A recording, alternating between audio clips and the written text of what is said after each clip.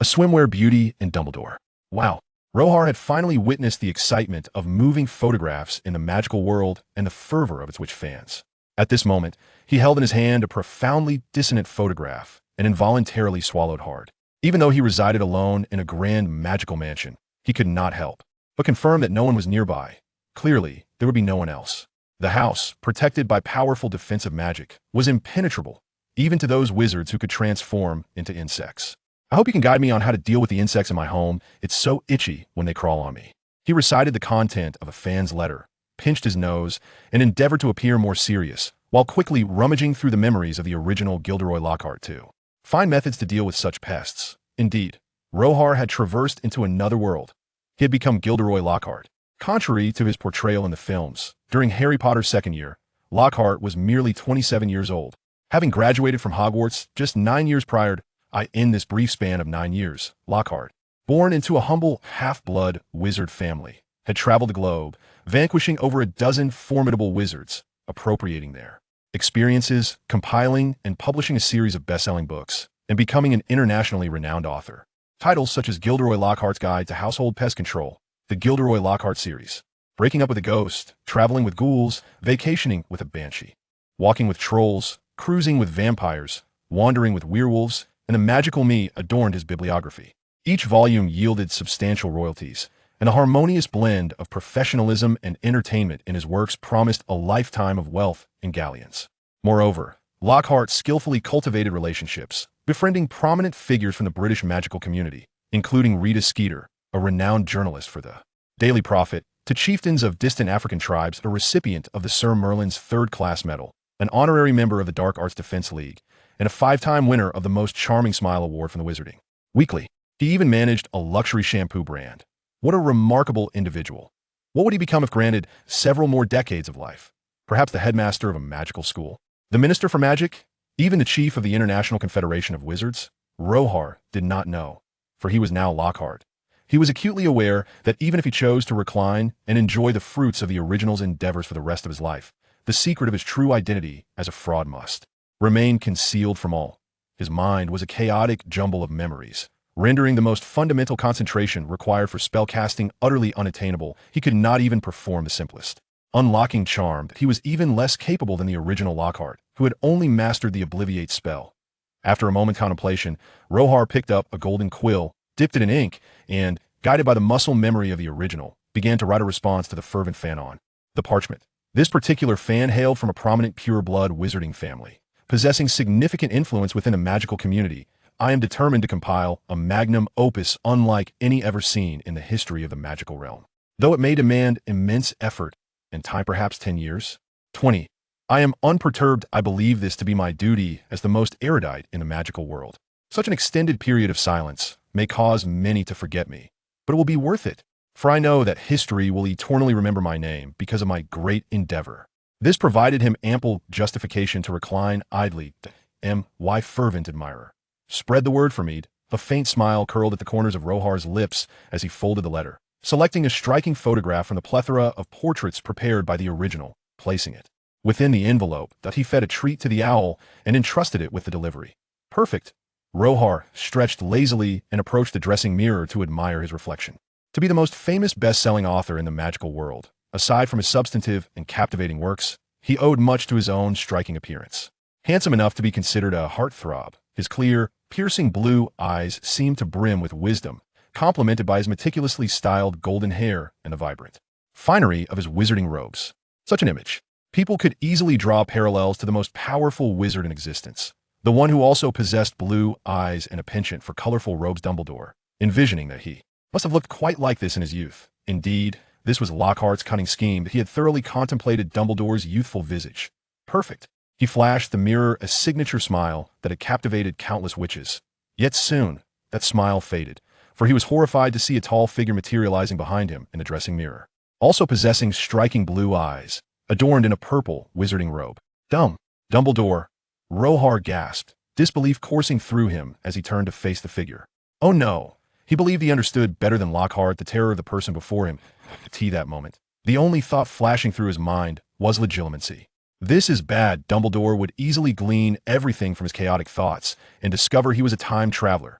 The stereotype of Dumbledore, as portrayed in countless web novels for his past life, was that he could employ legilimency at any moment. Gilderoy Lockhart, Dumbledore's expression was calm, yet imbued with an unspoken authority.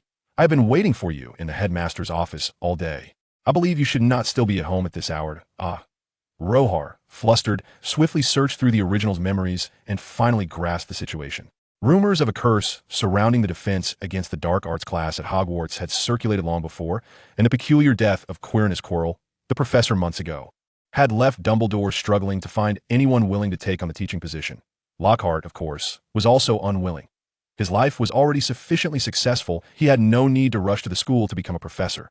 However, Dumbledore possessed an extraordinary talent for persuasion, subtly suggesting that becoming the mentor of the savior Harry Potter would undoubtedly lay the groundwork for Gilderoy Lockhart's burgeoning fame. This proposition was an irresistible temptation for the original Lockhart. Consequently, the original Lockhart acquiesced. Now, the school year was about to commence. Was it too late to reconsider?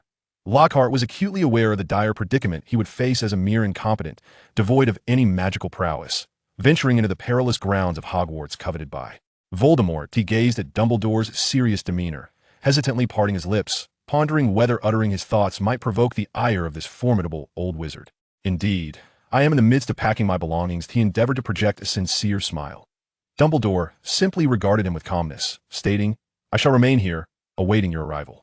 No one understands magic better than I do." Rohan felt that his appointment as a professor at Hogwarts could only be described as an escort. Dumbledore gripped his arm with one hand while wielding his wand with the other, conjuring the disapparition spell that transported them directly from his doorstep to the headmaster's office at Hogwarts. There was no experience more dreadful than this. The dizzying whirlwind of apparition tangled with the already chaotic memories in his mind, leaving him nauseated to the point of wanting to vomit. Fortunately, he managed to hold it in, narrowly avoiding an embarrassing incident on Dumbledore's robes. Otherwise, it would have surely been the end for him. As soon as his feet touched the solid ground, Rohan nearly collapsed, gasping for breath, his heart racing as if it might leap from his throat. His suitcase tumbled to the floor, spilling its contents in disarray. It was a scene of utter disarray. One would think that someone accustomed to magical travel would not display such a pitiful state. Dumbledore's voice echoed from a distant realm. Rohan felt a jolt of clarity. He understood all too well how someone deemed of no value would be treated. Dumbledore was certainly not a man of tender sentiments, at least not towards him. Rohan chose not to respond to Dumbledore's remarks, instead focusing on gathering his belongings. His mind raced with unprecedented speed. He could not fathom why Dumbledore had refrained from using the legilimency spell on him. Perhaps it was out of disdain or a desire to avoid the contamination of his thoughts with Rohan's distasteful musings. Regardless, this was evidently a fortuitous circumstance. With Dumbledore's guard down, he resolved to keep this secret well guarded. Therefore, he must demonstrate his worth and earn the others' recognition. Endure. Survive. His tenure as the defense against the dark art professor was but a year. Once that year passed, he could return his life of affluence. As he busied himself with his belongings, Rohan finally embraced his true persona. No, he should be referred to as Lockhart. Yes, he was Gilderoy Lockhart. Anyone who inquired would know him as Lockhart. He was acutely aware of his singular advantage. He was an internationally renowned figure and author, a recipient of the third-class Order of Merlin, an honorary member of the Anti-Dark Arts League, and a 5-time winner of the Most Charming Smile Award from Witch Weekly. He also understood that this prestige was built upon an extraordinary confidence, a wealth of experience, and an unwavering smile that defied all challenges. Come now, let us embrace the first challenge of this new life. Lockhart quickly sifted through the information in his mind, analyzing and organizing it, and gradually rose to his feet. Life is always full of surprises, is it not? He arranged several suitcases neatly against the wall, revealing his signature radiant smile as he shrugged at Dumbledore. "You have no idea what I have endured these past few days." Dumbledore, seemingly indifferent to his recent tribulations, merely made his way to his desk and seated himself, instructing the moving portraits of former headmasters on the wall to summon Professor McGonagall. "Oh, I haven't slept in days," Lockhart exclaimed, striving to embody his usual persona. He gestured casually toward the high-backed chair opposite the desk, and upon receiving no objection from Dumbledore, elegantly swept his wizarding robe and settled into the seat. "You know, I possess an unparalleled understanding of defense against the dark arts. I have dueled with banshees, subdued ghouls, faced off against harpies, trolls, vampires, werewolves." And Yeti's Dumbledore lifted his eyelids to glance at him, letting out a weary sigh, his hands clasped on the desk as he finally confronted Lockhart's lengthy discourse. "What is it that you wish to convey?" Lockhart flashed a broad grin. "I know so much that I find it challenging to select which experiences to share as teaching examples. My life has been extraordinarily rich in encounters." He gestured dramatically with his hands. "By Merlin's beard, no one understands defense against the dark arts better than I." Dumbledore's expression shifted to one of amusement. While such confidence may seem somewhat arrogant, was he truly flaunting it before me? The figures within the portrait frame on the wall were stifling laughter. Professor McGonagall arrived swiftly, her face stern upon seeing Lockhart, seemingly unimpressed by Dumbledore's choice of professor. Naturally, Lockhart's matching purple robes to Dumbledore's made it difficult for her to maintain her composure. As the saying goes, it is not fear of matching attire, but rather who looks worse that brings discomfort. Well, neither were unattractive. However, Dumbledore's aging visage, contrasted with his youthful glory, evoked a sense of nostalgia.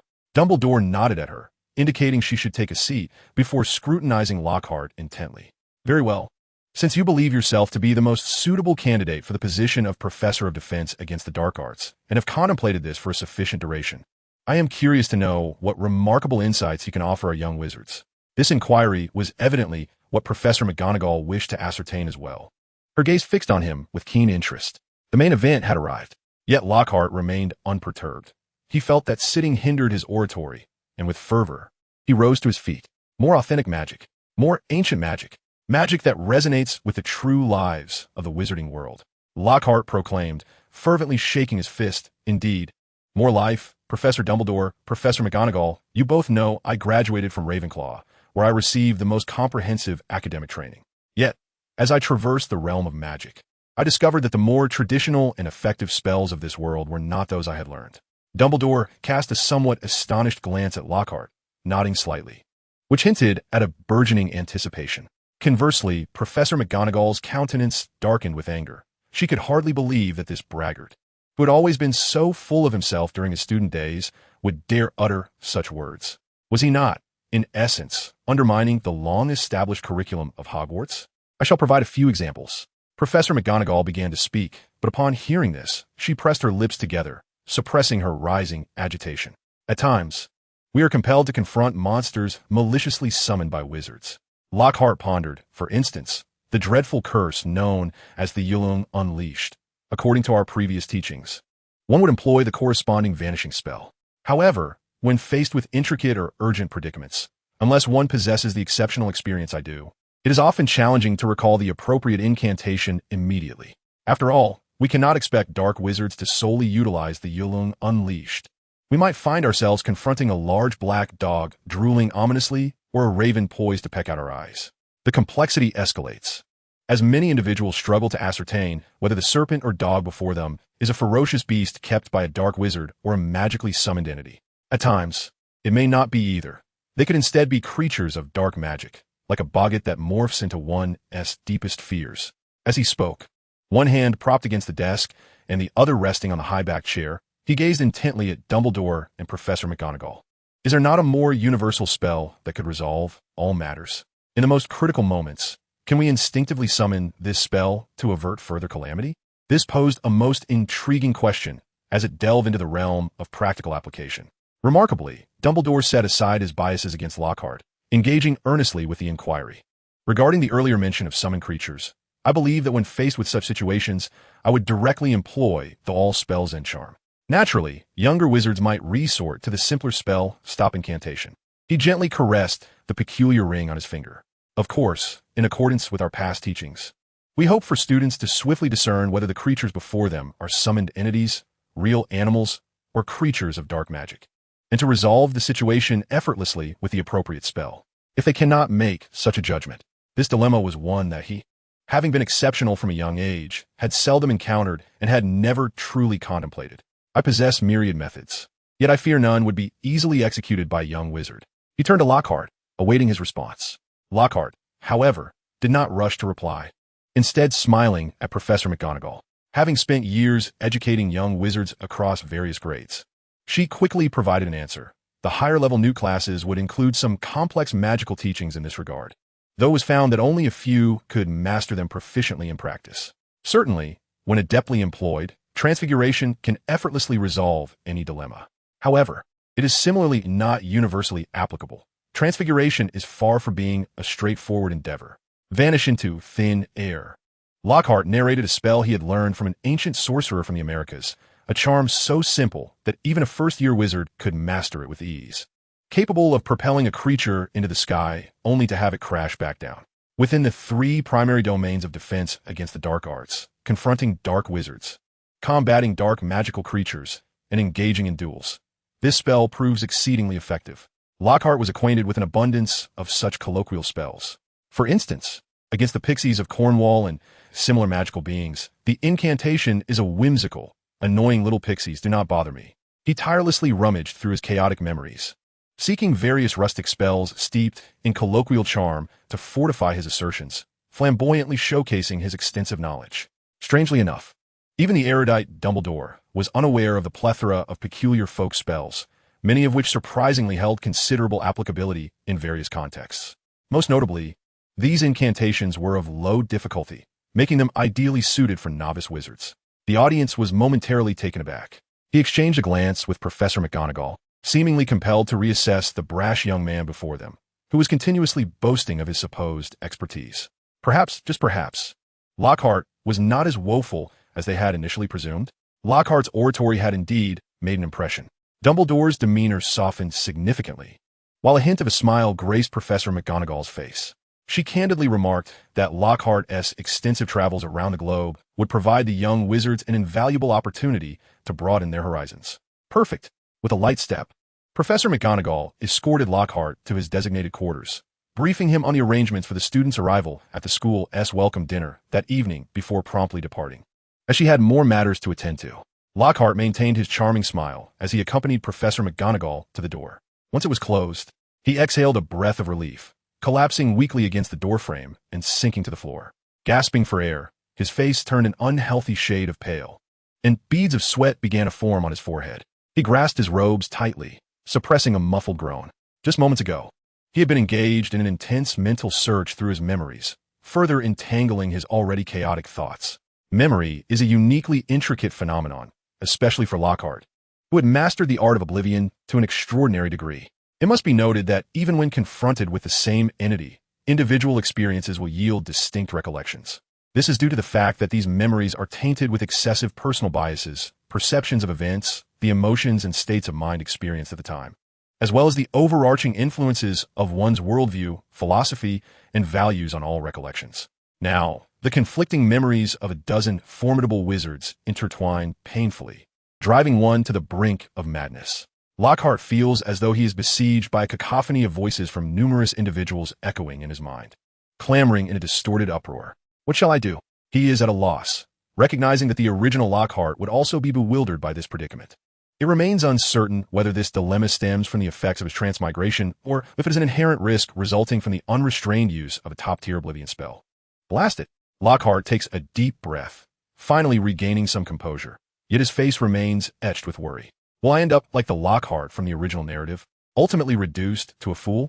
The original Lockhart was indeed impressive, effortlessly managing over a dozen powerful wizards within just 9 years. Yet he was also rather lacking, as his understanding of magic remained somewhat superficial. Those numerous formidable folk wizards may excel in practical and everyday applications, but their scholarly insights are, at best, meager. He is uncertain how to navigate his own issues. Hogwarts School of Witchcraft and Wizardry. Lockhart rises and approaches the window, gazing at the castle's grandeur, murmuring to himself, perhaps a solution can be found here. Indeed, he had boasted to Dumbledore about the efficacy of the enchanting folk magic passed down through generations, candidly criticizing the rigidity of academic magic. Yet, paradoxically, he finds himself in dire need of the very academic magic he derides. Fortunately, he is currently within the hallowed halls of the magical institution, serving a term of 1 year. Lockhart pats his cheeks, attempting to appear more relaxed, and tidies up his belongings before stepping out the door. Immersing oneself in the futility of despair over an unchangeable predicament is utterly pointless. Engaging in meaningful pursuits is far more grounding. In the time ahead, frequenting the library for research seems a prudent course of action. Seeking assistance from other professors is also a viable option. The faculty of Hogwarts undoubtedly comprises some of the most esteemed figures in the magical realm. Professor Severus Snape's potions, Professor Filius Flitwick's charms, Professor Pomona's Sprout's herbology, Professor Sybil Trelawney's divination, Rubius Hagrid's magical creature care, and Madame Pomfrey's medical healing. The list is extensive and seemingly endless. Cultivating good relations with any one of them could prove immensely beneficial, not only for current challenges, but also for any future tribulations he may encounter.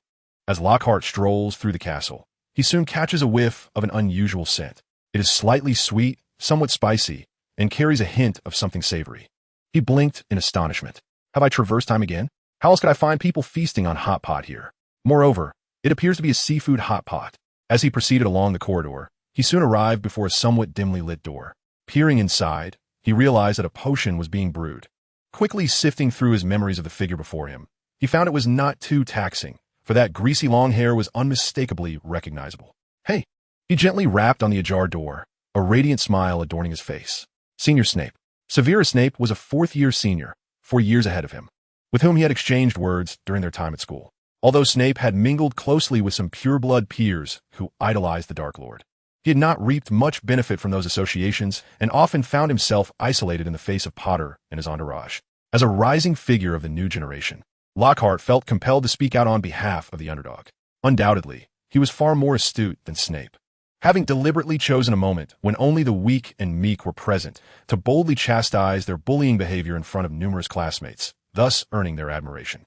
Senior Snape, please remember, I'm the only one in the entire world who has spoken out for you. That feeling of glory was quite delightful. However, for Snape, it was far from pleasant. Upon seeing Lockhart, his expression soured considerably. Senior Snape, Lockhart's smile grew ever more radiant as he entered the room with familiarity, enthusiastically draping an arm around Snape's shoulder. Do you remember me? Your dear junior, Lockhart. Snape's eyes narrowed as he glanced at the hand on his shoulder, coolly retorting, Of course I remember. Anyone who has their name magically inscribed on the school's Quidditch pitch, each letter 20 feet tall, will be remembered by every student. Ah, was the original self so flamboyant? Lockhart quickly rifled through the memories of his predecessor, discovering it was not the most ostentatious act. This individual had even imitated Voldemort's dark mark, projecting his glittering visage into the sky during his time at school. Of course, he understood the original's motivations. The thrill of such acts was indescribable, as any Middle Eastern man in a white turban could attest. It was an ineffable pleasure. Ha ha! Lockhart laughed heartily, naturally withdrawing his arm from Snape's shoulder, having noticed Snape had picked up his wand from the table. How wonderful it is to work alongside you, senior. He gazed wistfully out the window at the school's scenery, still as beautiful as ever, imbued with an air of wisdom, and most importantly, free from the bothersome presence of Potter and his ilk. Snape's lips curled slightly as he set down his wand. Do you know, Junior, I once spoke of you to others, regarding the most formidable wizard in the field of potion-making whom I know, Severus Snape. Lockhart turned to him, but they all disagreed, engaging instead in discussions about the authors of magical potions and elixirs, Arsenius Jigger, advanced potion-making, libaceous borage, and powerful potions, Evans Avon. He recited at least 10 names of masters in potion-making before raising an eyebrow and inquiring, What do you think, senior? Who is greater? Snape merely shook his head with a calm demeanor, stating, I do not concern myself with others' opinions. Lockhart chuckled, I beg to differ. Any master who has achieved remarkable success in a particular field possesses an undeniable pride in their status. Perhaps you are still too young, at merely 31. You have yet to experience the wonders that fame brings. Snape, already growing impatient, turned back to his cauldron, stirring the concoction with his wand. His voice dry and tinged with annoyance. I do not need to prove anything. If there is nothing else, kindly leave. Lockhart, seemingly oblivious, continued, The truth is, any master who has proven their success inevitably finds their adversaries classified as villains by all. You understand, for instance, Dumbledore and Grindelwald. Snape scoffed. It would be fitting for Dumbledore to hear this. His defense against the dark arts professor is plotting against him from behind. Lockhart persisted, and similarly, you and Potter's cohort. The wand in the cauldron came to a halt. Snape, with his back turned to Lockhart, remained motionless, exuding an aura of gloom. You must prove that you are correct. Lockhart exclaimed excitedly. You know, I was the only one who spoke up for you back in the day. I understand completely, though many remain unaware.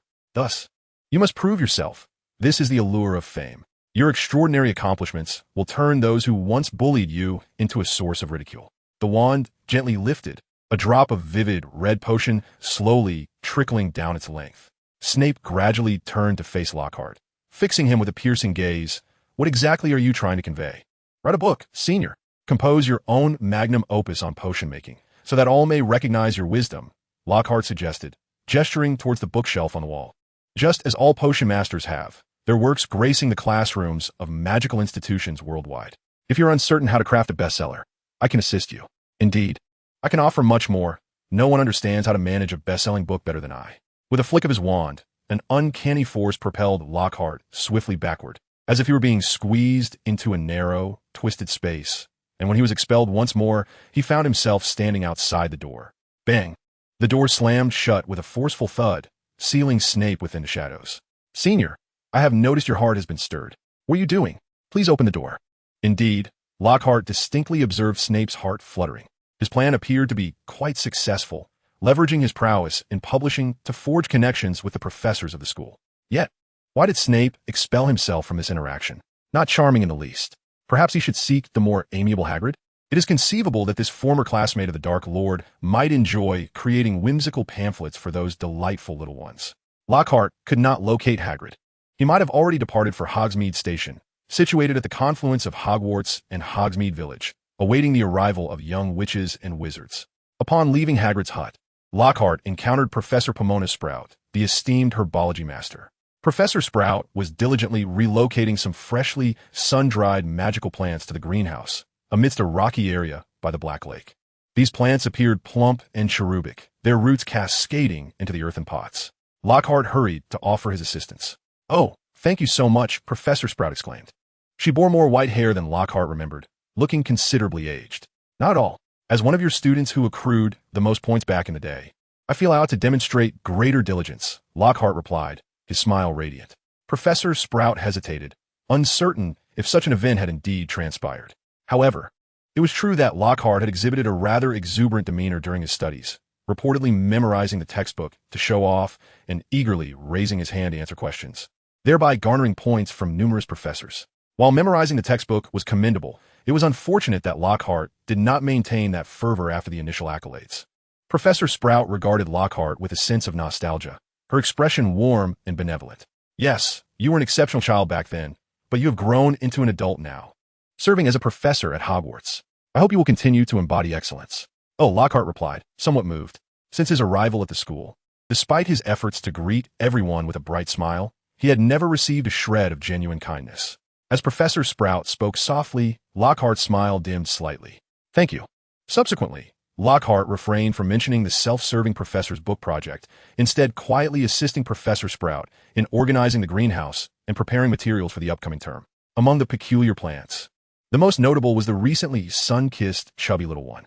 Upon their return to the greenhouse, these little darlings seemed to wither as if they had lost all moisture, aging grotesquely before their time. This remarkable entity is known as mandrake, an essential component in numerous antidotes, and it serves as a potent restorative in its own right. Within the magical realm, this plant is exceedingly valuable and rare, with the wild varieties being the most commonly encountered. Only Professor Sprout possesses the expertise to cultivate such precious and perilous flora in substantial quantities.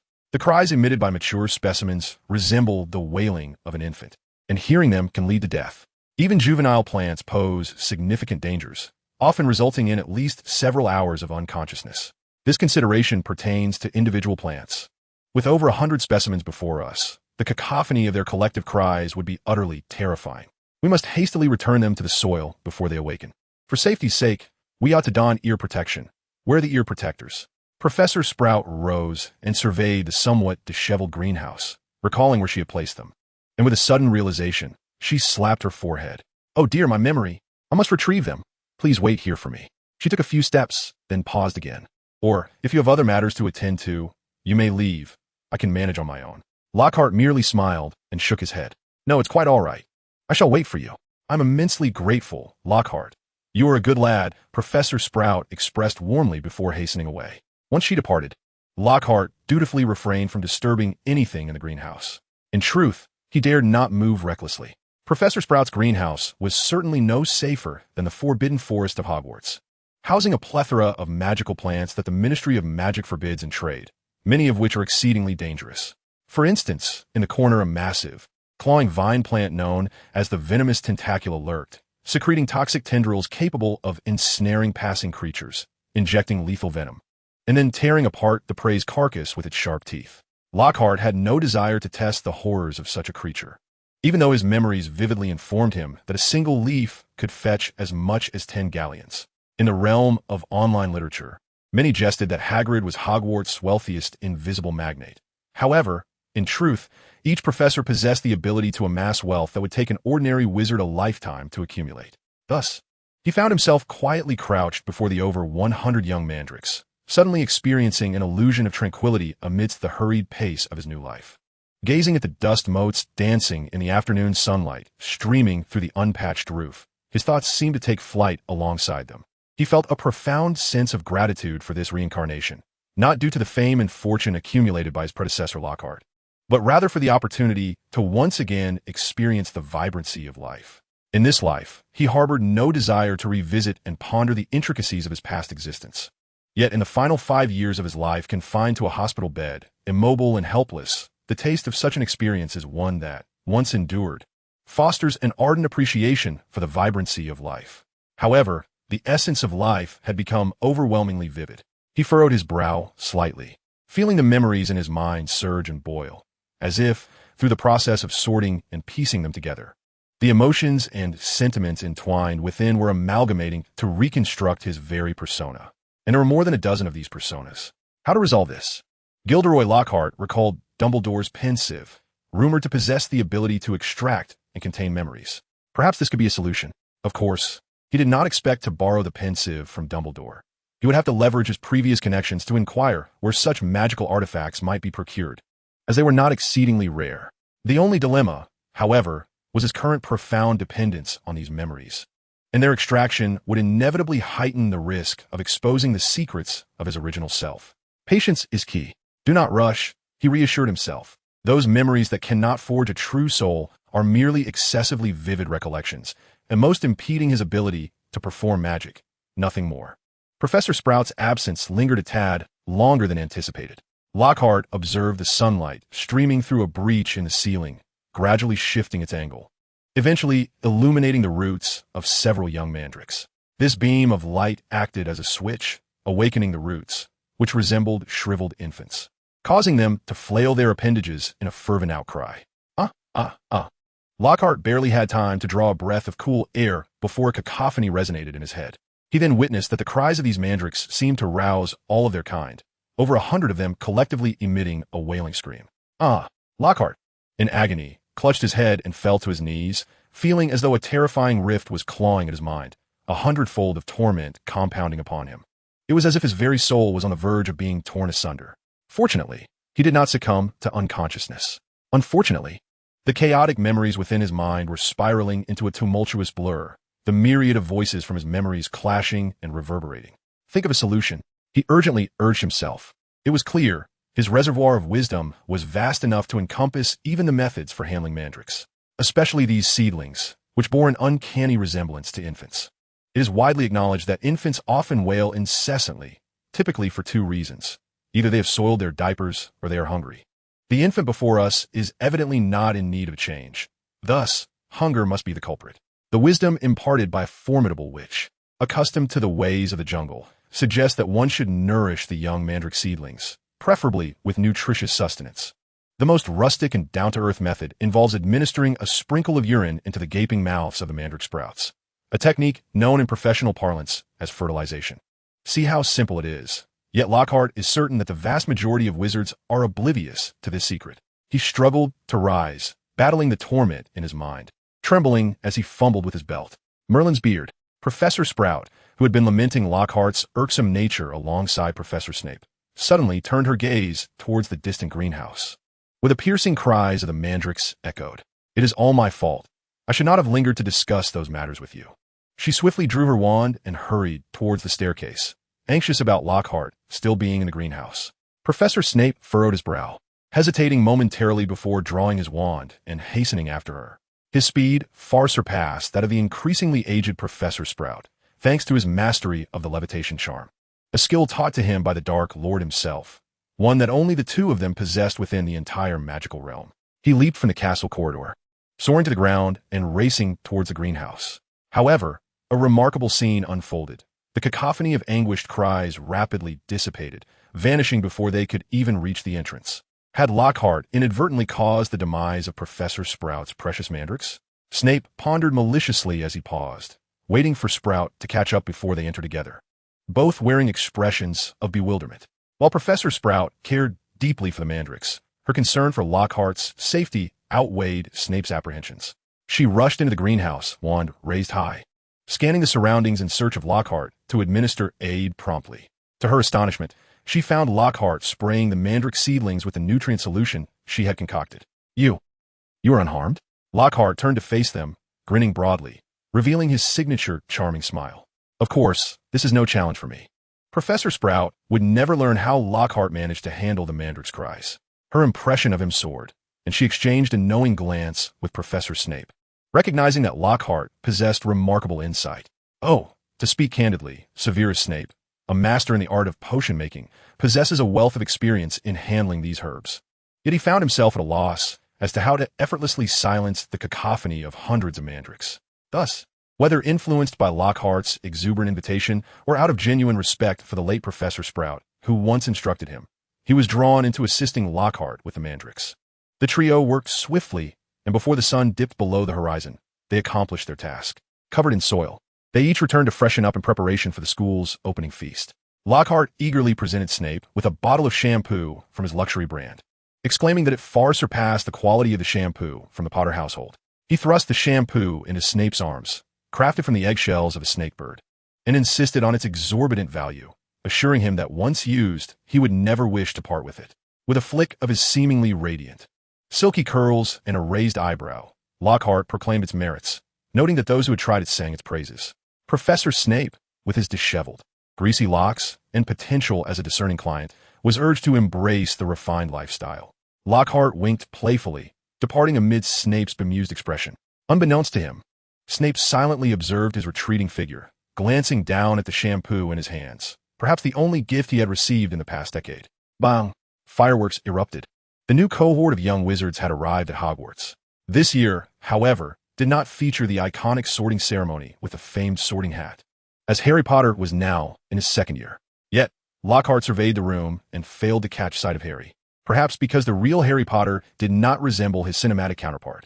After all, even Lockhart bore no resemblance to his film portrayal. "Professor Snape." Lockhart turned to address Snape seated nearby. "Where's our savior?" Snape's brow furrowed as he surveyed the room, casting a glance towards the head table where Dumbledore presided. In the wake of the Dark Lord's recent return to Hogwarts, Harry Potter's absence was a cause for concern. Indeed, Harry Potter was missing. He had vanished during a brief transition away from the protective embrace of his aunt's family and the safety of Hogwarts School of Witchcraft and Wizardry. Nothing could be more alarming than this.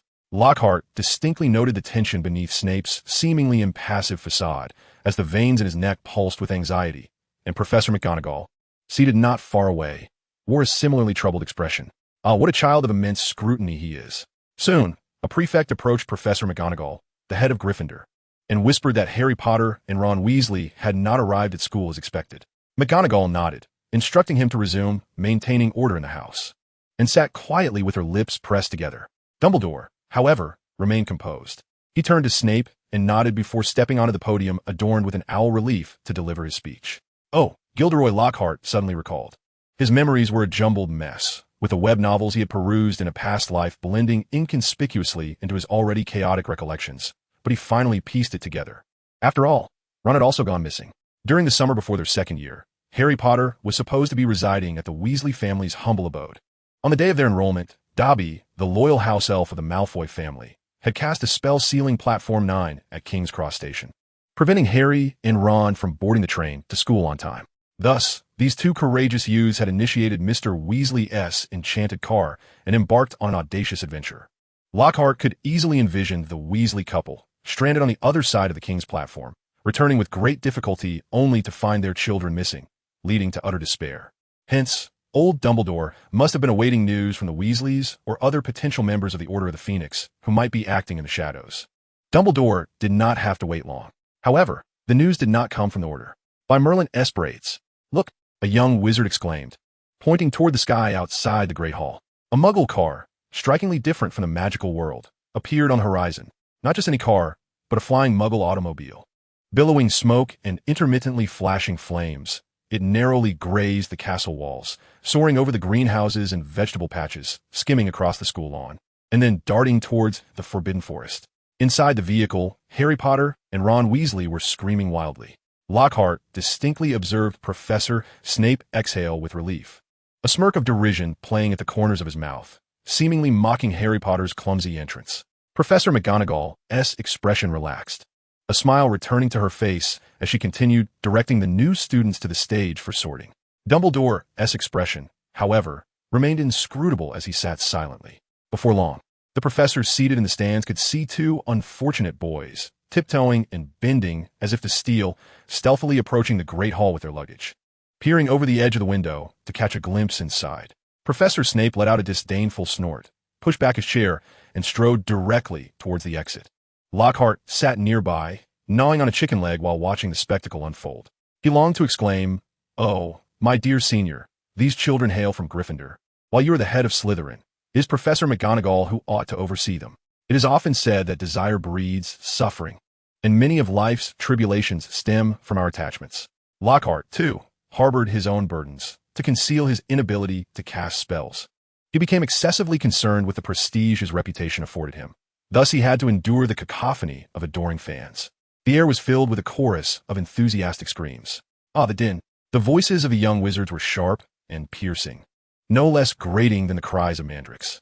This scene was clearly beyond the remedy of mere fertilization. The crowd was dense and bustling. Among them, Hermione Granger was the most fervent, desperately pushing through the throng, clutching a copy of Me and My Magic, adorned with heart-shaped stickers, yearning for his autograph. Strangely enough, that sensation was rather delightful. If only those shrill cries would not once again stir the chaotic memories swirling in his mind. Lockhart strained to maintain his flawless, charming smile, graciously signing autographs and offering encouraging words without asking for payment, only to glance up and see an ever-growing sea of eager young wizards surrounding him. Before long, a small wizard bearing a magical camera dashed over, and Lockhart, akin to an internet celebrity at a meet and greet, posed for photographs with one enthusiastic child after another. The scene of such adulation was so captivating that even some professors, who had lingered after their meals, found themselves feeling envious. Hermione Granger, the devoted admirer, was engulfed in a torrent of questions. As she traversed the path from the Great Hall to the professor's office, her mind brimmed with inquiries. Lockhart patiently entertained her queries, although his mood was far from joyful. As he stood on the moving staircase, nodding and smiling at the young wizards who greeted him from afar, he felt a complex swirl of emotions. This year he had intended merely to coast through, yet facing the adoration and thirst for knowledge reflected in the faces of these young wizards, it became increasingly difficult to suppress the thought. Was he truly willing to squander an entire year of these children's precious time? Curse my sense of duty. He chastised himself inwardly, gazing at the ancient and solemn castle, suddenly weighed down by a heavy heart. "Professor Lockhart, I have a significant question." Hermione spoke rapidly, her words tumbling forth as if pursued by an unseen force. "What is the essence of magic?" Lockhart beckoned her to descend the staircase, poised to respond casually, but abruptly paused, realizing that this was a question deserving of a lifetime of exploration. To inquire about it now seemed far too premature. "You appear to be an exceptionally talented young wizard, and I can sense within you the innate pride that characterizes those who excel. I surmise you must outshine your peers. What could be the reason for such a predicament? This young wizard, despite his intellect, is merely a second-grade child." Upon hearing this, Hermione sighed deeply, clutching tightly to Lockhart's book, Me, the Magical. Unaccustomed to concealing her emotions, she seemed somewhat defeated. "I fear I may never uncover the answer. I do not consider myself particularly clever. I simply strive harder than others." Ah, how rare it is to witness the proud Miss Granger in such a state of despondency. Lockhart inquired with a smile, "Have you sought answers from other professors?" Hermione nodded. "I asked Professor McGonagall. She merely reassured me not to rush, stating that things would improve with time. Do you concur with her response?" Lockhart continued. Hermione shook her head. "I do not know. I am uncertain." Her face was earnest, tightly drawn, which made Lockhart briefly perceive her as a miniature McGonagall. "I can effortlessly manifest the magical effects that are expected, gaining the professor's approval with ease. Yet, when I attempt to amplify my magic, it invariably falls short." She was engulfed in confusion. The same spells wielded by professors yield entirely different results, more potent, more agile, and filled with variations. I am at a loss as to how to transcend such limitations. The quintessential Gryffindor Lockhart, while rifling through his memories, arrived at a rather stereotypical conclusion. Gryffindors often execute magic in a rigid manner, lacking the finesse and composure found in others. However, this is but a stereotype in the realm of combat. Gryffindors frequently exhibit a greater ease with the fluidity and grace of magic than their counterparts. I have perused your biography. You too were raised in the Muggle world. Perhaps your reflections on magic could offer me profound insights. Hermione gazed at him with great anticipation. Can you provide me with an answer? Indeed, nothing can confound me. No one understands magic better than I do. Lockhart responded with a flawless smile, urging her to accompany him forward. I may indeed offer you an answer.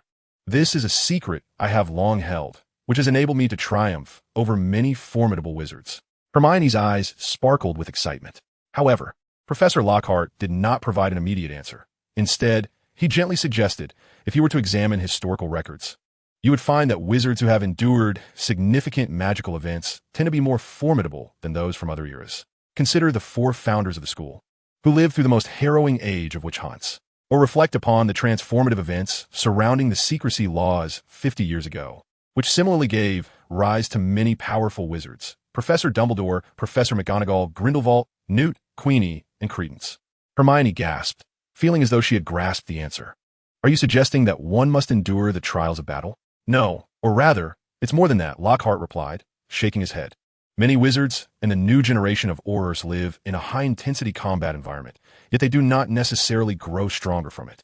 The Aurors can be regarded as the backbone of wizarding society, showcasing formidable magical prowess, second only to the masters themselves. However, Lockhart, whose essence lies in the dark arts, holds little regard for these Aurors. Unless faced with the formidable elite, he does not deign to acknowledge the average Auror.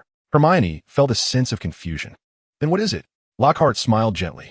Fairy tales. My answer is fairy tales. Hermione tilted her head in perplexity. Indeed, I believe the power of magic is derived from fairy tales. Fantastic beasts and magical creatures stem from these tales, while dark magical beings emerge from sinister folklore. The magic that belongs to wizards is equally rooted in fairy tales. Magic is the utmost romanticism of these narratives. Should you inquire how to become more powerful, my answer is to immerse yourself in the romance of fairy tales. By surrounding yourself with such enchanting atmospheres, you will swiftly discover a remarkable enhancement of your abilities. This insight was born from Lockhart's own experiences, which allowed him to stand out during his school years and after graduation to hunt formidable wizards with unparalleled success. The luminaries of the school exuded the romance of fairy tales, as did the nefarious life thieves. Some prominent figures are naturally gifted, like his seniors, James Potter and Sirius Black, or the current Weasley twins, George and Fred. Others pursue prominence deliberately, such as those actively involved in club activities or Quidditch, or like Lockhart, who diligently cultivated his own reputation. The results were remarkable. During his school days, he effortlessly modified Lord Voldemort's dark mark, transforming the skull into his own likeness. And he dared to assert that many of his contemporaries could not achieve such a feat even now. Presently, Lockhart was witnessing the emergence of an extraordinary legendary figure, Harry Potter. He referred to Harry's remarkable experiences, along with the machinations of the Order of the Phoenix, as the birth of an epic hero. This, too, is a part of the fairy tale. Becoming a professor to Harry Potter and significantly influencing him marks a crucial stroke in this epic hero's narrative. The benefits of this endeavor are the fundamental reasons Lockhart agreed to Dumbledore's persuasion to teach at Hogwarts. Fairy tales? Hermione's small face scrunched in thought. She was a rational person, and living a fairy tale-like life seemed beyond her reach. It is worth noting that discrimination exists within the wizarding community, just as it does among muggles. Indeed, muggles generally harbor a disdain for wizards, regardless of their blood status, labeling them all as peculiar and deranged. Particularly, the kind of individuals living in a fairy tale existence, as described by Lockhart, epitomizes this notion. What should I do? Hermione inhaled deeply, clenching her small fists resolutely, believing she could not relinquish her efforts. The simplest approach would be to confront the Dark Lord head-on, or to ascend to the role of the Dark Lord oneself.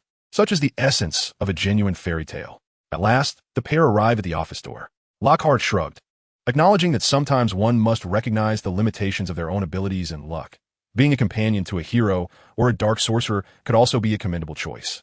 As they pushed open the door to the office and professor's quarters, they beheld an owl perched on the windowsill, accompanied by a large crate. This might have been the largest owl Hermione had ever encountered, even surpassing the size of an eagle. The owl glanced at them before returning to the exquisite food laid out before it, intended for such postal messengers. Lockhart approached the crate and noticed a letter attached, congratulating Gilderoy Lockhart on his appointment as the defense against the dark arts professor at Hogwarts School of Witchcraft and Wizardry. The letter bore the signature of the Muggle Studies Ravenclaw Society. Ravenclaw Society? Hermione felt a twinge of curiosity, tiptoeing to catch a glimpse as Lockhart prepared to open the letter, only to prudently turn away. It is merely a club organized by graduates of Ravenclaw House. I requested the Society's assistance in procuring some dark magical creatures as teaching materials, Lockhart explained, recalling this information only upon seeing the package. As he unfolded the letter, his brow arched in recognition of a familiar name, Alastor Moody. Mad-Eye Moody, a retired Auror. It was said that half of the prisoners currently in Azkaban had been apprehended by him.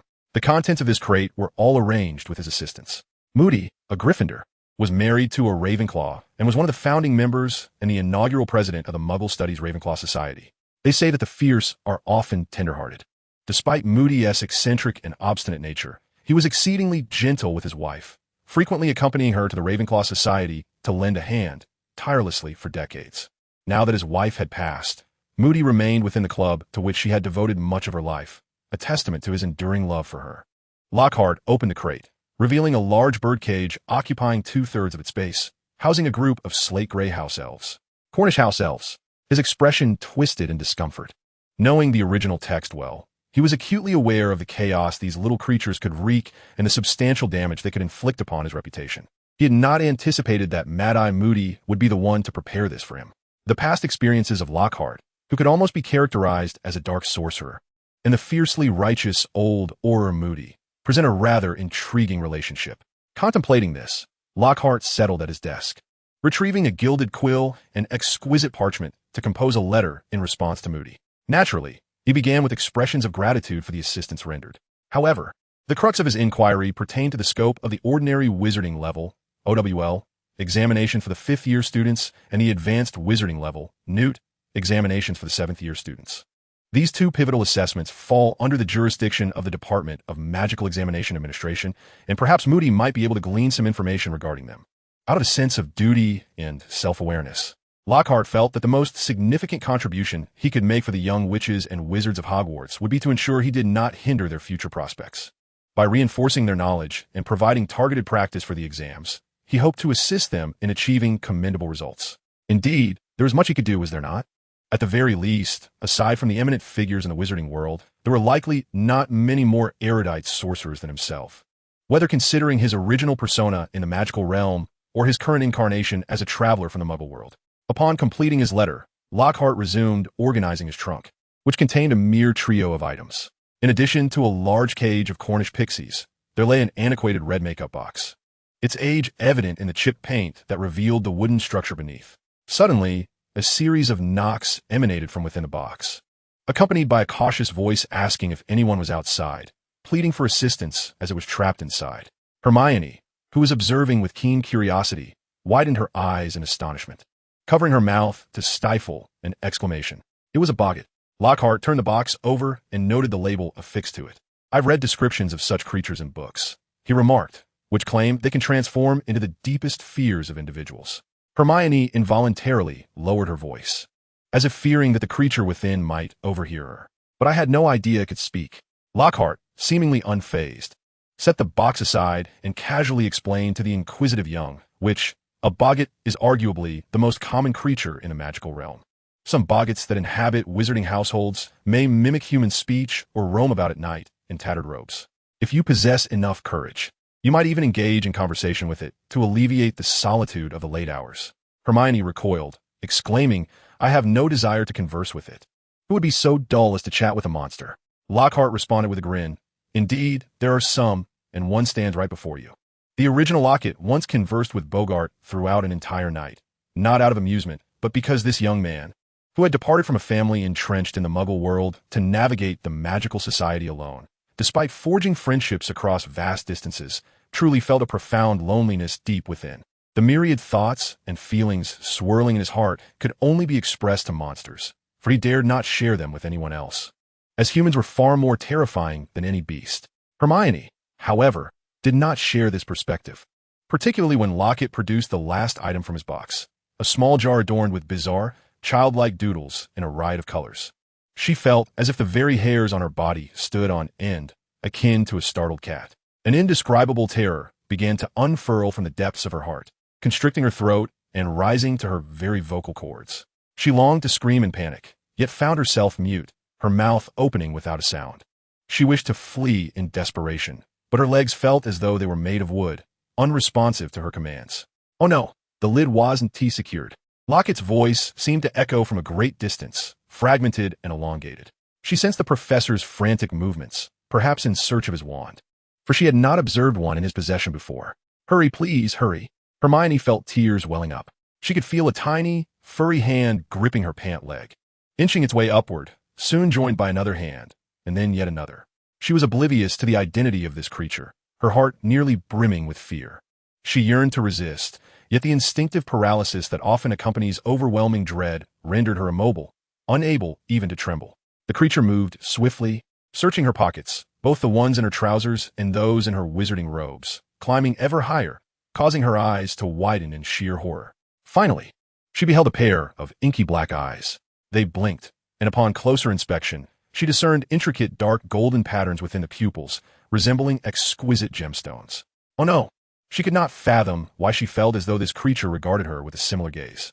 Then, two furry little hands reached out to cradle her head, followed by another hand that touched her cheek, then gently tapped her brow. Pop! It was as if she heard the sound of a cork being pulled from a wine bottle. Suddenly, her vision became peculiar. The left eye retained its original perspective, while the right eye swayed in tandem with the creature's movements. Her eyeball had been removed by this monster. No! Hermione wished to scream, yet found herself utterly powerless. Just as she was on the verge of complete despair, a gentle, substantial hand suddenly extended before her, palm open, revealing a collection of cat's eye stones fashioned into buttons, perhaps forcefully torn from a garment, one still bearing remnants of thread. Hey, Lockhart's voice chimed in. Perhaps you would prefer this. Cat's eyes are far more delightful than mere eyeballs. Wouldn't you agree? The creature's voice was somewhat soft and inviting. The hand gestured, come, take it, don't be shy. But you must return her eyes, all right? The creature hesitated for a moment before eventually nodding, gingerly placing the eyeball back into Hermione's socket. Her vision returned to normal. Time seemed to stretch indefinitely as the overwhelming dread within her gradually dissipated.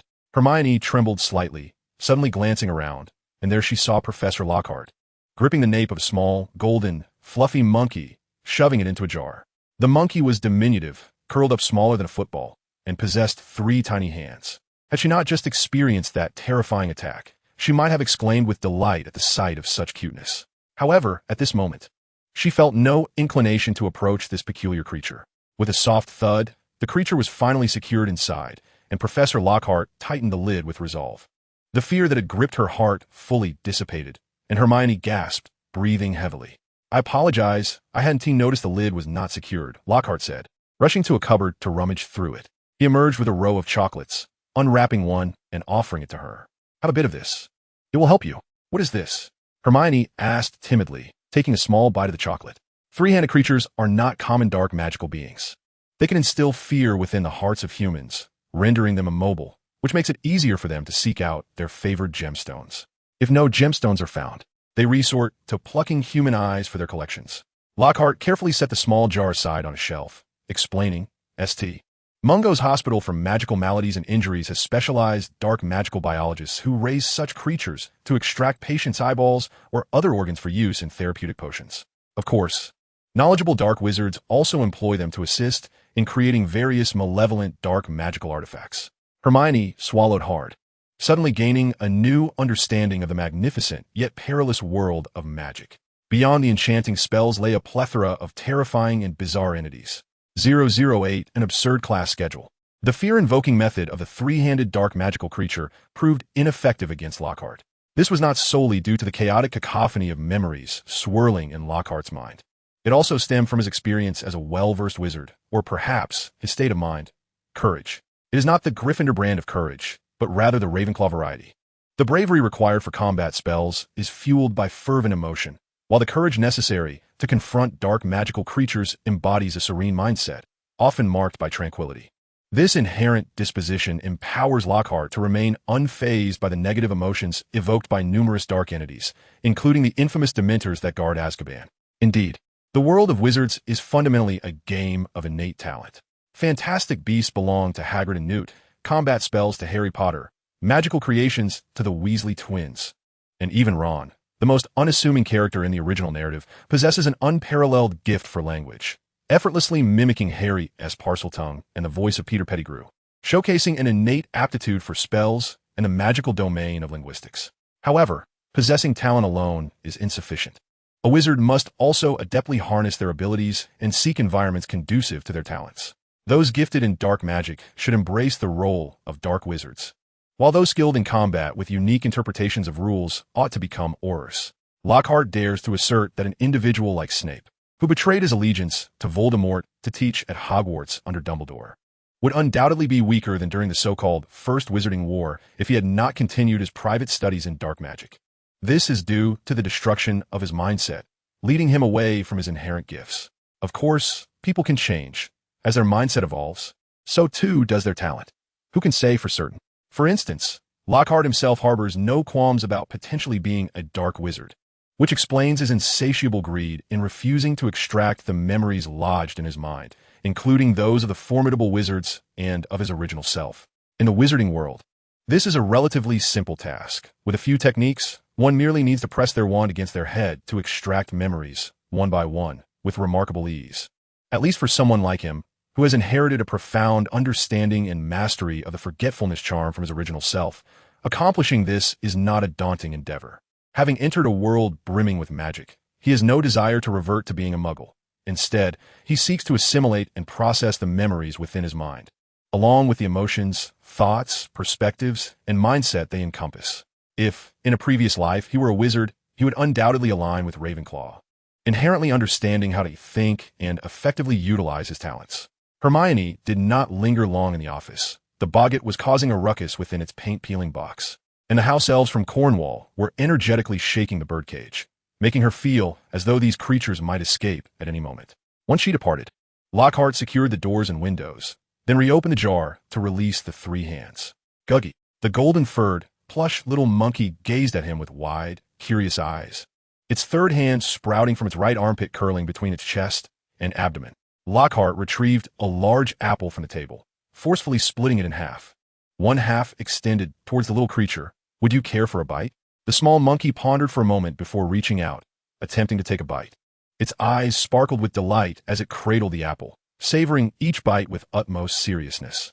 Lockhart erupted into hearty laughter, ruffling the monkey's head. From now on, you shall not leave my office without my permission. If you can adhere to this, I shall provide you with delectable treats daily. How does that sound? The sound of chewing ceased, and the little monkey hesitated, glancing between the apple and the door. Should you refuse, I shall have no choice but to confine you in a jar. I am aware of your nature, a peculiar, dark, magical creature that relishes basking in sunlight. Perhaps I could construct a cozy nook for you by the window. The monkey, evidently understanding, turned its head in curiosity towards the window, which was devoid of sunlight in the nighttime. Haven't you ever basked in the sun? Lockhart observed with a smile. Trust me, you shall adore it. I know your kind all too well.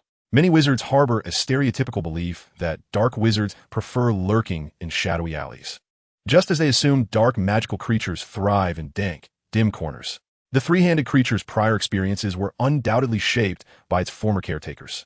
Distinguishing between wild and domesticated dark magical beings is simple. Those in prolonged contact with humans can comprehend human speech, facilitating communication. Who knows from which dark wizard Mad-Eye Moody acquired his captives? The little monkey ultimately nodded, raising its third hand before its eyes. Lockhart grasped its hand, formalizing their agreement. This did not signify complete acceptance of the transaction, but rather a willingness to attempt collaboration. Should it later discern that this partnership jeopardizes its interests, it would cease to comply. However, this marked a promising beginning. For taming a dark magical creature is no simple feat. Lockhart could have easily confined it within the jar. Dark magical beings differ fundamentally from ordinary creatures, lacking the conventional needs of sustenance, aging, or reproduction. In academic terms, they're classified as non-existence or non-human supernatural phenomena. Yet, he too felt an overwhelming loneliness, burdened with thoughts he could neither share nor dare to express. Thus, Nurturing a monster as a pet seemed a splendid choice. From now on, you shall be called Little Golden Hair, Lockhart chuckled, bestowing a name upon his new companion. However, his mirth was short-lived. As he settled into his workspace, determined to take this year's teaching responsibilities seriously, his gaze abruptly froze. What on earth is this ridiculous thing? He could not contain a scream, prompting Little Golden Hair to turn and regard him with confusion. Lockhart was utterly astonished, to the point of becoming disoriented, his pupils dilating in shock. A small golden retriever, grasping an apple, clambered up the leg of the chair to perch on Lockhart's shoulder, tilting its head to gaze at the thin piece of paper in his hand, perplexed by the sudden surge of profound fear emanating from its new master. It was a feat even the dog could not comprehend. This mere slip of paper had achieved it. The dog scrutinized it closely, yet could not decipher the words inscribed upon it. The content was the schedule for the defense against the dark arts class, which in itself was unremarkable. What truly astounded Lockhart was the absurdity of having only one professor for the defense against the dark arts across 7 grades and 4 houses in the entire school. Unlike potions or transfiguration, which taught 2 houses simultaneously, defense against the dark arts was conducted separately for each house. In the first year, it was manageable, with each house having just 1 class, totaling 4. However, from the 2nd to the 4th year, the number of classes doubled, resulting in 8 sessions for 4 houses. The 5th year consisted of combined classes, still amounting to 8 sessions. Finally, the 6th and 7th years merged the 4 houses for a single class, which was also a large lecture. This meant a staggering total of 40 classes per week, leaving no room for respite. Yet that was not all. The professor had a crucial newt class, intended for students deemed suitable after the 5th year ordinary wizarding level examinations, preparing them for the ultimate wizarding examination. This segment of teaching lacked a formal schedule, requiring the professor's continuous guidance throughout the week, akin to mentoring apprentices. A sharp intake of breath escaped Lockhart as he felt a wave of dizziness wash over him. Suddenly, he felt a deep respect for Senior Snape. If his memory served him correctly, Snape had once held a part-time position teaching defense against the dark arts in the original narrative. Part-time? What a jest. How could that be feasible? He was responsible for potions moonlighting in defense against the dark arts, overseeing the role of head of house, patrolling the grounds at night, and persistently targeting Harry Potter, alongside various school affairs, such as presiding over Quidditch matches. Of course, there was also the absurd workload of lesson preparation and grading assignments. Was it possible that Senior Snape's unkempt hair was a result of his overwhelming busyness? No. Lockhart's heart raced with terror as he realized that Snape was not currently working part-time, with such a staggering course load and the recollections of his own studies. The 2 most burdened professors at Hogwarts School of Witchcraft and Wizardry were likely himself and Professor Binns. Professor Binns, being a ghost, could forego sustenance and sleep. But Lockhart was not so fortunate. If this continued for a year, he feared he might become the second Professor Binns. With this level of workload, there was no need for Voldemort to cast a curse upon him. Who can accomplish such a feat? Professor Dumbledore. Professor Dumbledore.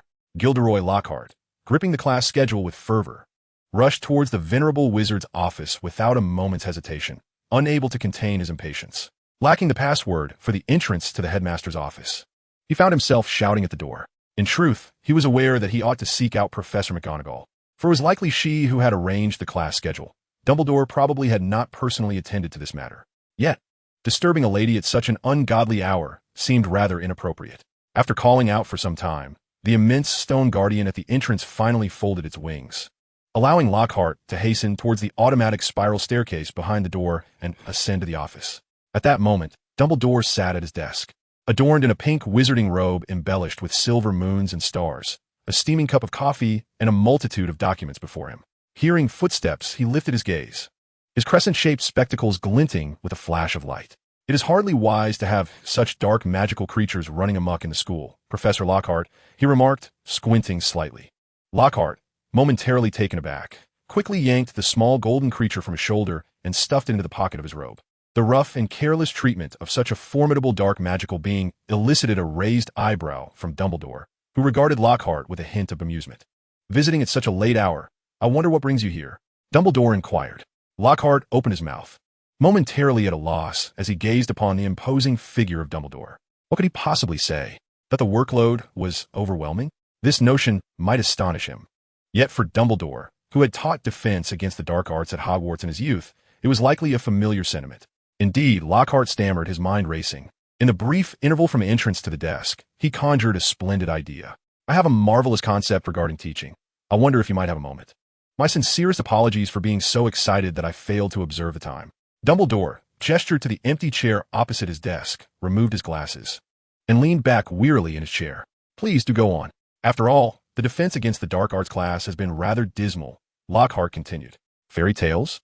Dumbledore fell into contemplation, his extensive life experience enabling him to draw upon countless examples that resonated with Lockhart's theories on fairy tales. Yes, magic indeed epitomizes the most exquisite romance found within fairy tales. Lockhart repeated this phrase, reflecting on how, as a wizard raised in the Muggle world, his transition into the school felt akin to stepping into a realm of enchantment. Professor Dumbledore, you may find it difficult to comprehend the wonder of such an experience. Akin to entering a fairy tale world, such an experience effortlessly enthralls me with an obsession for magic, even leading to an abundance of fanciful reveries. Precisely because it unveils myriad possibilities for my spellcasting. One may seek corroboration from those wizards who have transitioned from the Muggle realm into the Wizarding Society. Of course, I dare say I possess a profound understanding of this theory. This assertion may lack humility. Since childhood, Lockhart has traversed from Hogwarts into the magical society. And although he has encountered various challenges, the journey has largely been smooth, affording him a social standing that even wizards from deeply rooted pure-blood families could scarcely attain. For instance, Senior Snape, who similarly spent his formative years in the Muggle world, likely found no romantic allure in his entrance into the magical realm. A curious little golden creature poked its head out from the edge of a wizard's robe pocket, revealing half of its fluffy golden head as it gazed inquisitively at Dumbledore across the table. This marked the second wizard it had encountered in its life who displayed no fear of its own abilities. It then turned its attention to a shelf on the table, where a large, fiery red bird was glaring at it, prompting it to retreat back into the pocket. Lockhart plucked a grape from the table, offered it to the creature, and gently patted its head, signaling for it to remain quiet, before turning his eager gaze towards Dumbledore. What do you intend to do? Dumbledore inquired, his fingers interlaced on the table, his gaze penetrating. Lockhart responded, I understand that it is unwise to hastily alter the teaching style and pace at Hogwarts. Thus, I propose to weave fairy tale-like exercises into the curriculum. His proposition was exceedingly cautious, as he carefully observed the elder wizard. However, having only one student from each house per lesson proved to be far too few to facilitate such exercises. I fervently wish to include every young wizard in this endeavor. Ideally, we should have all 4 houses from a year participating together in such classes. Trust me, I believe I grasp the rationale behind the division of houses. Yet I contend that the fairy tale exercises should indeed involve students from diverse houses collaborating. The Dark Lord or the ambitious could represent Slytherin, the wise scholars could embody Ravenclaw, the brave could signify Gryffindor, and the diligent workers and quiet contributors could represent Hufflepuff. Of course, attempting to have them assume roles from other houses or even switch roles might broaden their perspectives more effectively. What do you think? Brilliant! Teaching together across all 4 houses would condense the curriculum to a quarter of its original size, reducing preparation time accordingly. Dumbledore did not respond immediately, instead lapsing into contemplation. After a moment, he glanced at the portraits of former headmasters on the wall, pondering, perhaps someone could summon Professor McGonagall for me? Excitement sparkled in Lockhart's eyes as he eagerly awaited Professor McGonagall's arrival alongside Dumbledore. Professor McGonagall's arrival was swifter than anticipated. At the onset of the school year, amidst a flurry of initial tasks, she was not resting. Rather, she was admonishing the prefects, and the distance to Dumbledore's office was not considerable. Lockhart's suggestion represented more than a mere shift in teaching methodology. It entailed a comprehensive alteration of the scheduling for both staff and students at the magical institution. Heaven knows how much time she would need to dedicate to properly address this matter. However, the seemingly rigid Professor McGonagall proved to be far more adaptable than Lockhart had envisioned. After but a moment of contemplation, she embraced the notion. I cannot ascertain the validity of Professor Lockhart's perspective, yet I must express my dissatisfaction with the past educational outcomes of our defense against the dark arts curriculum at Hogwarts. I eagerly anticipate the possibilities that the well-traveled Lockhart may bring. Essentially, with the course in such disarray, why not allow Lockhart a chance to prove himself? Lockhart, observing the hopeful expression on McGonagall's face, felt a sudden wave of emotion. The sensation of being trusted was profoundly gratifying. Perhaps this was a testament to McGonagall's personal charm, her willingness to afford others the opportunity to showcase their capabilities. Much like her unprecedented decision to permit first-year Harry Potter to participate in the Quidditch match, which held great significance for the house standings. Harry's feelings at that moment might have mirrored his own, touched, yet burdened by pressure. Fortunately, the enhancement of abilities brought about by a fairy tale atmosphere was not mere fabrication. It was the very reason for the rapid ascension of his original self's prowess. Lockhart was unperturbed by the prospect of revealing this secret. The original self held similar sentiments, though he aspired to maximize the value of this secret, opting not to include it in any publications. He intended to immerse himself in Harry's heroic narrative to extract the utmost benefit, ultimately aiming to publish a practical account of his experiences, thereby reaping substantial rewards. This included personal growth, the esteemed title of educational master, the profits from published works, and the enhancement of relationships within the illustrious Hogwarts. The gratitude of numerous benefiting students and the future connections that would ensue were also enticing. Reflecting on the memories of the original text, Lockhart indeed pursued this path, often inviting students to the front of the class to embody characters from the battles depicted in his books. The issue, however, was that he had prematurely lost the trust of his classmates and had ineffectively created an immersive environment that failed to engage them in the adventurous fairy tale atmosphere, yielding dismal results. This led to Harry and Ron's fervent critiques of his foolish antics, leaving even the devoted Hermione speechless. Now, could he excel in this endeavor?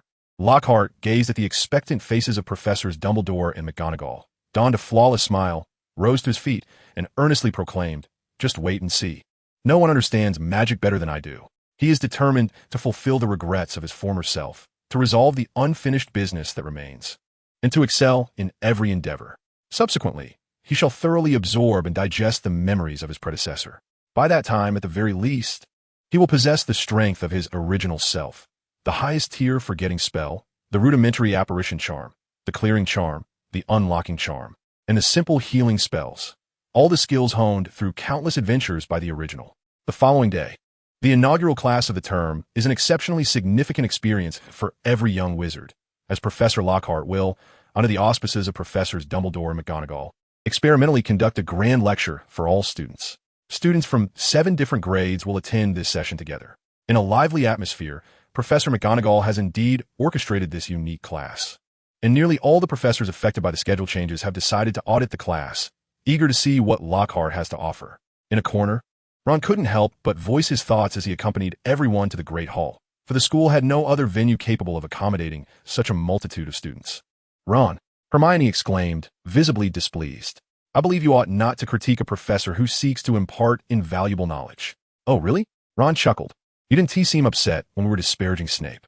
Hermione, nearly seething with frustration, turned away, indicating her desire to ignore him henceforth. Soon, the Great Hall fell silent under the organization of the prefects from each grade. Our ostentatious Professor Lockhart, adorned in a resplendent golden robe, strode onto the stage with a buoyant gait.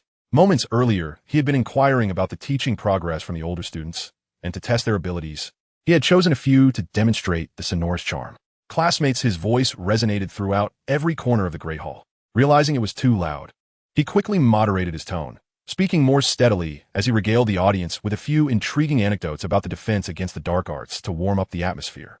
With a smile, he turned to face all the students, as well as Professors Dumbledore, McGonagall, and Snape, who had come to observe. It seemed the entire school was present. He felt no trepidation. Rather, his expression radiated excitement. He understood that the impression of a magical master would begin with this very lesson. This is what one might call a promising start. Now, let us delve into the crux of today as discussion. What I wish to explore with you all is the essence of magic. Look, there is no topic more capable of elevating one's stature than this. Thus commenced Lockhart's inaugural class. Many novice wizards embarking on their magical journey soon discover an intriguing secret.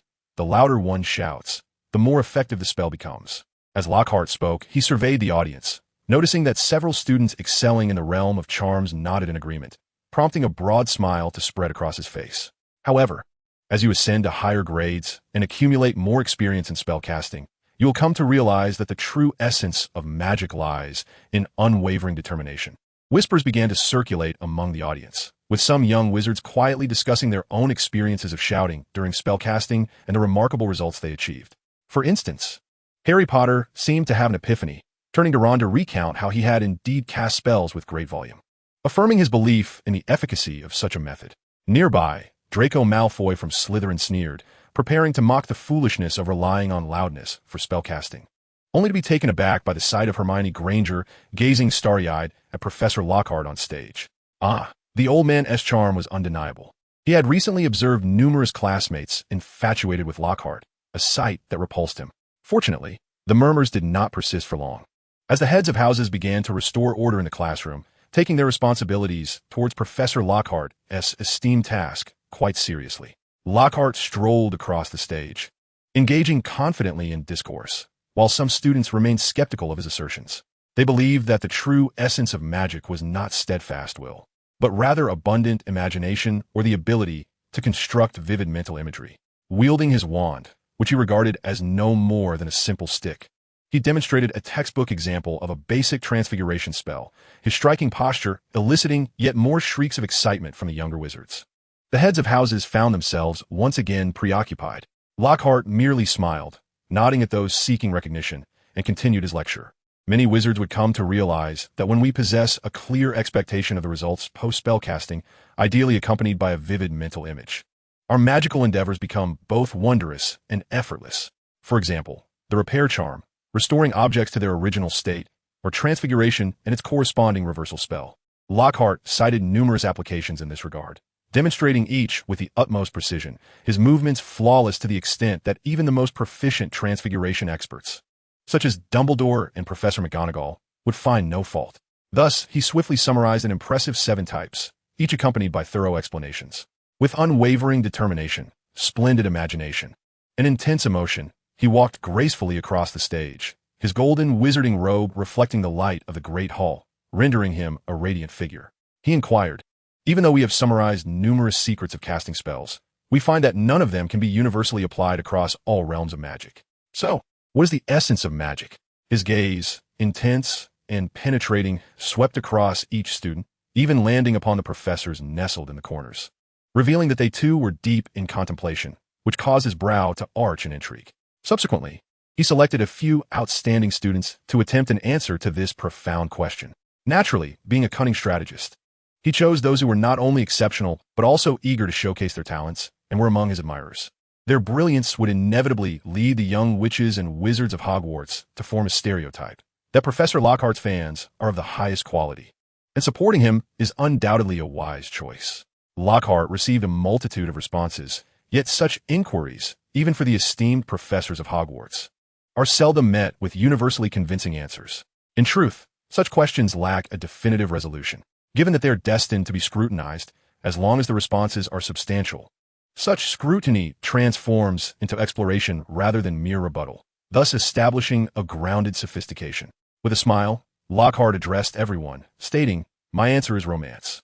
Yes, romance, the very essence of magic. His eyes, shimmering with wisdom and contemplation, conveyed slowly yet resolutely, "If I were to qualify romance, I would term it fairy tale romance." He looked earnestly at the young wizards below, many of whom might believe that life is long and that childhood can be squandered at will, thus neglecting their studies. However, as you step out of the magical school, you will discover that your greatest achievement in life may very well be the time spent in childhood at Hogwarts. If you, like me, embark on a global journey upon graduating at 17 or 18, encountering myriad people and experiences, you will observe a phenomenon. Many wizards experience their most creatively rich moments in magic during childhood. Much of what you learn or have encountered in magic, upon thorough review of the literature, can be traced back to the inventions of formidable wizards in their youth. There are countless examples of this. Take, for instance, Professor Snape, who invented numerous spells during his childhood. How many incantations has he devised since graduation? Why is this the case? Lockhart surveyed the suddenly silent young wizards and suggested, "I believe they begin to confront the harsh realities of life and consequently lose their sense of romance, specifically fairy tale romance. The romantic fantasies we hold regarding the effects of magic, our unwavering belief in these magical outcomes, and our willingness to invest our emotions so easily into magic, this sense of romance has faded.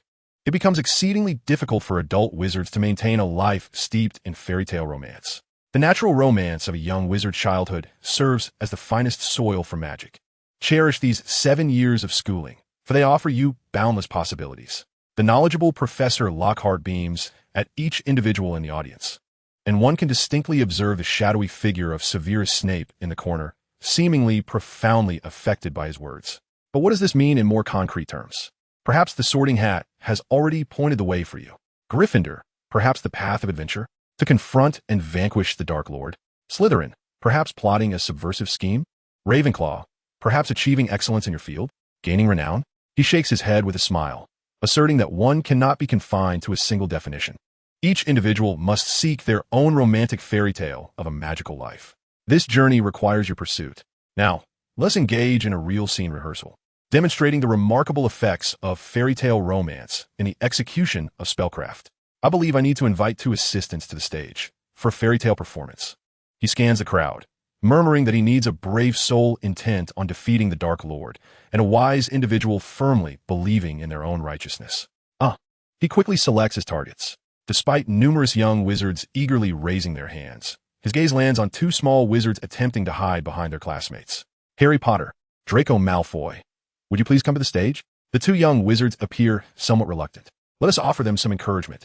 Lockhart claps vigorously while calling out their names. At this moment, the advantages of having fans become apparent. His actions often elicit enthusiastic responses.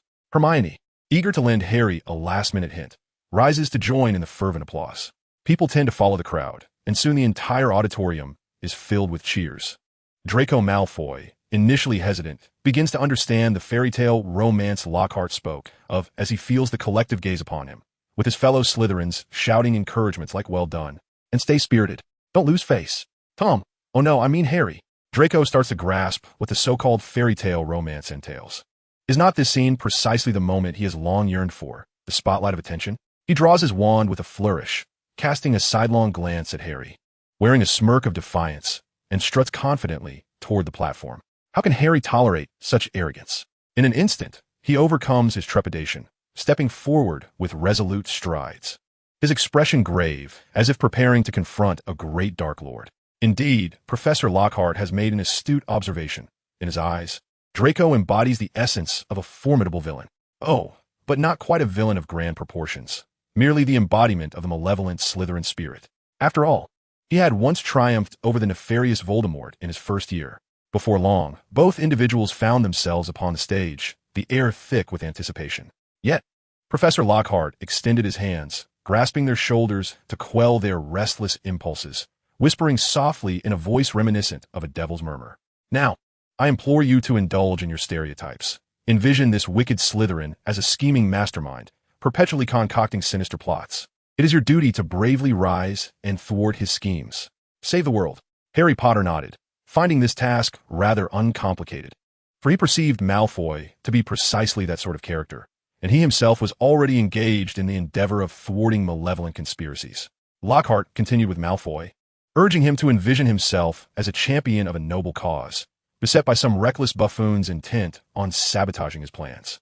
He guided them with subtlety, highlighting that they would scarcely listen to your thoughts or analyze your strategies, instead fixating on the belief that you are inherently evil, thus deeming all your actions as malevolent, which breeds a profound disdain within you. Draco pursed his lips and nodded slightly. Truth be told, Lockhart's words stirred a sense of irritation towards Harry Potter within him. I understand this may be a challenge for you, to immerse yourselves in such a baseless fairy tale romance. Yet, trust me, if you endeavor to fully embrace this enchanted atmosphere, you shall gain unprecedented strength. Malfoy yearned to scoff at this notion, asserting that it was no challenge at all, for he found Harry Potter particularly insufferable at that moment. However, he suddenly observed Harry making a concerted effort to engage with the ambience Lockhart had described, causing his expression to stiffen as he quickly refocused, intent on not losing this contest. Excellent. Lockhart watched with satisfaction as the two boys began to fixate on one another, their gazes locking in a competitive glare, while the audience of young wizards below became enraptured by the unfolding drama. A crucial element of this fairy tale romance is to battle with an overwhelming sense of mission under the watchful eyes of the world, fueled by the expectations of the many. Now, I encourage you to cheer for your favorite classmates, to call out their names with fervor. In an instant, the entire hall seemed on the brink of upheaval. Harry, Malfoy, Harry Potter, Malfoy, Savior, Malfoy. The individuals on stage were locked in a silent duel, their expressions fierce as the crowd below shouted hoarsely, each side vying for supremacy. As if infected by the charged atmosphere, Both Malfoy and Harry's expressions shifted dramatically. In order to ensure that no unforeseen circumstances arose that he could not manage, Lockhart invited the professors to the stage, claiming it would allow them to observe the performance from a close distance. He asserted that the expectations of the elders were particularly significant in the tale of the brave hero battling the Dark Lord. Consequently, the pressure on Malfoy and Harry intensified. Yet, therein lies the enchantment of the atmosphere. Too many voices were calling their names, causing Harry to grip his wand so tightly that he felt it might shatter in his hand, while Malfoy took deep breaths, their emotions fully ignited. "Begin your duel," Lockhart proclaimed, waving his wand gracefully and retreating to grant the stage to the two young wizards. He stepped back to stand behind several professors, but by this time, no one paid him any heed. Even Dumbledore observed the scene with contemplative interest, keenly watching Harry's demeanor. The first to strike was Draco Malfoy, who had no intention of adhering to any duel etiquette with the brash Harry. Immersed in the fairy tale-like ambience, he instinctively unleashed the most formidable and sinister spell he currently possessed, Serpensortia. With a flick of his wand, a shadow erupted from its tip and transformed into a massive serpent that coiled upon ground. Perhaps it was his resolute determination, perhaps the wondrous imagination evoked by the atmosphere, or perhaps the overwhelming surge of emotion. Oh no, it was surely the captivating enchantment of the fairy tale-like setting. Malfoy truly felt as though he were the leader striving to reform a world of discipline, observing the brash fool before him who opposed him without question, making the situation feel as if he were a hero battling a malevolent overlord, inciting his profound irritation and disdain. And then, the splendid moment arrived. Unlike the serpents he had conjured in the past, which were no more than 2 meters long, the giant python before him coiled ominously, its girth exceeding that of his own head. The gasp from the audience only heightened his sense of exhilaration. Then, Expelliarmus, a brilliant flash of light, surged towards him. Before Malfoy could react, he was sent sprawling, wand and all, through the air. Not only was he propelled, but the enormous serpent he had conjured also soared alongside him. Bang! He collided with the edge of the platform, crashing into a pillar, finally coming to a halt. Before he could catch his breath, he gazed in horror at the looming shadow before him, letting out a terrified scream. No. Bang! The giant python crashed down upon him, nearly forcing the remnants of his previous meal to resurface. Standing nearby, Professor Snape, who had initially anticipated the spectacle, looked down at Malfoy with a hint of disdain, bent down and yanked him up, dragging him to face Harry Potter, signaling for the duel to continue. This is undoubtedly the most remarkable display of an unexpected emergence and disarming charm I have ever witnessed. Professor Phileas Flitwick excitedly waved his arms and glanced up at Lockhart, exclaiming, "You have unlocked their potential, Professor Lockhart." Lockhart beamed with his signature charming smile, raising an eyebrow with pride. "Isn't it fascinating?" "Indeed," Flitwick marveled, enraptured by the fairy tale romance unfolding before him. "Magic can become truly wondrous. What a magnificent discovery." However, Lockhart's demeanor was not as boastful as it appeared. In truth, he had to concede that a twinge of jealousy gnawed at him. Witnessing the two young wizards cast spells was a thrill that made him wary of placing too much expectation on magic. For the wand he held felt no different from a pair of chopsticks. The enchanting romance that had inspired Harry and Draco was so profound that he found himself envious. Yearning for magic and power himself, taking a deep breath, he turned to observe the expressions of the surrounding professors. Seeing Draco once again flung aside by a spell, Professor McGonagall wore a look of concern. With a radiant smile, he strode forward, intent on halting the duel between Harry Potter and Draco Malfoy. "Enough! This has been perfect," he declared. But just then, Draco swiftly waved his wand, and the enormous serpent slithered menacingly towards them, its tongue flicking out as if Harry's disarming charm had thoroughly provoked the beast. Faced with such a terrifying sight, Harry did not flinch. Instead, he fixed his gaze upon the serpent, hissing softly. The expressions of all the professors shifted dramatically in response. Lockhart's face hardened. A crisis had indeed arisen. "Harry Potter, you certainly know how to steal the spotlight. This is my stage. I am the protagonist. Today is my most crucial performance in establishing my status as a master of magic within these walls." He hurried forward, barely having time to draw his wand, and grasped Harry's shoulder, guiding him to avert his eyes from the serpent, casting a quick glance at Professor Snape. He noted that although Snape wore a sardonic smile, he was tightly gripping his wand, prepared for any potential calamity. "Perfect," Professor Lockhart exclaimed with a hearty laugh, praising the duel as exceptionally splendid. He firmly held onto Harry's shoulder, positioning his own tall frame between Harry and the serpent. Fear, of course, lingered within him, but he trusted that Snape would manage the creature. If all else failed, Professor Dumbledore would surely intervene. He merely needed to portray an image of a fearless master of magic in the face of the enormous python, instilling confidence in all present. Yet, before he could complete his sentence, a young wizard in the audience exclaimed, "Was that Parseltongue?" This prompted a multitude of uncertain young wizards to join in, exclaiming, "I heard Harry Potter speaking to that snake." Indeed, I heard it too. How astonishing. It is said that only the most malevolent wizards comprehend Parseltongue. The audience buzzed with chatter, prompting Lockhart to urgently call for order, urging the prefects to quieten the crowd swiftly. Stealing a glance back, he noticed the giant python had vanished, and he breathed a sigh of relief, continuing, "In truth, Parseltongue is not an ability exclusive to dark wizards. Should any of you venture into the Amazon as I have, you would discover that many tribes possess speakers of the serpent tongue. Strictly speaking, Parseltongue is also a profound subject within the realm of defense against the dark arts." He highlighted the illustrious Dumbledore, noting that he was not only proficient in Parseltongue, but also fluent in merfolk and fairy languages. Dumbledore observed with amusement as Lockhart muddled the innate talent of Parseltongue with the learned skill of a snake speaker. Professor McGonagall, however, stepped forward, aware that Lockhart's words might alleviate the sudden tension, yet disapproving of the potential confusion it could sow among the students regarding the distinction between snake speakers and Parseltongue, which contradicted educational principles. "All right, children," she declared, waving her hand, illuminating the dimmed hall orchestrated by Lockhart. "This lesson has concluded. Please exit the classroom in an orderly fashion."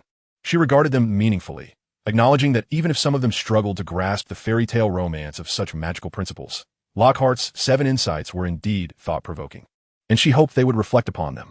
"Prefects, lead everyone back to the dormitory." The audience buzzed with chaos, compelled to heed Professor McGonagall's words as they exited, animatedly discussing Harry Potter's recent ordeal. Fortunately, many young wizards remained eager to harness their own strength, focusing their attention on the essence of magic that Lockhart had just expounded. On stage, under the scrutinizing gaze of the professors, particularly Dumbledore's inscrutable eyes, Harry felt a twinge of anxiety. "Harry Potter." Professor Snape strode forward, his eyes filled with malice as he glared down at Harry, questioning what surprises their savior had in store for them this time.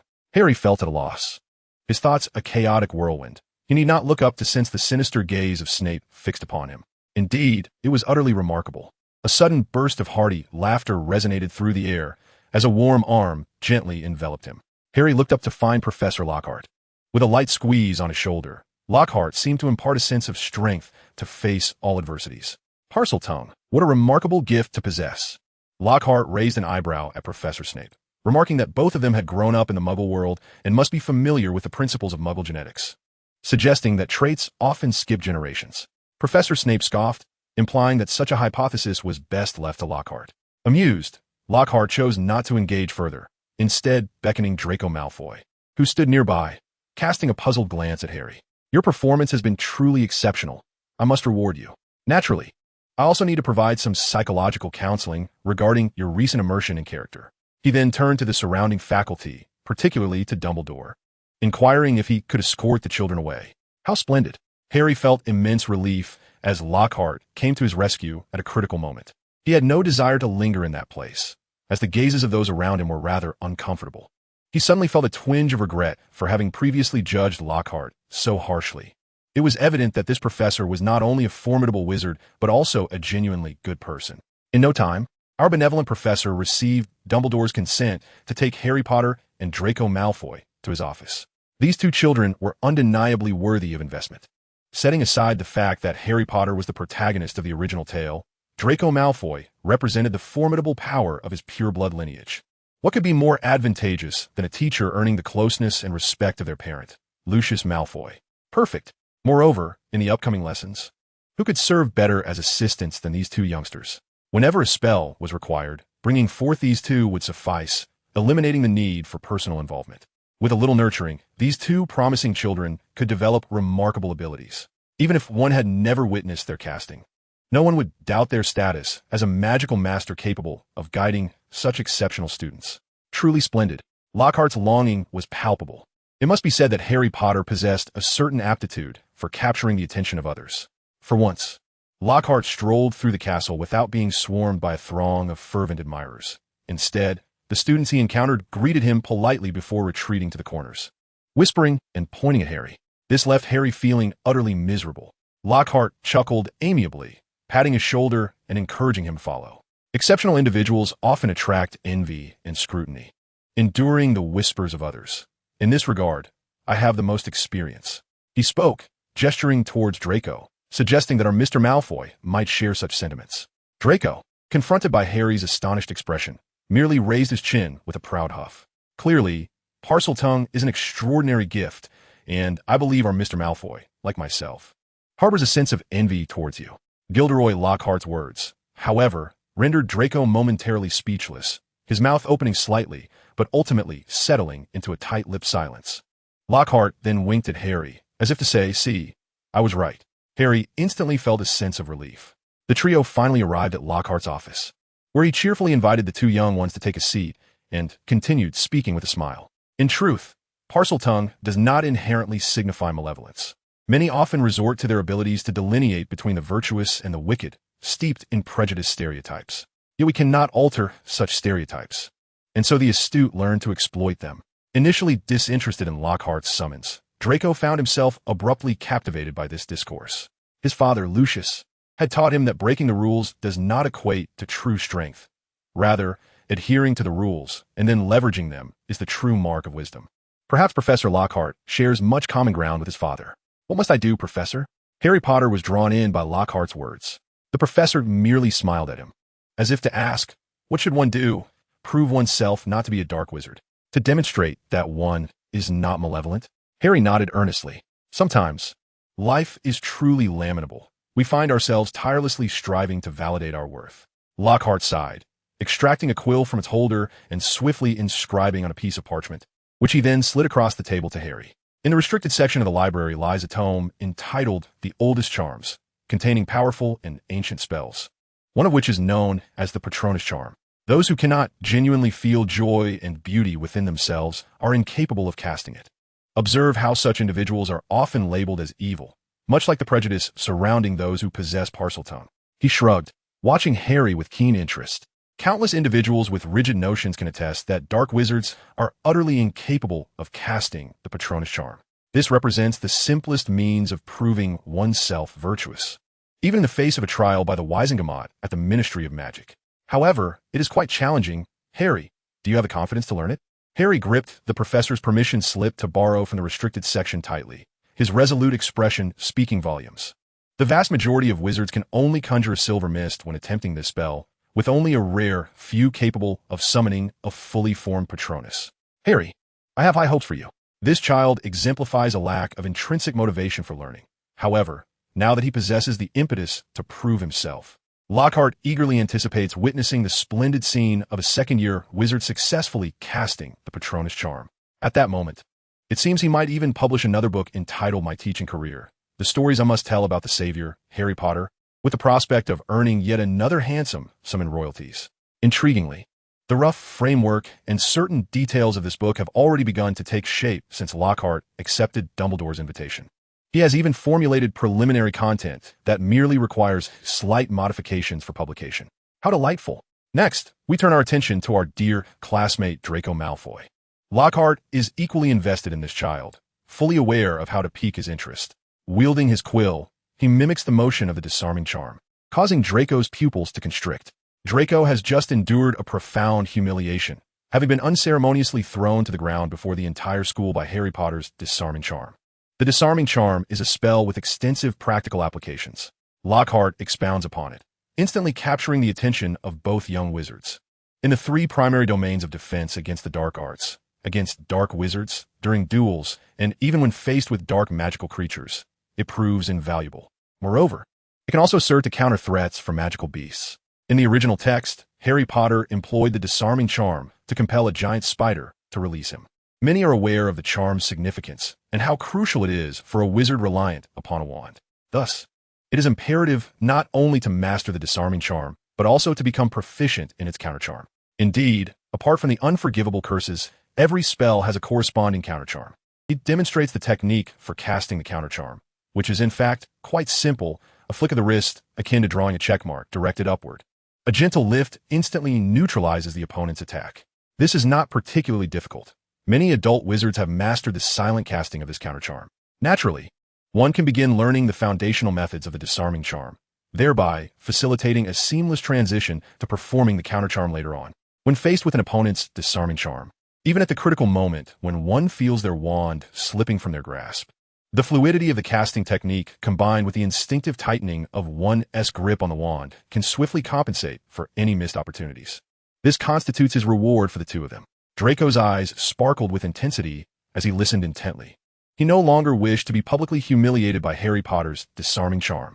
As for Harry, once he realizes that his disarming charm proves ineffective against his arch-nemesis Draco, he will be motivated to explore other spells. A well-laid plan. Lockhart can proudly assert that there is perhaps no one in this world who comprehends the disarming charm better than he does, not even Dumbledore himself. After all, the venerable Dumbledore is so formidable that few can successfully disarm him. He has no need to meticulously study every nuance of the disarming charm's intricate techniques. Conversely, the powerful wizards whom Lockhart has encountered throughout the years, each facing various dangers, possess their own wealth of experience.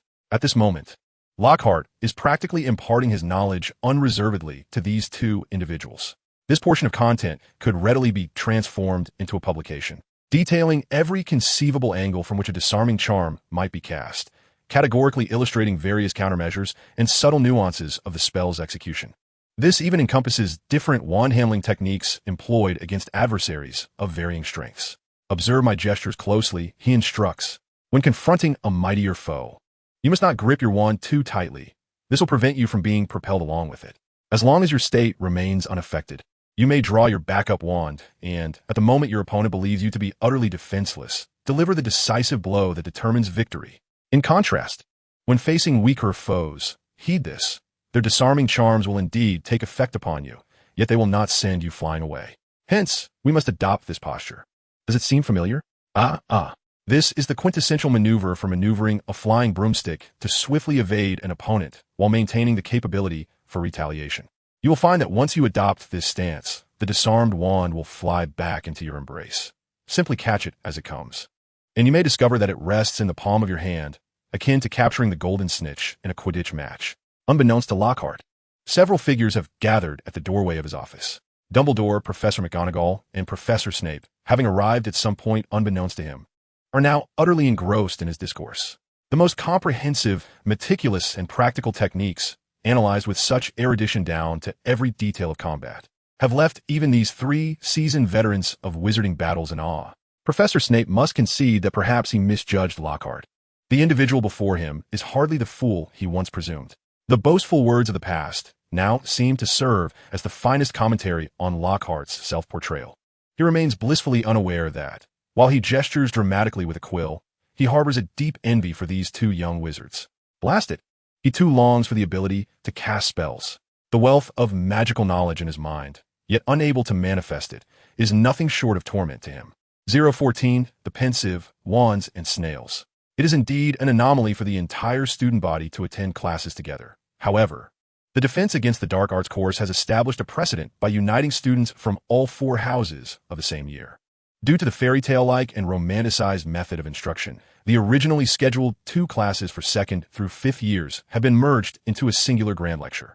Consequently, all 7 years require only 1 class, alongside the Newt class, which approximates to a single grand lecture's duration, culminating in merely 8 classes per week. Thus, for being the most harried professor at Hogwarts, Gilderoy Lockhart has transformed into the most leisurely, with just a slight exertion on his part. He has achieved the utmost limit of what professors can accomplish. Perfection. I am truly a genius. In his office, Lockhart stood with his hands on his hips, laughing flamboyantly, his laughter both vibrant and alluring, before suddenly adopting a serious demeanor. Blast it! He abruptly realized that his exuberance mirrored that of the Lockhart he had long remembered. Was I merely masquerading as Lockhart, or was this nature intrinsic to my being? Or perhaps, had my mind become muddled with an excess of disjointed memories? He furrowed his brow, acknowledging the gravity of his predicament.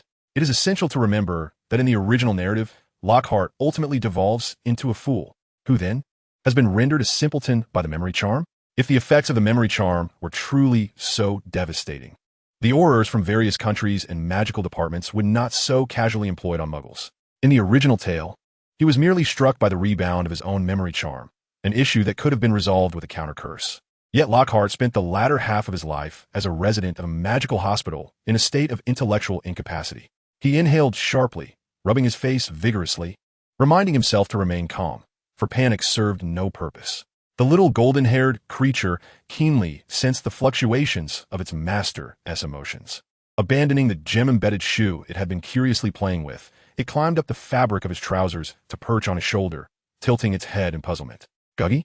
Lockhart reached out, gently lifting it from his shoulder and cradling it in his arms, absent-mindedly stroking its cool, plush head while deep in thought.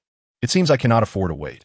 I must swiftly procure a pensieve to organize my memories. Many harbor a fear of using a pensieve, for it retains all the memories it contains, recording the innermost, often embarrassing, shameful, and hidden secrets of its user.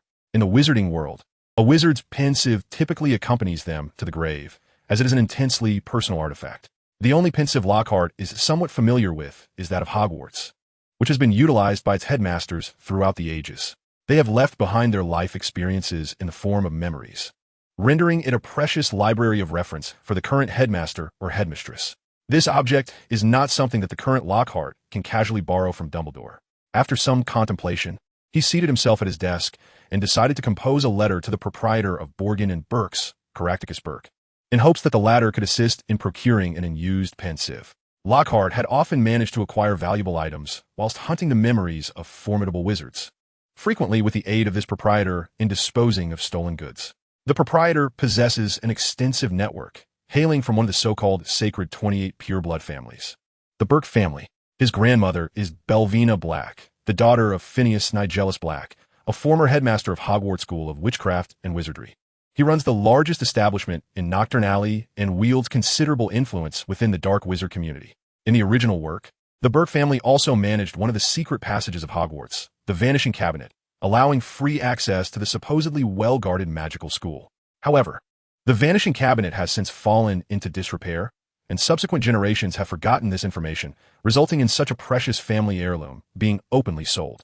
In his youth, Voldemort even worked for this proprietor and, after becoming the Dark Lord, had no intention of returning to eliminate his former employer, which speaks volumes about Mr.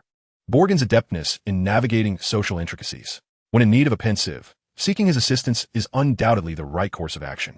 In the ensuing period, while Lockhart appeared particularly vibrant and lively within the school, garnering attention wherever he went, a closer examination would reveal that aside from attending classes, he engaged in little else. He began to impart knowledge of practical spells such as Evanesco to the younger wizards, enhancing their combat capabilities. When demonstrations were required, he would invite the most talented young wizards to perform, with many eager to showcase their skills, including Hermione, the Weasley twins, Cedric, and Percy. For the older students, the curriculum was simplified further. The fifth-year students would undertake the ordinary wizarding level examinations, while the seventh-year students would face the NEWTS, with 3 years of mock exams leading up to it. Tailoring his instruction to meet examination standards, he focused on filling foundational gaps and identifying areas of excellence, striving to ensure that every young wizard could pass, while selecting the most outstanding students for a final push toward exceptional results. This endeavor posed no challenge for Lockhart. He possessed a wealth of knowledge to share with the young wizards, such as how to organize the knowledge structures within their minds, creating a coherent system of interrelated information, a domain in which even the original Lockhart lacked his current understanding. During this time, the young wizards familiar with Professor Lockhart observed that whenever he had a moment to spare, he would be found immersed in books within the library, embodying the essence of a scholar who, despite his vast knowledge, remained committed to the pursuit of learning. Even Professor McGonagall praised him for being an exemplary role model for the young wizards, truly deserving of his Ravenclaw heritage. Yet, unbeknownst to many, Lockhart was in search of alternative solutions. The results were rather unsatisfactory. The vast collection of tomes within the Hogwarts library was overwhelming, compelling him to sift through them as one would search for a needle in a haystack. Perhaps he would need to procure a vial of Felix Felicis, a potion known to bestow good fortune, to aid his endeavors. Fortunately, his efforts were not entirely in vain. He stumbled upon a fragment of inspiration in a rather eclectic volume titled You and I Under Emotional Trauma. The narrative chronicled the journey of a witch who, having lost her love, embarked on a quest for self-healing. A pivotal revelation within the text pointed out that when she realized she could never return to her former self, she understood that she was a transformed individual. It was this epiphany that elucidated her clumsiness in casting spells. Her wand was no longer attuned to her essence. However, there was a distinction to be made. The witch in the book struggled with her magical prowess, unlike Lockhart, who was utterly incapable of performing any spells. Yet, this notion sparked a promising idea. Perhaps acquiring a wand that suited her current self could yield some beneficial results. Thus, the weekend finally arrived. Before the sun had reached its zenith, Lockhart hurriedly completed the grading of the papers submitted by his students. This relentless sense of responsibility, despite his mounting impatience, compelled him to meticulously attend to these tasks. After stretching his limbs, he began to gather his belongings in preparation for his outing. The items he needed were few, sufficient galleons, and a small cosmetic case containing a boggart, which could be employed to fend off hostile wizards if necessary. After a moment's hesitation, he glanced at the little golden retriever basking in the sunlight on the windowsill, gnawing on a nut. "Can you assure me that you will not attack anyone without my command?" The golden retriever, though unable to speak, understood him well. With its head tilted and sparkling golden eyes glistening in the sunlight, it resembled a fluffy ball of yarn. The dog nodded. "I shall take you with me." Lockhart scooped it up and tucked it into the pocket of his wizarding robes, ready to seek out his senior, Snape.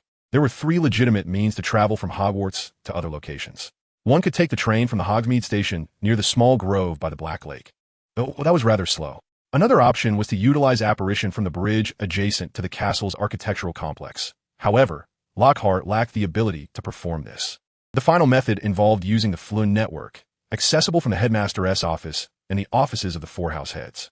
Lockhart, a master of social maneuvering, often sought assistance with minor inconveniences, fostering a sense of camaraderie born from the debts incurred. Unfortunately, Lockhart was met with disappointment. After knocking for an extended period, he received no response. Inquiring with passing students revealed that Snape had taken the upperclassmen to Hogsmeade Village that day. With no other options, he resolved to seek out Professor Sprout, the head of Hufflepuff House, who should currently be in the greenhouse. Due to the incessant demands of work, Professor Dumbledore and Professor McGonagall had already been troubled enough, and Gilderoy Lockhart was reluctant to disturb these 2 busy individuals over such a trivial matter. As he exited through the castle's side door, passing the Quidditch pitch, an unexpected uproar caught his attention. He turned in astonishment to see the crowd parting, revealing Ron in the center as he let out a loud exclamation. A massive, slimy slug had just emerged. Lockhart recoiled slightly, realizing at once the nature of the magical mishap, a vomiting charm, a widely known curse with several countercurses. His mind raced with various methods to counteract it, yet he found himself utterly incapable of casting any of them. It was time to make a discreet exit. Feigning deep contemplation, as if preoccupied with an insurmountable dilemma, he attempted to sidle away unnoticed.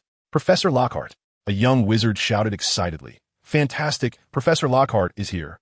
Among the throng, Hermione's voice rang out most exuberantly. "What has happened, children?"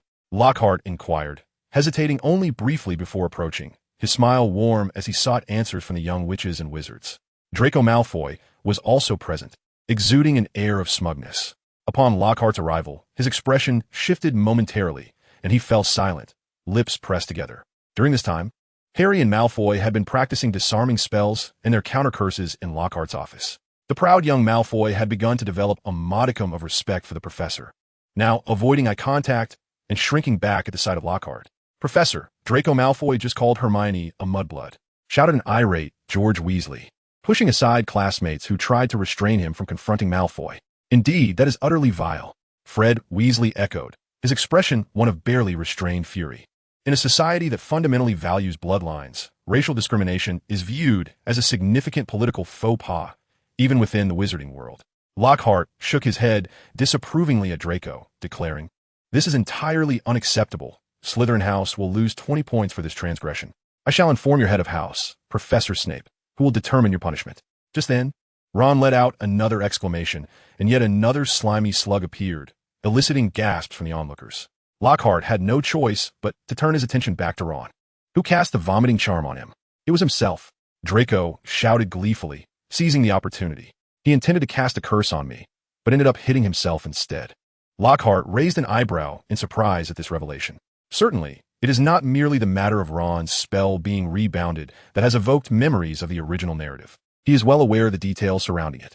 During the commencement of the school term, while joyfully racing in his father's exceptional vehicle, he collided with the school's bully, resulting in the shattering of his wand. In the original text, it is Gilderoy Lockhart who, having seized Ron's wand, inadvertently cast the memory charm that rebounded upon him. This much he understands. However, he had never contemplated the perplexing question: how could Ron, prior to his arrival at Hogwarts, possess no mastery over any spells, yet at the onset of his second year, successfully execute a dark curse not taught within the school? This revelation is even more astonishing than Draco Malfoy's slip-up with the spell for summoning creatures. The slug-vomiting charm is no trivial curse. The immense slug can obstruct one's throat, rendering the incantation impossible to utter, and in severe cases could lead to asphyxiation or death. This is a spell of considerable practical application. Ron is far from the weak and foolish figure he once appeared to be. It seems he has been diligently striving to enhance his own abilities in private. Might there be a concern for Professor Lockhart? Both Harry and Hermione are exceedingly anxious. Generally speaking, many wizards must await the expulsion of the slugs until they are entirely cleared from the system, while also undertaking measures to eliminate any parasites and detoxify. Lockhart, exuding a demeanor of seasoned experience, observes Ron closely, estimating that someone of his caliber would likely conclude this ordeal by midday, without it impacting the lunch hour. Nonetheless, nothing can truly confound me. He is fortunate indeed. Lockhart turns his gaze towards the surrounding young wizards, clapping his hands to seize the opportunity for instruction. The counter-charm for the slug-vomiting curse is known to upperclassmen, though I suspect that few could successfully execute it. After all, it is not a requirement for ordinary wizarding examinations or the advanced wizarding proficiency tests. In fact, many adult wizards lack mastery over it, and it is predominantly dark wizards who deliberately train in both the curse and its counter-charm, given the spell's remarkable utility in combat situations. Imagine, if you will, a powerful wizard casting the slug-vomiting charm, only to find the slugs so large that they become lodged in their throat, leaving them to slowly suffocate. This vividly illustrates the curse's terrifying potential. How, then, does one resolve this predicament? The answer lies in consuming a bit of salt or dirt from the ground, which disrupts the magical continuity of the slug's effects. Lockhart bends down, scooping up some earth, clarifying that this does not signify the spell has ceased to function within one's body. Rather, it merely interrupts its effects, providing an opportunity to attempt the countercharm. Moreover, one must remain vigilant against others casting amplification charms or similar spells that may still affect the lingering slugs within. Having imparted this knowledge, he promptly thrusts the handful of dirt into Ron's mouth. At that moment, Ron, in a daze from the vomiting, is startled by the sudden intrusion of soil, quickly spitting it out in a flurry. After spitting out the dirt from his mouth, he stood there momentarily bewildered, feeling his stomach and then his neck blinking in surprise. "Am I all right?" The surrounding young wizards gasped in astonishment, many of them clapping in admiration. Cheers erupted all around. "Calm down, everyone," Lockhart said with a perfectly polished smile, attempting to quell their excitement. Yet he could hardly contain the fervent admiration of the little wizards. Inwardly, Lockhart wiped a bead of cold sweat from his brow. Encountering such an unexpected situation was indeed unfortunate, and being seen in this state compelled him to act. Fortunately, he was familiar with such a rudimentary remedy. Otherwise, would he truly resort to using his wand to cast a counter-curse on Ron? He thought it might be more practical to simply knock Ron out with the stick in his hand. He needed to leave swiftly, without giving the young wizards the chance to ask about the counter-curse demonstration. Lockhart's reflexes were extraordinarily sharp, while he seemed to encourage the young wizards. He had effectively shut down any further inquiries and was intent on departing. Before leaving, his gaze caught a glimpse of Ron, who was sulking in the corner, staring gloomily at his wand entangled in tape. Suddenly, Lockhart's expression shifted, and he beckoned Ron, "Come along with me." "Where to?" Ron asked, taken aback. "To buy a wand." "Of course," Lockhart replied, intending to have this experienced young wizard accompany him through the Floo Network fireplace. Although Lockhart possessed the memories of his former self and other wizards, he had never used it himself. This mode of transportation was not without its risks. It was said that mispronouncing the fireplace could lead him to an entirely different location, which would be quite disastrous. In such a case, he could just hold on to Ron, and no one would assume he was afraid. They would only think he was concerned for the young wizard. A cunning plan indeed. Furthermore, the wands at Ollivander's wand shop were subsidized, priced at only 7 galleons for students. While this might be a considerable expense for an ordinary wizarding family, it was hardly a significant sum for Lockhart, a best-selling author with numerous successful books. It was a trivial matter for him. Now that he was a professor, these young wizards would become part of his network. making the investment of a few galleons exceedingly worthwhile. Ron, however, did not share this perspective. When Lockhart led him to Professor Sprout to assist in accessing the headmaster's fireplace and arrived at Ollivander's wand shop in Diagon Alley, Ron finally shook off his confusion. He gazed up at the sign of Ollivander's, the wand shop he had fantasized about for so long, his eyes brimming with uncontainable desire. He felt a sense of unease and embarrassment, making every effort to conceal the flicker of timidity and insecurity rising within him. Swallowing hard, he steadied his voice and said, "Professor Lockhart, I forgot to bring any money. I shall come back another time to purchase it myself." He tried to avoid gripping his wand too tightly, wishing to appear more at ease as he waved it lightly, reminding himself that it was indeed quite functional. The recent mishap was merely an accident. Unfortunately, the wand was somewhat uncooperative. The tape wrapped around it failed to secure it properly, leaving a broken segment dangling. Ron gasped, hastily attempting to shove the partially broken piece into the tape, his gaze cast downward, too timid to meet Lockhart's eyes. A warm hand gently ruffled his hair, prompting him to look up in astonishment, greeted by a radiant smile. "This is a reward, Ron. To stand so bravely when your friend is humiliated. To be the first to brandish your wand. This makes you a true Gryffindor, a courageous warrior." Poor Ron had always lived in the shadows of his accomplished father, mother, and 5 older brothers. Oh, even his younger sister, never receiving any affirmation for his mediocre performance. This was undoubtedly the most beautiful compliment he had ever heard.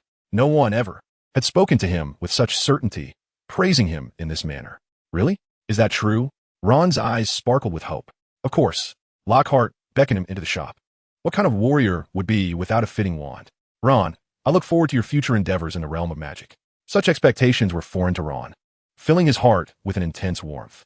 Thus, they entered the shop together, where Mr. Ollivander, the shopkeeper, eagerly measured him and bombarded him with a plethora of questions, making the purchasing experience utterly delightful. Ron felt as though he were floating, the scene before him merging with countless fantasies he had envisioned, seeming utterly surreal. He accepted the wand that Mr. Ollivander handed to him, watching with eager anticipation as the man searched through the shelves.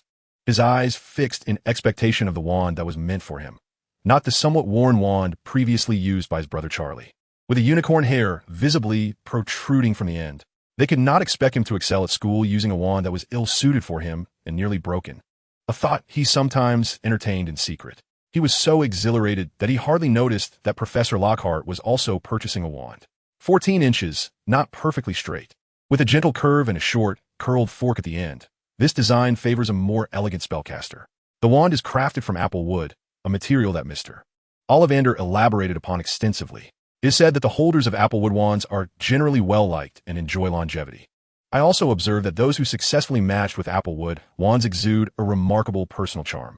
Many individuals wielding applewood wands possess a rare talent for communicating with other species, including Dylan Marwood, the author of Merfolk, Language and Traditional Interpretations. The sole drawback is that applewood wands exhibit a certain resistance to the casting of dark magic. The core is made from unicorn tail hair, which typically enables the casting of the most stable spells, minimizing the likelihood of fluctuations or blockages. Wands with cores of unicorn tail hair are generally least susceptible to succumbing to dark magic.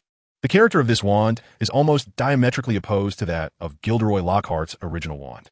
The innate ability to communicate with other species, the capacity to cast the most stable rather than the most versatile spells, and the inherent resistance to dark magic in both the wand's body and core are notable attributes. Mr. Ollivander regarded Lockhart with a nuanced expression, remarking on the stark contrast to his past self. Lockhart offered no explanation, instead gazing with keen interest at the wand in his hand, feeling a sudden surge of exhilaration within him, smiling as he mused. "This is quite splendid, is it not?" "Indeed," affirmed Mr. Ollivander. After acquiring the wand, Lockhart instructed Ron to return to school ahead of him.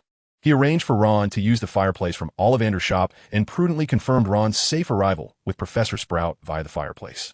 After all, escorting a second-year wizard away from school was not entirely within the bounds of propriety, and bringing him to Nocturne Alley, rife with dark wizards, would surely draw Professor McGonagall's disapproval.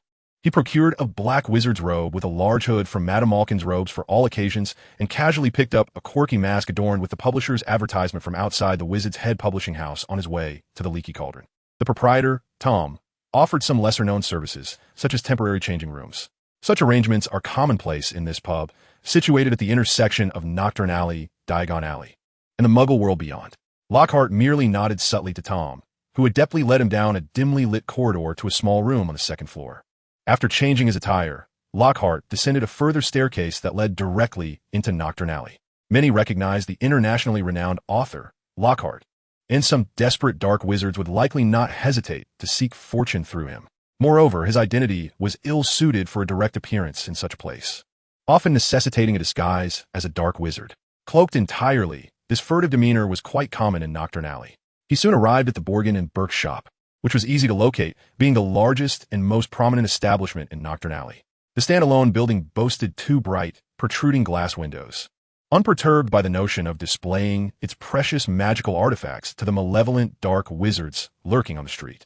Upon his arrival, he noticed a strikingly beautiful young noblewoman selecting antique jewelry. She was none other than the fervent fan from a pure-blood family who had previously sent Gilderoy Lockhart a photograph of herself in a swimsuit. Receiving such a letter on the day of his arrival had invigorated him, instantly igniting his yearning for the wizarding world. Lockhart refrained from approaching her, patiently standing aside. He placed his hand within his wizarding robe to calm the eager little golden retriever, which seemed overly excited in this store brimming with jewels, akin to a dog discovering a treasure trove. The creature, formidable as it was, showed no fear of the protective curses Mr. Borgin had placed on merchandise. But such behavior was hardly appropriate. Finally, when the young lady left, satisfied with her acquisitions, he stepped forward from the shelf towards the counter. Before he could reach the counter, a gilded mummy coffin beside it began to shake violently. Mr. Borgin's expression shifted, and he warily drew his wand, pointing it at Lockhart, demanding, "Stop. What do you intend to do?" Lockhart's demeanor hardened as he faced the wand aimed at him. Unlike encounters with Dumbledore or Professor McGonagall, the dark wizards of Nocturne Alley might not hesitate to unleash an attack spell. With his current abilities, he was utterly unprepared for any confrontation. Indeed, he possessed no power at all, akin to a muggle. Even facing a mere probing spell would undoubtedly expose him. It was as if an unarmed individual had stumbled into a den of armed thugs, provoking a sense of panic. However, the more daunting the situation, the more he resolved to maintain his composure. "Pointing a wand at me is hardly courteous," Lockhart huffed disdainfully, deliberately patting his robe pocket to soothe the little golden retriever, which had evidently alerted the shop's defensive magic. "It's me, Mr. Borgin." As he spoke, he turned his back to the store entrance and removed his mask, causing Mr. Borgin to display a look of confusion before he replaced it. "I don't know what you have in your pocket, but keep a close watch on it." Mr. Borgin gestured with his wand at the mummy coffin to quell its agitation, before retrieving a box from the shelf behind him. Upon opening it, he revealed a crystal skull with an elongated beak, larger than that of an average adult human skull, excluding the beak itself. "What is this?" Even the well-traveled Lockhart was not familiar with every artifact, gazing curiously at the object before him. "My friend, your timing is quite unfortunate. The family that produces the pensieve is currently embroiled in a fierce inheritance dispute, leaving no one available to craft them. Furthermore, our channels from America have been scrutinized by the Aurors and are temporarily unable to deliver." Mr. Borgin extracted a skull from a box, placing it delicately upon the table. He then grasped the pointed jawbone, flipping the skull open, which rendered it somewhat reminiscent of the ancient bronze goblet from Loarda's previous life. This artifact had been used, yet I had arranged for it to be cleansed of the lingering memories within using a potion. If you do not mind, you may utilize it as a brand new meditation basin. In the presence of a regular patron and supplier like Loart, Mr. Borgin did not withhold this information. What a distinctive design. Loart lifted the crystal skull, weighing it in his hands, and realized it was not particularly heavy. Crafted from the skull of a bird snake. This was the most ancient technique of Egyptian bone crystal meditation basins, and its value was immensely high. Mr. Borgin sighed regretfully, explaining that to create such a meditation basin, utilizing the traits of the bird snake, was the pinnacle of craftsmanship. Unfortunately, it was said that an accident occurred during the transaction, leading to the demise of the previous owner who possessed the secret incantation to control it. An accident? Surely, it must have been a robbery, murder for wealth, and naturally, one could not ascertain the safe's password from the memories of the deceased. The bird snake is a fascinating magical creature, capable of changing its size at will, growing larger than a dragon at its peak, yet small enough to easily slip into a teapot. Clearly, the artisan wizard who crafted it harnessed this characteristic for portability. Regrettably, the incantation to manipulate its size remains unknown, rendering it useless. Fortunately, it could be utilized in conjunction with this. Mr. Borgin retrieved a small burlap pouch from beneath the counter, its craftsmanship appearing rather rudimentary. he struggled to fit the crystal bird snake skull into the diminutive bag, surprisingly managing to stow such a large magical artifact into a pouch no bigger than the palm of one's hand. The pouch, enhanced by a seamless expansion charm, piqued Lockhart's interest. Such an item was rare, as the Ministry of Magic, under the directives of the International Confederation of Wizards, strictly regulated the use of this spell. Aurors scrutinized it rigorously, making it exceedingly difficult to find even in the black market. However, he maintained his composure, only casting a disdainful glance at the pouch's appearance. Pursing his lips, "Mr. Boken, do you believe this to be comparable?" Mr. Boken tossed the pouch onto the table, shrugging his shoulders. "I think it's about right." "Humph." Lockhart, disinterested in further argument, inquired, "How much?" Mr. Boken's eyes narrowed, revealing the oily grin characteristic of a shrewd merchant, rubbing his hands together. "The price for those items you previously entrusted me with aligns perfectly. Consider it settled." Lo. Lockhart was taken aback to discover that he had a batch of goods still with Mr. Boken. Rapidly rifling through his memories, his expression darkened. "Perfectly aligned? Mr. Boken, this is inappropriate. Damn it, you scoundrel." At this moment, he could no longer concern himself with decorum, slamming his hand upon the table and leaning over the counter, glaring at the old rogue, his eyes alight with menace. Mr. Boken was evidently intimidated by the imposing presence before him, unaware that the individual across the counter was merely posturing. In Boken's memory, Lockhart was a ruthless man who could procure exceptionally high-quality contraband, causing him to instinctively retract his neck and swallow hard as he feebly attempted to justify himself. While a typical meditation basin might be more affordable, this was a masterpiece crafted by the finest artisans, not merely a basin fashioned from clay or stone. The alchemical technique required to prepare the crystallized remnants of a bird snake skull was exceedingly rare and costly. Lockhart listened with a sardonic smile as Boken concluded his spiel, simply stating it's secondhand, but you can use it as if it were brand new. It won't affect its performance at all. Mr. Boken, flustered, retorted that while the bird snake skull was indeed precious, it had lost the inherent benefits it once possessed, rendering the uncontrolled incantations meaningless. Lockhart's voice dripped with disdain. It was the discerning buyers who expressed contempt for the merchandise. Those who were uninterested had already turned away.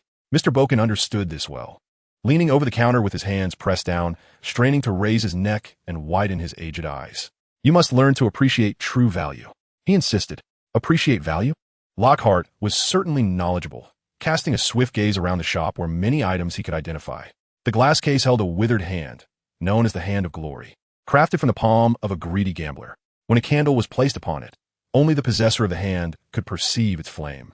On the wall hung a grotesque wooden mask, nameless, typically utilized by African tribal shamans. It bore an evil, distorting power that instilled fear and mental anguish in those who gazed upon it. The large black cabinet was indeed a counterpart to another disappearing cabinet from Hogwarts School of Witchcraft and Wizardry, which Draco Malfoy had restored in the original narrative. A necklace fashioned from opal was cursed, its opulent design steeped in fairy tale allure. Mr. Boken had prominently displayed it in the cabinet because it had claimed the lives of 19 muggles, thus endowing it with an air of mysterious legend. There was an abundance of items in Boken's shop that Lockhart could comment on. He quickly recalled his own memories and those of the original Lockhart, and after a moment of contemplation, he seized a glass jar from a shelf containing a perpetually spinning eyeball. "Let us add this to the bag, and we'll be even," Mr. Boken exclaimed. "That won't do. I know you have more profit to gain. You greedy merchant." Lockhart shot back. "That shipment was procured at the risk of my life. You must understand that." Mr. Boken, in a fit of anger, slammed his hand on the table. "Do you have any idea how precious this magical eye is? Mad Eye Moody possesses one such eye, and it is the source of his remarkable achievements." "Oh, really?" Lockhart said, crossing his arms with a cold smirk as he gazed down at his counterpart. "I believe Moody should be aware of the origins of his magical eye, yet I remain oblivious to the provenance of this particular orb. It is said that such magical eyes are often crafted in pairs. I am unaware whether the other eye has been damaged and lost, or if it is held by some nefarious individual, poised to curse the current possessor of this eye at any moment." Mr. Boggins, with a smile that did not reach his eyes, stared at him intently and ominously. "Since you are aware of this, do you still dare to claim it?" His smile quickly faded. Lockhart, with a swift motion, extracted a small golden-haired creature from the pocket of his wizarding robe. Despite adhering to the agreement of not attacking anyone, the mere sight of it evoked an uncontrollable dread deep within any human gaze. Mr. Boggins screamed in terror. "3 hands? Get that monster away from me. Curse it. Remove it at once." Lockhart chuckled mischievously. Of course I dare to claim it. This magical eye is merely a toy for it. The small golden creature gazed longingly at the eyeball within the glass jar, emitting a series of pleading sounds toward him. Look, it adores it, Lockhart quipped, raising an eyebrow at Mr. Boggins. I am surely doomed. Mr. Boggins instinctively distanced himself from the formidable dark creature, pressing his back against the mummy's sarcophagus. Yet this did little to provide him with any semblance of safety. After a moment's hesitation, he finally nodded, waving his hand dismissively as if shooing away a fly. Take it away. Should you bring that monster again, you are forbidden from entering my shop. The transaction concluded amicably. Lockhart's intention in showcasing the small creature was to inform Mr. Boggins that the magical eye would be in the creature's possession. Should one dare to wield a potentially existing second eyeball to cast a curse, don't blame him for the backlash. Of course, this was not merely a toy for the golden creature. Lockhart distinctly recalled the events that would unfold at Hogwarts School of Witchcraft and Wizardry this year, the serpent lurking within the Chamber of Secrets. This magical eye would bestow upon him the ability to gaze directly at the serpent. With danger looming, one must naturally prepare in advance. After acquiring the pensieve, Lockhart continued towards the darkest corners of Nocturne Alley, intent on meeting a perilous individual, Mongongus Fleech, a merchant of wizarding artifacts. This dangerous character stood in stark contrast to Mr.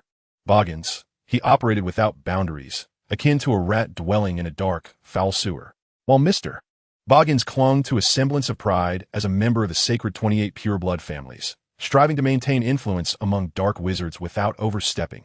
Mongongus, entrenched in the underbelly of society, would resort to any means necessary.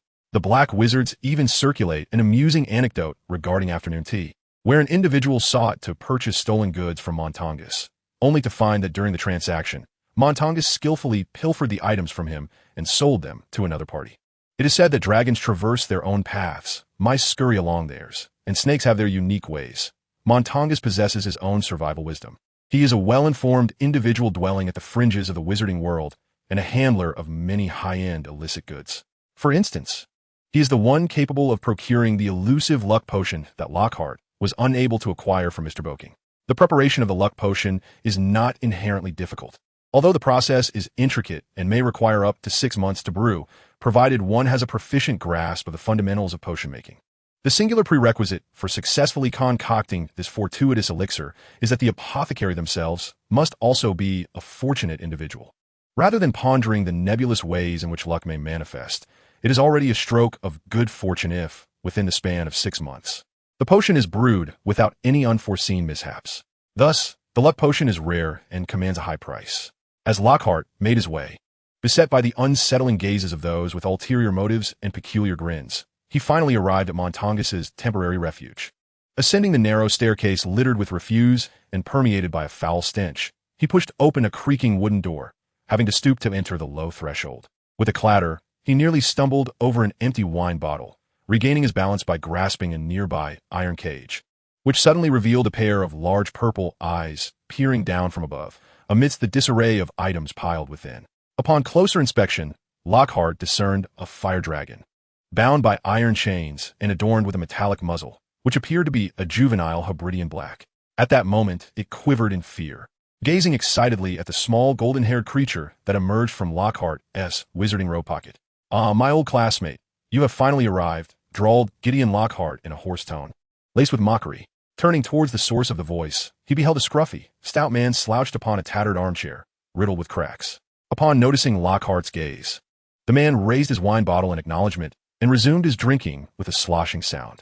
"I have disguised myself so thoroughly, yet you still recognize me?" Lockhart muttered inwardly, cursing the keen-eyed rodent. He removed his mask and lowered his hood as a gesture of respect, revealing a flawless, charming smile. "Ah, it has been far too long." Mongongus Fleech. Mongongus rose, touseling his disheveled hair, and retrieved a box of cigars from the pocket of his grimy robe, offering one to Lockhart. "Care for smoke?" Lockhart shook his head with a chuckle, replying, "I'd rather not risk fainting and waking up to find myself unceremoniously sprawled in the sewers of a back alley." "Oh, you wretched creature have no right to judge me. At least I merely pilfer wealth." Montague's voice dripped with mockery. Lockhart squinted, realizing that the fellow might have caught on to something, yet he feigned ignorance. Observing him instinctively rubbing his waist while rummaging for a lighter, he chuckled. "I hear you've once again been bested by Moody?" Montague let out a derisive snort, clenching a cigar as he struggled to ignite it, finally drawing a deep breath of smoke before erupting into a fit of coughs. The premier fire whiskey cigars from the American Wizarding Cigar Association certainly pack a punch, he exclaimed, before grimacing and cursing. That mad-eyed fool Moody. He has always had it in for me. Lockhart scanned the dimly lit room, finding no clean spot to sit. So he crossed his arms and leaned against the cage containing the fire whiskey. I've heard you've been peddling contraband at the student gathering, which is why Moody delivered his righteous blow. Montague's expression soured. That accursed Gryffindor shouldn't he even be present in our Ravenclaw assembly. Without Moody, our Muggle Ravenclaw society would have disbanded long ago. Lockhart nonchalantly examined the haphazardly strewn objects nearby, which appear to be relics from some grand estate. Exquisite, enameled dishes and cabinets of similar artistic style. One could only wonder about their origins. Montague, unwilling to dwell further on Moody, urged Lockhart to wait and began sifting through the chaotic pile. In truth, the relationship between Montague, the rat in the gutter, and the Auror extraordinaire Moody extended beyond the confines of the Muggle Ravenclaw society. Both were also founding members of Dumbledore's Order of the Phoenix. Indeed, Montague was a member of the Phoenix, fiercely loyal to Dumbledore, though his loyalty was exclusively to Dumbledore. In the original narrative, he shamelessly looted his fallen comrade Sirius's home after Sirius's demise, making off with all manner of valuables, including one of Voldemort's Horcruxes, the locket that Sirius's brother Regulus had traded his life for. Lockhart suspected that Dumbledore in the original tale might detect Montague's proclivity for memory theft, a piece of information provided by the keen-eyed Montague. Beneath the dim light, Lockhart's gaze darkened slightly as he reached into the pocket of his wizarding robes, caressing the small head of his golden-haired companion while observing Montague's silhouette. If you intend to strike me from behind, I suggest you wait until I'm inebriated. Montague turned back, swaying slightly as he approached, pressing a small glass vial into Lockhart's hand. Lockhart rolled his eyes. You always perceive the darkest intentions in others. I, however, dwell in the light and do not engage in such deeds. Yes, yes, Montague replied. Montgomery exhaled a plume of smoke, his sharp eyes glinting with an eccentricity amidst the dense fog. You're now a professor at Hogwarts School of Witchcraft and Wizardry. Who knows? It wouldn't surprise me if you became a high-ranking official in the Ministry of Magic someday. Lockhart paid no heed to the ambiguous undertones of his words, meticulously examining the potion in his hand. The Felix Felicis is typically contained in a small, thumb-sized, dropper-shaped glass vial. This is not merely a matter of packaging, but rather this unique shape allows for a superior observation of the potion's state. He lifted the vial towards the dim, yellow light hanging from the ceiling, gazing at the twisting, luminous potion within, before withdrawing his wand to sense the magical cadence extending from it. He nodded in satisfaction. Is everything in order? Montgomery, with a cigar clenched between his teeth, stared intently at him. I went to great lengths to acquire this. Oh, come now, Lockhart retorted. Who knows where you got it from? Don't expect to inflate its value. The Felix Felicis has a market price. The demand for such potions among the dark wizarding community is considerable, particularly for those lacking formal schooling or who struggled during their studies. Dark wizards often indulge in this potion when concocting significant brews or crafting dark magical artifacts. With frequent transactions, a customary price emerges. Lockhart tossed a bulging bag of Galleons towards him. Count it. Montgomery weighed it in his hands and promptly tucked it into the pocket of his robe, confirming the amount was correct. Seizing the momentum, Lockhart decided to continue placing orders. Keep an eye out for dark magical creatures. Oh, no way. Montgomery choked on his words, coughing for a protracted moment, his brow furrowed. I could find you Minister Fudge's undergarments if you wished, but dark magical creatures? My friend, I have no desire to encounter such dreadful entities. Dark magical creatures are less about being mere creatures and more akin to a phenomenon. Phenomena are not alive nor dead. Without specialized knowledge, even the most powerful wizards cannot wield any advantage against them. Common dark magical creatures are manageable, such as boggots, the mischievous house elf Peeves from Hogwarts, or the Dementors of Azkaban. However, should one delve even slightly deeper into this realm, the entities encountered are exceedingly terrifying. In truth, were it not for the academic institutions categorizing boggots among the mandatory subjects of study, the majority of wizards would be utterly helpless in the face of such horrifying beings. I require information, not a dark creature itself. I did not expect you to bring me one, Lockhart remarked, pursing his lips at Montgomery's expression. Oh, information? That I can provide. That is indeed my area of expertise. Montgomery exhaled with relief. remarking that it was absurd for one to abandon the esteemed role of a best-selling author and a distinguished professor ensconced in a spacious, luminous office to ponder such dreadful matters. It was nothing short of self-inflicted torment. Is there a possibility? Lockhart shrugged, asserting that his realm of authorship and pedagogy was indeed the domain of dark magical creatures. Montgomery, you ought to read more. After all, you hail from Ravenclaw. Montgomery chuckled. Ravenclaw? Ravenclaw produces dregs, my old friend. Although such a statement may seem unkind, it has become a widely accepted notion that Ravenclaw frequently diverges into eccentric fields. Much like Slytherin is associated with dark wizards and schemers, and Gryffindor with aurors and reckless warriors, all rife with stereotypes. As preparations were complete, Lockhart returned to his office at Hogwarts School of Witchcraft and Wizardry, his expression increasingly grave. Magical experiments have long been synonymous with peril, fraught with countless unknown risks. Many have met their demise due to magical experimentation. The reason the eccentric Luna in the original narrative could perceive thestrals was that her mother perished in a spell experiment when she was merely 9. Such instances are far too numerous. Even the simplest potion brewing is fraught with danger, were it not for Professor Snape's vigilant oversight. One can only imagine the calamities that might ensue. Dark wizards and graduated witches and wizards lack the luxury of having a potions master to supervise them, and every year, the newspapers report on a few unfortunate souls who succumb to mishaps, relegating such tragedies to mere footnotes. Take, for instance, the commonly used daffodil root. During its cultivation, its roots are often susceptible to a blight known as the Ledocicus fungus. One can easily envision the catastrophic consequences of placing a daffodil root harboring such uniquely potent mycelium into a cauldron. Such occurrences are utterly inconceivable within the confines of Hogwarts. There is no need for Snape to intervene.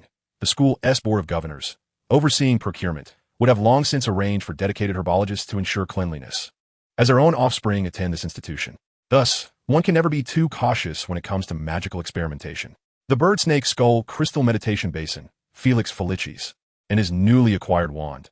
Each of these Lockhart meticulously inspected several times. Particularly with the wand, he attempted to cast spells, but regrettably, aside from successfully executing the forgetfulness charm, even the simplest levitation charm merely caused the papers on his desk to flutter slightly. He remained undeterred. He could now distinctly sense the magic within him, a sensation that would have evoked envy in his former self, and he felt a sense of contentment. What else needed preparation? He pondered earnestly, and, suddenly, an idea sparked in his mind. He approached his desk and began composing letters to Harry, Hermione, Ron, and Draco, inviting them to his office after dinner for a training session. If, at that time, he were to encounter trouble, these children would assist him in seeking other professors for help. He initially intended to summon the young wizards from the Newt class, but upon reflecting on how those upperclassmen had finally managed to enjoy a weekend in Hogsmeade, either indulging in leisure or romance, he opted instead for Harry and his companions, who were perpetually idle. After dispatching an owl with a message, he hung a do not disturb sign on the door, securely closed the windows, and summoned the little golden retriever to him, repeatedly advising it on the necessary precautions. I bought you toys. You must understand the importance of being useful at critical moments. Do you comprehend? The little golden retriever blinked its eyes, nodding obediently, and, clutching its newly acquired toy, settled down at the office door like a sentinel. Excellent. Lockhart was pleased with its performance. He opened a vial of Felix Felicis and took a sip, rubbing his face to calm his frayed nerves. He needed to maintain composure. Taking deep breaths, he endeavored to relax, seeking to immerse himself in the nonchalant, confident state of his original self when casting spells. This state was essential for the successful execution of magic. Anxiety would only render his magical powers uncertain and disobedient. The technique for extracting memories was, in fact, quite simple. He pressed his wand to his temple and gently, slowly, and cautiously drew out a silver, glowing filament. He flicked it into the pensieve, where the crystal bird snake skull suddenly illuminated, revealing intricate, mysterious patterns and what appeared to be runes. Soon, the silver substance transformed into a shimmering, mist-like liquid within the empty basin. This was a trial to ascertain whether there were any issues with the pensieve sold by Mr. Borgin. Fortunately, despite Mr. Borgin's greed, he adhered to the principles of commerce, and the pensieve functioned perfectly. Gazing down at the silver liquid, he faintly discerned an aged figure wandering the village streets with a pumpkin lantern. Lockhart observed this memory with great intrigue. He saw the old wizard push open his door, don a nightgown, extinguish the oil lamp, and curl his frail, emaciated body into the warm embrace of his blankets. He sighed contentedly, quickly succumbing to slumber, accompanied by the sound of his snoring. Moonlight spilled onto the windowsill, and the dim room was faintly filled with the rustle of fabric as a hand slowly emerged from beneath the bed, gripping a slender wand aimed at the sleeping wizard above. Obliviate. No one knew the true extent of Lockhart's memory charm. In reality, many spells, when wielded at their peak power, yielded effects far beyond ordinary comprehension. Take, for instance, the Patronus charm. While it could indeed be used against the Dementors of Azkaban, no one had ever been as outrageous as Harry Potter, whose single spell sent hundreds of Dementors fleeing in panic. Such extraordinary effects are beyond the capabilities of an ordinary wizard. Otherwise, the formidable Azkaban prison would have long since been breached. The same applies to Lockhart's Oblivion charm. As the magic took effect, the old wizard on the bed trembled slightly, and a silvery glow began to emanate from his head. Delicate strands of shimmering silver, reminiscent of ethereal serpents, emerged from his mind, undulating gracefully in the air before swiftly diving beneath the bed, merging into Lockhart's own consciousness. Memory theft was thus executed with astonishing ease. When Lockhart quietly departed, the old wizard remained blissfully snoring, lost in sweet dreams. Upon awakening the next day, he would still possess his formidable prowess, albeit devoid of the most exhilarating memories of his life. Nothing more. In truth, many potent wizards remained oblivious to the fact that Lockhart had pilfered their memories. Human cognition is an intricate phenomenon. When the brain's recollections are absent or altered, it instinctively mends any fissures or anomalies, even modifying certain memories to align with these changes, ultimately rendering everything seemingly coherent. Aurors frequently employed such tactics on muggles, and there had never been reports of any muggle experiencing a conflict in memory or thought as a result.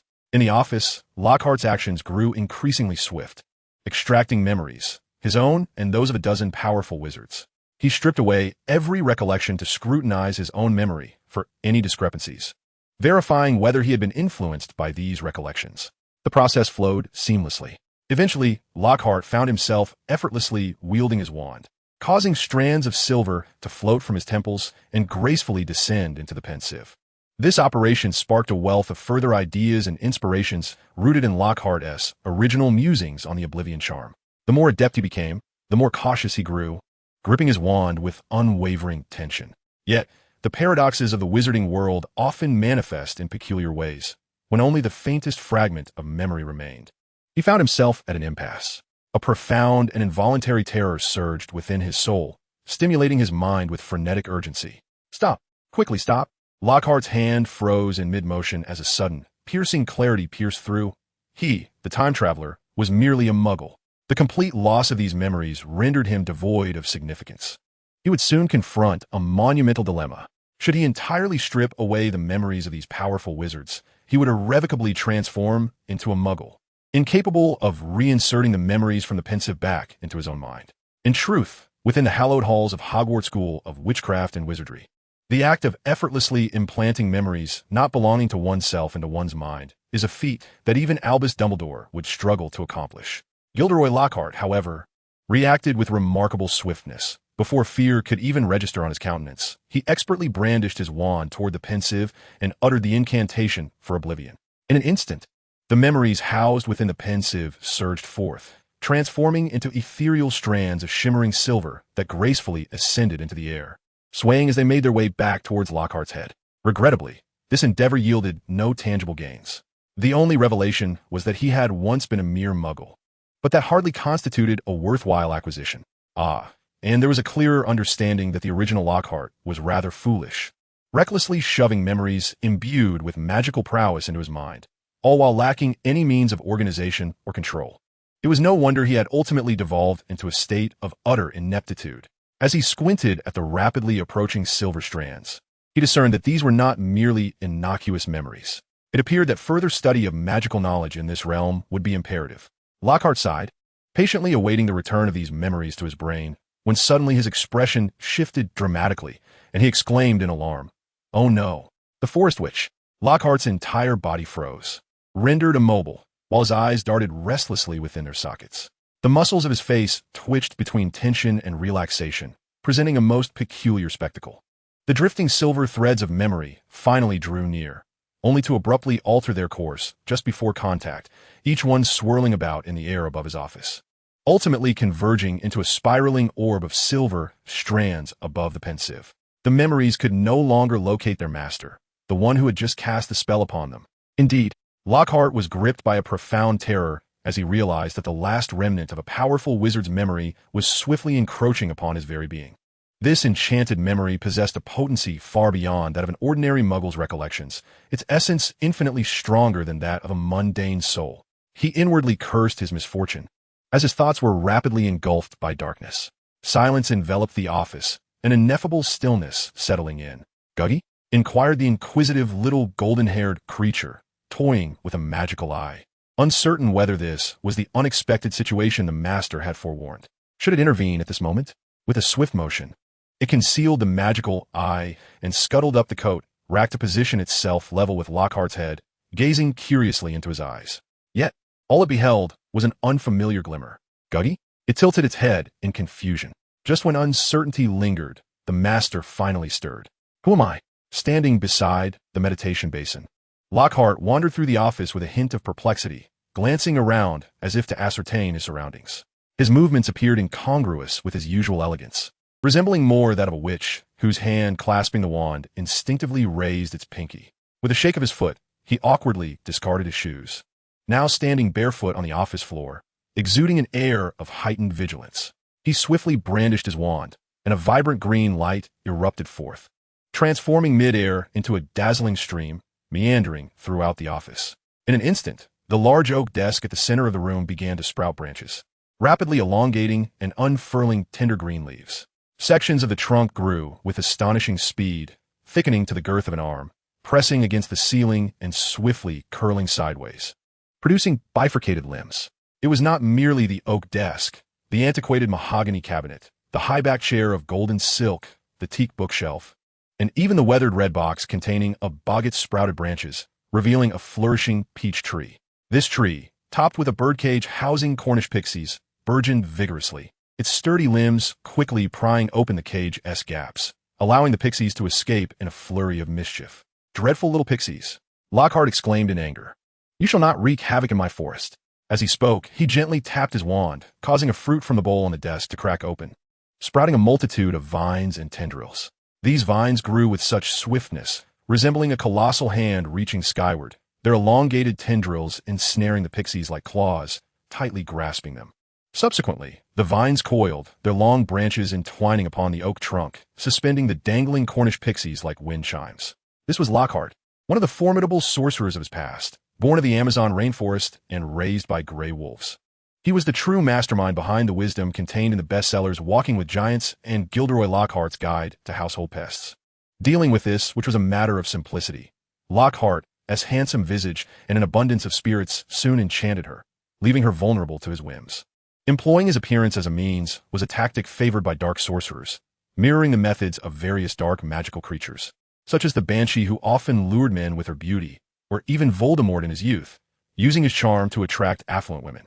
The witch appeared to be quite pleased with the effects of her magic, tiptoeing with her hands clasped behind her back as she wandered through the forest that brought her a sense of security, seeking to ascertain her whereabouts and, more importantly, her very identity. After all, she possessed only a fragment of memory, insufficient to construct a complete persona. The original self, Lockhart, though characterized by greed and folly, had merely pilfered snippets of adventurous experiences and knowledge, never ruthlessly devouring the memories of others, thus rendering the formation of a comprehensive identity within her mind impossible. Presently, this fragment of memory controlled her body's magical exertions, rather than the actions of the witch herself. It was more accurate to say that this memory imitated the behavioral patterns of its original owner, the forest witch, as she strolled through the woods. Danger soon lurked ahead, eyes concealed among the dense foliage of a great tree. This was trivial. She had always managed to handle such unexpected encounters with ease. However, she miscalculated. Before she could muster even the slightest reaction, a wave of profound terror surged from her heart, rapidly saturating her thoughts. It was as if she were petrified by some indescribable entity, rendered immobile, her body rigid and her mind dulled to the point of stagnation. Yet, Her sensations remained strikingly vivid. She could distinctly feel a pair of fluffy little hands tugging at her head with considerable force. The creature, with its glimmering golden eyes, gazed at her azure irises with an obsessive intensity. Yet, the creature seemed to hesitate, caught in a moment of internal conflict before ultimately withdrawing its soft hands from her eye sockets, instead manipulating her head in an attempt to drag her elsewhere. To where? She was oblivious. The creature's strength was minimal, exerting tremendous effort to pull her behind a peach blossom tree. There a boggart trembled within a tree hollow, seemingly fearful of the fluffy little beast, muttering insistently, "Don't notice me, don't notice me." Behind the peach blossom tree lay a large crystal basin fashioned from a bird's skull, into which the fluffy creature laboriously shoved her head. After an extended pause, it appeared that nothing had transpired. Guggy? The little monster seemed puzzled. Moments later, her body was again dragged with great effort to hover above the crystal skull, swiftly enveloped in a cool, slippery silver radiance. The shimmering light seemed to ponder, wrapping around her head and swaying as if making a judgment. As a memory that belonged to her merged into her mind, the silver light surged forth as if summoned, crashing into her consciousness in a frenzy. Was she to return to normal? Was she to remember who she truly was? No, that was not the case. She felt a sudden darkness envelop her, utterly losing her capacity for thought. Minutes passed, and finally, with a long exhale, Lockhart sank weakly onto a slanted log behind him, gasping for breath as if he had narrowly escaped disaster. The exuberant little golden retriever leaped into his embrace, barking joyfully, having recognized its true master. Gratefully, Lockhart stroked its small head, eliciting a series of delighted yips. He turned his neck slightly, only to wince in pain as he drew in a sharp breath. The little pup's playful movements had left numerous scratches across his neck. Yet, it was not a grave concern. He gently raised his wand towards the overhead branch, reciting an incantation belonging to the forest which, "Flora benevolence, heal my wounds." Instantly, a vibrant purple flower blossomed upon the branch, its petals radiant and fragrant, with viscous droplets of honey-like nectar cascading down, perfectly landing in his open mouth. In that fleeting moment, all his minor injuries healed completely, and a larger wound diminished to a mere scratch. See, there was indeed something to be gained, was there not? Lockhart's expression radiated surprise and joy. Though he had not unleashed the full potential of the spell, he had finally managed to perform magic. "You are truly a responsible professor," he exclaimed, waving his wand. Deep within the forest, packs of gray wolves emerged. A mist swirled through the grove, materializing into the ethereal form of a gray wolf, semi-transparent and roughly the size of an ordinary adult wolf, moving at a leisurely pace. The gray wolf trotted a few steps before dissipating into a cloud of smoke, scattering throughout the woods. This was one of the two spells he could barely manage after digesting that memory, akin to the flower healing spell, somewhat lackluster. Yet, he felt an unusual sense of satisfaction. The transition from being unable to cast spells to being able to do so represented a significant leap. Contentment breeds happiness, and his face was adorned with a genuine smile, starkly different from the meticulously maintained perfect grin he often wore. This smile seemed to emanate from his very soul, brimming with infectious joy. As the gentle evening breeze wafted into the office, it stirred the sheer curtains, lightly brushing against the climbing vines along the windowsill, reminiscent of a giant python.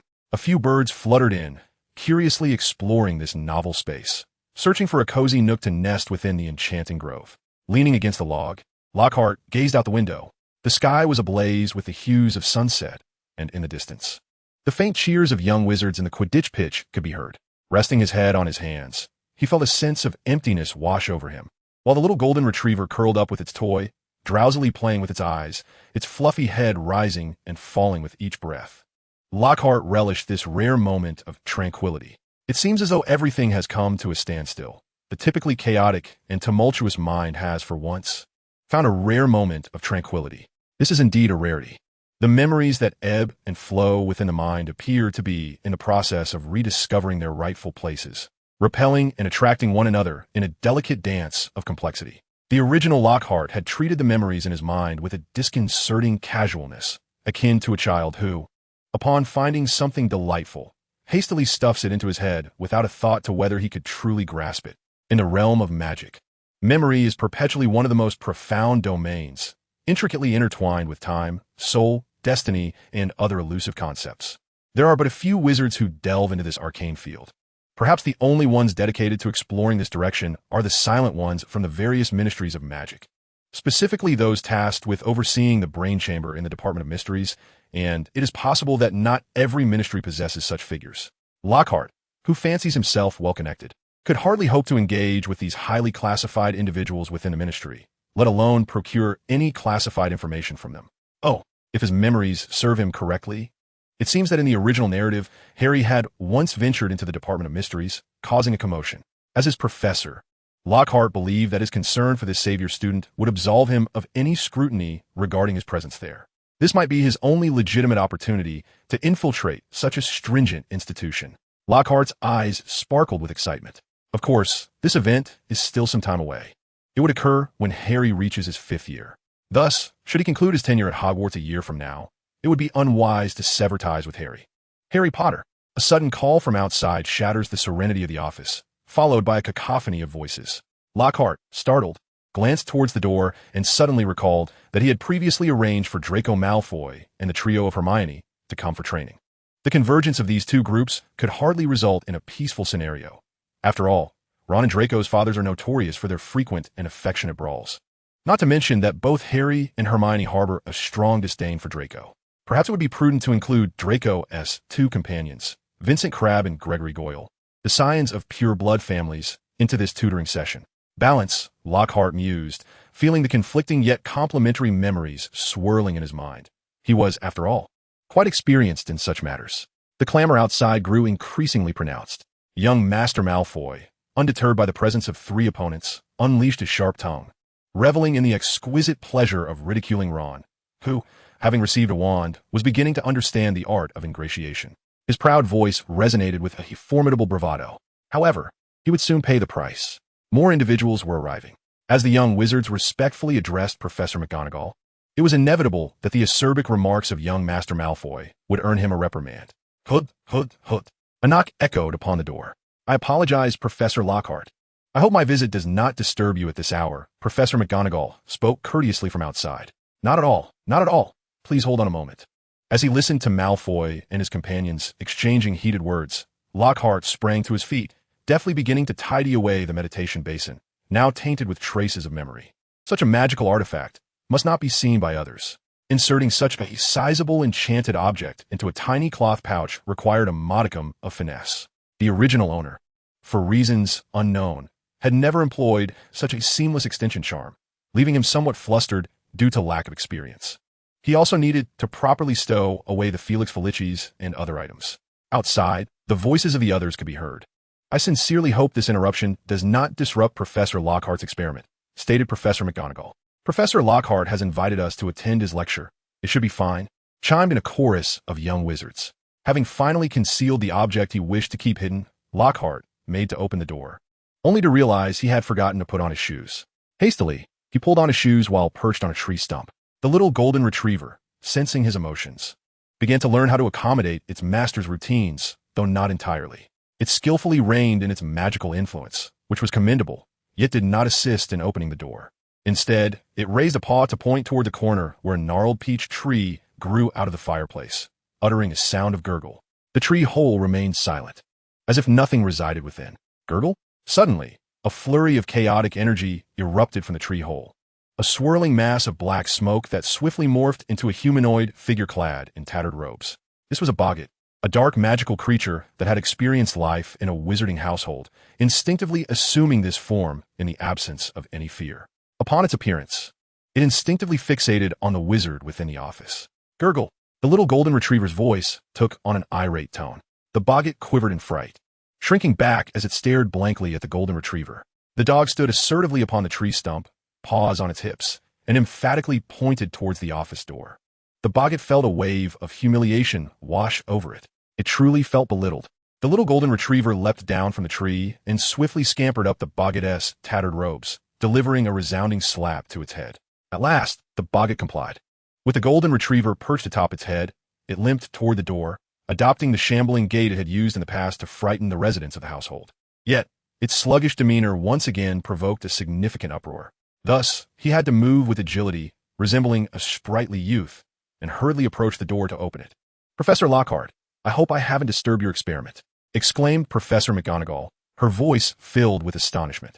The door revealed a figure whose ominous appearance resembled that of a malevolent dark wizard, shrouded in a pitch-black hood that obscured all features.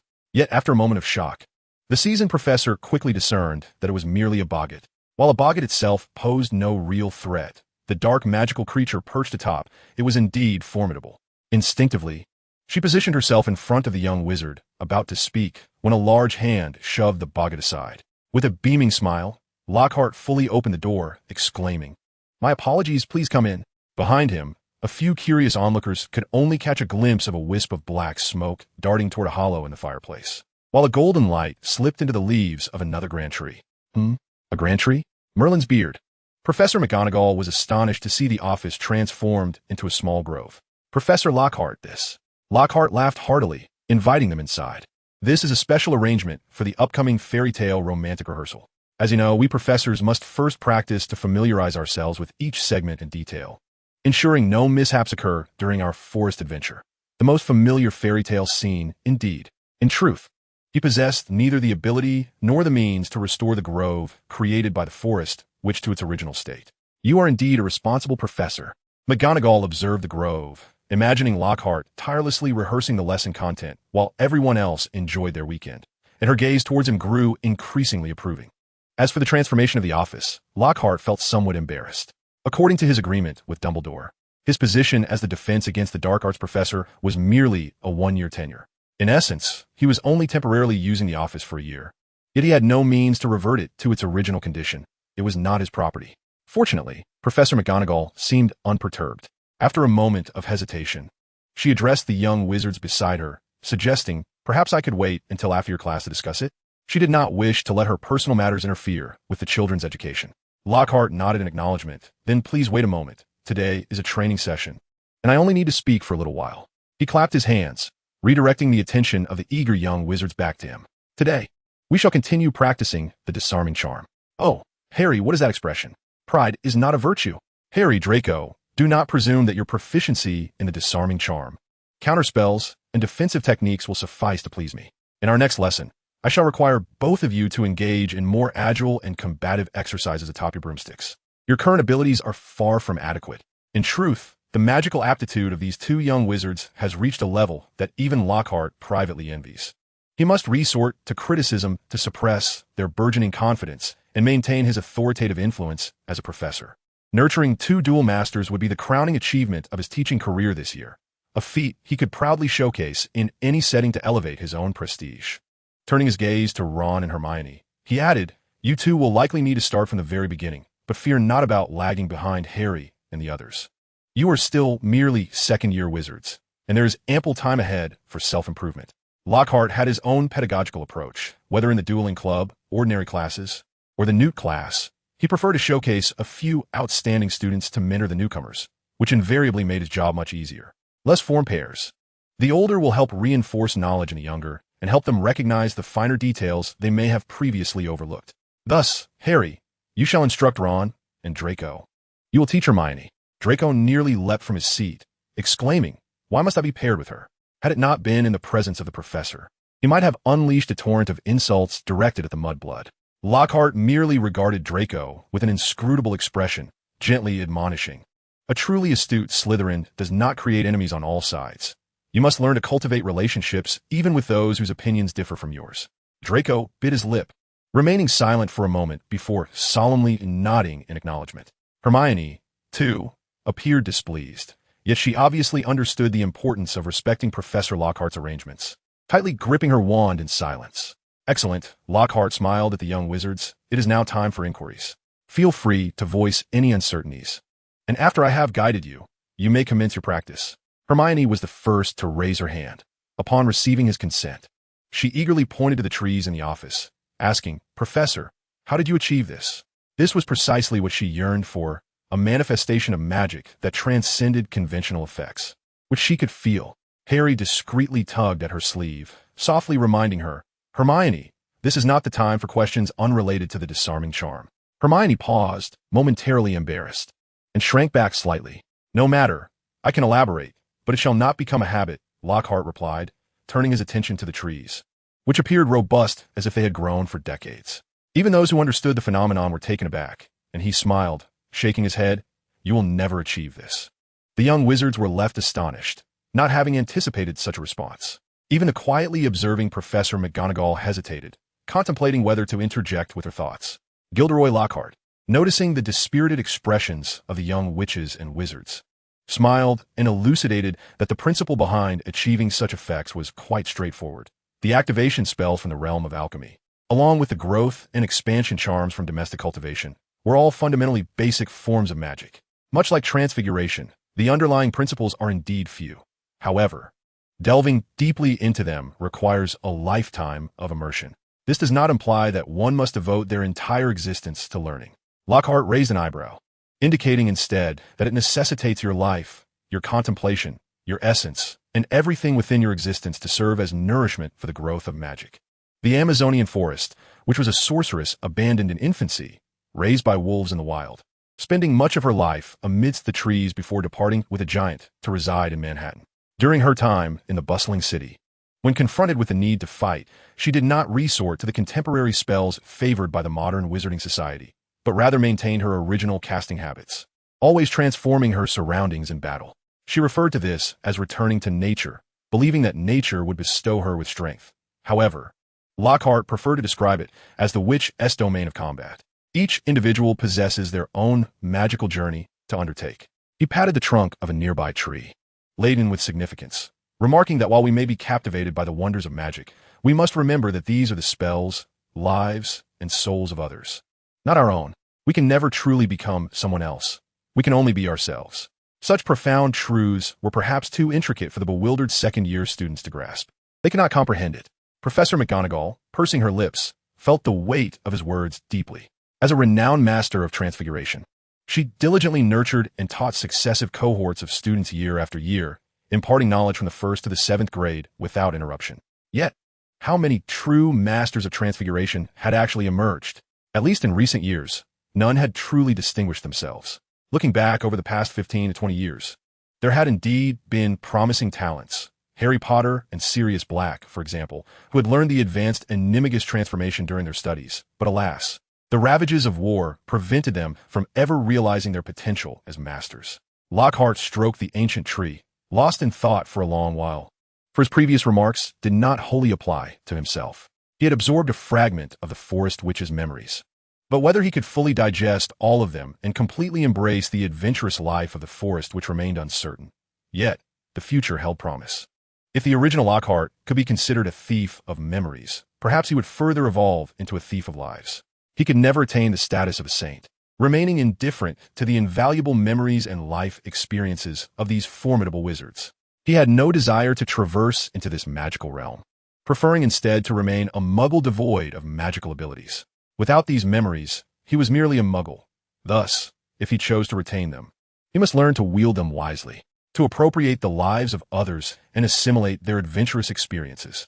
Now, let us conclude this topic and commence our practice. Practical exercises are the most effective means to ascertain whether students have truly grasped the knowledge. Regardless of whether it is Harry and Draco guiding the instruction or Hermione and Ron engaging in learning, Lockhart merely needed to observe from the sidelines to discern the progress of several individuals, for he possessed an acute understanding of disarming spells. In the realm of defense against the dark arts, encompassing 3 primary domains, confronting dark wizards, facing dark magical creatures, and dueling, although he could not conjure magic in this regard, his perception was undeniably sharp. However, today he did not devote all his attention to the young wizards. Instead, he invited Professor McGonagall to take a seat at a desk nestled behind several large trees, inquiring about her reason for seeking him. The situation was as follows. Professor McGonagall produced a letter from her wizarding robe, detailing a peculiar incident at the Eckert family's castle. After their appeals for assistance to the Ministry of Magic had proven fruitless, they had written to inquire if she could offer any help. With a sigh, she explained that the issue had been confirmed to involve dark magical creatures, yet no solution had been found. Rarely did the proud McGonagall express compliments, but she remarked, "Professor Lockhart, you are the most innovative individual I have encountered in this field. Perhaps you might possess a solution." The Eckert family? Lockhart raised an eyebrow, quickly rifling through his memories until he unearthed the answer within the recollections of a powerful wizard. This was the family of Professor McGonagall's late husband. In the memories, The formidable wizard had attended the funeral of Elphinstone Eckert as a dear friend of the family. Typically, this lineage hailed from Durmstrang Institute, characterized by pure blood and tradition, wielding significant influence within their own Ministry of Magic and across various European magical authorities. The fact that such a powerful family could not resolve this matter indicated its complexity. Lockhart took the letter and began to read. The correspondent affectionately referred to Professor McGonagall as Aunt Minerva, initially showering her with flattery before outlining the troubling events occurring within the castle. The description closely resembled a classic tale of castle horror overnight. The entire fortress was besmirched with blood. Serpents and spiders crawled everywhere. The house elves met with mysterious deaths, and ethereal female voices could be faintly heard singing in the dead of night. After ruling out the possibility of a malicious curse and affirming that dark magical creatures were responsible, it became evident that such a castle could be deemed fit for abandonment. Though dark magical creatures might exhibit biological characteristics, they were, at their core, phenomena that could not be vanquished without a targeted approach. In a world of wizards, there exist numerous ominous locations that have been overrun or haunted by dark magical creatures, compelling humans to vacate these areas. Fortuitously, Lockhart rummaged through the recesses of his memory and indeed discovered the answer. 2, to be precise. He returned the letter to Professor McGonagall and pondered for a moment before responding that it could likely be one of two entities, the basilisk or the wailing fairy. Professor McGonagall paused. Upon receiving this despair-laden missive from young Eckert, she had nearly abandoned any hope of resolving the matter. Yet, Lockhart appeared genuinely capable, and her decision to consult him, albeit with faint expectations, unexpectedly bore fruit. The basilisk and the wailing fairy, both of which are dark magical creatures, have become increasingly rare in contemporary times. In fact, by the year 1992, the flourishing of Muggle technology and culture, the encroachment on resources and space, and the infiltration of cultural influences had rendered many creatures once common in wizarding history scarce. The most conspicuous transformation is evident in the evolution of the subject formerly known as Defense Against the Magical Creatures, which has now been rebranded as Magical Creatures Conservation. Even formidable beings, such as dragons, have begun to rely on breeding farms for the sustenance of their populations. Who knows when the study of dark magical creatures might similarly transition to a conservationist approach. The basilisk is still occasionally referenced in rumors surrounding cursed houses. Yet the wailing fairy seems to have vanished without a trace in the last 30 or 40 years. Although the repercussions of these two dark magical creatures appear somewhat similar, their intrinsic characteristics are fundamentally distinct. Lockhart spoke at length, and suddenly an idea struck him. Perhaps he could follow in the footsteps of his esteemed predecessor, Newt Scamander, and author a tome entitled Where to Find Dark Magical Creatures. This notion was not born out of a desire for monetary gain. He was quite content with the fortune amassed by his former self and felt no pressing urge to earn more. What he sought was the enhancement of his own abilities. As he had expressed to Hermione, a wizard must adeptly harness their innate talents, immerse themselves in environments conducive to their strengths, and envelop themselves in a fairy tale ambience, thus accelerating their growth. Evidently, his talent lay in the realm of dark magical creature defense. It was a stroke of fortune that, in such a short span since his arrival, he had discerned this truth. After all, he had lived most of his previous life unaware of his own gifts. Of course, the urgency of tasks varies. The endeavor of writing could be momentarily set aside, as the issue concerning the Eckert family castle, as mentioned by Professor McGonagall, presented itself as a splendid opportunity, compared to facing dark magical creatures alone after his year-long tenure at Hogwarts. This current situation clearly afforded him the assistance of both Professor McGonagall and the Eckert family. Such a splendid opportunity must be seized. Professor McGonagall remains unaware of Lockhart's dedication to gathering dark magical creatures to enhance his own powers. Observing his earnestness in this matter has already stirred her emotions. The cryptic rot, also known as the black fuzz, is characterized by the presence of what appears to be black hair within the copious bloodshed it produces. Lockhart furrowed his brow, disturbed by the vivid recollections of this dark magical creature. It was utterly repulsive. This creature possesses the common traits of dark magical beings that thrive in shadowy corners, emanating a faintly putrid or fishy odor, occasionally accompanied by uniquely sweet, rancid scent. Such aromas often attract venomous serpents, leeches, spiders, and other unsavory creatures.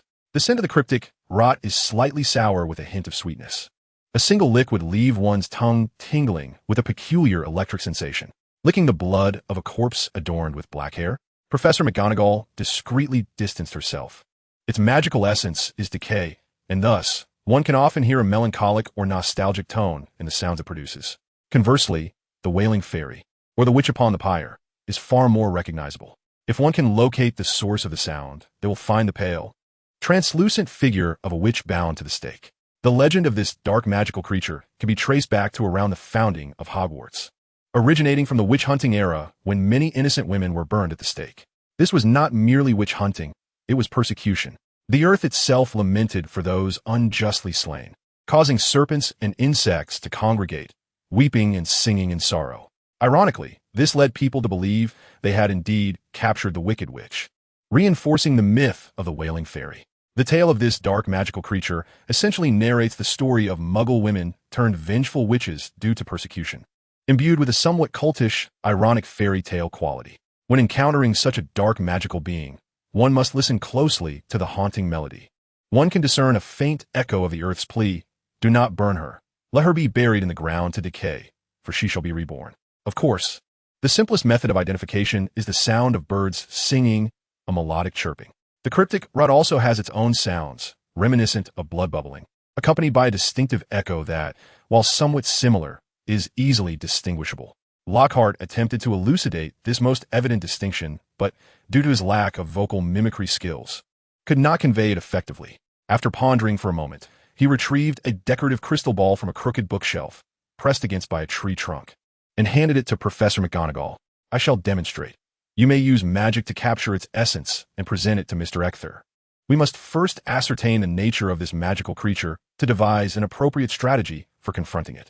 Professor McGonagall took the crystal ball, observing the contemplative stance of Professor Lockhart with a sense of nostalgia. "Lockhart, I find myself at a loss for words on how to express my gratitude." Lockhart chuckled and shook his head. "Upon coming to teach at Hogwarts, your boundless generosity and support have left me deeply appreciative. There is no need for excessive formalities." With that, Lockhart began to take action. His demonstration required a bit of assistance, and he guided Professor McGonagall around the large tree in front of the desk, only to discover a few curious children eavesdropping nearby. Harry and his friends did not find the young Professor Lockhart intimidating. Rather, he resembled an erudite older brother. In contrast, McGonagall instilled a sense of fear in them. Upon her approach, the children hurriedly gripped their wands, adopting defensive stances. It was evident that McGonagall was displeased with their demeanor. Admonishing them with a stern expression, "You will never comprehend the rarity of receiving private guidance from professors. You ought to seize such opportunities." Aside from Professor Horace Slughorn, who adeptly cultivated connections and established clubs, most professors lacked the energy to offer private instruction beyond their teaching obligations, as it would encroach upon their personal lives.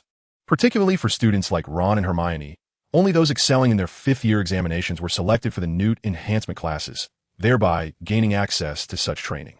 However, Lockhart was unperturbed by this. Harry and his peers were merely 12 or 13 years old. Though lively, they were not unruly children, and there was no need for excessive reprimand.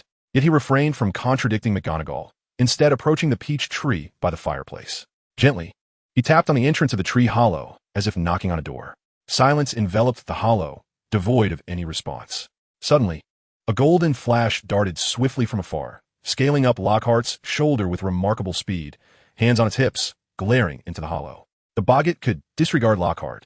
It could not escape the formidable presence of the three hands that commanded fear, reluctantly emerging. A swirling mass of black smoke coalesced into the shape of a figure clad in tattered wizard robes. The young witches and wizards regarded this seemingly malevolent entity with trepidation. While McGonagall approached the young wizards with a vigilant expression, her gaze fixed intently on the furry little monkey perched on Lockhart's shoulder. Although she lacked comprehensive knowledge about dark magical creatures, the enigmatic nature of the boggart seemed less threatening than this seemingly innocuous, fluffy creature, which instilled in her a profound sense of danger. Tension filled the air as everyone held their breath, while Lockhart, in stark contrast, appeared intrigued by the boggart, rubbing his small hands together, brimming with anticipation.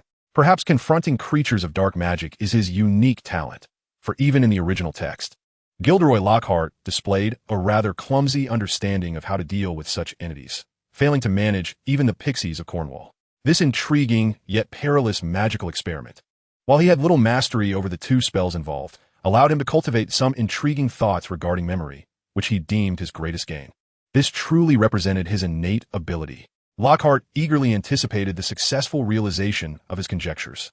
He gently placed his hands on either side of the tattered hood of the boggart's wizard robe, turning its head to face him directly, and with palpable anticipation, he urged, "Come now, behave, and feel my fear." The boggart, known for its penchant for tormenting humans, was hardly inclined to heed Lockhart's commands. How absurd! It sensed 3 hands poised on its shoulders, regarding it with a menacing gaze, and decided to act from instinct. Feel fear? Oh, human, you are merely inviting your own suffering. Allow me to assume the form of your deepest dread. With a resounding bang, its entire form erupted into a cloud of black smoke. Before anyone could react, blood began to seep from every corner of the expansive office grove. The liquid gurgled ominously, and a multitude of venomous serpents, spiders, and other dangerous creatures slithered out from the underbrush, while a hauntingly ethereal female voice echoed from the depths of the grove. "Oh!" Harry and his fellow young wizards cried out in terror, huddling behind Professor McGonagall. Lockhart, undeterred by their panic, blinked to clear his mind from the fear induced by the scene before him and turned to Professor McGonagall. "Listen closely, the sound of the blood and the singing. This is the defining characteristic of dark magical creatures' decay." Professor McGonagall, wand in hand, directed it towards the crystal ball in her other hand, casting a spell to record the images and sounds, nodding with a stern expression. "Is it recorded? Then let us simulate the state of a vengeful fairy, a magical creature. Boggart, let us delve deeper." The boggart seemed momentarily bewildered, unable to comprehend why the most feared image within this human could still transform. It cannot grasp that, in this peculiar state of fear, the human's mind had opened a breach, and at this moment, the 3 hands could easily overpower the one controlling it. But why did the hands remain passive? Not only did they refrain from attacking, but they even assisted this wizard in controlling itself. The boggart was utterly perplexed. What could the boggart do? It had no choice but to comply. Soon, the atmosphere within the office began to undergo subtle transformations. The blood, once a murky mixture interspersed with hair, appeared clearer, while the serpents and insects turned into less fearsome varieties. The treetops resonated with the melodious chirping of birds, and the earth seemed to beckon, accompanied by the ethereal song of the witch, rendering the scene less terrifying. However, for Harry and his companions, it remained a source of considerable dread. They yearned to escape. Yet, Professor Lockhart urged them closer to fully engage with the frightful tableau, instructing them on the distinctions between the seemingly similar, yet fundamentally disparate dark magical creatures, the boggart and the vengeful fairy. While waiting for Professor McGonagall to finish her notes, Lockhart seized the moment, repeatedly altering the fearful images in his mind, prompting the boggart to oscillate between the 2 forms. He was certain that Harry and his friends would find this knowledge unforgettable. Not merely unforgettable, Hermione felt on the verge of collapse. She could distinctly sense the golden monkey perched on Lockhart's shoulder, fixated intently on her eyes, having experienced the unsettling sensation of having her eyes plucked out firsthand. She was acutely aware of the horror surrounding her, her breath quickening under the pressure. Were it not for the insufferable Draco by her side, she resolved not to reveal any semblance of weakness, lest this repugnant individual mock her once more with his foolish notions of bloodlines. Otherwise, she would have screamed. What a splendid lesson it was! Hermione's nerves were taut, and she was oblivious to how Lockhart had eventually dispelled the horrific scene. In fact, the other 3 were equally oblivious, all exhaling in relief as they observed the office returning to its normal state. Professor McGonagall regarded the scene with a hint of amusement, nodding in approval. Indeed, it was exceptionally well executed, albeit a tad stimulating. She could finally grasp why her nephew, Eckhart, had conveyed the issues occurring within the castle with such trepidation in his letters. Utilizing a boggart to simulate scenarios? She had never heard of anyone achieving such a feat before. This was an extraordinary technique. Clearly, Professor Lockhart possessed profound expertise in the realm of dark magical creatures. With great enthusiasm, they departed, having thoroughly enjoyed an exhilarating lesson in defense against the dark arts. As a reward, Harry and his fellow young wizards received a piece of chocolate, the finest remedy for calming troubled spirits. A touch of chocolate is just what you need. "Come to me if you require more," Lockhart proclaimed, ever the charismatic figure. The Honeyduke's confectionery had specially crafted a Lockhart signature chocolate for him, and if one looked closely, they could discern his signature on the reverse side of the treat. Hermione was on the verge of devouring the chocolate, but she hastily smoothed out the wrinkles in its packaging and carefully tucked it into the pocket of her wizarding robe while no one was watching. The signed chocolate from her idol brought her immense joy. She regretted having eaten the previous piece given by the professor so thoughtlessly. These tokens meant the world to her.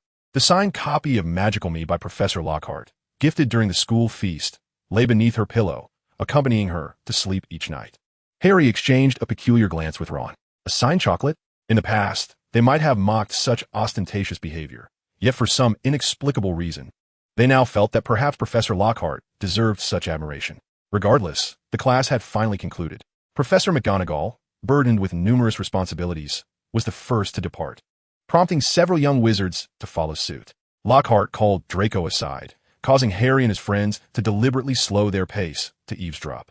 Next class, you may bring Vincent Crabbe and Gregory Goyle along, Lockhart suggested. Draco paused, a hint of disdain crossing his features. Crabbe and Goyle? Attend your class?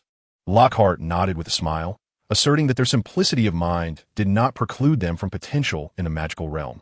On the contrary, he believed such individuals embodied the essence of wizardry and possessed ample promise.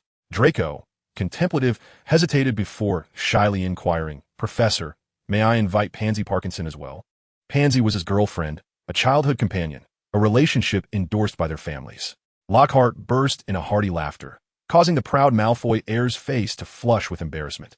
Of course, he said, patting Draco's shoulder. Education knows no bounds. Why not expand your influence? However, with an increase in numbers, forming pairs for practice would become challenging.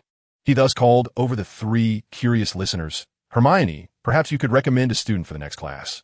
Initially, Hermione intended to decline, feeling she had no one to suggest, as her social circle was rather limited to Harry and Ron. Yet, upon Ron's subtle push and Harry's quiet encouragement, she quickly nodded. Acquiescing, Harry and Ron were determined to ensure their numbers did not dwindle in comparison to Draco's cohort.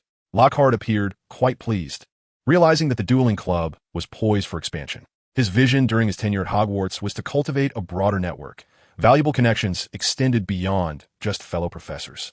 However, history had taught that mere charm could not forge true influence. One must also possess substantial strength of character. Thus, throughout the ensuing week, Lockhart found himself immersed in the practice of 3 spells he had mastered, apart from his daily classes, duel club, and newt enhancement courses. These included the Forgetfulness Curse inherited from his original self, as well as the healing and summoning spells bestowed by the Forest Witch. The results were promising. As he honed his casting skills and deepened his connection with the magic, he began to perceive a uniquely intimate bond forming between his wand and himself. This indicated that the wand's characteristics, initially derived from its applewood and unicorn hair, were gradually aligning with his own body and soul, beginning to assume a form reflective of his essence. Such progress allowed him to execute his spells with increasing finesse. The healing spell, which manifested as a floral restoration, evolved through his relentless practice and the continuous absorption of the Forest Witch's insights into its application. He could now mend significant external wounds and minor internal injuries. The summoning spell, which called forth packs of gray wolves, still only permitted the conjuring of a single wolf. But it now lasted longer than the mere 3 seconds it once did. The wolf could even assist in fetching refuse and depositing it into a trash bin. The only limitation was that the use of these spells necessitated a forest setting, relying on the presence of vibrant trees. This instinctual adaptation by the forest, which in unfamiliar environments was the reason behind her transformation of the surroundings. The power of these spells was commendable, yet they bore certain constraints. Lockhart found great satisfaction in this, dedicating his spare moments in the office to the joyful repetition of spellcasting. This was not mere diligence. It was an obsession akin to being absorbed in a captivating game, as he could not resist the urge to cast spells, each time marveling at the wonder and delight they brought. His little golden retriever also relished the gray wolves conjured by Lockhart, often leaping on the wolf's head for a ride.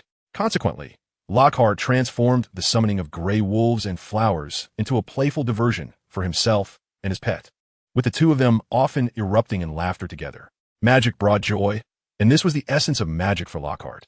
Embracing this enchanted world and facing the forthcoming chapters of his life, arriving with enthusiasm and departing with fulfillment, was the ultimate bliss.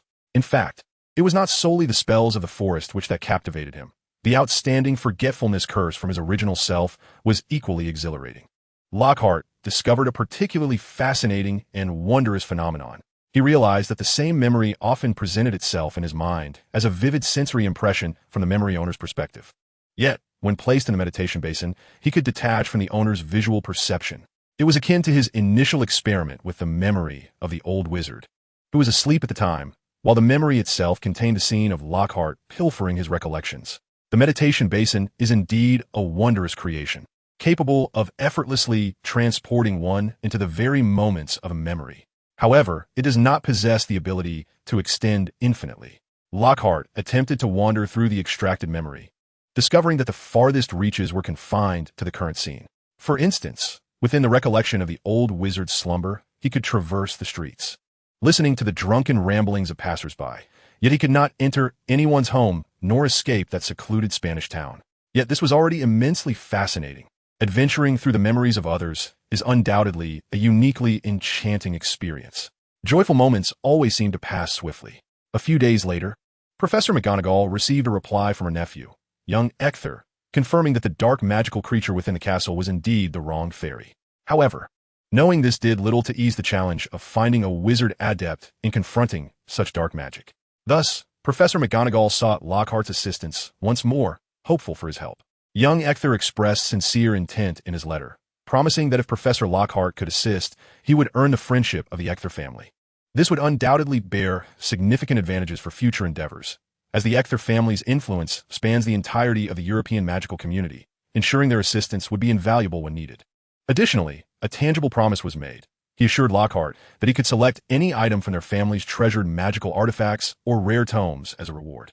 These treasures and books were not readily available on the market, making this an exceedingly lucrative proposition. What do you think? Of course, a visit to Ector Castle could not occur immediately, as the professor's responsibilities rendered it nearly impossible to find spare time outside of weekends. As Friday night arrived after dinner, at the edge of the Forbidden Forest, near the breeding enclosure of the Hippogriffs, Harry Potter and Draco Malfoy, the seekers for their respective Quidditch teams, should have been training on the pitch, yet they found themselves here. They were undergoing a practical assessment of the stage results from Professor Lockhart, the creator of the dueling club. Both heads of the colleges, Professors McGonagall and Snape, had come to observe, and Hagrid, hearing the commotion, emerged from his hut. Standing tall alongside Ron, Hermione, Neville Crabbe, Goyle, and Pansy, all of whom anxiously gazed up at the swiftly darting figures above. This was far more intense than Quidditch. Both seekers, already exceptionally gifted in the sport, maneuvered their broomsticks high in the air, navigating the intricate surroundings of the Forbidden Forest, pushing their speed to the utmost limit as they weaved and surged forward. At times, they would dive from great heights, nearly touching the ground as they angled sharply towards the narrow gap between two towering trees not far away, before they could fully traverse the edge of the grand tree. A spell rent asunder the shadows of the forest, cascading towards the sky in a dazzling display. Counterattack! Professor Lockhart bellowed, urging them not to confine themselves to a juvenile back-and-forth game. This is not a turn-based affair. As you prepare to evade, think immediately of your counterstrike. Integrate your dodging with your retaliatory actions. Be astute. Do not merely fixate on your opponent's wand as they cast disarming spells. Who told you that disarming spells are only meant for disarmament? Aim at the flying broom. If necessary, direct it towards your opponent's body. You must learn to utilize the broom flexibly. It serves not merely to enhance speed or elevate you into the air. Such utility is trivial in combat. What about the advanced maneuvers you practiced in your Quidditch training? Where's your agility? Instant elevation, lateral movement, rapid flips and spins, circular rotations. You must apply these techniques. Mobility, agile maneuvering. This is the essence of Quidditch, not the foolish notion that faster is always better. I truly wonder how you became seekers. Lockhart had every right to critique their broom handling skills, having once been the seeker for Ravenclaw during his own school days. Although his most glorious moment was merely the serendipitous capture of the Golden Snitch in a practice match, he genuinely understood how to wield agility, though he struggled to translate that wisdom into practice. Beside him, Professor McGonagall observed with palpable excitement, her hands trembling slightly with eagerness to join in. Oh, certainly. A witch of her stature was ill-suited to bully children. Perhaps after enduring numerous adventures post-graduation, Lockhart could serve as her worthy opponent. Unbeknownst to Lockhart, who was waving his wand, barely superior to a simple stick, like a conductor leading an orchestra, he occasionally nearly jabbed Professor Snape, who stood nearby. Snape, however, remained unfazed, gazing in astonishment at the swift, combative dance between Harry and Draco in the woods. They had only just begun their second year. It was likely that many upperclassmen could not achieve such proficiency. Contemplating this, he glanced at Lockhart with newfound respect. If Lucius, Draco's father, were to learn of his son's burgeoning prowess, he would surely feel immense gratitude towards Lockhart. The duel soon reached its conclusion. No one could sustain such intense control over their broom while simultaneously casting spells for long. The two young wizards quickly descended from their peak performance. Upon seizing an opportunity, Harry's disarming charm struck Draco with precision. Indeed, Draco had gleaned some knowledge from Lockhart's teachings. He grasped his broomstick firmly and allowed the force of the spell to propel him, using the momentum to launch himself off the broom and collide into Harry Potter. Amidst gasps of astonishment from the onlookers, the broom, bearing the two entwined children, spiraled towards the ground like a plummeting aircraft. In an instant, Professor Snape, who had been observing closely, intervened with a deceleration spell, ensuring the two young wizards descended gently to the earth. Professor McGonagall also sprang into action. With a flourish of her wand, the bushes below morphed into large wooden hands that pried apart the two combatants, who were still intent on continuing their scuffle. The crowd hurried forward, concerned.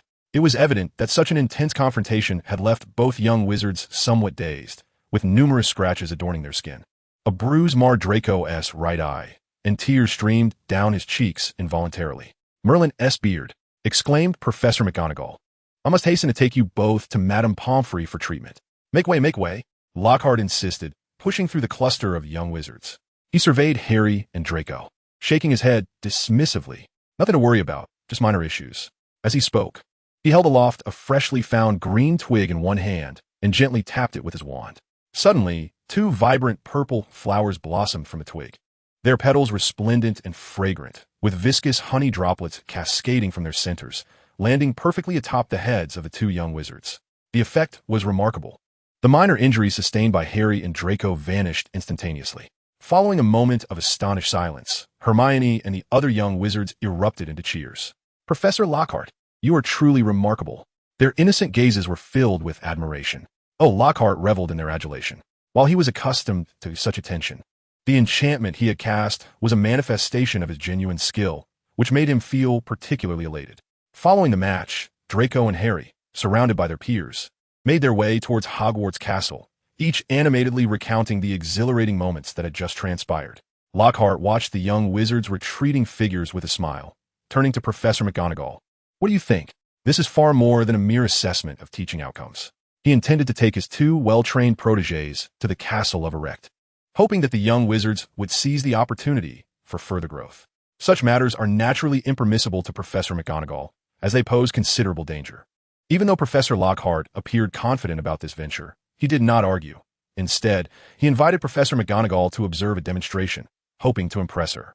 He wished for his apprentice to seize the opportunity to learn from McGonagall, who was characterized by a profound sense of responsibility, as Lockhart harbored earnest expectations for the two young wizards. Yet, she found herself hesitating, compelled to exercise caution. Lockhart, meanwhile, remained patient, awaiting her response. He genuinely hoped that Professor McGonagall would acquiesce. After all, the skill level possessed by Harry and Draco far surpassed his own capabilities. Despite his confidence in this adventure, his own abilities were akin to those of a muggle, rendering him ill-equipped to handle unexpected occurrences. Thus, the more assistance he could muster, the better. Indeed, Lockhart regarded Harry and Draco as valuable allies. He had invested significant effort in nurturing their talents, and naturally wished for them to be of assistance when the time arose. Educating young wizards was no trivial matter. They ought to be utilized effectively. Perhaps Professor Snape interjected suddenly, elongating his words. Upon noticing the attention of the two, he swiftly added, "I concur with allowing Draco and the others to accompany us to the Ectornock Castle, provided you permit me to assist in supervising them." "Excellent." The reliable Snape. Lockhart's eyes sparkled with enthusiasm as he immediately turned to Professor McGonagall. At last, she nodded, hoping fervently that no complications would arise. "Let's proceed. Stay close." On Saturday morning, Harry embarked on his journey under Hermione's envious gaze, following the professors. During breakfast in the castle's grand hall, Professor Lockhart sought their opinions, indicating that he would consider alternative candidates if either Harry or Draco declined. Hermione wished fervently that Draco would exhibit cowardice, allowing her to accompany her idol. Unfortunately, Draco appeared quite proud and had no intention of retreating from this opportunity. Thus it was settled. Professor Lockhart, Professor McGonagall, Professor Snape, Harry, and Draco swiftly traversed through the fireplace, arriving at the vineyard cottage near the Ectornock family castle.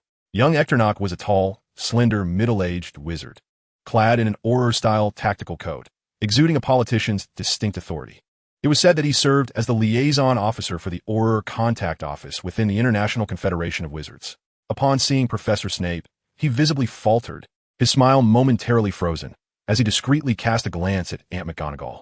Given this reaction, Lockhart could easily surmise that something significant had transpired behind the scenes. The Dark Lord Voldemort, who led the Great War over a decade ago, fought for the honor of pure-blood families. The Eckert family, as an established pure-blood lineage, could not possibly refrain from offering covert support, even without a clear allegiance. This matter transcends notions of right and wrong, resting solely upon interests.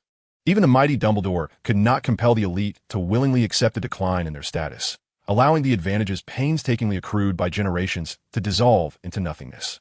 As the individual in whom Voldemort placed the utmost hope, Professor Snape, the only Death Eater to receive Voldemort's magical tutelage, undoubtedly maintained connections with pureblood families like the Eckerts in the past. Time has swept away past grievances. Voldemort's defeat rendered the Eckert family unlikely to support a fallen figure, and thus some matters need not be overly scrutinized. At the very least, Professor McGonagall, a long-standing member of the Order of the Phoenix, did not dwell on such things. They exchanged polite greetings, and young Eckert evidently held great respect for Aunt Minerva, accompanied by two powerful wizards from his family, as they led everyone towards the castle. Upon exiting the vineyard, an ancient castle came into view not far away, and even from a distance, an inexplicable sense of dread began to take root within the heart. It was dark, gloomy, and sorrowful. The stark difference between the calamities wrought by dark magical creatures and those caused by fantastical beasts is visibly palpable, often evoking profoundly negative emotions. This compelled everyone to unconsciously slow their pace. Even on a bright summer morning, one could not shake the illusion of stepping into a dark, damp, malevolent cavern. Lockhart, cradling a vibrant green sapling in one hand and his wand in the other, did not slow down, quickly distancing himself from the group. Fear arises from the unknown. The castle's dark magical creatures, having unjustly slain a household elf, only served to heighten the apprehension. Yet he understood. Oh, how he understood. Upon reaching the castle's grand entrance, he did not rush inside, but instead squatted in a corner, observing the crevice between the castle wall and the earth. Professor Lockhart, is there an issue? Young Eckert exchanged a puzzled glance with Professor McGonagall, receiving no answer, and approached with a hint of trepidation. Look at the flowers in this corner. Lockhart instructed. The blossoms were no larger than a fingernail and appeared to be mere weeds. Young Eckert blinked, uncertain of their significance. Yet, Lockhart beckoned the two young wizards forward, guiding them, stating that in the ancient wizarding culture of reverence for nature, life and death are often intertwined with the earth. In the embrace of the earth, one frequently senses both the mournful decay and the exuberance of life. In our exploration of the realm of life and death, particularly concerning the creatures of dark magic, our initial step often involves scrutinizing the state of the earth within the environment inhabited by these entities, which readily reveals the condition of the creature itself. In this regard, Lockhart's expression appeared somewhat peculiar. The exuberance of the wild grass, thriving with vitality, has led to an increase in the presence of such flora in the crevices of stones and steps throughout the Hogwarts castle, although the diligent house elves attend to its removal daily. From this perspective, it is quite reasonable to deduce that the basilisk within the Chamber of Secrets may have commenced its movements within the castle's plumbing. Naturally, the average individual lacks understanding in this domain, especially after the position of defense against the dark arts professor was cursed by Voldemort. Many accomplished masters in this field have steered clear of Hogwarts, leaving the institution somewhat bereft of knowledge in this area. In the original text, whether it be Dumbledore, Professor McGonagall, or other faculty members, they all exhibited a complete inability to address the issues posed by the basilisk, to the extent that Dumbledore could only watch helplessly as the Ministry of Magic apprehended Hagrid to bear the blame, subsequently providing the governors with an opportunity to dismiss Dumbledore from his position as headmaster. Thus, it can be said that in a school year beset by a creature such as the basilisk, Hogwarts is indeed fortunate to welcome an expert like Lockhart, who is adept in the study of dark magical creatures. However, this is certainly not the Lockhart from the original text, who, despite possessing knowledge, lacked the ability to apply it and bore no sense of responsibility. Turning to the scene, Lockhart reached into the wall's crevice and extracted a segment of the tangled roots, presenting it to Professor Snape, who had leaned in curiously. Before Snape could articulate his thoughts regarding the weeds, his gaze suddenly sharpened. He took the root, crushed it vigorously to extract its sap, rolled it between his fingers to gauge its texture, and brought it to his nose for a closer inspection. Had it already reached the threshold for potion ingredients? Lockhart nodded with a smile, recalling that in wizarding fairy tales, wicked witches utilize the sap of such stems to render queens beautiful, thereby manipulating them to commit nefarious deeds. This lively stem is indeed of that nature. Dark magical creatures are fundamentally a phenomenon. Such phenomena alter their environments, which in turn foster specific flora, an area that the academic disciplines of herbology and potion-making have yet to earnestly explore. He brushed the soil from his hands and rose, feeling fortunate. Based on the observations of this stem, we can ascertain that the wronged fairy within the castle is not in a state of agitation. Perhaps we might attempt to communicate with it. Cradling a small sapling, he waved his wand, and a swirling mist enveloped the air, from which emerged the faint outline of a gray wolf, trotting forth. The wolf wagged its tail at him before turning and darting towards the castle. "Come, let us follow." Lockhart beckoned to the group, leading the way into the castle. 026, the Winged Serpent. At this moment, both Harry and Draco were filled with trepidation. The two individuals had obeyed Professor Lockhart's command to mount their flying brooms, hovering in midair, their wands firmly gripped, poised for combat. Their repertoire of spells was limited, with their most proficient incantation being the disarming charm that the professor had instructed them on during this period. They had mastered it quite well. However, this mastery offered little solace. The castle loomed ominously, its walls marred by grotesque fissures, sticky blood seeping from every crevice, and the very air reeked of dread. A chilling melody, seemingly emanating from some hidden corner, intertwined with the rustling of serpents and the eerie calls of birds, clawed at their very souls. Naturally, the palpable tension exuded by the adult profoundly influenced them. Even the formidable Professors McGonagall and Snape, along with the imposing figure of the renowned Mr. Ector and his two subordinates, bore expressions of dire concern. Only Professor Lockhart appeared unfazed. He was crouched low, licking the blood from the ground, seemingly unsatisfied with his initial taste, smacking his lips before eagerly seeking out a richer source, pushing aside scorpions and spiders to suckle greedily. "Harry, Draco." At last, Professor Lockhart rose, wiping the blood from his lips with a slight smile, seemingly convinced that it was indeed the blood of the wronged fairy. The blood, tainted by the decay of the dungeon, bore a foul odor, while the essence of the wronged fairy permeated the earth, infusing the crimson liquid with beneficial properties. Mr. Ector, somewhat taken aback, trembled as he pointed to the bloodstains that adorned the castle. Was this truly spring water? Indeed, Lockhart affirmed with a nod. If you intend to allow this wronged fairy to inhabit the castle, perhaps one could arrange for the collection of this spring water. Its taste is quite pleasant and could rejuvenate our skin, likely possessing considerable economic value. "Oh."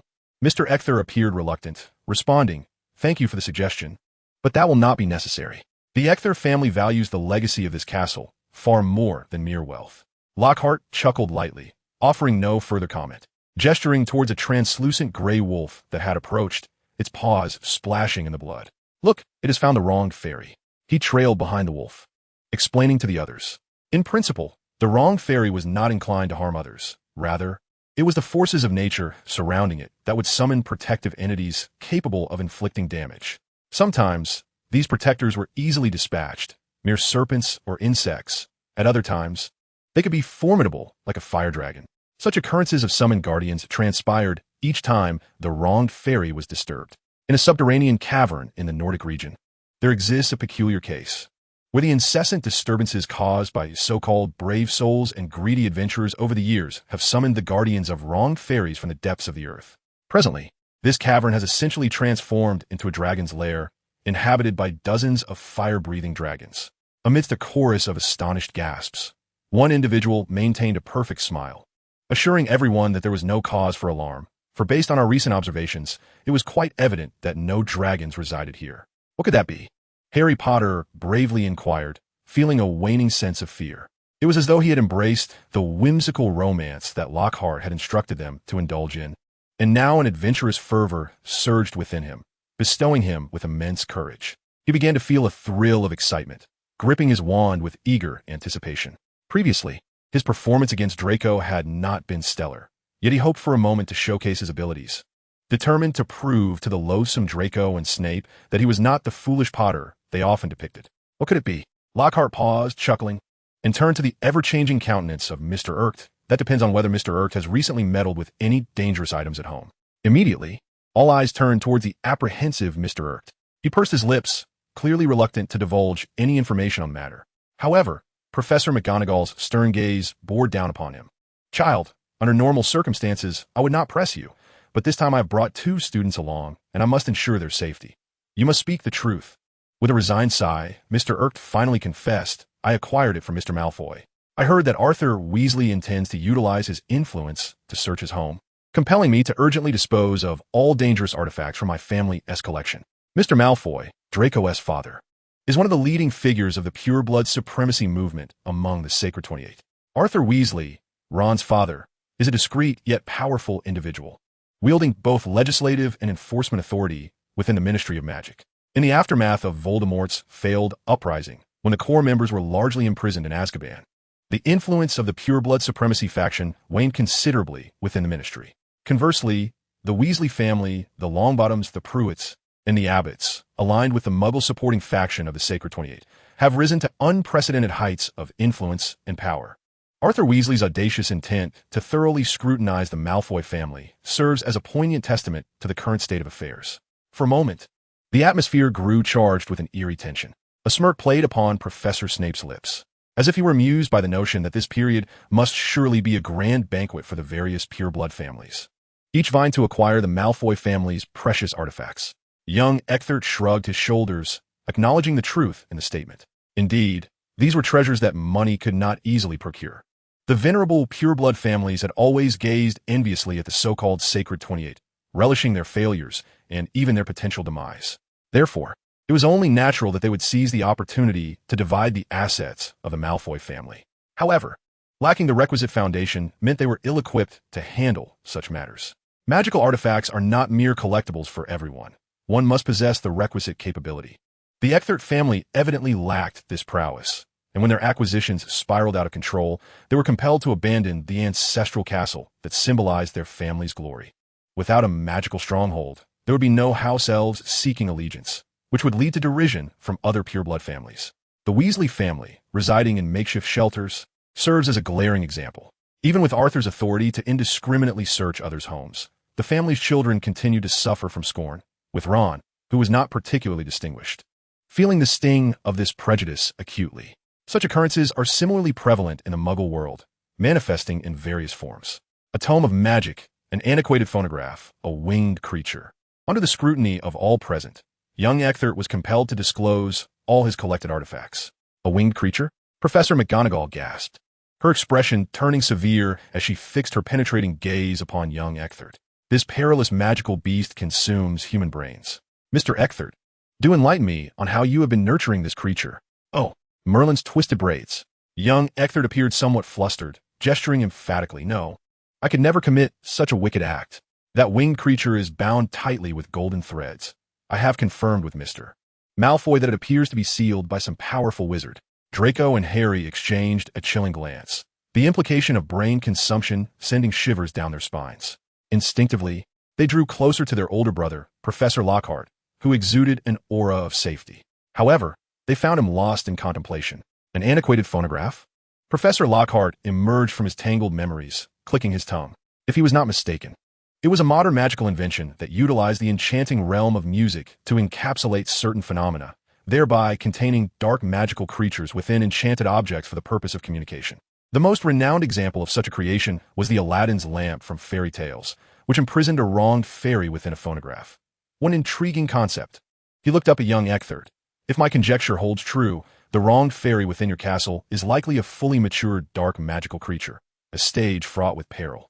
I surmise that upon acquiring this magical artifact, you lack the understanding of how to utilize it, viewing it merely as an amusing phonograph. Have you ever felt a slight chill while listening to music? Young Eckhart was utterly astounded, rendered speechless. What could he possibly say? Whenever their family proudly showcased the treasures of the Malfoy lineage, the festivities invariably reached their zenith of excitement. Who could truly sense the chill in such a moment of jubilation?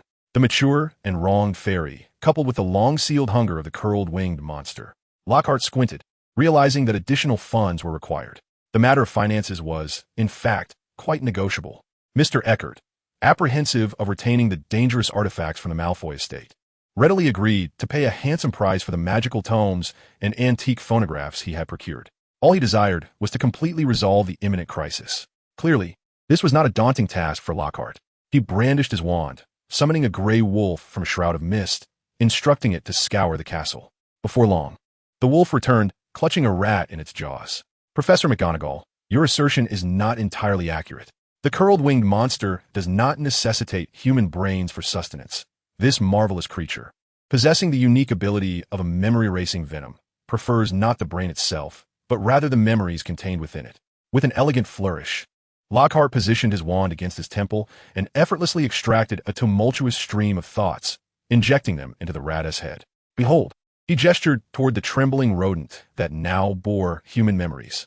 Inserting human recollections into the mind of an animal is no ordinary feat, yet for Lockhart, it was astonishingly simple. Thus, the group formed a circle, each member alert to the various corners, allowing the gray wolf to lead the way, rat in mouth, as they ventured deeper into the castle. Now, when you cast the disarming charm, Lockhart walked alongside Harry and Draco on their flying broomsticks, strategizing on how to direct the curled-winged monster toward the rat. This should not pose a challenge for you. You likely encountered similar techniques during Quidditch team practices. You must learn to apply your knowledge. True, he had created a decoy. However, for the curled-winged monster, these human brains were undoubtedly more delectable than a rat's mind merely tinged with human memory. It would surely be inclined to attack them first. Harry and Draco nodded solemnly. Finally, as they entered a dimly lit corridor within the castle, a wild cat, lured by the beneficial mycelium-infused waters, charged toward them, triggering an instinctive response. Suddenly, a dazzling blue light descended from above, hurtling directly toward Lockhart. Indeed, Lockhart silently gasped, realizing that his brain, brimming with countless memories, was indeed the most delectable delicacy for the spiraling-eyed demon. At this moment, he could only hope that the two small assistants he had nurtured would prove useful. It became evident that his efforts during this time had not been in vain. The Savior truly lived up to the title of Savior. No matter how swift the demon's attacks were, they could not rival the speed of the golden-winged thief, whose size was incomparably larger when fully unfurled. Accompanied by a hysterical roar demanding the relinquishment of weapons, a dazzling blue light shot away into the distance. The spiraling-eyed demon, clearly famished, did not fixate on Lockhart, but instead swiftly dealt with its immediate prey. It resembled a strikingly beautiful and flamboyant butterfly as it enveloped the gray wolf and the mouse it had clutched in its jaws. In an instant, the already weak gray wolf dissipated into a mist, while the mouse emitted a piercing scream as it was relentlessly gnawed upon. The demon's teeth were extraordinarily sharp, capable of easily tearing through tough dragon hide and hard dragon scales, let alone an ordinary mouse. Finding the right angle, a crisp crack echoed as its feeding sounds reverberated eerily within the dark castle corridor. Lockhart restrained the eager Harry and Draco, extracting a slender silver filament from his mind and placing it in the palm of his left hand, gently approaching the demon with the memories. The demon, alert, raised its long, bone-white head, letting out a shrill call. Lockhart slowly curled his fingers, forming a small cage as if to reabsorb the memories into his fist. The demon, without hesitation, charged toward his palm. As it drew nearer, its body rapidly diminished in size, shrinking from its original 1.5-meter wingspan to slightly smaller than a typical bat. Upon entering his palm, it tightly enveloped the memory. Lockhart gently pressed his fingertip against the little demon's eye sockets. The demon, momentarily struggling with its eyes covered, eventually succumbed to tranquility after a brief struggle lasting half a minute. Lockhart exhaled in relief, retrieving a small cloth pouch from his pocket and gently placing the demon inside. Noticing the curiosity of onlookers, he explained that the demon, with its eyes covered, would easily fall into slumber, having just consumed 2 fragments of memory.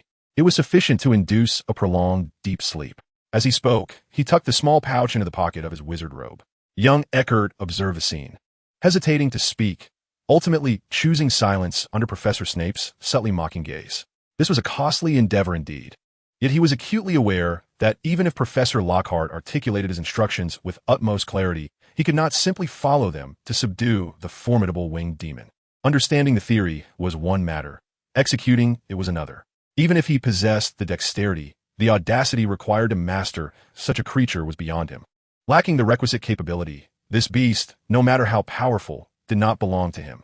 Any attempt to force it would only usher in a new wave of calamity. What could he do? He could only continue onward with the others. Ah, dear maiden, the emergence of the winged demon, this guardian, signified that the vengeful fairy had drawn near. With heightened caution, the group ultimately arrived before a colossal copper door, seemingly torn asunder by brute force. Its surface bore numerous peculiar, sharp teeth marks, undoubtedly the work of the winged demon. Peering inside, they beheld rows of shelves brimming with an array of magical artifacts. Some open chests overflowed with galleons, their gleaming surfaces illuminated by radiant stones embedded in the walls of the family treasury. Clearly, the reluctance to abandon their ancestral home was one aspect. The encroachment of dark magical creatures threatened to compel Mr. Eckert to forsake his family's wealth, which was the true source of his frantic quest for assistance. Should he find no means to avert this fate, these family treasures would become the spoils for future adventurers daring to brave the lairs of monsters within the dreaded castle, morphing into yet another intriguing fairy tale. This castle, Lockhart had heard of it in a past life. The Eckert Castle in Scotland, one of the largest fortresses, open to visitors for a ticket fee, harbored the most captivating legend. A lake beneath the castle was said to be home to the infamous Loch Ness monster, one of the world's enduring mysteries. With the knowledge of the wizarding world swirling in his mind, it was not difficult to deduce that this was yet another guardian summoned by the vengeful fairy. Likely a horse-like aquatic creature. Revealing this information to the Muggle world would undoubtedly constitute a grave violation of the secrecy laws. The Ministry of Magic would certainly intervene to obfuscate Muggle memories, as they often did. Amidst the tumultuous thoughts racing through his mind, Lockhart's gaze remained fixed, swiftly scanning every corner of the treasury. Next, it may become perilous. Do not approach and disturb it. I shall handle it myself. Be vigilant of your surroundings, for there may be other guardians of the vengeful fairy lurking. He quietly instructed Harry and Draco, the two young wizards, to stay close to Professor McGonagall and Professor Snape, before cautiously making his way toward the ominous direction under the watchful eyes of the group. At this juncture, the earth's call, the sharp cries of birds, and the slithering sounds of serpents intensified, while the faint, mournful melody began to grow clearer. O passers-by, please heed my tale. Those cruel and avaricious individuals have persecuted me, and even the earth is filled with righteous indignation on my behalf. Yet the wicked revel in their triumph, declaring that such malevolent scenes must surely be the handiwork of a nefarious witch. In my grievance, I am overwhelmed by a sob that is difficult to suppress. It is said that a crying infant is nourished, and the lament of the wronged fairy has elicited a response from the earth, which gushes forth vibrant springs of hope to resurrect her, to grant her the strength to triumph over all. Yet it merely weeps. Thus, the Earth's guardianship becomes an endless endeavor. The pure and simple essence has birthed an extraordinarily sinister tableau. This is the intriguing nature of a cult fairy tale. But how does one resolve this predicament? The formidable wizard of my memories resorted to somewhat illicit means, summoning a handsome muggle from the mundane world to entice the wronged fairy. Yes, it was that straightforward. The shared muggle identity drew the wronged fairy closer, serving as the only safe premise for proximity. The prince-like handsome man captivated the Earth's princess, teetering on the brink of life and death, uttering blush-inducing, sweet nothings that liberated her from despair, thus resolving everything completely. See, it is quite simple. However, if the wizard is oblivious to the solution, even one as powerful as Dumbledore would struggle to contend with such a dark magical being. Even in his youthful, dashing days, he could not charm a monstrous creature with sweet words. Lockhart, after ensuring that he was obscured from the gaze of Snape and others, withdrew his wand and cast a spell upon himself. Obliviate, a silver light emanated from his head, and strands of silver, like fish, surged forth, swirling in the air as guided by Lockhart's wand. With a gentle tap of the wand, memories rushed back to his mind as if they had found their home. This act bore no particular significance. It merely stirred the already chaotic memories into a pot of porridge, requiring a brief period to reconstruct the balance. During this time, Lockhart existed in a liminal state, straddling both Muggle and wizard identities. If the standards for Muggle heritage were particularly stringent, his subterfuge would yield no results. Yet, the wronged fairy herself occupied a similar liminal space between an ordinary Muggle woman and a witch. This should work. Lockhart felt a surge of confidence in his expertise. He stowed his wand and all magical items into a small bag that bore the undetectable extension charm, then lowered his gaze to adjust his attire and hairstyle amidst the pool of blood on the ground. Bestowing the most perfect smile, he turned a corner and proceeded toward the direction of the wronged fairy. In that moment, his smile nearly faltered. Even though I had long anticipated this moment, the actual sight sent a chilling shiver down my spine. Good heavens! In a corner, above a vintage gramophone that lay shattered on the floor, a spectral figure resembling a witch was bound to the stake, weeping and lamenting. Yet, upon drawing a little closer, One would discern that the witch's head was that of an enormous rabbit, its long, plush ears drooping down. No, it would be more accurate to say it was a humanoid rabbit of adult proportions. As is widely known, rabbits do not possess the ability to speak. Thus, this enchanting rabbit donning a witch's robe, with an alluring figure and a gaping maw filled with sharp teeth, was simultaneously singing a siren song to lure passersby. This was no jest. It was a creature of dark magic. Gulping nervously, Lockhart approached slowly, his face adorned with the most captivating smile that had entranced countless fans. He smiled, a grin so charming that even the rabbit's sister seemed entranced. It understood human preferences, quickly closing its numerous gaping mouths, raising its long ears high, and fluttering its large red eyes as it grinned, revealing two prominent front teeth, shimmering and bright. After a moment of foolish joy, the rabbit head began to shake rapidly, transforming into a stunning image of a beautiful blonde with blue eyes. Ah, now that was far more pleasing to the eye. Oh, beautiful maiden, what troubles you? The dashing Lockhart, striding through the pool of blood as if on a leisurely walk in the woods, gazed at her in astonishment, his eyes reflecting a mixture of compassion, awe, burgeoning affection, and the earnest righteousness of a pure-hearted youth. He was determined to rescue her. He would risk his life to save her. His resolve was unwavering, his heart brimming with justice and kindness. The wronged fairy could sense his sincerity.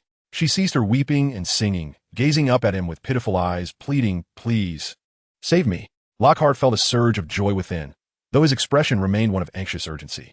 "How shall I rescue you, my beautiful lady?" At that moment, if he rushed forward, it would only startle her. While she was amiable, the very earth might instinctively summon a guardian for assistance, which would spell trouble. Of course, battling a monster bore a certain notoriety, known as the test of steadfast love. This trial had a solution, a suitor willing to endure harm, yet remain resolute in aiding her.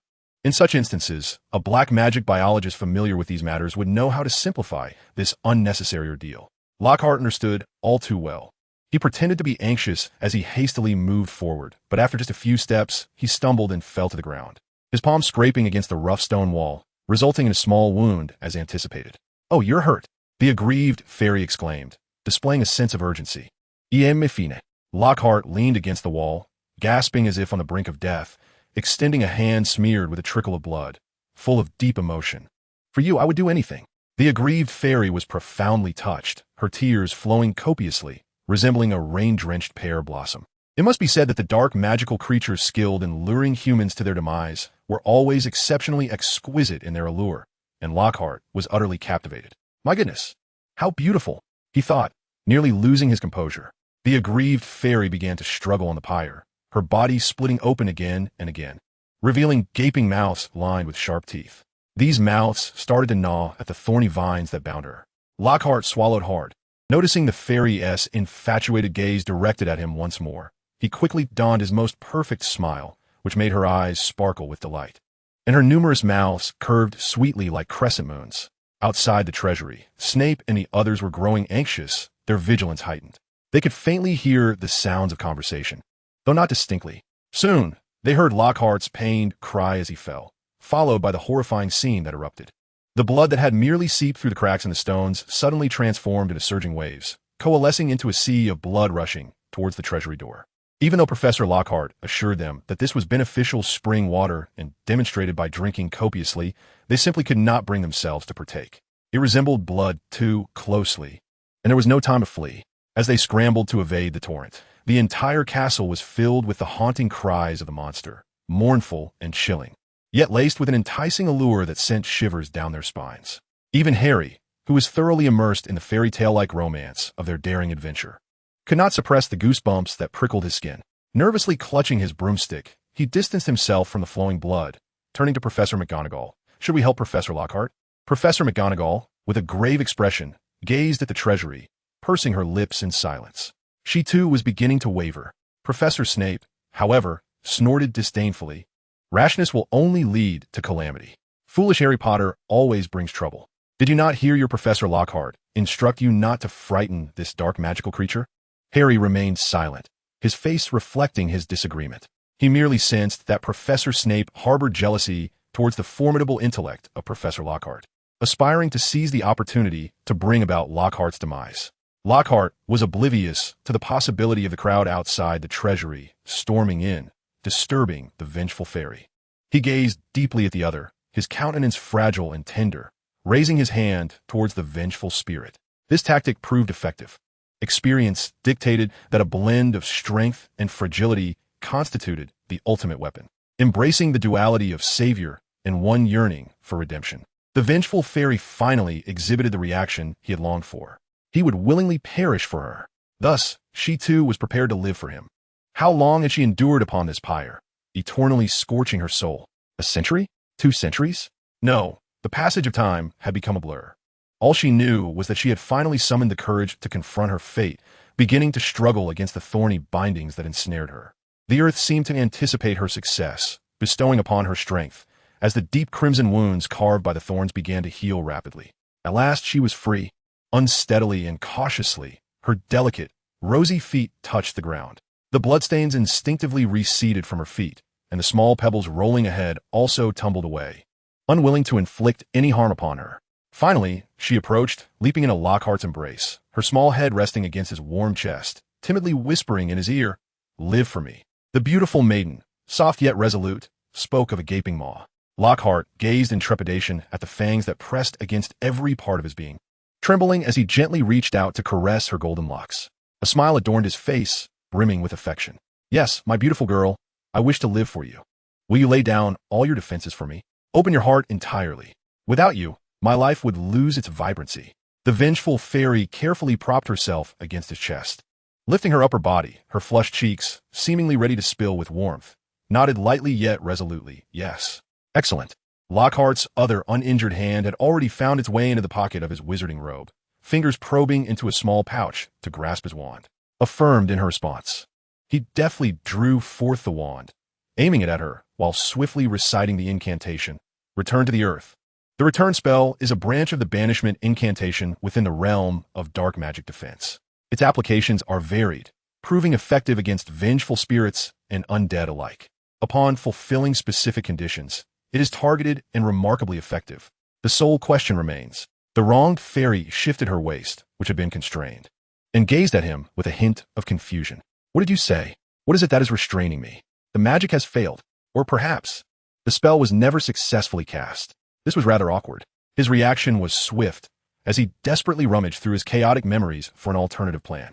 He had to act quickly, otherwise the fairy, with her maw filled with razor-sharp teeth, would devour him into oblivion. The peril posed by dark magical creatures was no jest. Countless unfortunate dark magic biologists throughout history have met their demise while treating these beings as sentient entities, even contemplating romance with them. This phenomenon was no trifling matter. The means were merely a method to trigger a change in the phenomenon. He could not afford to be overly absorbed by her reactions. Gilderoy Lockhart discreetly tucked the utterly useless wand, thinner than a chopstick, back into the small pouch of his pocket, gazing at her with heartfelt affection. "Do not mind these trifles, beautiful maiden. Would you care to reside within my heart, following me as we meander through this world?" The wronged fairy shyly nodded, once again burying her face against his warm chest, utterly enamored. Her cheeks blazed with a deep crimson hue. She felt an overwhelming heat engulf her, as if she were about to melt away. Indeed, she was melting. Professor McGonagall ultimately decided to intervene as she harbored concerns for Lockhart's well-being. She entrusted young Hector with the task of keeping a close watch on Harry and Draco, while she and Professor Snape stealthily approached. What they beheld was striking. Lockhart lay on the ground, cradling a pink, translucent figure in his arms. This scene did not evoke any sense of romance. Rather, it sent chills down their spines. The translucent figure was rapidly dissolving, sprouting bizarre long tendrils that resembled glowing pink jellyfish, arching through the air and piercing Lockhart's chest. Professor McGonagall and Professor Snape hastily raised their wands to render assistance, only to witness Lockhart discreetly signaling them to halt with urgent gestures. Professor McGonagall hesitated, glancing at Professor Snape, who wore an extremely grave expression as he began to rummage through his robe pockets for any potions that might aid in this predicament. The transformation concluded swiftly. The figure completely merged into Professor Lockhart's chest. In an instant, the bloodstains on the walls and the incessant birdsong and whispers faded into silence. Only the startled serpents and vermin scurried into the darkened corners. "All done." Lockhart clapped his hands and stood up with a beaming smile. "This was no challenge for me." Professor Snape silently handed him a vial of potion, one that could purge the malevolent forces within, it would prove indispensable. Lockhart, filled with gratitude, gazed appreciatively at him, exclaiming, "Oh, my dear Senior Snape, I cannot thank you enough. This potion was indeed essential." The Master of Potions carried with him the finest brews, designed for protection against peril, which Lockhart could never procure, regardless of his connections. Professor Snape remained silent, his expression indifferent as he turned away and strode towards the exit. Professor McGonagall observed this scene with a kind smile, knowing he was not one to easily express his emotions. Little Hector was profoundly thankful for the resolution of this crisis, insisting that the busy McGonagall must join them for a celebratory dinner. The venue was to be the Grand Hall of Hector Castle. Harry candidly pointed out that Mr. Hector was merely concerned about ensuring everything was thoroughly resolved, prompting everyone to remain and assess the situation. This logic was apparent not only to the adults, but even to Draco. Lockhart, beaming, ruffled Harry's hair and remarked, "It is only right, is it not? We must stay to confirm that we have indeed resolved the issue. A cautious approach is wise." In that moment, joy filled the gathering. The promised reward was the opportunity to select a family heirloom. After much contemplation, Lockhart ultimately chose a ring imbued with a concealed extension charm. This ancient piece, crafted by master artisans, bore enchantments that had withstood the test of time, still exhibiting remarkable stability. In contrast, the small pouch he had earlier acquired from Mr. Boggins, while seemingly spacious, was fraught with instability. A careless encounter with any magic could cause it to burst, regardless of intent. Another item was a damaged antique phonograph, which, as long as the spirit of the wronged fairy within remained, could not escape the confines of its magical creation. If this phonograph could be repaired, the potion provided by Professor Snape could be spared. Lastly, he selected a tome of spells. Mr. Hector initially intended to discreetly replace it with another book, as no one knew the specifics of his transaction with the Malfoy family. However, anticipating such a ploy, Professor McGonagall cautioned her nephew, "Are you certain you can handle this?" Many spellbooks were fortified with various protective enchantments to safeguard their knowledge. Did little Hector truly wish to endure such helplessness once more? Alarmed, he hastily presented the book to Lockhart, watching as the latter departed his castle after the dinner, finally allowing himself to breathe a sigh of relief. Upon returning to Hogwarts, Lockhart carefully placed the potion given by Professor Snape into the ring before extracting the book to peruse its contents. Professor McGonagall assisted in examining it, confirming that it bore no malevolent curses. The title of the book was quite simple: The Complete Art of the Pensieve. The compilers of this tome are Septimus Malfoy in the Department of Magical Arts in Egypt. Septimus Malfoy, a figure from the 18th century, served as an advisor to the Minister of Magic, indicating that the ownership of this book should belong to the ministry. However, considering the nickname of the then minister, Anxets, who was referred to as Malfoy's puppet, one can understand why this book found its way into the Malfoy family library. Gilderoy Lockhart perused the pages with great interest. After flipping through a few, an illustration of a crystal skull meditation basin caught his eye. It described how wizards, no longer confined to the rudimentary understanding of the human skull's influence on the brain and memory, began to explore more intricate alterations to the skull. Before the definitive adoption of the stone meditation basin crafted from magical clay and skull powder, the emergence of the crystal skull craft was a pivotal achievement in the wizard's research endeavors. Good heavens! Lockhart had previously thought his crystal bird snake skull meditation basin was something remarkable, only to discover that, in light of contemporary meditation basin techniques, it was a mere relic of a bygone era. In the wizarding world, antiquity does not necessarily equate to superiority. For instance, the modern, systematic art of transfiguration would be unimaginable to ancient wizards. Damn that Boggins, that greedy fellow, for having sold him an antique. He even claimed to have omitted the incantation for control upon delivery. Who knows how many hands this object has passed through, how many years it has endured, or how many masters it has accompanied to their graves. The incantation has likely vanished into the annals of history. Of course, ancient magical artifacts possess their own merits. Nowadays, the techniques for crafting stone and clay meditation basins, akin to wand-making practices, are firmly held by the so-called sacred 28 pureblood families, while the intricate details of the crystal skull meditation basin have managed to circulate beyond their grasp. Lockhart swiftly located a potion designed to awaken the memory imprint of the crystal skull meditation basin, implying that he had a means to restore the ability of the crystal bird snake skull meditation basin to expand and contract at will. However, he soon found himself captivated by some hastily scribbled notes in the margins of the precious book. He recalled hearing that the great Dumbledore had utilized the ancient skull meditation basin technique to create a magical artifact for Gellert Grindelwald, who possessed prophetic abilities, allowing memories to be visually manifested. Thus, ancient techniques can still be effectively employed. It truly depends on who wields them. Tom Riddle Voldemort. Lockhart sat up abruptly, finally comprehending why Lucius Malfoy was so eager to rid the family collection of this book, not to mention the intrinsic value of the complete art of meditation basins. The mere existence of Voldemort's notes from his youth sufficiently attests to the significance of this volume. No one can deny Voldemort's unparalleled prowess in the realm of magic. One can only imagine the profound heartache Gilderoy Lockhart would experience should Lucius Malfoy be compelled to part with this tome. However, he had no choice. Retaining it would render his past justifications, claiming to have been bewitched into serving the Dark Lord during the Wizengamot trials, utterly futile, and he would likely find himself incarcerated in Azkaban. Lockhart chuckled with a hint of mockery as he continued to peruse the pages. A flash of golden light appeared as a small golden-haired creature bounded into his embrace, wiggling its little bottom in search of a comfortable spot. Hesitating briefly, it forcefully split a peach in two and offered one half to him. Such a good little one. But I must read now. You may enjoy it yourself, Lockhart said, gently ruffling the creature's fluffy head. At that moment, a cascade of pink tendrils emerged from his being, swiftly coalescing into a translucent pink apparition that nestled upon his back. Long golden locks cascaded down as it curiously peered over his left shoulder at the golden-haired creature in his arms. Good. The little creature's golden eyes widened in surprise at the apparition's fearless demeanor. It grew agitated, nudging Lockhart with its plush little hand and gesturing towards the vengeful fairy. Good. Where did this flamboyant creature come from? Have you brought yet another woman home? Am I no longer your sweet darling? Shoo. Lockhart raised a finger, signaling both magical beings to remain silent. You possess no gender, so cease your theatrics. One must concentrate while reading in order to absorb wisdom. His demeanor was resolute, and thus the golden-haired creature and the vengeful fairy dared not disturb him further, merely exchanging fierce glances.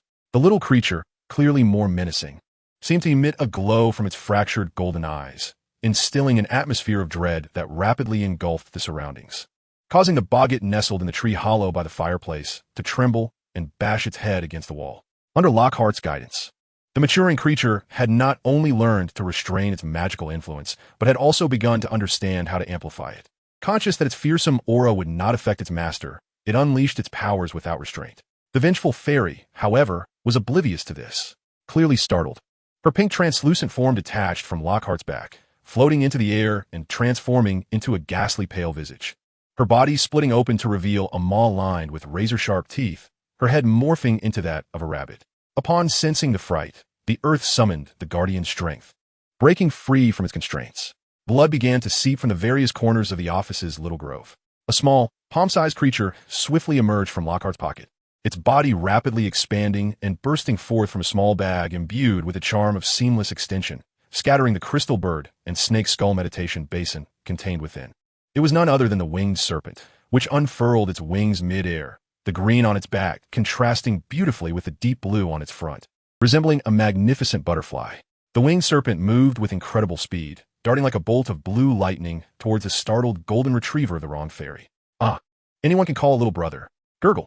The golden retriever reacted with remarkable swiftness, letting out a brief sound. A flash of blue lightning erupted from the hollow of the peach tree, revealing the boggart transformed into another winged serpent. Silence! Lockhart exclaimed, his displeasure evident.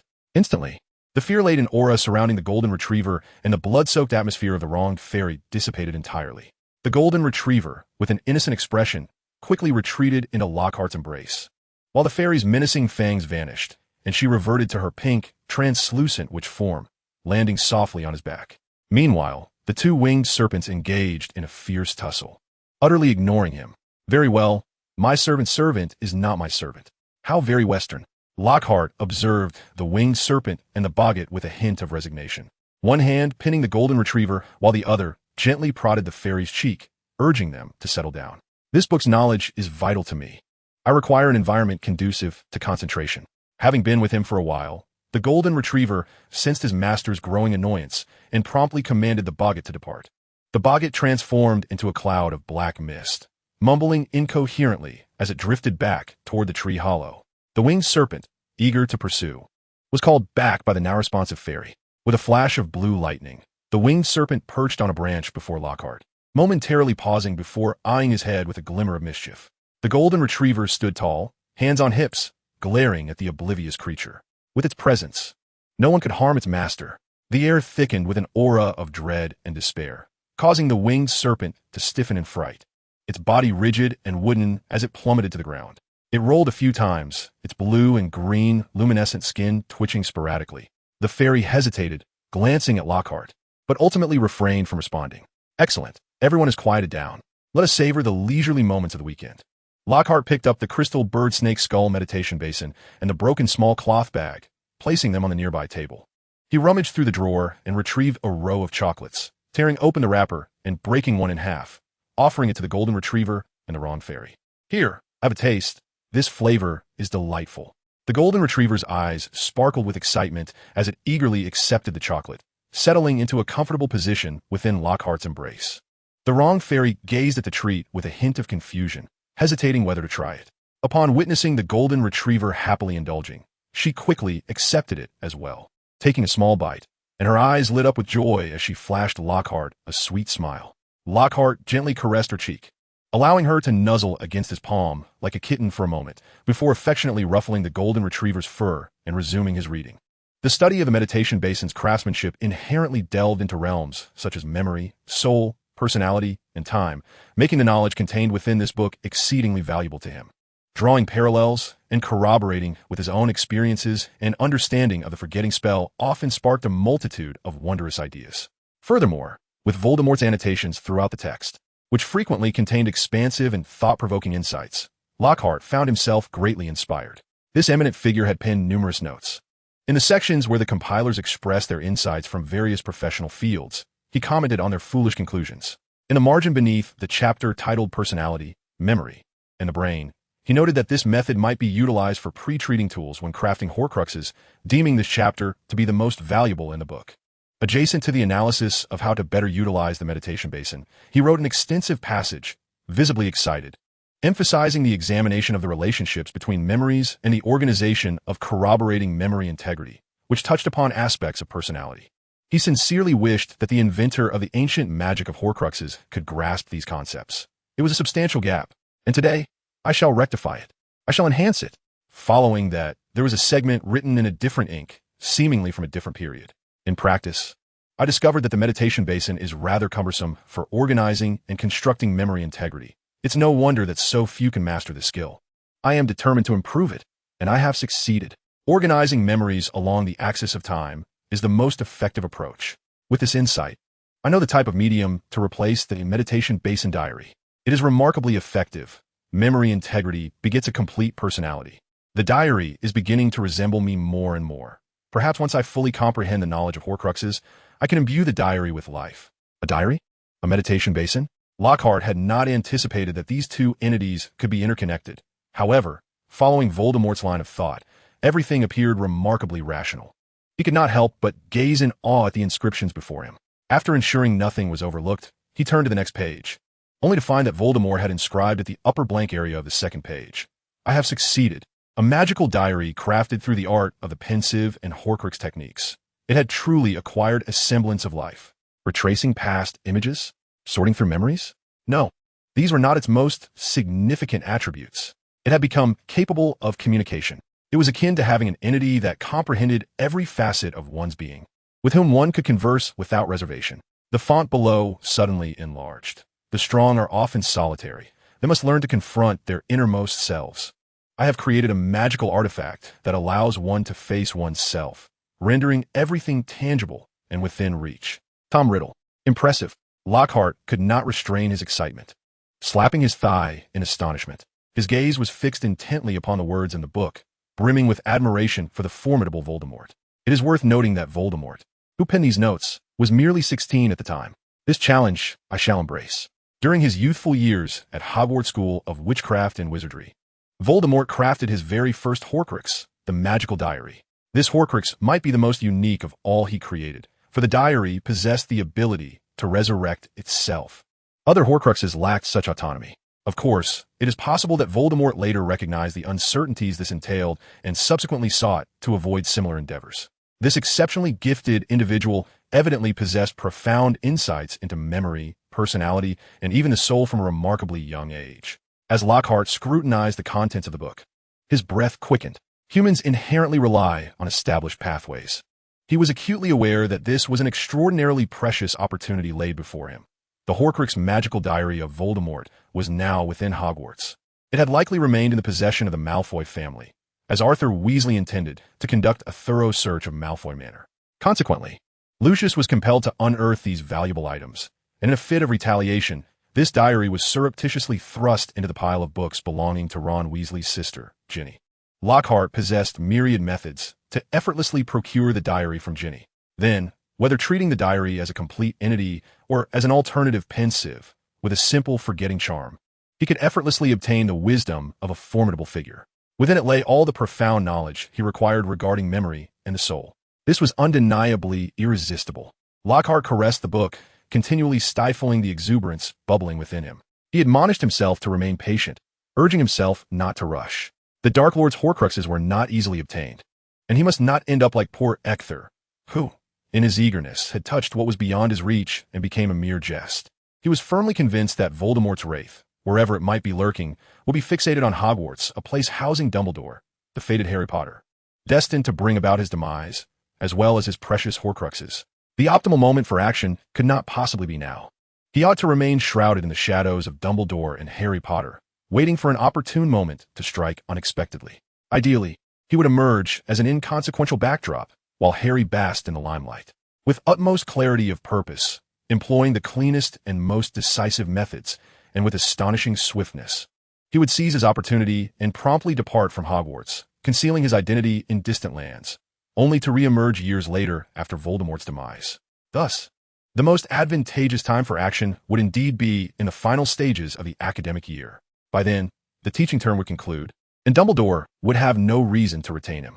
He would have fulfilled all his responsibilities as a professor and could leave without a trace of burden. His eyes sparkled as he began to strategize for the forthcoming plan. On the following morning, Lockhart was awakened by a melodious song. Blinking groggily, he opened his eyes to see a diligent figure tidying up the office. The figure was adorned with numerous gaping maws filled with sharp teeth, all humming a tune, as if a single voice could summon a choir. "Ah, you're awake." The wraith of the wronged fairy floated over, her bloodied maws now completely closed, presenting herself as an ordinary witch's ghost. Lockhart grinned, displaying a radiant smile. "Good morning." He stretched, leaping down from the branch, only to be taken aback by the sight of a cauldron in the center of the office, bubbling vigorously. "I made you breakfast, though I'm not sure if you'll like it," the wraith said, her voice tinged with shyness. Lockhart cast a peculiar glance into the cauldron, where blood was boiling and churning, visibly mixed with snakes the size of thumbs, spiders the size of king crabs, and scorpions that were deep bluish black. Regardless of the wraith's appearance and legends, this concoction was a manifestation of dark magical life forms, which seldom comprehended human preferences. Nevertheless, Lockhart sniffed the air and faintly detected an enticing aroma wafting forth. "It looks delightful," he exclaimed, giving a thumbs up. The wraith's half-transparent form shifted from pale to a rosy hue. Coexisting with dark magical beings was a complex affair, yet Lockhart was willing to embrace every endeavor. He turned back to glance, plucking 2 slender branches from a tree to fashion chopsticks. He pinched a spider leg, only to find its exoskeleton cooked to a crisp, cracking open to reveal the succulent, bouncy flesh within, exuding an enticing aroma. In truth, both lobsters from the sea and spiders or scorpions from the land belong to the same phylum of arthropods. If one casts aside subjective prejudices, there exists little distinction for humanity. Admittedly, the texture does bear some differences. This was a rather unique breakfast. The little golden retriever, also invited by the wronged fairy, partook in some as well. It is often said that one who eats from another's hand becomes soft-hearted. After indulging, the golden retriever's demeanor towards the wronged fairy visibly softened. With the morning's promise in mind, the well-fed Lockhart habitually made his way to the library, hopeful of discovering a solution to the memories clouding his mind within the pages of other tomes. He could not fathom that in the vast, storied realm of wizards, there could be but one Voldemort to provide him with answers. Yet, the sheer volume of Hogwarts' collection was daunting. After a prolonged moment of hesitation, Lockhart eventually retrieved the vial containing a third of the luck potion he had used twice before, once for a magical experiment and once during an adventure at a Kirk castle, leaving him with but 1 dose. Could the luck potion truly bring about fortune? His skepticism began to take root. However, with no superior alternatives at hand, he resolved to proceed without further doubt, uncorking the bottle and pouring its contents into his mouth. Just as he finished and prepared to stow the bottle away, he caught sight of a pair of enormous eyes fixed intently upon him from behind the long table by the window. It belonged to a witch who exuded an eccentric charm, emaciated and adorned with oversized glasses reminiscent of bottle bottoms, her neck draped with a kaleidoscope of chains and beads. Sybil Trelawney, the professor of divination. Upon noticing Lockhart's gaze, she offered a nervous grin before burying herself once more in her books, hastily lifting an oversized coffee mug to her lips. Perhaps in her haste, she choked slightly, unleashing a powerful aroma of alcohol. It was clear that the so-called coffee mug contained spirits. Lockhart pondered for a moment before producing a tissue from his pocket and offering it to her. "Oh, thank you," Professor Trelawney replied, neglecting to wipe her mouth, instead hastily using the tissue to dab at her books, glancing furtively around as if to ensure that Madame Pomfrey would not discover her contraband. "Otherwise, she would surely have my head." Lockhart shrugged, about to speak when Professor Trelawney fixed him with an intense stare, proclaiming, "You should not be drinking the luck potion." Lockhart blinked, looking down at the now empty vial, yearning to retort, "You just watched me drink it, and then you tell me not to?" After all, the position of defense against the dark arts teacher had been cursed by the mysterious one. Her tone was urgent and sharp, warning that excessive greed could cost one their life. Lockhart fell silent for a moment, exhaling a sigh, lamenting his lack of options amidst the overwhelming number of books surrounding him. Suddenly, Professor Trelawney's exaggerated movements interrupted his thoughts. She propped herself up with her hands, tilting her head as she stared intently at him, her voice eerily reminiscent of a sleepwalker's murmur. "You cannot escape. This is the price you must pay for all your greed. Do you wish to break free from your inevitable descent into the mire? Do you aspire to be a pivotal character in the epic tale of Potter's heroism? Do you wish to continue along the path of magic? The curse of the mysterious one has already begun to take effect. It has marked you. You shall perish. You shall perish." Lockhart's habitual smile faded. His lips pressed together as he regarded her, his gaze flickering. "What can I do then?" Professor Trelawney's cheeks twitched, rendering her even more peculiar as she mumbled. "Flee from magic. Return to your rightful place. Transform back into a muggle. I would rather choose death." Lockhart shook his head resolutely, eager to hear more from her, only to witness her collapse on her chair, sprawled out and snoring. No one could ignore Professor Trelawney's prophecies, especially not those who traverse time. She had accurately foretold the deaths of Voldemort and Dumbledore, predicted Voldemort's resurrection, and prophesied countless other events. "Thank you for the warning," Lockhart mused silently, gazing at her sleeping visage, a radiant smile gracing his face. "But everyone must meet their end, don't they? I embrace this challenge." He inwardly commended himself. Humming a tune, Lockhart continued deeper into the labyrinth of bookshelves. Regardless of whether this venture into the Felix Felicis would bring him misfortune, he had already consumed it. It would not go to waste. Soon he felt a surge of fortune again, halting in his tracks as his eyes fixated on a damp, seemingly moldy tome on the shelf. The book was titled Powerful Potions. He hesitated before grasping it, his brow furrowing slightly. Potions, perhaps? After a prolonged silence, he finally extracted the book. It appeared as though it had been pulled from water. Upon opening it, he found the pages marred with moisture. Flipping through, he was met with unsettling illustrations. A figure seemingly turned inside out, several individuals in excruciating agony, transforming into others, melting as though they were long-ignited candles. All the potions mentioned are strictly forbidden by the Ministry of Magic, malevolent and terrifying. Indeed, Gilderoy Lockhart's memory is replete with references to this tome, which is widely circulated among the populace. Many dark wizards even regard it as the sacred scripture of potion-making, although what they obtain is often incomplete. And in the original text, Hermione concocted the Polyjuice Potion using the recipe from this very book. The Polyjuice Potion, also known as the Transformation Potion, enables one to disguise oneself as another person. In the original narrative, young Barty Crouch Jr. utilized it to impersonate Mad-Eye Moody. And its powerful disguise was so effective that even a wizard as formidable as Dumbledore and a master of potion-making like Snape could not discern a ruse. Lockhart soon discovered the information he sought. It bore an intriguingly whimsical title, Mischievous Brain Sludge. The illustration depicted a witch with numerous pairs of arms sprouting from her head. Without lingering over it, Lockhart obtained a borrowing permit from Madame Pants and took it back to his office. Professor Trelawney's prophecies always instilled a sense of foreboding. Choosing to embrace life's challenges does not mean one must act recklessly. Prudence is a reasonable choice. On his way back, The castle seemed to loom with shadows, as if danger lurked everywhere. In such moments, only the presence of two formidable dark magical creatures could provide him with a semblance of security. Yet, it felt as though he was merely succumbing to his own fears. It was not until he pushed open the door to his office that nothing had transpired. However, at that moment, he keenly observed a shadow outside the window rapidly enlarging. Boom! A tremendous crashing sound reverberated throughout the office. To his astonishment, a colossal, 15-meter-long golden Quidditch goalpost had pierced through the office window, shattering the oak trunk and forcefully embedding itself into the wall. Lockhart could distinctly see a section of a ruptured pipe emerging from the shattered wall. That was the castle's plumbing, through which the basilisk would slither in the original tale. Harry Potter first heard the basilisk's serpent tongue within Lockhart's office. The gaping fissure, exuding a chilling breath, resembled the malevolent grin of a devil. Perhaps it was an illusion, but he thought he saw the glimmer of serpent scales swiftly darting through the pipe. A monster! There's a monster! The boggart in the hollow of the peach tree by the fireplace cried out in terror. Oh, how frightening! It's here!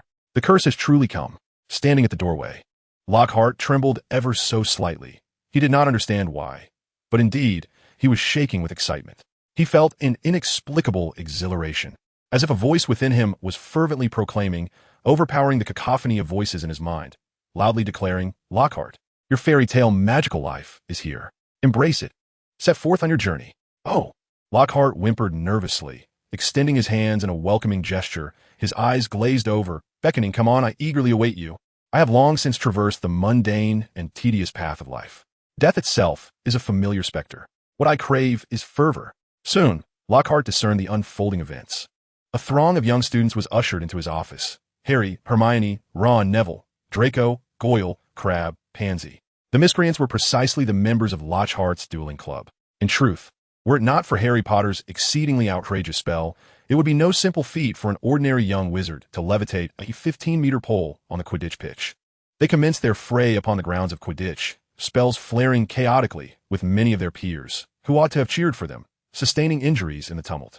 Professor McGonagall's voice rang out with utmost severity. The school equips you with exceptional abilities. Is this how you choose to employ them? Her gaze swiftly scanned the crowd. Miss Granger, I had always believed you above such conduct. Her words struck Hermione like a thunderbolt. Desperation welled within her, almost bringing her to tears as she fervently pointed at Draco across the room. They initiated the attack. It was perilous then, and they cursed Harry. Had I not reacted swiftly, Harry would have plummeted from the sky. Draco regarded her with cold disdain. I did not. We did nothing. His voice dripped with contempt. You know nothing of the pride of pure-blood families. We would never stoop to such antics on the field. Nonsense, Hermione retorted, her voice rising. Many witnessed it. Harry dangled in midair, nearly thrown down. My spell resolved his predicament immediately. How can you deny it? No. Draco's eyes blazed with indignation. You all presume me the villain, never pausing to consider whether I would act thus. You readily attribute all misdeeds to me. Professor, he implored McGonagall, this incident is a result of their targeting me. We were merely retaliating. The two sides erupted into further argument, while the heads of Gryffindor and Slytherin, Professors McGonagall and Snape, stood by with grim expressions. Meanwhile, Lockhart had begun to piece together the truth. It was evident that Draco and his companions were indeed being wronged. If his instincts served him right, it was Dobby, the Malfoy family's loyal house elf, who had aimed at Harry, sensing a danger within the school and hoping to distance Harry from this locale through such means. The approach was rather clumsy, akin to a dark magical creature. House elves, despite their magical prowess, often do not fully grasp human behavioral logic. However, this matter was beyond Lockhart's capacity to disclose. He found himself utterly incapable of elucidating the origins of his knowledge regarding the existence of a house elf like Dobby. The infiltration of a mischievous creature within the school grounds, brazenly attacking students, raised questions about whether the venerable headmaster Dumbledore was indeed aware of the situation. If he were to discover this, having navigated through numerous political skirmishes, it was unlikely that Dumbledore would dismiss it as mere childish antics. Perhaps he would even ponder whether it was a trick orchestrated by Voldemort. Regardless, Lockhart chose to remain uninvolved. Yet, allowing these youngsters to bicker within his office was hardly an acceptable solution. He rapped his fingers upon the desk, signaling for silence. His recent guidance had evidently imparted a modicum of influence over the students, far surpassing the efficacy of Professor Snape's disapproving snorts, as even Harry and Hermione fell silent. According to the school's regulations, any assault on a fellow student warranted detention for all involved. observing a few of the children poised to speak. He cast a cold glare in their direction. Should you utter another word, I shall rescind your participation in this year's Quidditch House Cup. Instantly, they complied. Draco and Harry held a strong sense of honor, and the thought of being barred from competition was too troublesome to contemplate. Detention at Hogwarts was considered a serious punishment, with expulsion being the only greater consequence. However, each professor wielded discretion over how to administer detention. In the original narrative, Umbridge had employed a blood quill to inscribe lines upon Harry's skin, while Lockhart, in his own manner, opted to address fan mail as a form of punishment. But such matters were of little consequence. In truth, they were merely unfortunate. Lockhart could hardly be deemed a saint. Aware that the curse afflicting his position was now in effect, he welcomed the arrival of these young witches and wizards as formidable allies. How could he possibly refuse their assistance? Thus, apart from attending classes, they were compelled to seek his guidance in facing the crisis. Lockhart pointed towards the Quidditch goalpost that spanned his office. You must atone for your actions and compensate those students whom you have harmed. Furthermore, you are tasked with returning this goalpost. The repairs to the office itself posed little challenge. Harry and Draco, seizing the rare opportunity to collaborate, mounted their broomsticks and towed the pole back to the pitch, while Hermione cast restoration spells upon the windows and walls. Notably, Pansy, who appeared somewhat peripheral among the group, demonstrated her proficiency in the repair spell, a testament to her lineage from an ancient pure-blood family, affording her a more comprehensive education than her peers. Though their spells were not particularly potent, they managed to restore the windows effectively, leaving only an unsightly crack in the wall where a gaping hole had once been. Hermione appeared profoundly remorseful, her helpless gaze fixed on the fissure, nearly brought to tears. Lockhart regarded the crack with a distant stare, ultimately uttering nothing. What was destined to occur would indeed transpire. He was keen to observe in what manner the curse would manifest. He suspended a string of Cornish pixies from the oak tree branch in front of the crack, clapping his hands, and remarked, "See, this is quite splendid, isn't it?" Hermione, filled with regret, gazed at Lockhart's radiant smile, opening her mouth but finding herself at a loss for words. Lockhart offered her no words of comfort. This was not Hermione's first instance of casting spells on her classmates. Last year, she had rather decisively intervened with Neville, showcasing her quick and adept skills as a Gryffindor. Characterized by intelligence yet unyielding bravado in the face of challenges. A little memory would serve well. It seemed prudent to assign them some tasks. Once everyone had busied themselves and returned to the office, Lockhart produced a plethora of books and materials borrowed from the library, distributing them among the energetic youngsters. I intend to compile a tome titled Where to Find Dark Magical Creatures. Perhaps you can assist me. With a total of 8 participants. He requested each to select the most common dark magical creature and compile the most comprehensive information possible about it. Lockhart possessed a wealth of experience in the defense against dark magical creatures, yet the more detailed and accurate scholarly descriptions and historical cases would require extensive research. This was an exceedingly laborious endeavor. With these individuals' assistance, the task would become significantly lighter. He merely needed to augment the gathered information with various defensive techniques and key points, which would likely become an indispensable textbook for dark magic defense courses in magical academies. Furthermore, it would become a vibrant chapter in the fairy tale lives of these young ones. From a romantic perspective on the journey of magical exploration, the benefits would extend beyond just this publication. As Harry and his companions ventured to confront Voldemort, as Hermione stepped into the political arena, and as Draco and his peers emerged as the pillars of pure-blood families, many marvelous repercussions would arise from this collaboratively authored book. Lockhart was filled with anticipation. The selections made by the young ones were quite intriguing. Draco and Pansy, amongst the Slytherin students, gravitated towards dark magical creatures that had been effectively utilized within the Wizarding Society, such as Dementors. In contrast, Harry and his companions leaned towards those they had directly encountered. For instance, Ron chose a ghoul, which resided in his attic, though Lockhart found it perplexing why this ghoul remained there. Perhaps it was due to an unending supply of corpses to consume or some other circumstance. Neville chose the mischief sprite, which indeed belongs to a larger category. For instance, the Cornish pixie, often seen hanging like a wind chime in offices, is one such example. Another more common creature among wizards is the poltergeist, found within castles. Poor Neville must frequently endure the mischief of such sprites. Hermione opted for the Grindylow, a humanoid water creature characterized by its horns and green skin. It is evident that she gleaned this knowledge from a history of Hogwarts, since the merfolk in the Black Lake keep Grindylows as pets. Harry's choice was intriguing, the basilisk. Lockhart regarded his selection with a peculiar expression, uncertain whether this was a manifestation of the protagonist's aura or a mere twist of fate. Strictly speaking, The basilisk does not fall under the conventional definition of dark magical creatures. Harry hesitated momentarily, feeling somewhat awkward and contemplating changing his choice, but upon hearing Draco's derisive snicker, his resolve solidified. "Professor, may I choose it?" he inquired. "Of course," Lockhart affirmed, sensing an excellent opportunity to enlighten the young wizards.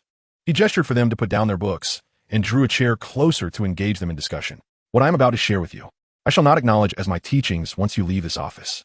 Although it adheres to the most rigorous academic classifications, it may offend the existence of many sentient beings. In reality, various wizarding ministries must navigate numerous considerations, resulting in definitions that, while academically unsound, serve the interests of different communities." He shrugged playfully, adding, "For instance, the centaurs do not appreciate being labeled as magical creatures. However, as long as we maintain a clear understanding of these distinctions in our minds, we can more swiftly identify appropriate defensive measures." Lockhart tapped his temple, emphasizing that such wisdom should be retained internally for crucial moments rather than expressed aloud. The young wizards nodded in agreement. Among them, Harry, being a particularly sensitive child, felt this lesson acutely. He had caused quite a ruckus earlier, and thanks to Lockhart's teachings, he had nearly obliterated the professor's office, leading Professors Snape and McGonagall to bring him here for accountability. He feared he might never again have the opportunity to receive Lockhart's guidance. His passion for magic was profound, yet he had never encountered a professor who had led him so deeply into the understanding and experience of the magical world. He was reluctant to let such an opportunity slip away. He comprehended the implication of not disclosing the professor's words to avoid further trouble. "Excellent," Lockhart declared, pulling a small blackboard closer and swiftly jotting down several words. He turned it around for all to see. "We shall explore the distinctions between magical creatures and extraordinary animals from three perspectives: magical essence, magical properties, and biological characteristics." 032, the final teaching assessment. The simplest method to distinguish magical creatures from fantastical beasts lies in observing whether only those endowed with magical powers can truly perceive them. Lockhart endeavored to eschew convoluted theories, imparting only the most comprehensible phrases to the young wizards. Muggles cannot see ghosts, dementors, or ghouls, yet they can perceive centaurs, snidget birds, and the water-dwelling creatures resembling horses. Behold, this is the most straightforward and practical means of differentiation. With a clap of his hands, he made it abundantly clear. In the future, you will delve deeper into the studies of defense against the dark arts and the protection of magical creatures, learning the respective methods of addressing each. When confronted with these non-human entities, employing this method of categorization will guide you in selecting the appropriate means of approach. Secondly, the magical properties. The magic of fantastical beasts closely resembles that of wizards, or one might boldly conjecture that ancient wizards gleaned numerous spell-casting techniques from these extraordinary creatures. For instance, the cat leopard possesses an innate ability for soul extraction, while the snidget bird is endowed with the magical capability of apparition. Conversely, magical creatures, in the strictest sense, do not possess what wizards classify as spell-casting abilities. They are, in essence, magic themselves. You will discover that the magical abilities they exhibit fall within the realm of established rules. Lockhart's expression turned enigmatic as he referenced house elves, whose abilities resemble spatial translocation. Unhindered and indifferent to wizarding magic, unless we deliberately impose regulations to prevent such occurrences.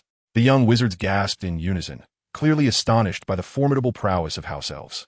Lockhart tapped the blackboard, emphasizing the third point, biology. Fantastical beasts adhere strictly to the natural behaviors of living creatures, encompassing birth, aging, illness, and death, which leads to the observation of their gender distinctions and social structures. Magical creatures, however, lack these characteristics. They do not possess strict genders, social groups, reproductive capabilities, or life cycles. Lockhart rapped the side of Draco's desk, which was cluttered with notes on dementors, remarking that one would never hear of dementors engaging in romantic relationships or bearing offspring. "Oh," Draco grimaced, pulling away from the topic. "That is indeed peculiar." Lockhart smiled slightly, allowing them to absorb these 3 points. There was nothing inherently difficult about this. It was quite comprehensible. After a brief pause, he continued, "Wizards have always been arrogant.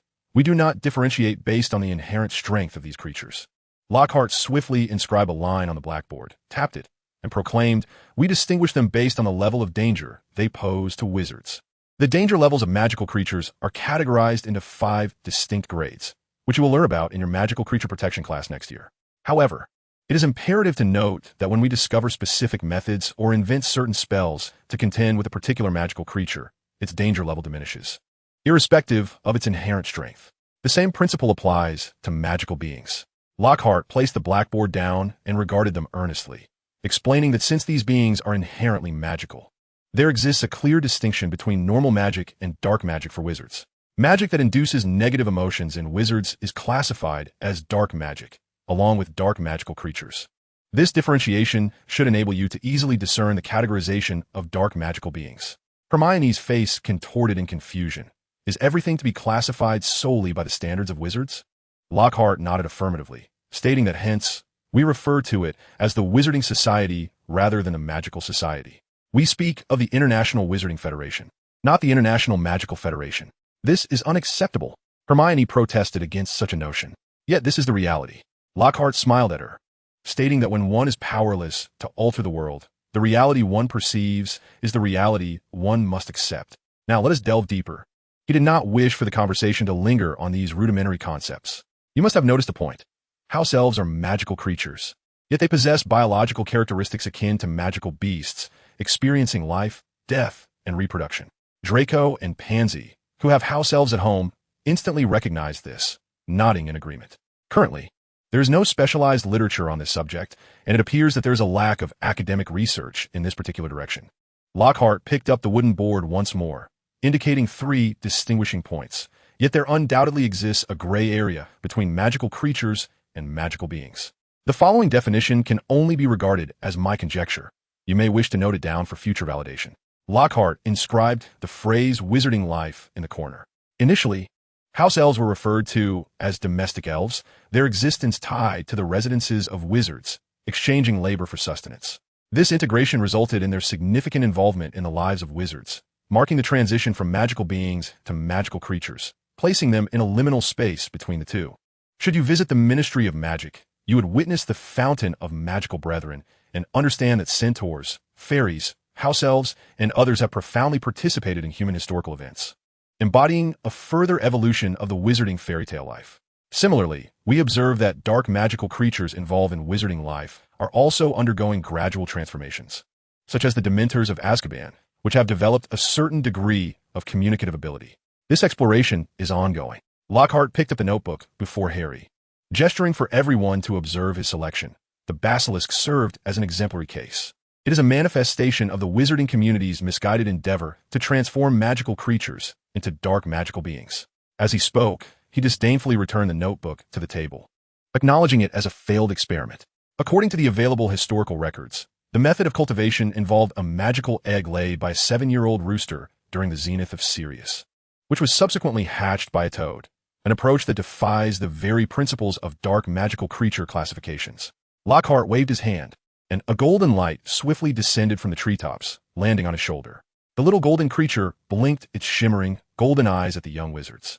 An atmosphere of dread and despair permeated the air, rendering each young wizard momentarily paralyzed, as if struck by an indescribable terror.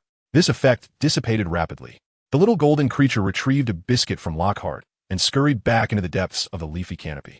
The young wizards collectively gasped. Even Hermione, who had encountered such sensations before, found it challenging to reconcile with this terrifying experience. This exemplifies the magical characteristics of an anomalous existence. Lockhart's voice echoed in their ears, elucidating that these entities surpass the limitations of a wizard's understanding, thereby shattering their comprehension of the world in an instant, leaving them incapable of any response. The basilisk epitomizes a monster born from a cultivation direction that defies common sense. However, its researchers were overly ambitious, desiring the immortality of dark magical creatures while also seeking the propagation of magical beasts. Ultimately, this resulted in a nebulous entity that failed to inherit the virtues of either, instead amalgamating their flaws. The existence of such anomalies can cause a collapse of the human psyche merely through direct observation. Yet the basilisk does not instill such paralyzing fear. Wizards do not freeze in terror at the sight of its massive serpentine form, nor do they perish at the mere glimpse of its body. Rather, it necessitates a gaze that meets another gaze, akin to an intrusion into the soul's window, to induce distortion, thus leading to demise. At this juncture, Lockhart smiled slightly, gazing earnestly at them. Now, the question arises, having discerned the characteristics of this half-baked, dark magical creature, how should we defend ourselves? Hermione raised her hand, exclaiming, by not looking into its eyes. Excellent. Lockhart nodded in approval and turned his attention to the others. Are there any alternative answers? The group pondered deeply, while Neville in the corner hesitated, his mouth opening and closing shyly. Neville, why don't you share your thoughts? Neville's face flushed crimson as he felt the weight of their gazes upon him. In a soft voice, he ventured, preventing the collapse of our inner world. Indeed, Lockhart erupted into hearty laughter. The best answer. Neville's eyes suddenly sparkled with excitement. He had not anticipated that his answer would be the most astute. As he caught the gaze of his companions, his cheeks flushed with embarrassment once more. Fortunately, the professor continued his discourse, capturing everyone's attention and alleviating Neville's discomfort. With a worldview defined by clear distinctions of right and wrong, an uplifting attitude towards life, and the audacity to confront formidable challenges, Lockhart earnestly expounded upon these ideals. This, he asserted, is the essence of the answer. If one possesses such formidable fortitude, one can gaze into the eyes of the basilisk for eternity, impervious to its malevolent gaze. Naturally, this also represents our finest method of resisting the effects of dark magic upon ourselves. I acknowledge that it is no easy feat, he shrugged, noting that it requires not only the cultivation of one's own spirit, but also the necessity of being in an optimal mental state. The state of everyone's spirit is not a constant. At times, we encounter unfortunate events that may plunge us into despair, rendering us unable to cope. Thus, we may also resort to magical artifacts or potions to assist us. Lockhart raised an eyebrow, citing the legendary sword of Gryffindor, reputed to bestow unparalleled courage upon its wielder, though it is said that only those with equally formidable bravery can earn its favor. This sword, while seemingly superfluous, empowers the courageous to face all forms of injustice. Its utility may seem diminished in many contexts, yet it is perfectly suited for confronting the basilisk. As for why the sword of Gryffindor is specifically attuned to the basilisk of Slytherin, well, some topics are evidently not suitable for extensive discussion with young witches and wizards. Lockhart beamed at the 8 young sorcerers before him, sincerely hoping they would absorb his words. He was uncertain whether Dumbledore would ultimately choose to have Harry Potter, the legendary hero, confront the basilisk alone as a means of development, or if he would impose no such rigorous demands. However, if not, perhaps allowing the group of young wizards he was nurturing to face the basilisk together would be the most prudent approach. As a professor of defense against the dark arts, the prospect of training a cohort of exceptional students to confront a semi-finished dark magical creature would yield no greater fulfillment in terms of educational outcomes. To be frank, Lockhart did not regard the basilisk as a formidable threat. This confidence stemmed from his expertise in the field. The only challenge he perceived was the curse on his position from the Dark Lord, a curse that even Dumbledore and all the powerful allies he could muster could not resolve. That was a truly perilous predicament. In Professor Snape's potions class, the Dark Lord's curse had not significantly disrupted Lockhart's life on campus. Aside from his daily classes, he made a concerted effort to avoid aimlessly wandering the school, lest he inadvertently trigger some unforeseen incident. After lessons, he would either remain solitary in the library or office, engrossed in his studies, or associate with the students from the advanced class and the dueling club, each of whom possessed skills superior to his own. This had always been his routine, unchanged throughout the years. On this particular afternoon, one could argue that it was the most crowded day in Lockhart's office. All members of the advanced class and the club were present. The senior student schedule did not span from dawn till dusk like that of their younger counterparts. They had ample time to receive training from their professor. As for the club members, their presence could be attributed to Madame Hooch's flying lesson, which, by all accounts, had gone awry once again. Aside from the one student injured during the lesson, the other young wizards were enjoying a carefree afternoon. Harry and his friends would not have been so compliant as to spend their precious free time confined to the professor's office, but upon turning around, they discovered that Draco and his entourage had arrived without hesitation. How could they not be compared? Thus, over 40 young wizards filled the office to capacity, yet surprisingly, it remained quiet. Harry and his friends were diligently sifting through materials and organizing notes, while the senior students from the advanced class were focused on writing last year's exam questions procured by Lockhart from the Ministry of Magic. The results of the ultimate wizarding examinations were pivotal for these young wizards' futures, almost determinative, not to mention the ministry's exceedingly stringent grade requirements. Other organizations similarly sought only the creme de la creme. For instance, St. Mungo's Hospital for Magical Maladies and Injuries mandated that their healing practitioners possess at least 5 subjects with satisfactory grades or higher. Such demands rivaled those of an auror in the ministry. Even the exceptional Quidditch players from the wizarding world needed not only remarkable talent, but also to have distinguished themselves in their school teams before graduation, ideally securing a place on the national Quidditch team. In the original Triwizard Tournament, Victor Crumb from Durmstrang Institute had already led his national team to the Quidditch World Cup finals as a seeker prior to the competition. There were few legitimate positions in the wizarding world, and even fewer in the private sector. Aspiring to enter commerce required exceptional skills, akin to those possessed by the Weasley twins. Otherwise, one might find themselves, like Hannah Abbott, returning home to inherit the leaky cauldron. This was the harsh reality confronting the senior students. Failing even one exam could almost guarantee a lifetime devoid of good employment opportunities. Of course, those with particularly advantageous family backgrounds, like Draco and Pansy or Newt Scamander, could still find positions at the ministry, even if they chose to drop out. This elucidates why Voldemort's doctrine of blood purity garners such fervent support. The resources within the wizarding world are exceedingly scarce, necessitating contention. The vast majority of wizards languish at the lower echelons of society throughout their lives. Those who are academically challenged, such as Severus Snape's mother who had a muggle furniture dealer, often exhibit no lingering attachment to the wizarding community, even when their fortunes decline. Such individuals are numerous, as exemplified by Gilderoy Lockhart's mother.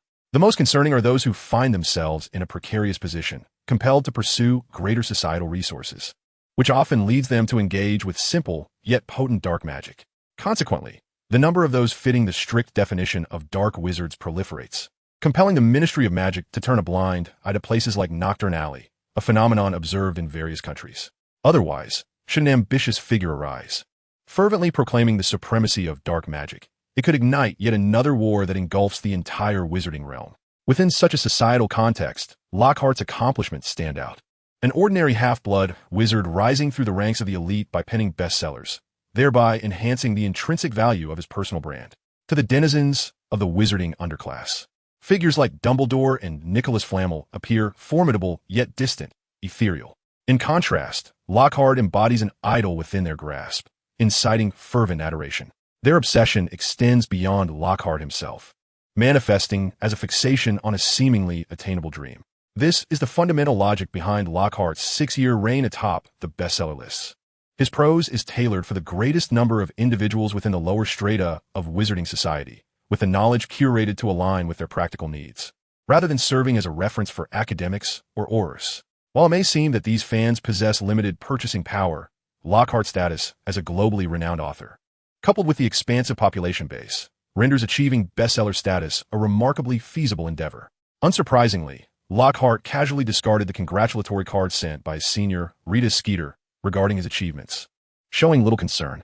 Observe, he does not boast. He simply possesses a clear understanding of the reasons behind his success, which may appear as arrogance to others. He penned a letter to his senior, scheduling a date for an on-campus interview, entrusted to an owl for delivery, before once again immersing himself in the book at hand. Powerful Potions, a forbidden tome, contains recipes for concoctions that the Ministry of Magic has classified as illegal to create, trade, or utilize. Each potion detailed within bears a distinct characteristic. One individual pilfers something from another. For instance, the Polyjuice potion allows for the theft of another's appearance. The mischievous brain jelly he is currently examining follows this same principle. Its purpose is to extract the brain fluid from the deceased skull, which contains fragments of the soul. After concocting it into a potion and consuming it, one can discern the final words of the departed, hence it is also known as the elixir of last words. Naturally, one might conveniently inherit the deceased's legacy, such as their bloodline abilities. With such a nefarious potion, it is believed that Harry Potter would certainly resonate with its effects, as he harbors a fragment of Voldemort's soul within him, granting him the Serpentine Tongue, a rare bloodline power. The text also presents a rather sinister case. A witch, in a fit of hysteria, exclaims, "You have no idea what I truly desire." The wizard, in anguish, brandishes his wand and declares, "I will uncover the truth, I swear." Avada Kedavra. He then extracts the brain fluid, brews the potion, and learns that the other held a profound love for him, leading him to a tragic end. The intention behind this narrative is almost explicitly clear. One might eliminate the other without being constrained by the body. Lockhart, upon hearing this, clicked his tongue and shook his head, continuing to peruse the intricacies of the text. However, he soon discovered, rather tragically, that he appeared unable to comprehend the content. Each discipline has its own expertise. Lockhart, in his essence, was rather inept. While he recalled several formidable wizards skilled in potion brewing, most were not from academic backgrounds. There were traditional witches who concocted potions in large cauldrons, and tribal shamans who fed magical creatures with herbs to create elixirs, all rather eccentric methods of folk magic. There was, however, a half-hearted academic, yet his memories were filled with absurd tales of unscrupulous potion brewers mixing inferior love potions with water to sell as perfumes. It was his first experience of feeling the inadequacy of his mental reservoir. Oh no, he must not pursue this line of thought. After some contemplation, Lockhart decided to gather his belongings and rise. Specialized matters should be entrusted to those with expertise.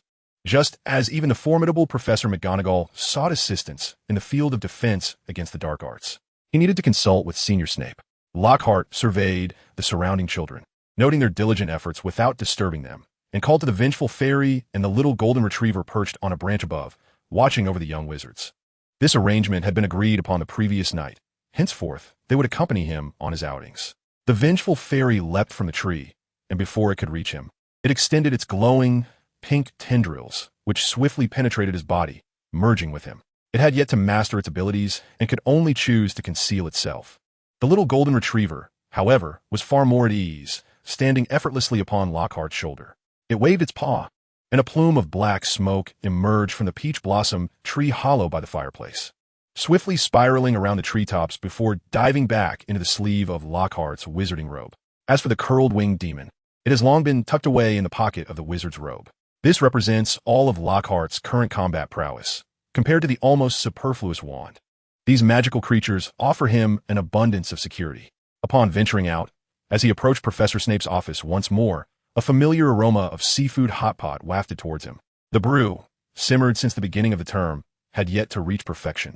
The office door stood ajar, and, peering inside, he observed Snape seemingly engrossed in writing at the long table. Lockhart raised his hand and knocked gently on the door, beaming brightly, "Professor Snape." He called several times, but received no response, as if the other were entranced. After a moment's hesitation, Lockhart boldly stepped inside. A glance at the long table revealed it cluttered with sheets of manuscript paper, the topmost sheet formatted like a book cover, entitled Severus's Potions Class by Severus Snape. "Ah, dear Professor, did you not claim to have no interest in publishing?" Lockhart chuckled, noticing a pile of reference books brimming with bookmarks and dog-eared pages beside the table. Breaking ties with banshees, adventuring with ghouls, vacationing with a banshee, companionship with trolls, voyaging with vampires. All were his own works. What should I write next? Snape muttered, his brow furrowed in frustration as he scrutinized the manuscript paper with his quill in hand. Leaning in, Lockhart, with great experience, promptly suggested, "Perhaps add a brief narrative about the application of the potion to enhance reader engagement, while also aiding their understanding of the potion's effects." Snape's expression shifted to realization, and he resumed writing. However, as he continued, his hand froze, slowly lifting his head as if burdened by a great weight. He seemed reluctant to confront the individual behind him, turning his neck with great reluctance. What met his gaze was precisely the last person he wished to see. "Hello." Lockhart greeted, his smile radiant. "Good afternoon." In an instant, a flame erupted, consuming everything atop the long table in silence, as Snape instinctively drew his wand, swiftly aiming it at Lockhart, "Obliviate." Yet, alas, had he intended to cast another spell, it might have fared better. Unfortunately, it was the forgetfulness charm. As he began to wave his wand, Lockhart had already deftly evaded the spell, far too familiar with its workings. "Obliviate! Obliviate!" 3 rapid incantations erupted, each one missing its target. "Greetings, Professor Snape," Lockhart exclaimed, evading spells while crying out in excitement. "There's no need to be agitated. Writing a book is nothing to fret about. Calm yourself. Ah, the illustrious Severus Snape. Few are privy to the valor he exhibited during the First Wizarding War. In this era, where the Dark Lord has met his demise and Snape has been smoothly integrated into Dumbledore's ranks, those aware of his past remain tight-lipped. Even the noble Malfoy dared to face trial at the Wizengamot, while no one dared question Snape, a testament to Dumbledore's formidable influence. Yet, it seems implausible that a wizard so esteemed by the Dark Lord would have played no role in that grand conflict, harming not a single foe. Snape's prowess is indisputable. However, despite his extensive experience and the tumult of war, he found himself casting 13 consecutive memory charms, none of which managed to reach Lockhart, who hadn't even drawn his wand. This revelation brought him to a state of disbelief. He stared incredulously at his wand, then at Lockhart, who was grinning up at him from beneath the desk. After their previous escapades in the castle and dealing with Mandrix, He had thought he had given Lockhart too much credit. Now, he was astonished to realize he had misjudged him yet again. My apologies, I overreacted. I should not have directed my wand at you, Snape admitted, an unusual display of humility as he helped Lockhart rise from his hiding place. With a wave of his wand, he restored the nearly charred desk and the recently incinerated manuscripts. Lockhart, marveling at such exquisite magical control, could not help but give a thumbs up. Snape's lips twitched at the gesture, uncertain if Lockhart was mocking him. Fortunately, the sincerity of Lockhart's admiration was evident, evoking a sense of shame in Snape for harboring such thoughts towards one who meant him no harm. His demeanor softened, yet as Lockhart glanced at the scattered manuscripts, Snape's tension returned, his toes curling within his shoes. Unable to resist, he rushed to tidy the papers, feeling quite embarrassed. Professor, every field has its specialists. Everyone possesses their own strengths. Not knowing how to write is hardly a grave issue, Lockhart advised earnestly. To be candid, your writing lacks fluidity and is rather dry, making it difficult for others to engage with. Lockhart continued to encourage him. We should all endeavor to utilize every resource at our disposal. For instance, when he embarked on an adventure to Eckhart Castle, he unhesitatingly chose to bring along his 2 diligently trained apprentices. Why not? A gentleman adeptly utilizes resources. Leading a solitary life can be exhausting. Noticing the ineffectiveness of such persuasion, he pondered for a moment, then retrieved a powerful potion from his pocket and placed it on the table, flipping to the page concerning the mischievous brain fluid potion. In truth, I have come to seek your assistance. He sighed, expressing his frustration over his superficial knowledge of potion making, which rendered him incapable of even understanding the recipe. This realization left him somewhat disheartened. After all, the original body had received 7 years of education at Hogwarts and hailed from the renowned Ravenclaw. Yet he could not comprehend even this. In contrast, Hermione had been able to successfully concoct potions from this very book in her 2nd year. Could the disparity between individuals be so extraordinarily vast? Snape cast a glance at the contents of the page, a faint smile gracing his lips. The inclusion of certain specialized terms in Latin was intended to eliminate ambiguity in crucial processes. Moreover, it dissected the complex preparation of a potion into its constituent steps. Although this increased the difficulty of comprehension, following the instructions would, in fact, minimize the risk of mishaps, making it the most prudent approach. Lockhart blinked, unable to fathom how such knowledge could be articulated with a mere glance. Had he previously concocted this recipe? Snape shook his head, remarking that indiscriminately inserting fragments of another's soul into one's own mind would only lead to the loss of self. Upon mentioning this, his demeanor grew serious. He regarded Lockhart intently, asserting that, in his view, magic was an expression of one's will. Losing oneself equated to losing one's magic. A perilous circumstance that he strongly advised against attempting with this potion. Wow, what a profound statement, Lockhart thought, filled with agreement yet regretfully shaking his head. I have something I must accomplish. It's of utmost importance. More important than magic? Snape's expression turned contemplative. Indeed, Lockhart affirmed with unwavering resolve. Regrettably, his declaration seemed to leave Snape unmoved, or perhaps, Lockhart observed with some confusion, Snape had become distracted mid-conversation. What is this sorrow in your eyes? He inquired, having developed a certain respect for Snape, which led him to instinctively refrain from recalling matters concerning Lily. I shall assist you. Snape quickly reverted to his usual demeanor, pulling out a chair to sit down, meticulously examining the potion. He focused intently, seizing a blank sheet of paper beside him to jot down notes and sketches, lost in contemplation of some calculations. Lockhart waited for a considerable time, observing that Snape remained deeply engrossed in his work, leaving him uncertain as to how long he would have to wait. He then turned his gaze toward the stack of manuscript papers on the table. Senior, may I assist you with the manuscript? Snape visibly tensed, his expression rigid as he remained silent for a while, ultimately exhaling heavily before turning to him and saying emphatically, Thank you. You're welcome, Lockhart replied with a radiant smile, embodying the spirit of mutual assistance. He gently positioned another chair at the long table, meticulously organizing the pages according to the numbers Snape had marked in the headers. It remained a mystery to him how the thoroughly incinerated papers could be restored to this extent, appearing as if they had never encountered destruction. Impressive, he mused, genuinely envious of such remarkable magical prowess. He began to read intently from the beginning. It must be said that Snape's writing transported him back to his university laboratory days, the densely packed records inducing a wave of drowsiness. What on earth? He thought. How could the fascinating and romantic scene of discerning the varying degrees of color changes in potions be articulated so painfully dull? akin to three strangers engaging in awkward small talk. On the first page, he encountered several passages that should have astounded readers. Contemplating that if he were to write in Snape style, he would surely find himself utterly captivated by the art of potion-making. Lockhart turned to discuss these thoughts with Snape, only to find him furrowed in deep contemplation, prompting Lockhart to refrain from interrupting. Instead, he decided to take out a few blank sheets and began writing in his own manner, inspired by the original manuscript. Surprisingly, Snape's profound understanding of potion-making reached an extraordinary level.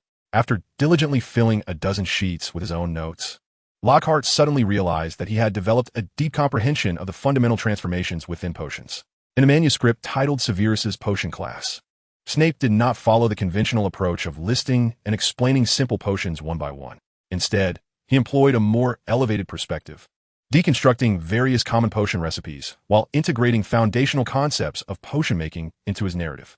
Lockhart continuously retrieved memories from his time at Hogwarts, comparing them with Snape's teachings, and found himself beginning to grasp a particular recipe that had previously eluded his understanding. So that's how it is, he thought, experiencing moments of epiphany that occurred not just once or twice. As he gazed down at Snape's manuscript, he suddenly recognized its immense value. He had merely polished a dozen pages derived from the original 5-page manuscript. Wait, a dozen pages? Lockhart's expression shifted dramatically as he rose anxiously, looking out the window, only to realize with astonishment that the sky had darkened unbeknownst to him. Alas, I nearly lost track of time. He hurriedly gathered the manuscript and tucked it under his arm. Senior, I shall take your manuscript back with me. I just realized that numerous students are waiting in my office for me to elucidate the examination papers. Snape, without lifting his gaze, nodded slightly. Yes, take it. I have yet to refine this potion. All right, understood? Lockhart had already reached the office door when he paused, struck by Snape's words. Refine? Indeed, Snape replied, looking up at him, his fingers tapping against the book. This tome dates back over a century. Do you truly believe that contemporary practitioners should adhere to its outdated methodologies? I possess countless strategies to mitigate the potential side effects and dangers inherent in this recipe. Are you certain you wish to employ this antiquated formula and the utterly trivial waste of precious and hard-to-obtain potion ingredients? Are you willing to squander months gathering them? Especially the unicorn's toe bone, such a rarity in today's market. How do you intend to procure it through illicit means? Or would you prefer to spend a few galleons on entirely viable alternatives that save both time and effort? Wow, Lockhart exclaimed, momentarily at a loss for words. Impressive, my senior. Remarkable. It is said that the requirements for positions within the Ministry of Magic are exceedingly high, yet they pale in comparison to the academic appointments at the esteemed magical institutions. Here lies the convergence of the wizarding world's most exceptional talents. Everyone at Hogwarts School of Witchcraft and Wizardry is indeed formidable, with the exception of Lockhart, who is akin to a muggle in his ineptitude. Trembling with trepidation, he nonetheless endeavored to discover his own strengths. Lockhart suddenly perceived a burgeoning aptitude for teaching, not solely for young children, but also concerning dark magical creatures. Under his tutelage, the young golden-haired student had begun to master the influence of their surroundings, a skill akin to a basilisk transforming its lethal gaze into a controllable force. Remarkably, even the boggart of the same period had begun to shift its form according to its own volition. It is noteworthy that such dark magical beings typically require an intimate understanding of another's deepest fears to effect transformation. The most astonishing development, however, was with the Banshee. Compared to the previous two dark creatures, it had undoubtedly reached a more ancient and stable phase. Under Lockhart's continuous exploration and guidance, it began to exhibit changes in its capabilities. Perhaps one might refer to this as the unearthing of potential. It had started to harness the power of the earth. Give a try, Lockhart encouraged. The wrong fairy cast a hesitant glance at him, noticing the anticipation on his face. She gathered her courage and floated gracefully to the front of the oak tree, carefully extending her translucent, pale hand. This oak had been ravaged by the colossal Quidditch ball that had crashed through the window, leaving it in a rather disheveled and unsightly state for the past few days. Lacking the ability to nurture it like the forest witch, Lockhart resorted to using an axe and a saw to offer it a modest trimming, leaving it starkly bare and discordant. At that moment, as a delicate hand made contact, vibrant green shoots suddenly sprouted from the severed edge, rapidly unfurling their leaves and reaching upwards toward the gentle breeze wafting through the window. Yes, precisely. Perfect, Lockhart marveled, drawing his wand from his pocket and pressing it against his temple to extract a fragment of memory. Now, guide it to thicken its trunk according to my vision, and weave a small cottage upon it. Henceforth, you shall reside within. Nearby, a hanging creature known as the Snidget twitched its nose, swiftly opening its eyes with a piercing gaze directed at the tip of Lockhart's wand, where the memory danced toward the wronged fairy. However, its view was soon obscured by a pair of shimmering golden eyes, filled with a warning. The golden-haired creature's gaze was a stern admonition. The Snidget promptly retracted its head, curling up once more, dangling precariously from the branch. The baby is asleep. The baby knows nothing. Please, do not harm the baby again. It had nearly been driven to the brink of PTSD by the golden-haired creature, as any hint of covetousness directed at Lockhart filled its mind with terror, rendering its body immobile and rigid. Initially, it could tolerate this once or twice, but after repeated incidents, it had grown fearful. Now, upon seeing Lockhart, it instinctively refrained from harboring any rebellious thoughts, to the extent that it did not dare even to contemplate them. Sometimes, when Lockhart covered its eyes in an attempt to lull it to sleep, it found itself unwilling to succumb to slumber, yet too frightened to resist, feigning sleep instead. What other choice did it have, living amidst a host of dark magical creatures? Its existence as a remarkable beast proved exceedingly arduous. This time, the Snidget truly understood. Within this abode, the one who treated it kindly was none other than the wizard who fed memories. The rest were hardly human. Indeed, they were not human at all. Yet soon, it realized its misjudgment. Upon embracing the Earth's power, the wronged fairy began to develop a sense of affinity towards her guardian, summoned from the very soil, and understood the need to be more considerate of its feelings. This revelation took Lockhart by surprise. In contrast to his envisioned treehouse, a branch unexpectedly extended beneath the eaves, adorned with a hanging chair resembling a small bird's nest, akin to a lantern for the treehouse. Remarkably, a cozy nook had been fashioned for the Snidget as well. Moreover, the wronged fairy, having met her untimely demise, once again birthed a large tree tumor upon the trunk of the apple tree. As it rapidly darkened and decayed from within, a quaint little dwelling, reminiscent of a niche, materialized, perfectly sized for a small golden retriever. Delicate and unique branches and leaves cascaded downwards, resembling an exquisite curtain. A similar curtain graced the hollow of the peach blossom tree, evoking an emotional response from Bot, who wept quietly within. Is this acceptable? The wronged fairy, somewhat bashful, floated closer with her hands clasped behind her back, gazing up at Lockhart with a hint of trepidation. Splendid. Lockhart effusively praised, absolutely perfect. Possessing a degree of autonomy and unique creativity, the potential for unexpected delights is what renders the care of dark magical creatures most enjoyable. He waved his wand, adorning their respective little houses with purple blossoms, instantly filling the office with a delightful fragrance. Knock, knock, knock. The door was rapped upon. The dark magical creatures hastily retreated into their small abodes, bringing their pleasant interlude to a temporary halt. It was Professor Snape, who had finally perfected the mischievous brain fluid potion. What had once comprised pages of text and books had been distilled into a single thin sheet of paper in his hands. Lockhart received it with curiosity, unable to suppress a gasp of awe. The described procedures were articulated with a clear operational logic, imparting an extraordinarily crisp and refreshing clarity. He found himself nearly able to comprehend the potion's formulation. This is truly remarkable. He couldn't help but marvel. The corners of Snape's mouth twitched slightly upwards before settling into an expression of indifference as he pointed to the list of materials recorded at the forefront. Most of the materials are available to me, and I possess specific supply channels for the rarer items. I have already written to them and expect a swift response. Only these 3 remain. It is best that you prepare them yourself, as they pertain to the final efficacy of the potion. 3 potion ingredients were highlighted in red: a vial of dew, a segment of root, and a container for the potion. While this appeared straightforward, each item held its own significance. Snape meticulously elucidated, first producing a small, flat, oval glass vial, the size of a cigarette box. Dew can only be collected 1 drop per day. You must traverse from the noisiest location to the quietest to gather it, which should take about a month. Lockhart, somewhat puzzled, accepted the vial, contemplating how to fulfill this peculiar requirement. Snape promptly provided the solution. Collect it from your office, traversing through the Forbidden Forest, passing the teaching building, the Ollery, the greenhouse, the Black Lake, and the Quidditch pitch.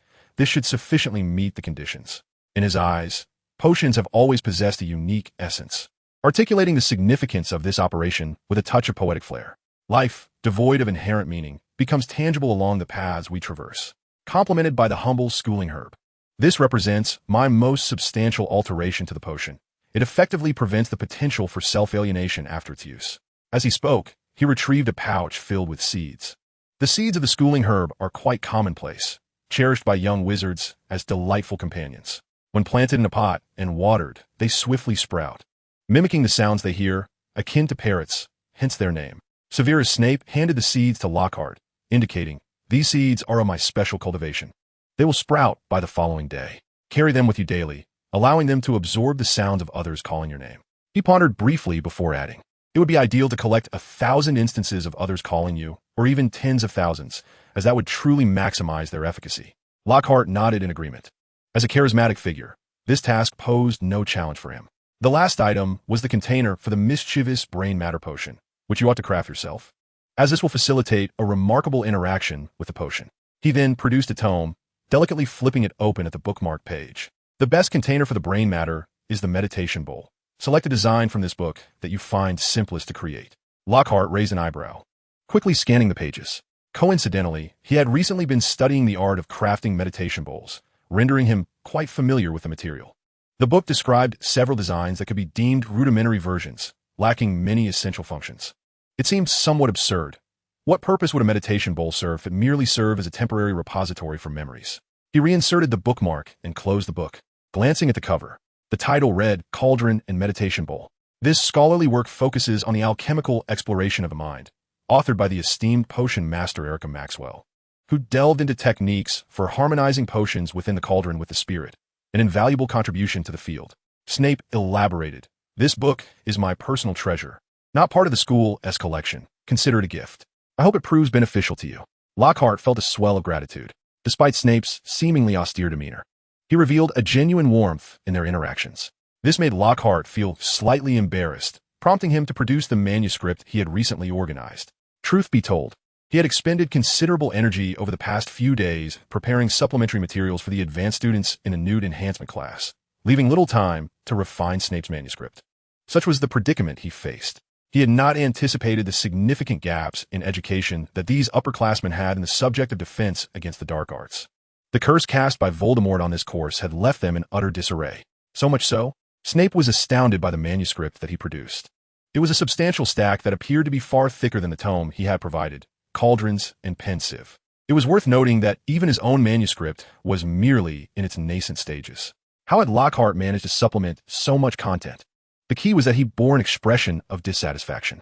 It seemed he could only consider this a rough draft, which was still inadequate. Lockhart flipped through the pages and indeed found himself less than content. "My understanding of potion making is still quite superficial. Certain interpretative sections may mislead the reader, and you must annotate those so I may revise it a second time." Snape, bewildered, accepted the hefty manuscript, incredulous as he began to peruse it. He initially furrowed his brow. The text was excessively verbose, and it took him several paragraphs to uncover the first nugget of knowledge, lacking in conciseness. Yet, as he continued reading, he became entranced. Suddenly, his expression transformed with fervor. The captivating nature of the words possessed an enchanting power, capable of conjuring a wondrous realm for the reader.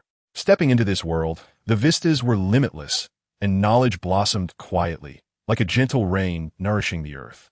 Striking a balance between engagement and expertise is the crux of whether a work can achieve commercial success. Now, with Lockhart offering guidance, he pointed out, "Look here, in your original manuscript, you noted that using inadequately dried leaves could result in explosive mishaps. Such a dry statement would go unnoticed. I arranged for a young wizard to conduct an experiment that ended with his face charred black, which certainly enlivens the narrative. Some will remember this for a lifetime." It was an amusing afternoon. One distilled the thick manuscript into a single page of essence, while the other transformed a few slender pages of insights into a voluminous manuscript, each exchanging their thoughts.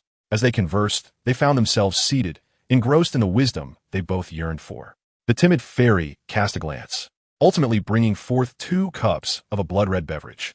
The little golden-haired boy followed suit, plucking a few peaches from a tree and arranging them on a crystal fruit platter placed on the table. Time seemed to come to a standstill in that moment. Only the little golden-haired boy, noticing that they were not eating, stealthily retrieved a peach, the crisp sounds of his bites echoing softly. Suddenly, the fatal curse struck. The initial 2 potion ingredients for Snape's improved formula, dew and sound collection, were exceedingly simple matters. It was precisely such events that irrevocably altered Lockhart's life trajectory. Previously, the classroom, library, office, and the grand dining hall all resided within the confines of the main castle of the school.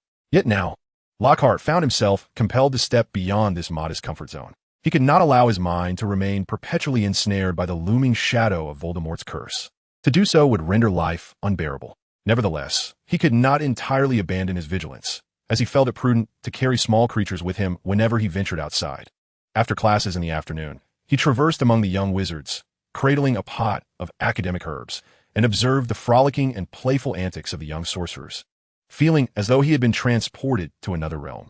The exuberant and magically adept children were a whirlwind of energy.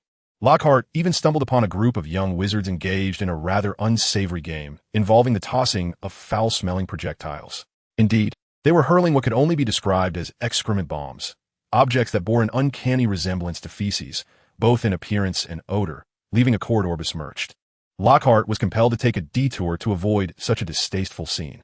In this regard, he could empathize with the ire of Mr. Filch, the Hogwarts caretaker, as he had no desire to become entangled with such a mess, particularly given his utter inability to rectify it.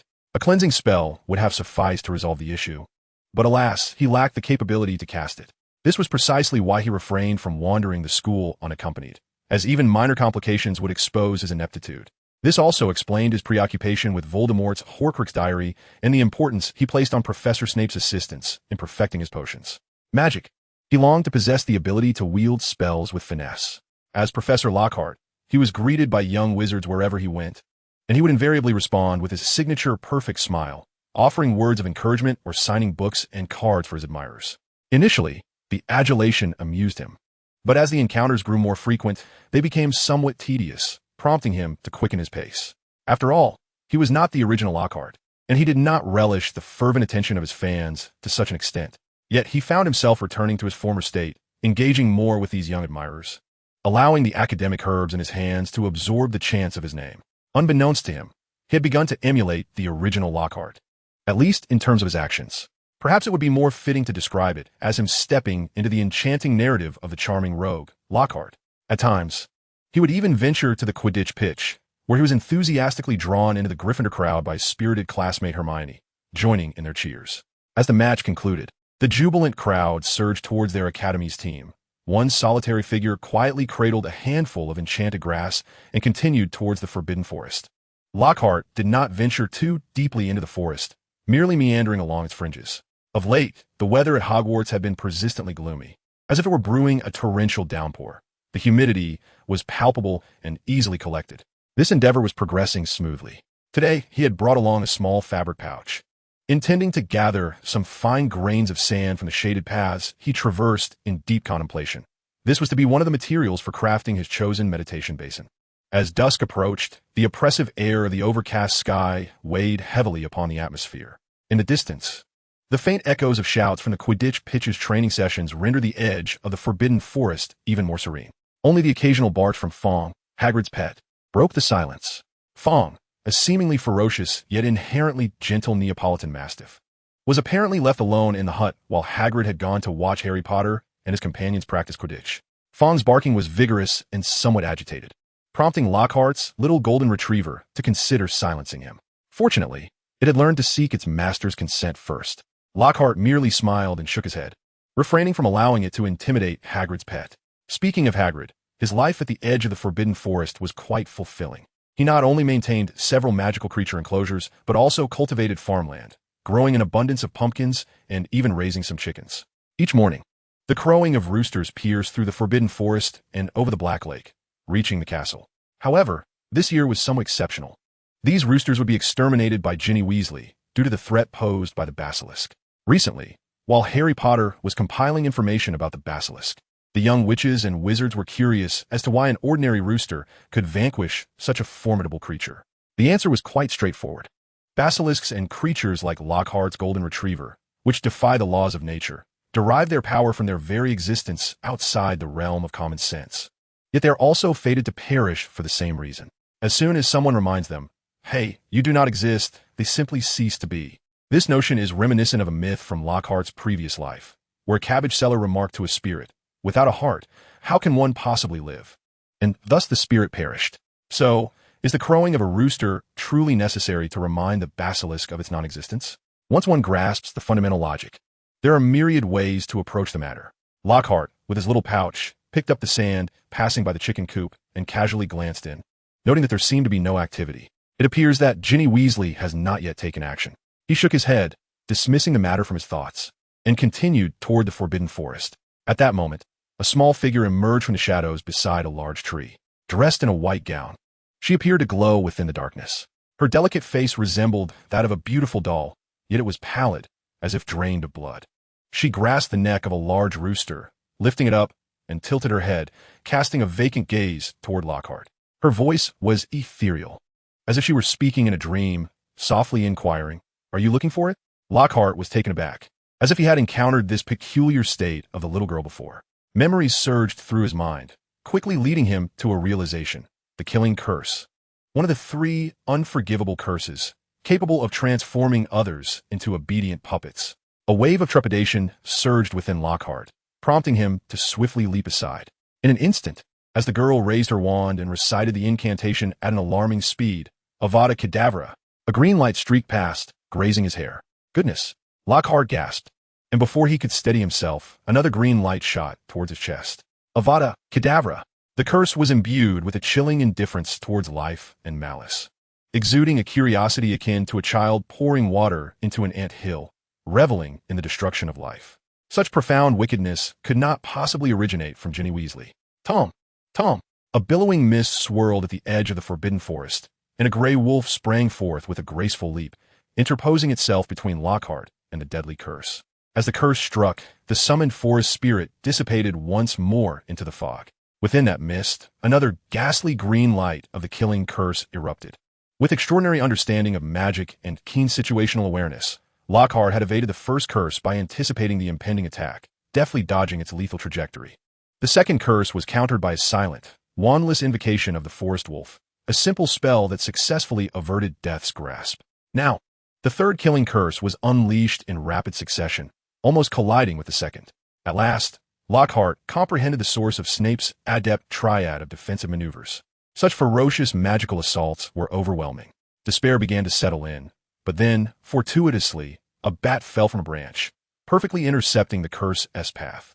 As the essence of life faded away, Lockhart was instantly drenched in cold sweat. Relief washed over him. He was profoundly grateful. Certainly, he did not rejoice in his fortunate luck. Rather, he was grateful for his decision to carry all the dark magical creatures with him. The terrified, wronged fairy had unknowingly floated away from him, her long rabbit ears standing defiantly in the wind, her entire form splitting open to reveal gaping jaws filled with fangs. The bat that had just appeared was summoned by her, the guardian of the earth.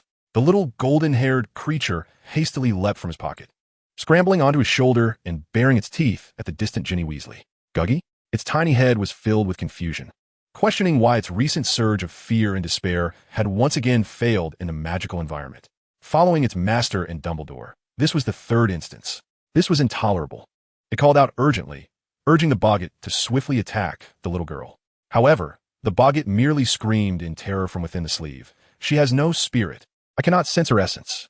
She is merely a shell." Indeed, the Ginny Weasley, affected by the enchanted diary to resemble the effects of the soul-sucking curse, appeared utterly vacant at this moment, truly resembling an empty vessel. Lockhart disregarded them, and with a slight flicker of the ring in his hand, a sleek whitewood broomstick materialized. Almost instantaneously as the broom appeared, he stepped onto the footrest extending from the branch's hoop, taking off directly into the dense canopy of the Forbidden Forest. He had instructed Harry and the others on how to use flying brooms to enhance combat maneuverability, as he was well-versed in their use himself.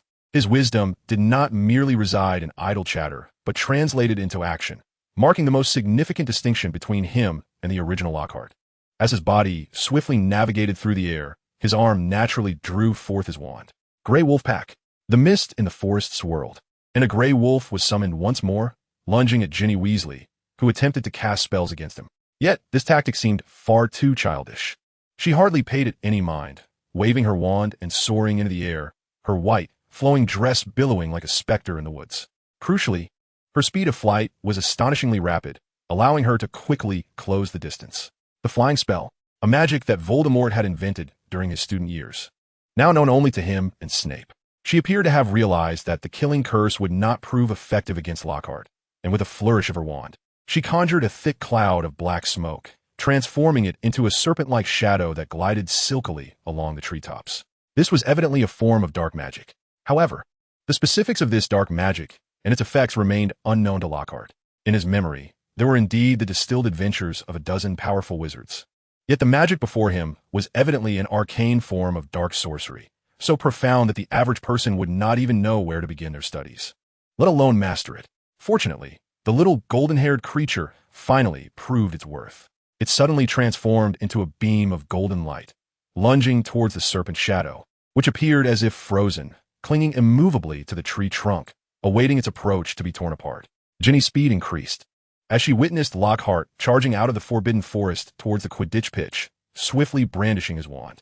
All the surrounding trees began to sway their branches as if they were great hands hastily converging, forming a colossal wall of foliage above. Escape seemed impossible. Yet, Lockhart was precisely waiting for this opportunity. The soul-binding curse, one of the 3 unforgivable curses, was notoriously renowned, extensively studied by countless dark wizards, which allowed Lockhart to clearly perceive some of its limitations. Indeed, a wizard struck by the soul-binding curse would involuntarily act upon the plans of the caster, even engaging in intricate long-term subterfuge, seemingly boundless in their capacity for manipulation. However, as Snape had remarked, magic is an expression of one's own will. When a wizard afflicted by the killing curse attempts to perform magic requiring immense cognitive effort, a clash occurs between their innermost will and the imposed thoughts, resulting in a noticeable sluggishness. Such lethargy can be fatal in the heat of magical combat. Unlike turn-based games, magical duels resemble Muggle shootouts. One misstep can lead to utter defeat. As Lockhart discerned that Ginny was under the influence of the soul-binding curse, he began to strategize meticulously, calculating his moves 3 steps ahead to create the opportune moment. Transfiguration? Tom, how arrogant of you to cast this spell at such a time, believing you could easily seize my life. Lockhart maneuvered his broomstick into a rapid spin. His wand, firmly gripped, had already executed all necessary gestures at high speed, and as he pointed it towards Ginny, the magic commenced. The timing was impeccable, precisely during that fleeting moment of Ginny's emerging delay. Obliviate. This was the extent of his arsenal, one of the mere 3 spells he knew. Yet this posed no significant issue. He excelled at contemplating how to apply these spells appropriately. The magic struck Ginny instantaneously, a direct hit to the soul. Her head erupted with a cascade of silver light, as strands of silver began to wriggle free from her mind, swaying into the air like fish. The extraction of such memories seemed boundless. Indeed, Lockhart found himself with scant means at his disposal, facing a life-and-death predicament that afforded no room for restraint. The moment an opportunity presented itself, he exerted every ounce of his strength, extracting every last memory from Ginny Weasley's mind. He stripped away her recollections with such thoroughness that even the deep-seated memories of listening to prenatal music in her mother's womb were rendered completely bare. The results were striking. Ginny appeared to have lost all her faculties, relinquishing her control over the trees and her ability to fly, gradually succumbing to a gentle descent amidst the woods. She fell into the underbrush, her eyes reflecting the dim light filtering through the trees, crystalline and devoid of any impurities. Instinctively, she sank into a profound slumber reminiscent of an infant. With a rustle, Lockhart landed, and the boggart hidden within his sleeve swiftly emerged, lurking in a nearby thicket. The winged creature, a blue-hued specter, burst forth from his pocket, unfurling its wings like a flash of lightning, and snatched the wand from Ginny's grasp, soaring away into the canopy of trees in another direction. The vengeful fairy hovered behind him as the surrounding wild grasses and shrubs grew wildly, obscuring the area entirely. The small golden-haired creature toyed with 2 swirling black serpent eyes, perched on Lockhart's shoulder, remaining ever vigilant. Their performance in this conflict had been less than satisfactory. Yet, it was precisely this circumstance that prompted them to learn how to collaborate with Lockhart in navigating unforeseen challenges, rather than merely awaiting commands. At last, Lockhart approached Ginny, casting a glance down upon her before redirecting his focus to the silvery threads of memory floating in the air. With a flourish of his wand, he declared, "Let me see when you first turned your gaze upon me." He could not afford a pause. His greatest concern had not materialized. Ginny Weasley, or rather the soul contained within the Horcrux she bore, Tom Riddle, had not fixated on him. This entire situation was merely a coincidence. When Ginny stealthily approached to eliminate Hagrid's roosters, she observed Lockhart's suspicious behavior, sneaking about while he was merely gathering suitable sand for crafting a rudimentary meditation basin. Most crucially, Lockhart had seemingly cast a glance into Hagrid's henhouse before resuming his search. This led Ginny to believe she had been compromised. A witch under the influence of a soul-binding curse is a peculiar entity. They appear capable of thought. It seems as though their true cognitive faculties are veiled behind a barrier. Ginny understood the fear that gripped her. She was acutely aware of the trouble her exposed actions would bring, prompting her to make a swift decision to attack. She was merely under the control of the soul-binding curse, not being manipulated by Tom Riddle like a marionette, for at that time, the Horcrux could not direct her actions in any manner. Otherwise, Tom would certainly not permit her to assail a professor of the school in such a manner, as it would only lead to unforeseen complications in his plans. Such decisiveness and determination. Lockhart chuckled softly, truly a promising seed of a dark wizard. The power bestowed upon her by Voldemort, yet the judgment was entirely her own. Clearly, this young witch harbored great potential for darkness, immensely so. Previously, he had not paid much attention to this minor character in the original tale, and his impression of Ginny was rather shallow. However, he now regarded her with newfound respect. He hastily searched through the increasingly chaotic memories in his mind for recollections of Ginny Weasley, yet the information was scant. After all, even with his extensive exposure to countless web novels in his past life, she seemed somewhat unremarkable. A devotee of the illustrious hero Harry Potter. A tempestuous school queen who had cycled through several boyfriends. Her magical prowess leaned towards curses requiring great malice, such as the Bat Bogey Hex and the Shattering Curse. Ultimately, she married the true savior, Harry Potter, and bore 3 children. That was it. The only relatively abundant information was regarding her possession of a diary, through which she manipulated a basilisk to attack those who displayed hostility towards Harry, including Hermione, who was close to Harry, and her brother Percy's girlfriend, Penelope Clearwater. Among them, Penelope was a half-blood and the head girl of Ravenclaw. Lockhart found little interest in the whimsical aspects of childhood games among these children, nor did he wish to delve into the true essence of Ginny's character. His gaze was firmly fixed upon the vivid memories of how Voldemort profoundly influenced Ginny. It was captivating and intricate. In the visual recollections, he could distinctly see Ginny opening her heart to the diary, sharing the musings of a young girl, while unnoticed tendrils of dark energy silently invaded the depths of her soul. This was the power of dark magic. Although Lockhart could not discern the specifics of the dark magic at play, he could infer what Tom was endeavoring to accomplish. He was attempting to imprint his essence upon Ginny's soul, forging a life connection between them in order to siphon her life force for his own resurrection. As the saying goes, once a connection is established, all paths are accessible. Lockhart's profound exploration of the Oblivion charm concerning memory, personality, and soul allowed him to clearly comprehend Tom's methods, and he marveled at some of the subtle intricacies involved. He had learned, indeed learned. He clicked his tongue in admiration. Captivated by the dark magical techniques of this formidable individual during his childhood, his eyes keenly scrutinizing every detail of the spells cast, the essence of life exchange, connecting the threads of existence. He gazed intently at the audacious and intricate life surgery performed by the esteemed figure before him, his mind racing to contemplate his own methods of assimilating the fragmented memories residing within his brain. Alas, such disjointed recollections were rather scant. Ginny had not yet been affected to a degree that would precipitate a qualitative transformation. According to the progression noted in her diary, it might take an entire academic year to fully resolve these issues. Gilderoy Lockhart swiftly perused these memories, his wand deftly waving as he discreetly extracted 3 strands of silvery recollection. This was a duplication containing 3 insights into the essence of magic, inscribed deep within Ginny's soul by Tom Riddle: the Killing Curse, the Levitation Charm, and the Bone-Binding Curse. Among these, the Bone-Binding Curse is an exceedingly malevolent dark magic. Once unleashed, it relentlessly pursues its target until its own magical essence is utterly depleted. Upon catching its victim, it burrows into their body, viciously gnawing at their bones, both large and small. The selection of these 3 spells was evidently deliberate. The Killing Curse encapsulates Voldemort's philosophy on life and death, influencing Ginny's persona. The Levitation Charm embodies techniques of magical control, affecting the fundamental instincts driving Ginny's behavior. The Bone-Binding Curse harbors the malice required for dark magic, thereby shaping Ginny's attitude towards casting spells. This represents a unique form of Theseus's ship, a substitution of existence, transforming you into my likeness. Thus you become me, and your life becomes my life. There are many legends of similar nature, where one makes pacts with demons for power only to have their life and soul ultimately harvested. Such fairy tales are all too common in the wizarding world. And now, all the wisdom encapsulated within these 3 spells would serve as the foundation for Lockhart's analysis of Tom Riddle's every behavioral logic. There is no more effective way to understand a person than to contemplate them from the perspective of their soul. Lockhart was confident that when he next encountered Tom Riddle, he would be astonished to discover that he understood him even better than Riddle understood himself. As the saying goes, knowing oneself and one's enemy ensures victory in every battle. He was all too aware of the significance of wisdom. Since his arrival in this realm, everything he had experienced had benefited from this understanding. How utterly fascinating! Lockhart waved his wand, allowing these memories to float from the crystal avian serpent skull meditation basin and re-enter Ginny's mind.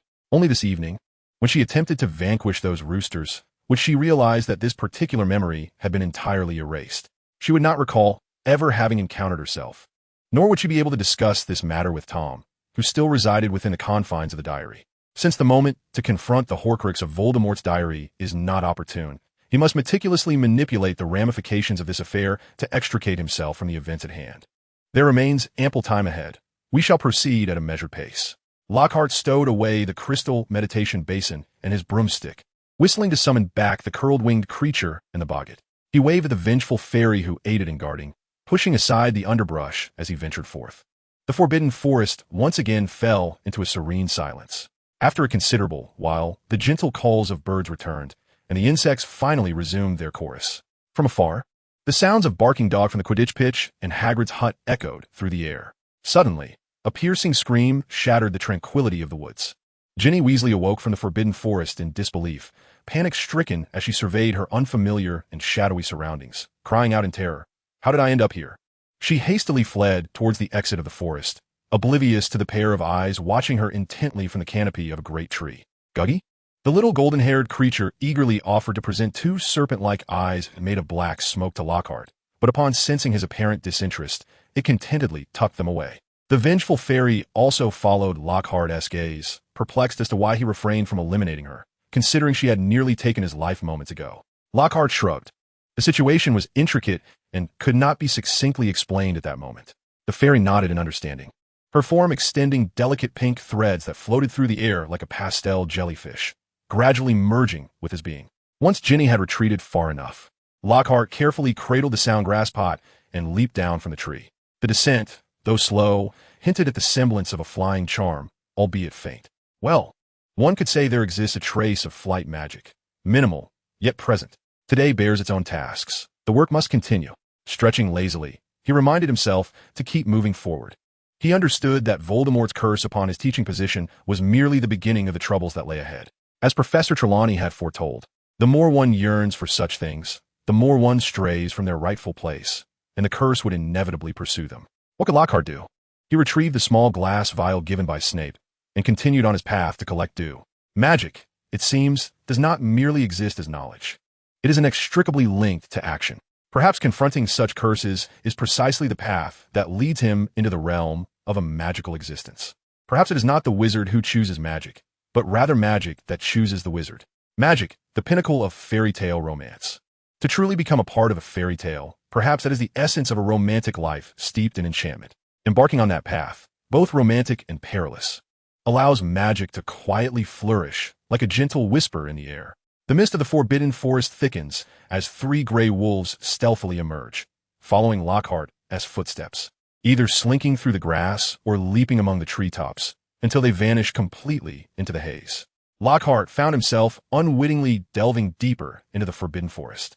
Given his usual meticulous restraint regarding details, he would not typically venture so far, aware that it could provoke unforeseen events. Yet, the forest enveloped him with a sense of unparalleled comfort, of freedom akin to returning home. He recognized the influence of the forest witch's memories upon him, yet he felt no resistance. The recent battle seemed to have deepened his understanding of what it meant to step into a fairy tale and embrace magic, prompting him to explore the enchanting life that belonged to the forest witch, to savor the joys of a different existence. The ecosystem of the Forbidden Forest, part of Hogwarts School of Witchcraft and Wizardry, is remarkably well preserved, sheltering the Centaur tribe and accommodating Hagrid's various breeding grounds, along with an array of other magical creatures. It possesses a unique and vibrant vitality. As he wandered through, He could feel the cacophony of the plant kingdom and the nocturnal creatures. Perched upon a tree trunk, he observed a venomous snake stealthily approach a bird's nest, navigating around a flurry of ants and an anteater's chase. While listening to the comical burps of dozy birds startled from their slumber, one after another, he sensed a form of magic that transcended traditional spells, a peculiar, enchanting force. It was not the standardized magic of incantations and gestures, but rather an extraordinary, fantastical power. This was the most primal and chaotic essence of magic, inherently possessing boundless ability. In the original narrative, before Harry Potter entered the magical school, he could effortlessly soar to rooftops, restore a disastrous haircut, turn a teacher's wig blue, and render the large glass of the zoo invisible. These abilities, however, vanished entirely once magic was subdued by regulations. This distinction exemplifies the divergence between academic wizards and folk magicians. The former reveres the hierarchy of knowledge, sacrificing a degree of spirituality for the pursuit of profound realms, while the latter embodies a boundless spiritual essence. Yet their explorations of the esoteric rely solely on innate talent and serendipitous fortune. Strictly speaking, Newt Scamander, the author of Fantastic Beasts and Where to Find Them, and the Weasley twins epitomize the archetype of folk magicians, where magic transforms into something vibrant and wondrous, yet seldom reaches the heights of a Dumbledore. The invention of cultivating serpentine creatures and creating a time converter for disappearing cabinets cannot be achieved solely through intuition. Hence, the academic faction has emerged as the mainstream among wizards. The luminaries who steer the direction of the wizarding world are not fools. They possess the wisdom to discern which paths will advance the realm of magic. However, Lockhart has no need to harbor concerns about the journey ahead. He struggles even to cast a spell effectively, resorting to whatever methods may prove useful. His approach to magic is marked by a carefree attitude, relishing the joy it brings without undue pressure. He yearns for mastery, yet does not demand it, filled with anticipation but unburdened by frantic pursuits. With a buoyant step, he wanders through the forest, attentively savoring the enchanting surge of magical energy. While this exploration may appear trivial, certainly lacking in utility for enhancing combat prowess, it is undeniably delightful and engaging. Lockhart continuously corroborates his thoughts with vivid memories of the Forest Witch. Thus, he gradually assimilates her magical insights, stumbling along this path with both missteps and merriment.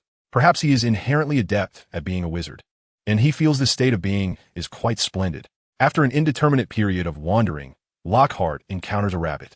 This creature appears to be a magical animal, indistinguishable from an ordinary gray hair, save for the tuft of fluffy whiskers adorning its chin. This peculiar feature lends it an air of scholarly wisdom, reminiscent of an old professor, especially if adorned with spectacles and a beret. Unlike typical hares that flee at the sight of humans, this rabbit first leaps a few paces away, then turns back to gaze at Lockhart. As he inches closer, it bounds forward a short distance before pausing to wait. The Forest Witch refers to such phenomena as messengers of the forest, guiding her with signs. She holds a deep belief in these occurrences, often following their lead in hopeful anticipation of fortuitous events. For instance, at the age of 16, she once followed a cat leopard and discovered a hunter's discarded cloak, her finest birthday gift, liberating her from a life clad only in leaves.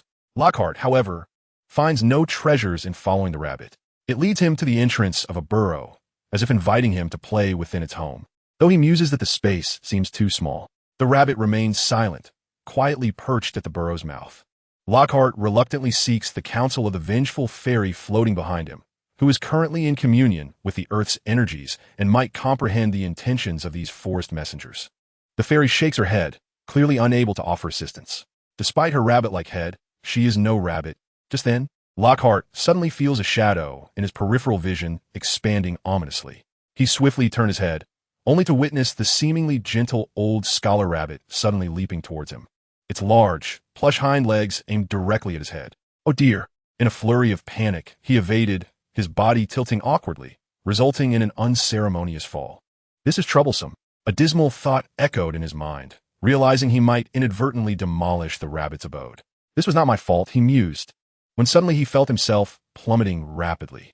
Abruptly, a flurry of pink whiskers cascaded from above, swiftly and accurately piercing into his form, attempting to pull him upwards. Yet, it felt as though he were descending into an abyss, dragging the wronged fairy along with him. Lockhart could see vibrant streams of color surrounding him, reminiscent of plunging into a time-space tunnel. Before long, he found himself hurtling forward with unabated speed, entangled with the fairy as they spun together in a dizzying dance. This experience was far from pleasant. The cacophony of roaring sounds enveloped him, causing a profound discomfort. Eventually, after what felt like an eternity, his body stabilized, beginning to slide downwards like a child on a playground slide. He craned his neck to peer past the fairy's head, catching a glimpse of a faint glow in the diagonal distance. That place seemed to be the source of the booming sounds. With a gentle thud, he landed unceremoniously on his rear, his hands finally reacquainting themselves with the warm embrace of the earth. Looking back, he discovered another rabbit hole behind him. It seemed he had not traveled far, as he could still hear the distant cheers of young wizards from the Quidditch pitch. Of course, there was also a very familiar roar in the air. Unlike the overwhelming noise within the magical passage, it was still quite loud. Was that the sound of a car engine? Lockhart gazed upward, only to see a massive stone pressing against a tree, its twisted form indicative of the strain. Nearby, a group of rabbits shouted angrily at the sky, as if to say, "You are too loud. You are too loud. How can we possibly sleep?"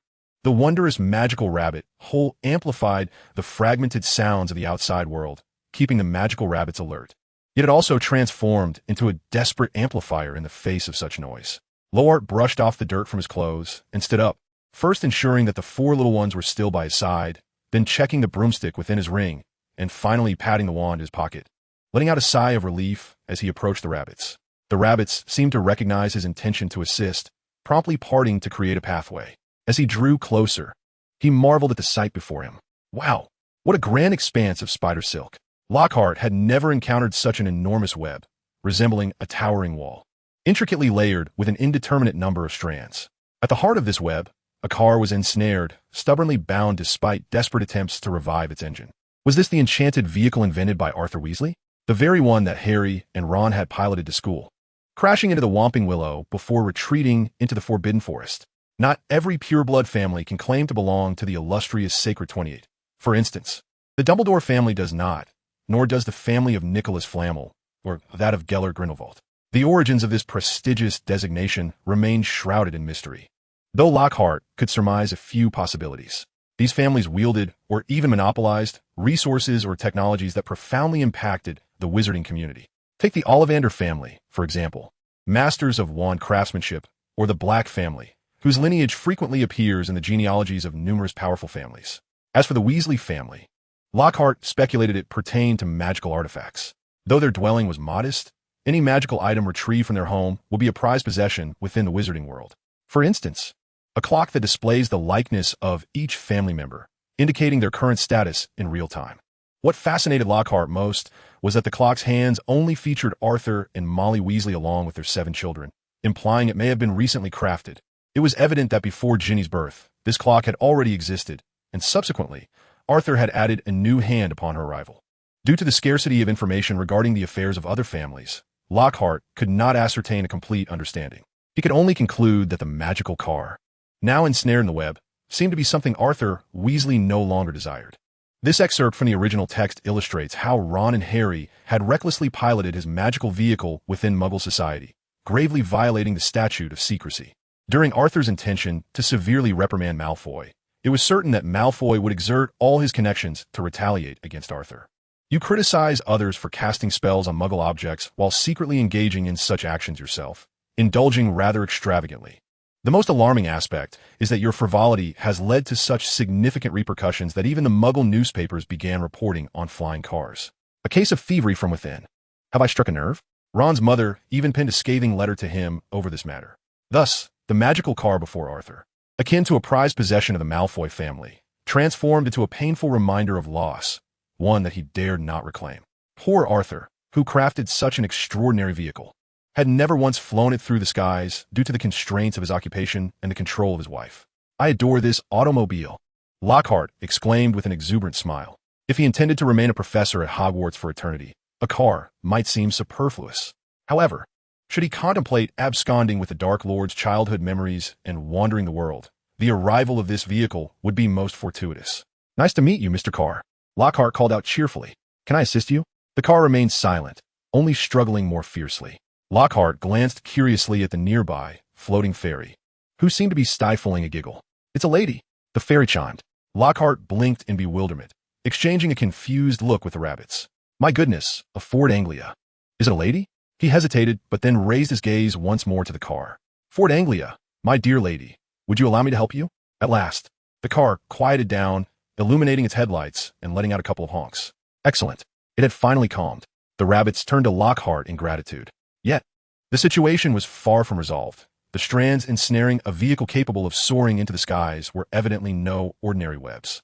Lockhart attempted to prod one of the strands with a stick, only to find it as unyielding as steel, not at all like typical spider silk that could be easily broken. Moreover, these strands were particularly adhesive. The stick would not budge. At that moment, a low rumble of thunder echoed from above, and the earthy scent of the forest intensified, heralding the approach of a torrential downpour. The lady car began to struggle once more, the roar of the engine reverberating through the forbidden forest. "Oh!" Lockhart exclaimed, startled. He quickly looked up to reassure the vehicle, saying, calm down, my lady, this is quite futile." The car ceased its struggle, leaving only the oppressive rumble of the engine in its wake. "Let me think of a solution." "All right." Lockhart hastily retrieved a niffler from his robe pocket. "Hey there, buddy, I know you're awake. How about helping me by gnawing through these webs?" The niffler's teeth were sharp enough to pierce dragon hide, regardless of where these spider webs originated. They were sure to be no match for it. Unexpectedly, the curled-winged creature opened its eyes and, frightened, shrank back into the palm of its hand. Lockhart blinked, compelled once more to glance at the vengeful fairy. What was happening? The fairy furrowed its brow, apprehensive that ascending might lead to entanglement. Once ensnared, escape would prove arduous. Lockhart found himself at a loss, aware that compelling it to act would result in compliance. Yet this would do little to resolve the dilemma. Ultimately, it was the boggart that came into play. Lacking a fixed form, the notion of physical entrapment was rendered moot. To maximize its efficacy, Lockhart swiftly sought an appropriate strategy in his mind, adjusting his inner trepidation. "Come, boggart, sense my fear." The time spent together had fostered a favorable rapport. At the very least, the boggart would understand Lockhart's intentions without the need for a threat from the little golden-haired boy. It transformed into a swirling mass of black smoke, abruptly crashing to the ground, raising a cloud of dust as a colossal humanoid figure slowly straightened. It bore a physique akin to Hagrid's, tall and brawny, enveloped in tattered, blood-stained burlap, with a bloodied, haphazardly stitched sack draped over its head, wielding an exaggeratedly large, cross-shaped axe. The creature, known as the Hanging Corpse, represented a grotesque embodiment of a dark faith, often associated with butchers and frequently observed in chaotic sacrificial rites. Such entities were relatively manageable compared to other dark magical creatures, as their defining trait was immense strength. A single powerful flame could vanquish them. Experts of ancient dark magic commonly referred to these beings as laborers. "Laborers, get to work," Lockhart commanded, gesturing for the boggart to advance and cleave through the webbing. The outcome was promising, with one mighty swing of the axe. Several strands of spider silk shattered simultaneously. Although the axe became ensnared in other webs, it was merely a boggart, not a true hanging corpse. It could conjure another axe effortlessly. Progress was slow, yet tangible strides were being made to resolve the issue. A low rumble echoed through the sky, causing the rabbits to grow restless. As a bolt of lightning struck the forest, illuminating the shadows, the rabbits, in fright, scurried toward their burrows. Among them, a particularly robust rabbit darted to Lockhart's feet, tugging at his pant leg, attempting to pull him toward the burrow. "I am in the midst of resolving a situation," Lockhart replied with a radiant smile. "Rest assured, I shall manage this. You all should seek shelter from the rain." Yet, the rabbit persistently tugged at his trousers. At this moment, the wronged fairy abruptly turned her head to gaze into the shadowy corners of the forbidden forest, sensing an impending danger. "Caution!" Lockhart narrowed his eyes, casting a glance at the small golden-haired creature on his shoulder, and brandished his wand in that direction. Instantly, a mist enveloped the woods, and 3 gray wolves emerged, racing toward the source of the disturbance. Suddenly, a shadow fell upon them. A dull thud resonated as a massive object, resembling a colossal scythe adorned with sharp barbs, plummeted from the sky, piercing through the gray wolf and thrusting it into the earth. The wolf dissipated into mist. Lockhart then discerned the nature of the approaching threat. A spider as large as a magical car. An 8-eyed giant spider, offspring of Aragog, Hagrid's pet, though Aragog had grown old and could no longer restrain his progeny effectively. It was said that an adult 8-eyed giant spider could reach the size of an elephant, with a leg span nearing 5 meters. Evidently, the creatures before him had yet to reach full maturity. It was truly difficult to fathom how Harry and Ron managed to traverse the lair of such monsters unscathed in the original tale. Lockhart observed with curiosity for a moment, then dismissed the sight, redirecting his attention to the progress of the boggart. He hoped that once the car was rescued, he could engage it in conversation. Perhaps he could offer some routine maintenance as compensation for its services? Or maybe the magical car had nutritional needs, such as fuel. He possessed little valuable wisdom to draw upon in the realm of magical creations. The eight-eyed spiders soon emerged from the darkness, encircling the area. Then, an atmosphere of dread and despair swept through this corner of the forbidden forest. Their glossy, inky eyes dimmed almost in unison, becoming as rigid as statues. One eight-eyed giant spider, still descending slowly on its silk, swayed in mid-air, convulsing and curling into a ball, ultimately severing its thread and tumbling to the ground. Rolling a considerable distance, Madame Lockhart gazed up at the vehicle, carefully considering his words. "May we converse after you descend?" The car, observing the state of the monstrous spiders, appeared quite pleased, as evidenced by the joyful honks emanating from it. Finally, Madame was liberated. She abruptly pressed the accelerator and then swiftly braked, causing the entire vehicle to jolt, as if bowing in gratitude to Lockhart. Then, with a sudden surge, the speed escalated to its zenith, akin to a fighter jet taking off. Boom! It did not take flight. Rather, it hurtled with unparalleled velocity towards the immobile spider not far ahead. The acceleration, the stance, the resolute demeanor resembled an avenger seeking to eliminate a sworn enemy. The visual spectacle of a speeding locomotive colliding with a watermelon was now vividly etched in Lockhart's mind. Contrary to his expectations of bowling pins being scattered, the eight-eyed giant spiders, upon impact, burst apart like overripe melons, their juices splattering and fragments flying in all directions. It was brutal, exceedingly brutal. Lockhart refrained from intervening. He was unaware of the intricate history of grievances between the flying car and the eight-eyed spiders. He understood well the adage that one should not advise others to act kindly without first experiencing their own suffering. Naturally, this indifference was also tied to his lack of emotional attachment to the spiders. He only knew that humans were among the favorite delicacies of the eight-eyed spiders, and that Hagrid's pet, Aragog, who once restrained them from attacking humans, was nearing the end of its life. In fact, in the original narrative, when Harry and Ron sought Aragog's assistance as friends of Hagrid, Aragog had already resolved to no longer curb his offspring, intending instead to let them relish the two young wizards delivered to them.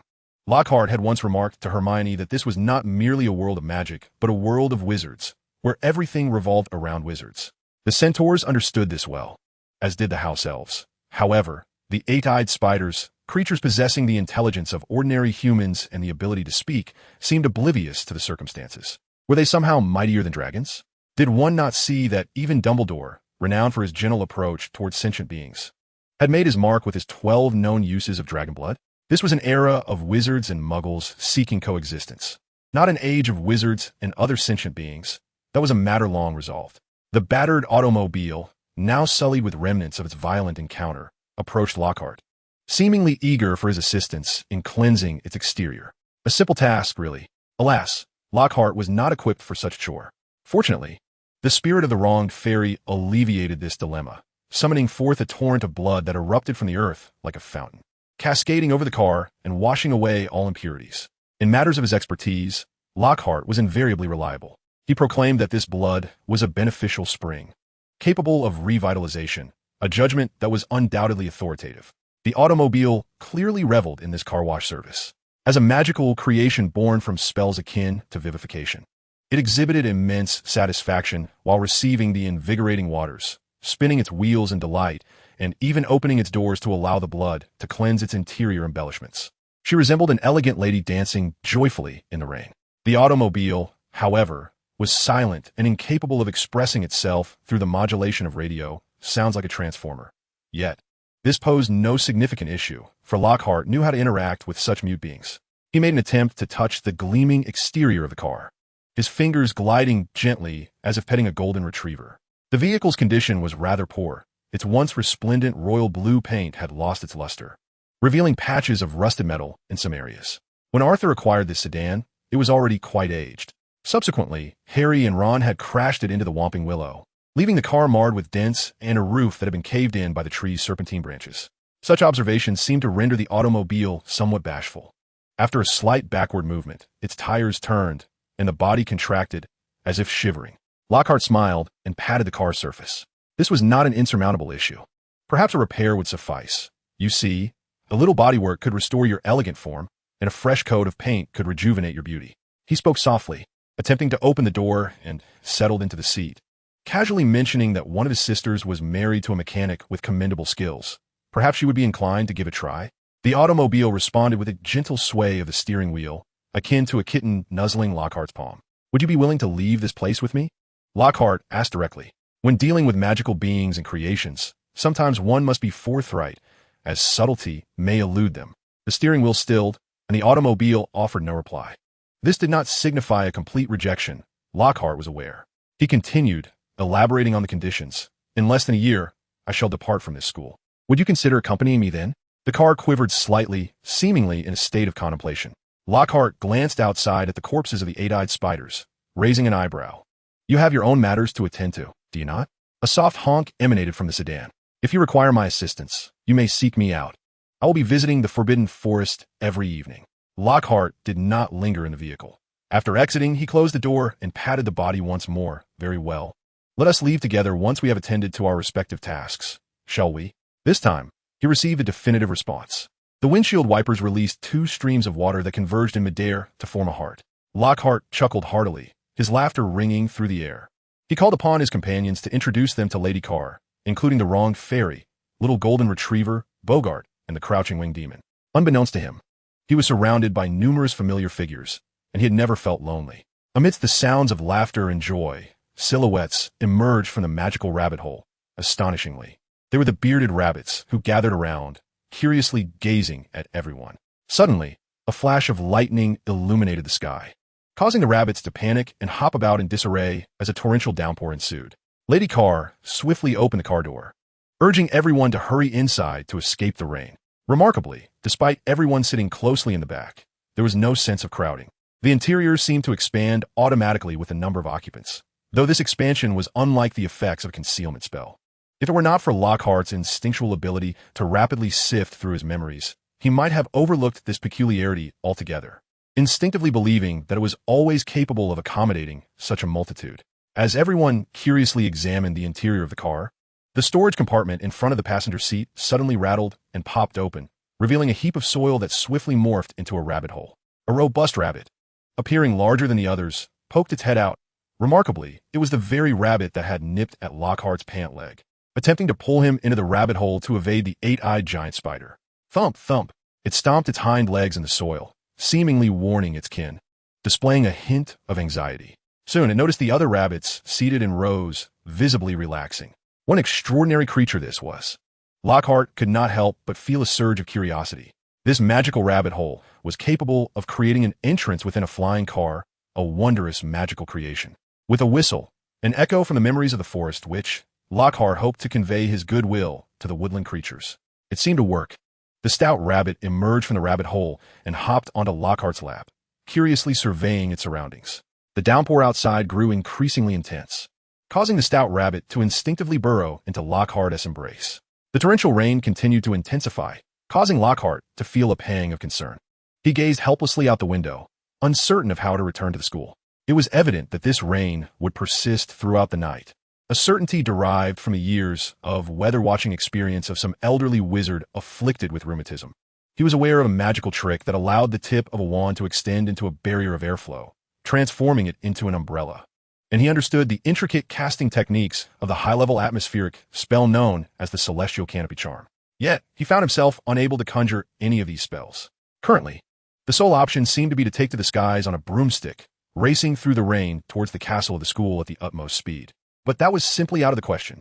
The mere thought of being seen by the younger wizards in such a disheveled state would tarnish his carefully crafted image. The original Gilderoy Lockhart would never resort to such an action. He was acutely aware of his superficiality, understanding that many of the advantages he enjoyed stemmed from the facade he diligently maintained, and he would not allow it to suffer any blemish. The current Lockhart, even more inept than his predecessor, was equally mindful of this fact. Only by preserving a pristine image could he fully engage in the epic tale of Harry Potter, reaping the maximum benefits of being the savior as professor during this academic year, and unlocking potential for magical advancement. He could not afford to let such an opportunity slip away. However, how to return? He resolved not to dwell on this dilemma alone, but to consult the monsters around him. The automobile lady appeared eager to assist him in returning. Yet she had recently inflicted numerous wounds upon the precious Whomping Willow of the school, and given the institution's already lenient disposition, her brazen approach would be rather ill-advised. Conversely, the long-bearded rabbit expressed a willingness to help. Lockhart keenly sensed the primordial chaos of magic within him beginning to stir. There was a unique rhythm akin to that of a forest witch. When one sincerely articulates their troubles to the woodland, one finds the forest eager to offer assistance. For one is always cherished by the forest. Lockhart decided to designate this magical state as the forest witch's favorite state. How intriguing. He discerned the fundamental distinction between the fields of defense against the dark arts and care of magical creatures. The former typically involved experts who tended to close off their hearts to avoid the influence and harm of monsters, while the latter embraced an openness of spirit, fostering communication with all of nature. Guided by the long-bearded rabbit, he climbed into the passenger seat and dove into the small magical rabbit hole within the storage compartment before him. Just before departing, he extended his hand from the rabbit hole to bid farewell to the automobile lady, then lowered his head as he entered a shimmering passageway. Following the robust rabbit, there were moments of turns, times he was propelled upwards by an invisible force, and occasions where he swiftly descended. At last, he beheld a gleam of white light above him. The stout rabbit crouched beside him, pointing with its fluffy little finger towards the hole, mimicking a gesture to climb out. It appears that it has no intention of departing, merely waiting for Lockhart to exit before sealing this hastily created passage. Thank you. Lockhart listened intently, faintly hearing the sound of an owl's cooing, along with distant voices of young wizards passing by. It seemed there was no cause for concern. Yet, he cautiously grasped the curled wings of the magical creature in his left palm before reaching out to clamber from the rabbit hole's entrance. Oh! An aged voice resonated from outside the tunnel. My old friend, have you come to see me? Huh, is it a person? Lockhart warily peered from the entrance, and to his astonishment, he discovered that it appeared to be a professor's office. The air was thick with the damp, quickly dried scent of domesticated animals like cats and dogs, and he could faintly detect a sharp, dry heat that stung his nostrils. Clatter, clatter.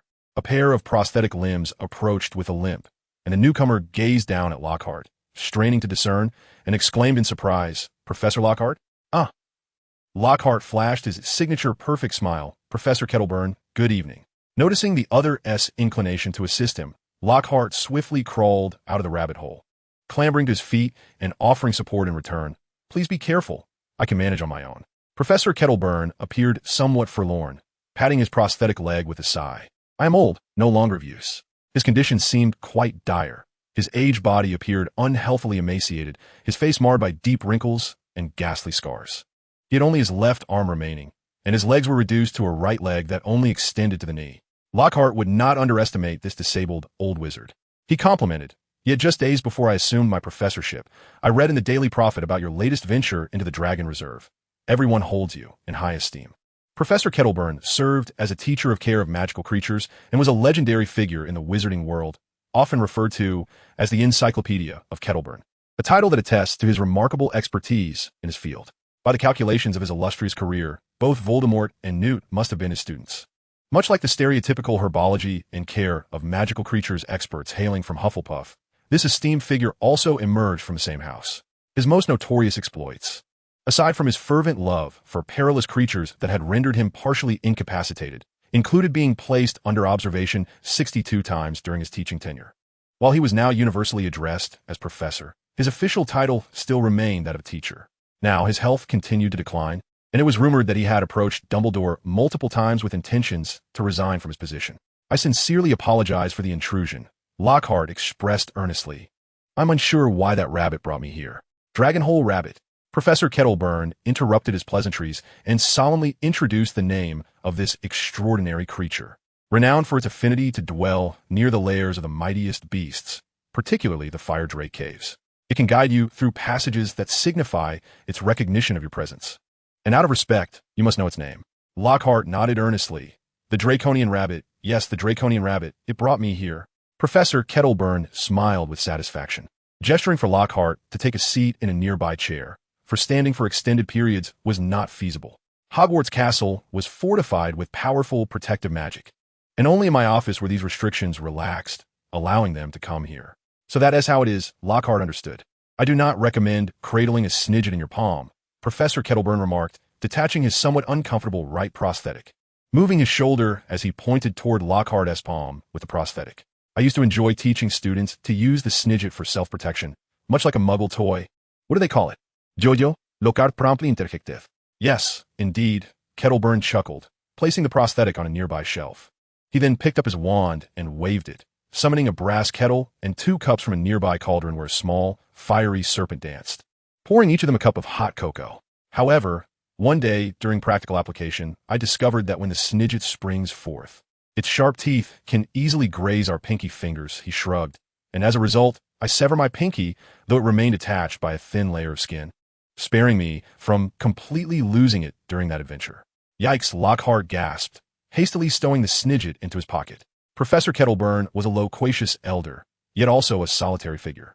He was widely respected among the faculty and students for his extensive knowledge of magical creatures, yet his recklessness had caused many to keep their distance. For instance, during a heavy rain, the fire pit used for warmth contained a collection of ash serpents that could ignite the entire building at any moment. Often, there is a distinction among experts. Some excel in academic research, while others are adept in practical applications. Newt belonged to the latter category, while Professor Kettleburn, despite his unparalleled erudition regarding magical creatures, sometimes struggled to control them. He had once mistakenly unleashed ash serpents during a school demonstration, setting the Great Hall ablaze and sending numerous professors and students to the infirmary for several months. Lockhart, however, was unconcerned and saw this as an opportunity to seek the wisdom of this encyclopedic elder on the care of Snidgets. Dark magical creatures can feast at will, and enduring hunger for centuries is no concern to them. However, magical creatures are a different matter. Their knowledge in this regard is rather limited. Professor Kettleburn greatly appreciates the earnestness of this young scholar's quest for knowledge. Many young wizards, upon graduating from school in their teenage years, tend to forsake the pursuit of learning, as if the knowledge acquired during their formative 7 years suffices for the rest of their lives. Magic, such a wondrous yet perilous force, can hardly be deemed sufficient. Indeed, it is exceedingly dangerous, regardless of the realm. As a flash of lightning illuminated the window once more, the thunderous roar reverberated throughout the castle. The ash snakes in the brazier seemed startled, glowing brightly and momentarily flooding the room with blinding light. "Oh no!" Professor Kettleburn exclaimed in alarm. The ash snakes erupted from the brazier like fireworks, igniting everything in their path with reckless abandon. One even exploded within the brazier, sending sparks flying in every direction. A towering blaze erupted, filling the room with smoke and flames. Boom! Outside, torrential rain poured down. Inside the office, every crevice unleashed a torrent of blood, surging forth like a tumultuous sea, washing over every corner. In an instant, Lockhart, not wishing to resemble a drenched chicken, found himself soaked in blood. Oh, Merlin's pink underpants. Professor Kettleburn struggled to rise from his chair, only to be knocked back down by a wave of blood.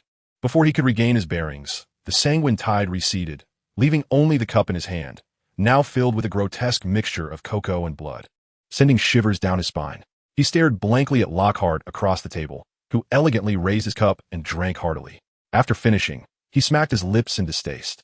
Lockhart found his mouth filled with bitterness, a reflection of his troubled soul. For a fleeting moment, he suspected that the explosion of the ash snakes might have been triggered by the curse that plagued him, the specter of death lurking nearby. Yet, he also considered the possibility that it was merely an accident, and that his anxious demeanor was rather absurd. Thus, he drank with a sense of unease.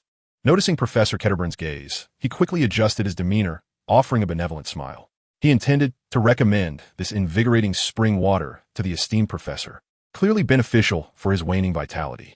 Perhaps he could even launch a brand of beverages akin to Fairy Spring? Yet, the professor's peculiar behavior left him perplexed. Professor Kettleburn gazed in terror at the blood-soaked young man before him, who, with a grotesque yet oddly elegant smile revealing a mouth full of blood, sent his pupils into a frenzied state. Overcome with fear, he rolled his eyes back and fainted. "No way," Lockhart exclaimed, rising abruptly. "You, my good man, are a seasoned adventurer, frequently braving the wild dragon reserve. Surely, you have encountered far worse than this. Must you react in such a manner?" He had intended to add that, given the circumstances, why not relish the revitalizing waters that could invigorate the nearly depleted body of the other? Such a precious resource should not go to waste. "No," he urged. "Brother, awaken." At this moment, Mr. Filch, the caretaker of Hogwarts Castle, was in high spirits. He had finally captured the audacious young wizard, Harry Potter, who had dared to sully the castle's pristine halls. He was acutely aware that these young wizards had been training in the rain on the Quidditch pitch, and as they returned, they would surely track mud throughout the castle. Yet, he could endure no more. He had just finished cleaning an entire corridor littered with foul excrement, meticulously scraping away the frog entrails and rat intestines from every crevice. Just as he was satisfied, stretching his back and admiring the gleaming tiles, he spotted a series of muddy footprints marring the freshly cleaned floor around the corner. Ah! His temper flared. You wizards, are you not capable of casting spells? Can you not use cleaning charms? Why must you turn the castle into a disaster zone? This is intentional, isn't it? You delight in making poor, helpless Filch suffer, reveling in my futile attempts to cope with this chaos. He hurriedly followed behind Mrs. Norris, his pet cat, finally cornering the detestable Harry Potter. The boy was indeed as insufferable as Professor Snape had described. To you, it may be mere mud, child, but for me, it means another hour of scrubbing and cleaning. Filch, seething with anger, grasped a long black quill, poised to record Harry Potter's misdeeds on the parchment. However, just as his quill descended, a thunderous noise erupted from the ceiling of the office, causing the oil lamp to rattle violently. Peeves! He instinctively yelled in fury, only to realize the gravity of the situation as his expression shifted. He turned towards the door opposite his office and was horrified to see a torrent of blood rushing from beneath the door. Professor Ketterburn, he exclaimed, rising anxiously, desperate to ensure that the old professor did not encounter further misfortune. Harry Potter, quickly grab your wand and follow me. Hurry! Harry jolted upright, drenched and alert, realizing this might be an opportunity to evade Filch's punishment. He hastened to follow the rush toward the office across the way. Yet, why did the blood seeping through the door crack seem so familiar? Indeed, he could never forget that dreadful lesson, where they repeatedly distinguished between the vengeful fairy and the decay of the dungeon, nor the blood that Professor Lockhart had consumed on the floor of Ectect Castle. The door was forcefully flung open by Mr. Filch. Indeed, it was Professor Lockhart, though the scene before him was not quite as he had envisioned. The sight was utterly horrifying. The entire room was marked with charred, dark stains and soaked with blood. An elderly professor lay motionless on the ground, while Professor Lockhart stood nearby, clutching a cup of blood. Filch hesitated, his body rigid as he stared at the ghastly scene, uncontrollably chattering his teeth and trembling as he nudged Harry Potter with his arm. Get up, wizard! Are you not the savior? Hurry! Harry swallowed hard. Despite knowing the nature of the blood, he could not quell his rising fear. Finally, after receiving a glare from Filch, he gritted his teeth and stepped forward. Professor Lockhart. It was evident that appearance was of paramount importance. If Lockhart possessed the means to perform the simple cleaning charm, would he still be faced with such an embarrassing situation? He nodded towards Harry and Filch, sighed, and helped Professor Ketterburn to his feet. Upon closer inspection, it seemed not to be a grave matter. Summoning the vengeful fairy, its unique song possessed the ability to invigorate human vitality, transforming under his guidance into a sound wave that swept through the vicinity. Harry and Filch felt goosebumps erupt all over their bodies, engulfed in a spine-chilling dread, their hearts pounding as if they might leap from their throats. Harry had experienced this sensation before at Ectect Castle, but never with such intensity, nearly overwhelming him to the point of scream. Ah! Professor Ketterburn exclaimed, nearly springing up from his chair with the aid of its armrest. Fortunately, lacking feet, and with only one hand, he could not leap entirely. Lockhart quickly steadied him. Professor Ketterburn, are you all right? Professor Ketterburn chuckled, sporting a mischievous grin akin to that of a child. Stimulating, truly stimulating, Professor Lockhart. May we do it again? Your body may not withstand it. Lockhart greeted the vengeful fairy, who transformed into a jellyfish and entered his body. He patted the old professor on the shoulder, advising him to take good care of his health, for the anticipated adventures always lie ahead. Yet, we must possess robust bodies to embark on such journeys. Indeed, indeed, Professor Ketterburn replied, his gaze fixed intently on the silhouette of the vengeful fairy. Remarkable, isn't it? Dark magical creatures possess qualities entirely different from those of fantastic beasts. Lockhart nodded thoughtfully, remarking that we must always shield our hearts from them to avoid disturbance. In contrast, when confronted with fantastic beasts, we must open our souls. Raising an eyebrow, Professor Ketterburn acknowledged the cautious Firk, who was adjusting his prosthetic leg, before stating, that is a most insightful perspective, Professor Lockhart. Your understanding of these magical creatures is profound. However, I believe you are mistaken. Lockhart was taken aback. When we encounter fantastic beasts, we do not completely bare our hearts. We must always maintain a final bastion. This bastion is known as the self. Professor Ketterburn spoke earnestly, gesturing towards the direction of the recently vengeful fairy. Conversely, I believe that engaging with dark magical creatures requires a degree of openness. One must allow a part of oneself to accept, to interact, and to genuinely feel. He smiled, adding, "These insights stem from your own understanding, and it is imperative that you grasp this balance well. Such a balance is difficult to articulate." Lockhart recalled his experience in the Forbidden Forest, where his magical essence resonated with that of a forest which, allowing all of nature to embrace him with goodwill. That sensation was elusive, seemingly requiring a certain talent for a forest which operates instinctively in such a manner. Likewise, Lockhart's accomplishments in the art of oblivion were not the result of extensive study, but rather a natural progression to that realm. We can utilize a simple tool to aid our comprehension of this balance. Professor Kettleburn observed Lockhart's furrowed brow with seasoned familiarity, having witnessed countless similar expressions throughout his decades of teaching. Such expressions often emerged from exceptionally gifted wizards. The more intelligent they were, the more they tended to overcomplicate matters. Magic, after all, is a fundamentally simple affair. Wizards, he declared, pointing to himself. Nature, the external world, fantastic beasts, dark magical creatures. Everything that we must perceive with our hearts. He gestured animatedly. Then, he gently lifted his wand from the table, waving it before Lockhart. "This wand lies between the two." Lockhart suddenly inhaled sharply, fixated on the wand before him. Professor Kettleburn erupted into laughter, his delight reminiscent of a child reveling in triumph. "See, I knew you had utterly overlooked its significance." Gilderoy Lockhart's voice emerged somewhat hoarsely, struggling to respond. "I always believed it to be of little importance, even in the realm of wand-dependent spellcasting." He had merely regarded it as a transitional tool for wandless magic, let alone during communications with dark magical creatures where he never contemplated employing a wand. Professor Kettleburn, listening to his narrative, chuckled joyously, pointing at him with amusement. "Ah, the stubbornness of a clever mind. How I encounter it yet again. This is a wand, a paramount object stringently regulated by the Ministry of Magic. The wizarding community in Africa often endures exorbitant costs merely to procure a limited supply of second-hand wands. Consequently, their magical institutions are compelled to fervently explore wandless magic. It's not that they wish to refrain from using it. This is the very wand we strictly prohibit magical creatures from touching. Throughout history, we have exterminated countless house elves, fairies, and centaurs, even obliterating several sentient species, simply because they dared to covet the wand." He smiled at Lockhart. "Now, do you still deem it inconsequential?" Lockhart sat, stupefied by these words. It felt as if a colossal bell resonated within his mind, dissolving all the fog, granting him an unprecedented clarity of thought. Trembling, he withdrew his wand from his pocket, gazing at it in awe. "Between myself and the world, there exists this wand." Indeed, he endeavored to immerse himself once more in the unique state of a forest witch's beloved, to perceive the subtle connection between himself and the universe. Yet, this was somewhat inappropriate, as he had departed the Forbidden Forest and returned to Hogwarts Castle. Nonetheless, the wondrous sensation lingered. Perhaps it had always been present. Suddenly, the wand in his hand emitted a gentle glow. Through the luminescence, he viewed the benevolent smile of the elderly wizard opposite him, and an extraordinary insight dawned upon him.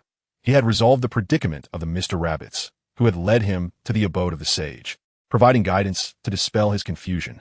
It felt like a fairy tale. It felt like magic. Yet, it was so profoundly real that he could distinctly sense he was, at this moment, within a fairy tale. Lockhart remained oblivious to how he returned to his office. His mind was ablaze with a torrent of thoughts, chaotic yet seemingly tethered by a clear thread that he could never quite grasp. Harry Potter appeared to have followed him all the way, buzzing alongside him, narrating something endlessly. On the journey, he witnessed the mischievous Pippi Gouet preparing to topple and shatter the school's precious vanishing cabinet. Upon spotting Lockhart, the creature screamed in terror and fled. It seemed that a ghost lingered nearby, whispering to Harry Potter, seemingly discussing the celebrations for its ill-fated day. However, such matters were of little consequence. With a thud, the door closed behind him, and he found himself alone, seated upon a slanted tree trunk in the office. The golden trio retreated to their cozy nests, hesitant to disturb him. Only the vengeful fairy, armed with a towel, diligently wiped the blood from his hair. Lockhart merely stared blankly at the wand in his hand, which glimmered with an ethereal light. At this moment, he remained in a state akin to that of a forest's favored child, as he returned to the office. The sensation intensified. "Floral healing," he exclaimed, waving his wand, causing a profusion of purple flowers to bloom throughout the grove, their fragrance intoxicating the air. "Pack of gray wolves," he commanded with another flourish of his wand, summoning a mist that swirled and coalesced, revealing 3 formidable gray wolves. Lacking further instructions from him, these forest sprites merely roamed about, seeking their own places to rest within the woodland. "Behold," he He possessed a modicum of talent. He was genuinely enacting the romance of fairy tales, skillfully applying the wisdom gleaned from his memories. Now, these incantations had evolved beyond the original methods of the Forest Witch.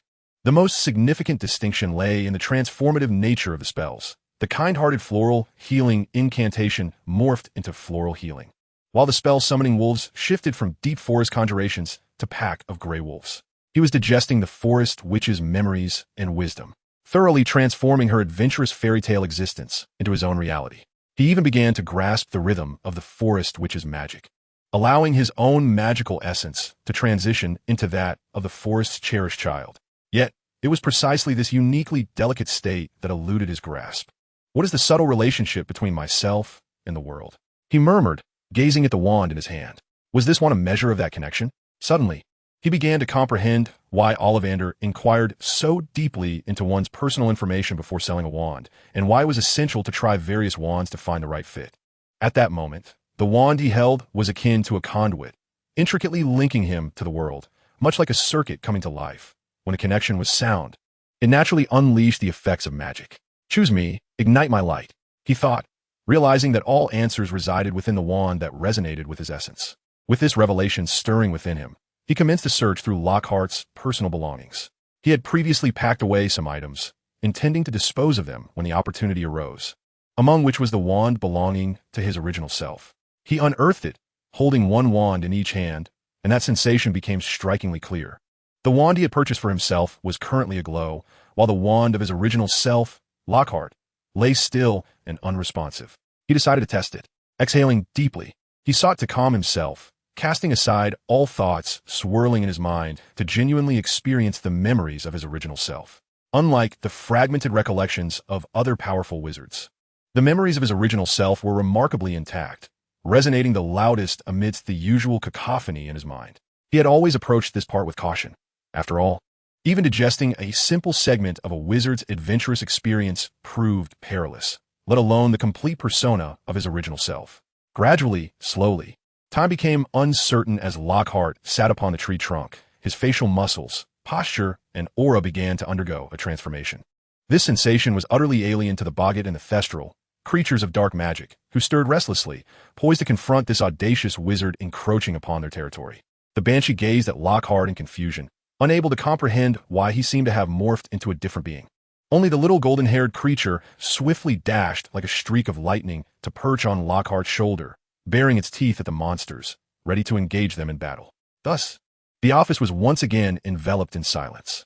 After an indeterminate span of time, Lockhart's demeanor underwent a distinctly profound change, compelling the Boggart, Thestral, and Banshee to perceive the wizard before them as an entirely different individual.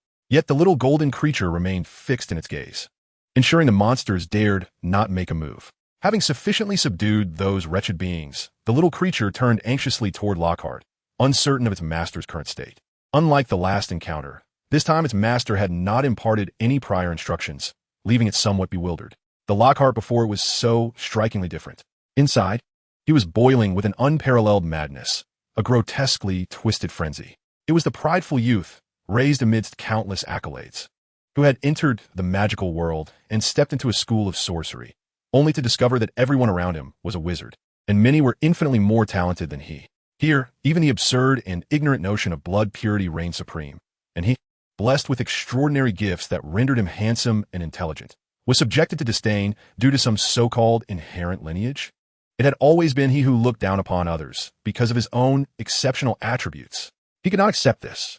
Absolutely unacceptable. The young man, having endured oppression, despair, and a fierce unwillingness to succumb, ultimately vowed to become the most unique and radiant individual. He would not permit himself to descend into mediocrity. He would not allow himself to fade into the crowd, nor would he live as if his existence were entirely inconsequential to the world. He achieved success. In merely a few short years following graduation, he disregarded the so-called friends of the Eckert family, the alleged old companions of Dumbledore, and the so-called most vigilant witches of the American Wizarding Congress. One by one, those purported titans of the wizarding realm fell to his prowess, their proudest experiences claimed as trophies of his triumph. He stood proud, as he rightfully should, raising his hands aloft, pointing disdainfully at the wizarding world, and deriding all present as mere refuse. He was acutely aware of the peril inherent in his actions. A slight misstep could lead to his demise at the hands of these powerful wizards. A hint of exposure could result in utter disgrace, imprisonment in Azkaban, never to emerge again. But what of it? He had long prepared himself for the possibility of death in pursuit of glory. He desired to perish in brilliance rather than fade away unnoticed and uncared for. Even if he were to ultimately meet his end amidst the scorn of all, it should be in the illustrious headlines of the Daily Prophet, Witch Weekly and Wizard Weekly, resonating throughout the wizarding world. A death resplendent. Lockhart's visage bore a perfectly composed smile, not a product of meticulous training or strenuous effort, but a divine gift that rendered his smile inherently flawless. He rose with such grace, though a hint of confusion crossed his features as he regarded the two wands in his hands. The wand in his left hand felt utterly foreign, the luminescence upon it swiftly dimming. Conversely, the wand in his right hand, one he had wielded since childhood, erupted in dazzling golden sparks, as if exclaiming, "My old friend, you have finally returned." Returned? Lockhart pondered, casually flicking the wand in his left hand, intending to discard it. Yet it would not yield. It seemed inexplicably glued to his grasp. Curiosity piqued. He lifted it once more, watching as it reignited with brilliance. A stark contrast to its previous gentle glow, radiating with a dazzling intensity, an undeniable presence. Bam! A violent shock wave surged forth, propelling his own wand away, rendering him momentarily dazed once more. Lockhart's expression shifted rapidly. Before he could succumb, he steadied himself, raising an inquisitive brow, murmuring, "So, it is thus." Gurgle. The small golden retriever on his shoulder barked excitedly, as if to celebrate the return of its master. "Fear not, for this is merely a modest endeavor, one in which I possess unwavering confidence." Lockhart gently patted its head, his eyes twinkling as he gazed at the wand resting on the ground. "Do you comprehend why this fragment of memory cannot inhabit my corporeal form? Because you are not Lockhart. You are merely a recollection of Lockhart. I, on the other hand, am a tangible being, authentically intertwined with the world, engaging in subtle interactions. This is the essence of life. Life, the most profound distinction between humans, phantoms, and the painted portraits within frames." Lockhart deftly waved the wand in his hand, his expression brimming with mirth, affirming the existence of life within the world. This is his certainty. The realm of magic is paradoxical and perilous, yet once understood, many of its complexities become trivial concerns. Danger arises from the unknown, and he comprehends it, just as Senior Snape articulated. Magic is the manifestation of one's will. Thus, the wand serves as an extension of that will, reaching out into the world. How utterly fascinating. Lockhart was not content to remain at the level of mere understanding. He was eager to put it into practice, as he had always excelled in wielding his intellect. With a flourish, he positioned the wand against his temple, giving it a gentle shake, causing a silver thread to float in the air. It then descended into the crystal bird-snake skull meditation basin, transforming into a silvery liquid. "I am not greedy. I merely seek a cleaning spell. My life desperately requires this enchantment. Indeed, I need it profoundly. Thus I should be able to effortlessly assimilate this memory without any repercussions. This defines the measure between myself and magic, the boundary that ought to exist between myself and these memories. What is rightfully his can be effortlessly obtained. What is not his, however, will only lead to calamity if forcibly taken. Therefore, to further absorb more magical wisdom, one must experience and cultivate a deeper thirst for knowledge, transforming these into opportunities for memory assimilation. This, precisely, is the essence of entering a fairy tale, the principle of magic unfolding."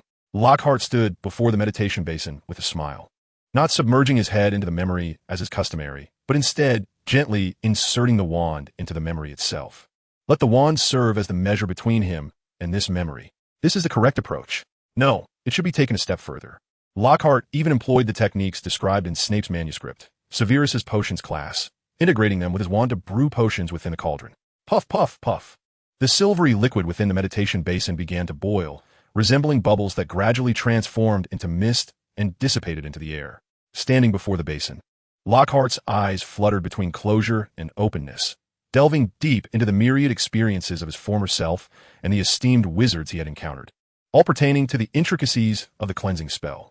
Time seemed to blur, and, eventually, the basin lay empty, while Lockhart stood in contemplation, gently caressing the wand in his hand. Renewed and cleansed, in an instant, all the blood and impurities that had clung to him vanished completely. The magical ripple emanated outward like waves, touching the spirits of the wronged fairies. The golden-haired creature, the boggats hollow, and every strand of the curled winged beast's fur, reaching into every corner of the wardrobe. Perfect. Even in the absence of light, the room sparkled, reflecting the electric flashes from the storm outside, radiantly clean and clear.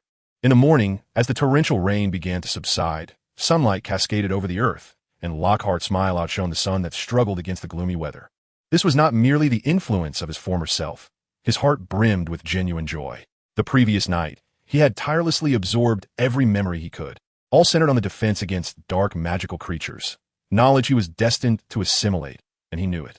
Indeed, he had succeeded in this endeavor, for the clamor of memories in his mind had significantly diminished. Blissful, he embraced happiness wholeheartedly, never suppressing his joy. In contrast, Dumbledore's mood was far from splendid. Recently, the two factions represented by Arthur Weasley and Lucius Malfoy, the Sacred 28, had been embroiled in bitter contention. The inept Minister of Magic, Fudge, came to him daily for assistance, overwhelming him with frustration. He could not advise Arthur to step back. This was a hard-won situation that he had cultivated within the Order of the Phoenix. Numerous Muggle-born and half-blood wizards were integrating into the ministry in unprecedented numbers, forging a new equilibrium. Any misstep on his part could jeopardize all that had been achieved. Likewise, he could not counsel Malfoy to relent. That faction had already conceded too much post-war. Many from the Sacred 28 had been imprisoned in Azkaban, and numerous high-ranking officials had exited the ministry. Even Barty Crouch, who ought to have succeeded as minister, chose to remain in the International Magical Cooperation Department, a quiet retirement of sorts. Nevertheless, the pureblood families remained the bedrock of the wizarding world in Britain, and he found himself compelled to make certain concessions to soothe their sentiments, lest their desperation lead to irrevocable conflict. Such a headache. The magical ministries of other nations are closely observing the struggles in this corner, with all eyes on the shifting winds. Damn Fudge, that spineless individual. Can't he take responsibility for this matter? Yet, he is the one chosen. What can be done? The decision to appoint Fudge over Arthur as Minister of Magic was predicated on the belief that Fudge's inherent weakness might better ease the tensions between the factions and prevent potential widespread conflict, allowing for a more stable period in the construction of a new equilibrium. It is indeed a challenging situation. Compounding this, there are troubles at home as Professor Kettleburn insists on resigning once more. To be candid, Professor Kettleburn is not particularly competent. The former headmaster of Hogwarts, Armando Dippet, offered a rather reckless and untrustworthy assessment of him. However, despite his unreliability, who could one find that surpasses Professor Kettleburn in knowledge of magical creatures? None. Otherwise, why would both Dippet and Dumbledore tolerate Kettleburn over the years? The crux lies in his unparalleled expertise. Perhaps there is someone else, Newt Scamander. Yet, Newt has previously declined the invitation to teach. He prefers to rescue magical creatures on the brink of extinction rather than instruct students at a school. This noble endeavor holds far greater significance for the wizarding world than teaching within the confines of an institution. Dumbledore sighed, attempting to persuade his old colleague, though he was somewhat irritated. Old friend, do not presume I am oblivious to your thoughts. Retirement? You are younger than I. How can you contemplate retirement?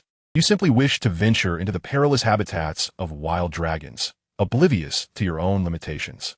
You have been so lavished with praise that you have forgotten your own abilities in handling magical creatures are rather unreliable, haven't you? You are merely weary of the safety of the school, longing for reckless escapades.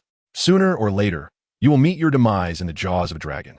Dragons in this era are already wretched, subjected to torment and bloodletting, or tethered for protection.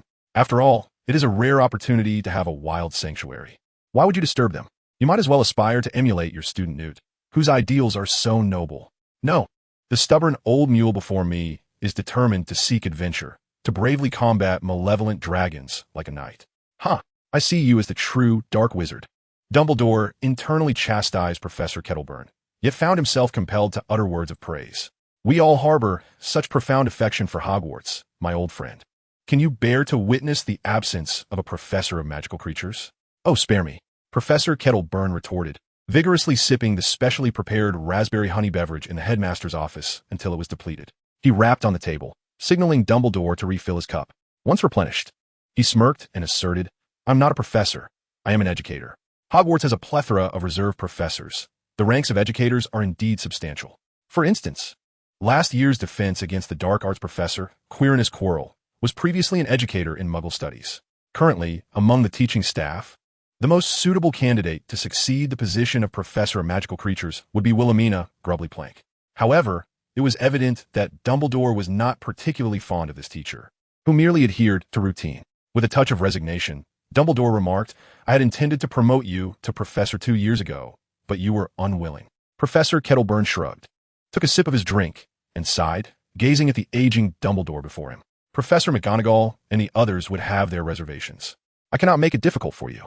"Ah, you, my reckless friend, are attempting to appeal to my emotions, are you not?" Dumbledore jested. "Regardless, you cannot resign unless you find me a satisfactory replacement." "Indeed," Professor Kettleburn replied with a raised eyebrow, eagerly anticipating this moment. "I have identified an excellent candidate whom I intend to recommend to you." "If indeed there is a worthy candidate, it is not out of the question," Dumbledore mused, careful not to show excessive agreement, lest it offend his old companion's feelings. He furrowed his brow and inquired, Who could possibly replace our encyclopedia? Kettleburn? I find it hard to believe anyone exists." Kettleburn's satisfaction was palpable as he cheerfully declared, "Gilderoy Lockhart." "Who?" Dumbledore was taken aback. "Gilderoy Lockhart." Professor Kettleburn pronounced the name with earnest sincerity, recalling their encounter from the previous evening with a glimmer of wonder. "I sensed an extraordinary affinity between him and nature. Trust me, Albus, he is the most suitable person I have ever encountered to be a magizoologist. He would excel in this role." Dumbledore, however, was not convinced and simply stated, "He is the defense against the dark arts professor." "I am aware," Kettleburn shrugged nonchalantly. "But isn't our defense against the dark arts professor a temporary position? You know about Tom's curse. Do you truly believe he can serve another year?" In reference to this, Dumbledore felt a sense of helplessness. As the headmaster of Hogwarts School of Witchcraft and Wizardry, he could have never anticipated that one of his most significant annual responsibilities would be to find a suitable successor for the position of defense against the dark arts professor. Each passing year, Gilderoy Lockhart had barely begun his teaching tenure, and Dumbledore was already contemplating potential replacements. What could he do? The curse cast by Tom was so formidable that it seemed nearly impossible to break. Consequently, many had speculated that the Dark Lord Voldemort had not truly perished, and numerous individuals had subtly advised him to remain vigilant regarding this matter. No one understood this better than the headmaster of Hogwarts. If Tom were genuinely deceased, would he need to toil each year in search of a new professor? Would it not be more prudent to find a reliable instructor who could teach effectively for decades? He had witnessed one after another defense against the dark arts professors encountered various predicaments during their tenure. It was clear to him that Tom was not entirely gone. However, Gilderoy Lockhart? Dumbledore began to seriously contemplate Professor Kettleburn's proposal. Indeed, Professor Kettleburn was eagerly consuming another round of refreshments, urging old Dumbledore to refill his glass. Dumbledore gazed at this opportunistic fellow with a hint of exasperation and, with a flick of his wand, performed a refilling charm. Satisfied, Professor Kettleburn continued, "I have gained the friendship of the crumple-horned Snorkack, Dumbledore. You may not fully comprehend this, but it is a feat that most magizoologists find exceedingly difficult to achieve." The crumple-horned Snorkack was an exceptionally proud creature, known to dwell only in the presence of the most powerful beings. This trait endowed them with an extraordinary level of vigilance, and many wizards would never have the chance to behold such an animal, either would vanish before they could even approach. Dumbledore was not entirely convinced by the notion that a rabbit could serve as a measure of a wizard's suitability for a professorship. It was akin to determining who should lead the wizarding world based on a mythical creature like a Chelan. He found that notion laughable in his youth. Absurd. Yet, this was the wizarding way. Dumbledore sighed. "Are there any other reasons?" Professor Kettleburn shrugged. "I have raised a bowtruckle. You must understand, this is a magical creature you cannot simply care for. You would inevitably be forced to eliminate it when it attacks other wizards." Dumbledore was beginning to lose his composure, wishing to expel this loquacious individual from his office. "I am quite busy, you know. Please refrain from amusing me further.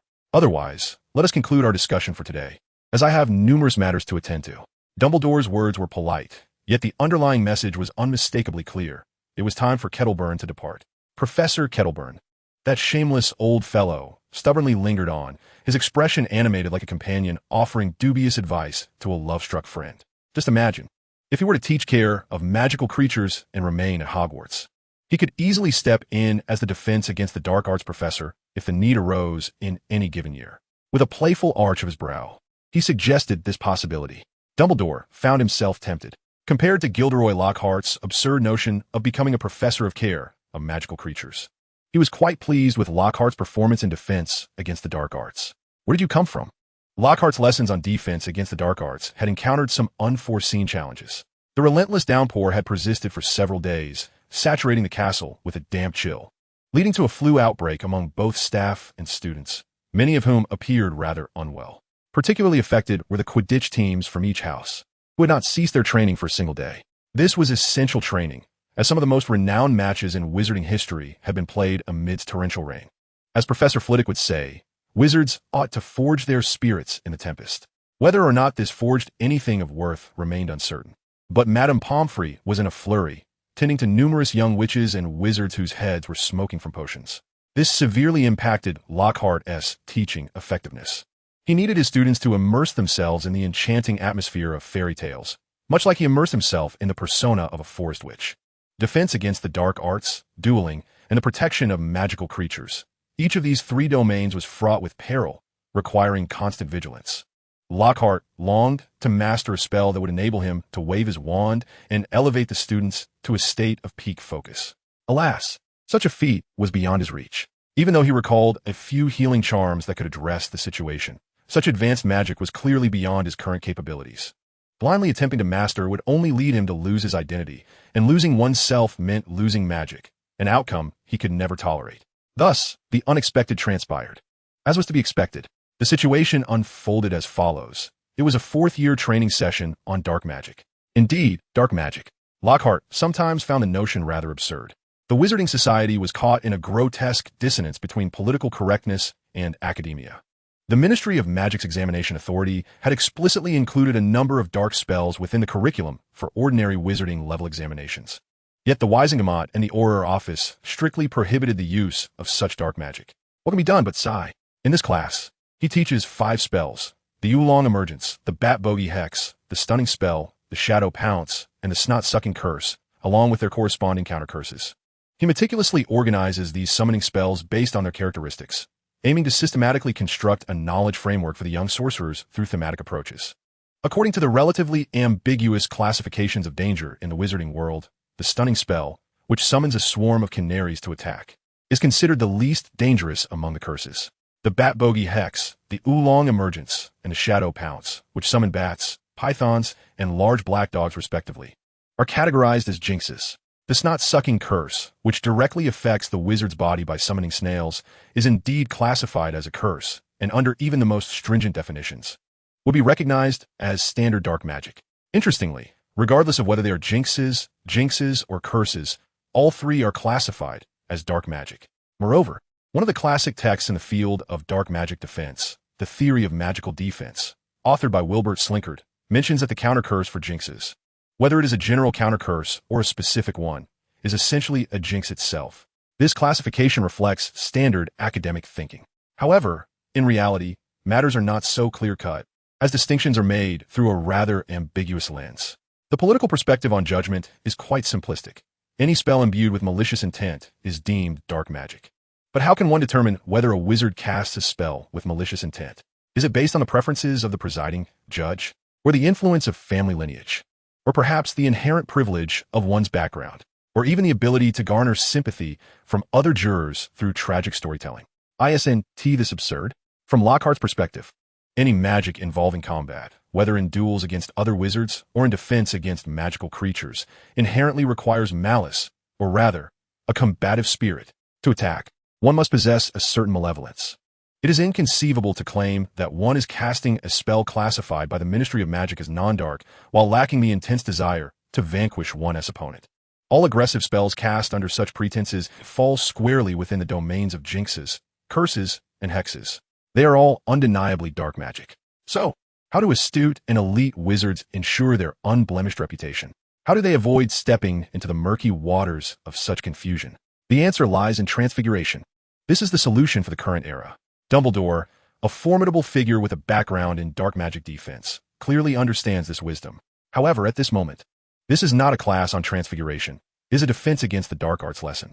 Lockhart must instruct the young wizards on how to utilize and defend against the academically significant dark magic. His teaching approach is rooted in scholarly perspectives, and every tip he offers regarding the incantations and counterspells fundamentally falls within the domain of dark magic application.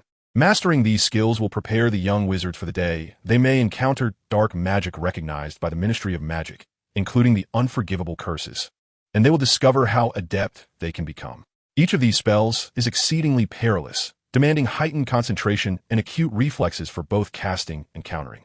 The practical examinations related to these topics in the ordinary wizarding level assessments are not merely written tests. They are entirely practical, leaving no room for Lockhart to be vague in his teaching, unless he is utterly indifferent to the futures of these young wizards. While he does not expect them to achieve exceptional proficiency, after all, the examination does not impose such lofty demands. They should at least succeed in casting and executing counterspells. Otherwise, what is the point of the exam? They might as well return home and find a wealthy muggle to marry, living in conditions far superior to those in the wizarding world. Despite his internal musings, Lockhart maintained a vigilant stance, closely observing each of the young wizards. They were currently at the edge of the Forbidden Forest, with students from the 4 houses each playing the role of one of the 4 teams attacking the evil lair, battling for a monster's treasure chest. Hagrid's pet, Fong, lay languidly atop the chest filled with small red flowers that could earn point for the house. Guarding the entrance to the monster's den, Hagrid's hut, the young wizards were engaged in a tumultuous struggle. Summoned creatures such as snakes, large dogs, birds, and bats scurried about, while the young wizards dashed through the muck, evading attacks. Dueling is a magical sport that best exemplifies a wizard's comprehensive abilities, and there is nothing clearer than this. Hogwarts' differentiation of house members based on the unique characteristics of the young wizards becomes profoundly apparent at this moment. Slytherin can be said to be the most goal-oriented among the 4 houses, with its members acutely aware of their desires. Unfortunately, they are distinctly divided into 2 factions, each following one of the 2 chasers of the Slytherin Quidditch team, Cassius Warrington and Dorian Pusey. The internal strife led to an abundance of petty squabbles, resulting in a lack of any effective action as their rivalry intensified. In contrast, Hufflepuff undoubtedly stands out as the most unified house, performing commendably under the guidance of their exceptional Cedric Diggory, who navigated their movements with precision. Regrettably, this unity did not propel them to prominence. They merely managed to maintain a situation where everyone remained unharmed, which, nonetheless, is a commendable achievement. Gryffindor stands out prominently amidst the chaos of the fray, undeniably suited for such tumult. Alas, they lack a sense of unity, often forming small cliques among themselves. Within these groups, camaraderie thrives, yet the overall cohesion of the house is a disarray. Among the most conspicuous figures are the Weasley twins, George and Fred, alongside 2 of the Quidditch team sisters, Alicia Spinnet and Angelina Johnson, the latter destined to become George's wife. As for Ravenclaw, well, Gilderoy Lockhart is reluctant to disparage his own house, yet he finds himself at a loss to identify the Ravenclaw team's whereabouts. Ah, there they are, mingling with Slytherin, Gryffindor, and Hufflepuff, while a few unfortunate souls, having been disqualified for infractions, stand idly by to spectate. Among the 4th-year Ravenclaws, there is a standout player humorously dubbed Little Lockhart by his peers, named Roger Davies. However, Lockhart does not endorse such a moniker, for even in his original form, he pursued fame, social standing, and resources, whereas Roger is merely a frivolous dandy. In the original narrative, this handsome athlete attended the Yule Ball with Fleur Delacour and pursued Cho Chang, swiftly cycling through romantic interests. Lockhart harbors disdain for this fellow. Upon graduation, he shall realize that mere good looks yield little reward. It is talent that truly matters. Possessing a mediocre array of skills without any exceptional talent will render him indistinguishable from the crowd. Lockhart deftly navigates the chaotic skirmish, continually unleashing his greyhounds to shield certain young wizards from potentially insurmountable harm, subsequently eliminating them from the fray or expelling those who misuse spells. He then encourages these eliminated wizards to practice counter curses to mend their magical wounds. They cannot expect Lockhart to assist them in their healing. With a disdainful expression, he instructs them that this is an excellent opportunity for practice, though he himself is incapable of casting these counter curses. You shall practice on your own, he imparts. Otherwise, the bites from serpents emerging from the underbrush will leave them restless through the night, and the slug-vomiting charm may well deprive them of both dinner and breakfast the following morning. Thus, Lockhart maintains a semblance of control over the seemingly chaotic scenario, keenly aware of the unfolding dynamics and even able to predict the eventual outcome of this practical exercise. It is likely that Gryffindor, in alliance with Hufflepuff, will vanquish Slytherin. And amidst the cheers of the jubilant Ravenclaws, the Gryffindors will procure the coveted points treasure from Professor McGonagall. An unexpected turn of events transpires, just as Lockhart believes he has everything well in hand. The Weasley twins, who had previously exerted immense pressure on Slytherin House, abruptly redirected their focus to attack Ravenclaw's flamboyant dandy, Roger Davies, who was frolicking within his own house. To their astonishment, he had the audacity to provoke Angelina Johnson, a girl whom both George and Fred secretly admired. This was not a first. During Quidditch practices and matches, this peacock of a boy would incessantly irritate everyone like a bothersome fly. Slytherin's Cassius Warrington and Dorian Pusey astutely seized this opportunity. After exchanging a knowing glance, they seamlessly coordinated their efforts to quietly break through the chaotic battlefield, advancing towards the direction of Yaya. However, they evidently overlooked the vigilant Hufflepuffs, who, under Cedric Diggory's leadership, launched a fierce charge against the two teams poised for underhanded tactics. To Gilderoy Lockhart's delight, the strategies he frequently espoused, flanking maneuvers and diversions, had finally resonated with some young wizards. It was evidently a trap. Slytherins swiftly turned their heads, encircling the advancing Hufflepuffs in a pincer movement. Excellent. An exceptionally coordinated display of collective strategy. Hufflepuff performed commendably as well. Unlike Slytherin's cunning approach, they had learned from Professor Lockhart to concentrate their fire and rapidly dismantle the opposing forces, focusing all their might on a single target rather than contemplating a dual assault. Particularly, Dorian Pusey, leading the charge, became the prime target of their concentrated efforts. The result was remarkable. Dorian Pusey was eliminated. Lockhart laughed heartily as he directed the young wizard to retreat, summoning a gray wolf to shield against the anticipated onslaught. Although the strength of his spell was not formidable, his combat acuity was exceptional, perfectly seizing the opportune moment. Yet, an unexpected turn of events occurred. Dorian Pusey's psychological resilience in this critical moment did not match his usual demeanor. Perhaps a severe cold had dulled his resolve. As he beheld the multitude of spell lights threatening to engulf him, he panicked and, in a moment of desperation, shoved a fellow student toward the oncoming curses. In an instant, Lockhart's precisely commanded gray wolf missed its mark. The unfortunate young wizard, with a look of despair, was struck by a barrage of horrendous, snot-blasting curses. The scene was as if he were completely enveloped by magical light. The spectacle was so astounding that the previously chaotic battlefield fell silent, with all eyes turning in horror to witness the unfolding drama. Fortunately, Lockhart's assistant, a golden-haired lad, dashed in just in time, tearing apart the oncoming bats, birds, serpents, and large black dogs. Otherwise, that poor student would have undoubtedly been sent to Madame Pomfrey for urgent care. Being struck by a multitude of snotty slugs presents a rather peculiar scenario. Even for Lockhart, despite his vast reservoir of memories, he had never encountered such a scene. Of course, given his profound understanding of the principles behind this curse, he surmised that the unfortunate student could very well find his esophagus and throat instantly obstructed by the slugs, leading to potential suffocation if not promptly rescued. Lockhart had a contingency plan. He had meticulously prepared for the worst conceivable scenarios and swiftly retrieved an emergency emetic from his pocket, a concoction graciously brewed by the ever-helpful Madame Pomfrey. At that moment, he dashed towards the distressed student. However, the state of this young wizard was exceedingly peculiar. This classmate, often overlooked, exhibited an astonishingly tenacious will. Even as he battled the overwhelming urge to vomit, he aimed his wand at his assailant, Galleon Hughes. Unfortunately, he could not articulate any effective incantation, merely expelling a large snotty slug. This was the epitome of the snot slug curse's effects. Anti-magic, unless he possessed the ability to cast spells silently. This was not an insurmountable task. Most wizards, after extensive use of a particular spell throughout their lives, eventually attain the capacity for silent casting. Yet, this seemed irrelevant to the young wizard. Remarkably, he had indeed mastered silent incantation. He shot a furious glance at Galleon Hughes before brandishing his wand towards himself. The spell he conjured was unfamiliar to Lockhart, appearing exceedingly intricate. A spectral, pale mist surged forth, imbued with an unsettling chill that pervaded the air, stripping him of all traces of the snot slug curse. Moreover, it seemed he underwent a rapid and grotesque transformation due to this magic, morphing instantaneously into a short, stout, middle-aged wizard with a somewhat contorted visage. "Everyone step back," Lockhart exclaimed, his expression shifting as he urged the surrounding students to remain vigilant. However, it was too late. The middle-aged wizard, evidently an experienced combatant, unleashed a tap dance curse upon himself, colliding into the young wizard from a most unconventional angle. Amidst the ensuing chaos, the incantation reverberated swiftly. Heart-piercing.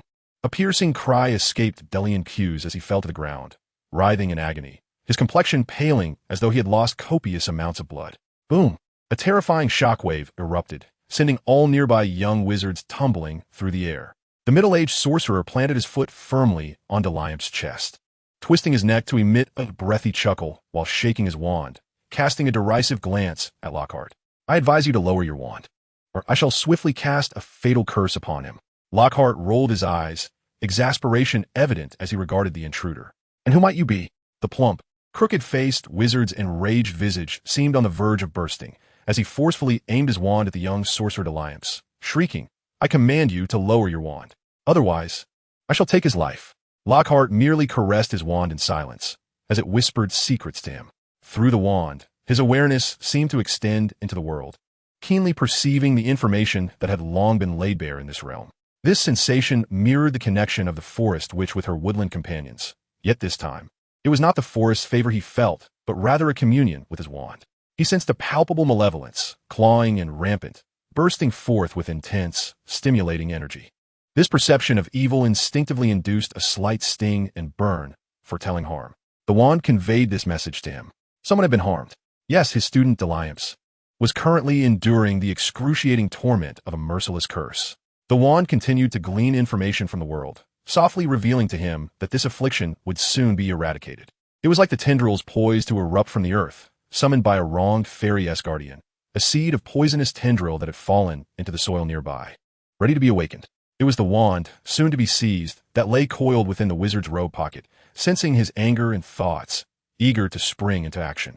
It was the body, paralyzed by fear, that the formidable dark magical creature, the little golden-haired one, yearned to assert its dominance over, intending to swiftly vanquish this nefarious sorcerer.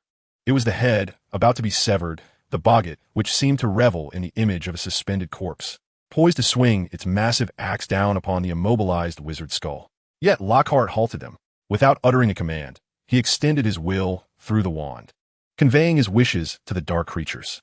For his young sorcerers, whom he had invested immense effort in nurturing, had now overcome their panic. They were prepared to confront the malevolent Dark Lord. What better real-world experience could there be? Lockhart, unlike his clumsy portrayal in the original text, genuinely endeavored to immerse the young wizards in their own fairy tale adventures. He spared no effort to facilitate this experience, and the results were remarkable. The young wizards quickly found themselves engrossed in the moment. At this juncture, such a fairy tale adventure materialized before them. Disarm your weapon. Release the dragon. Flames ablaze. The 2 Feet Club. Dorian Pughs is flying in. Obstacles abound. Countless wands converged in unison, unleashing a torrent of magic toward the wizard.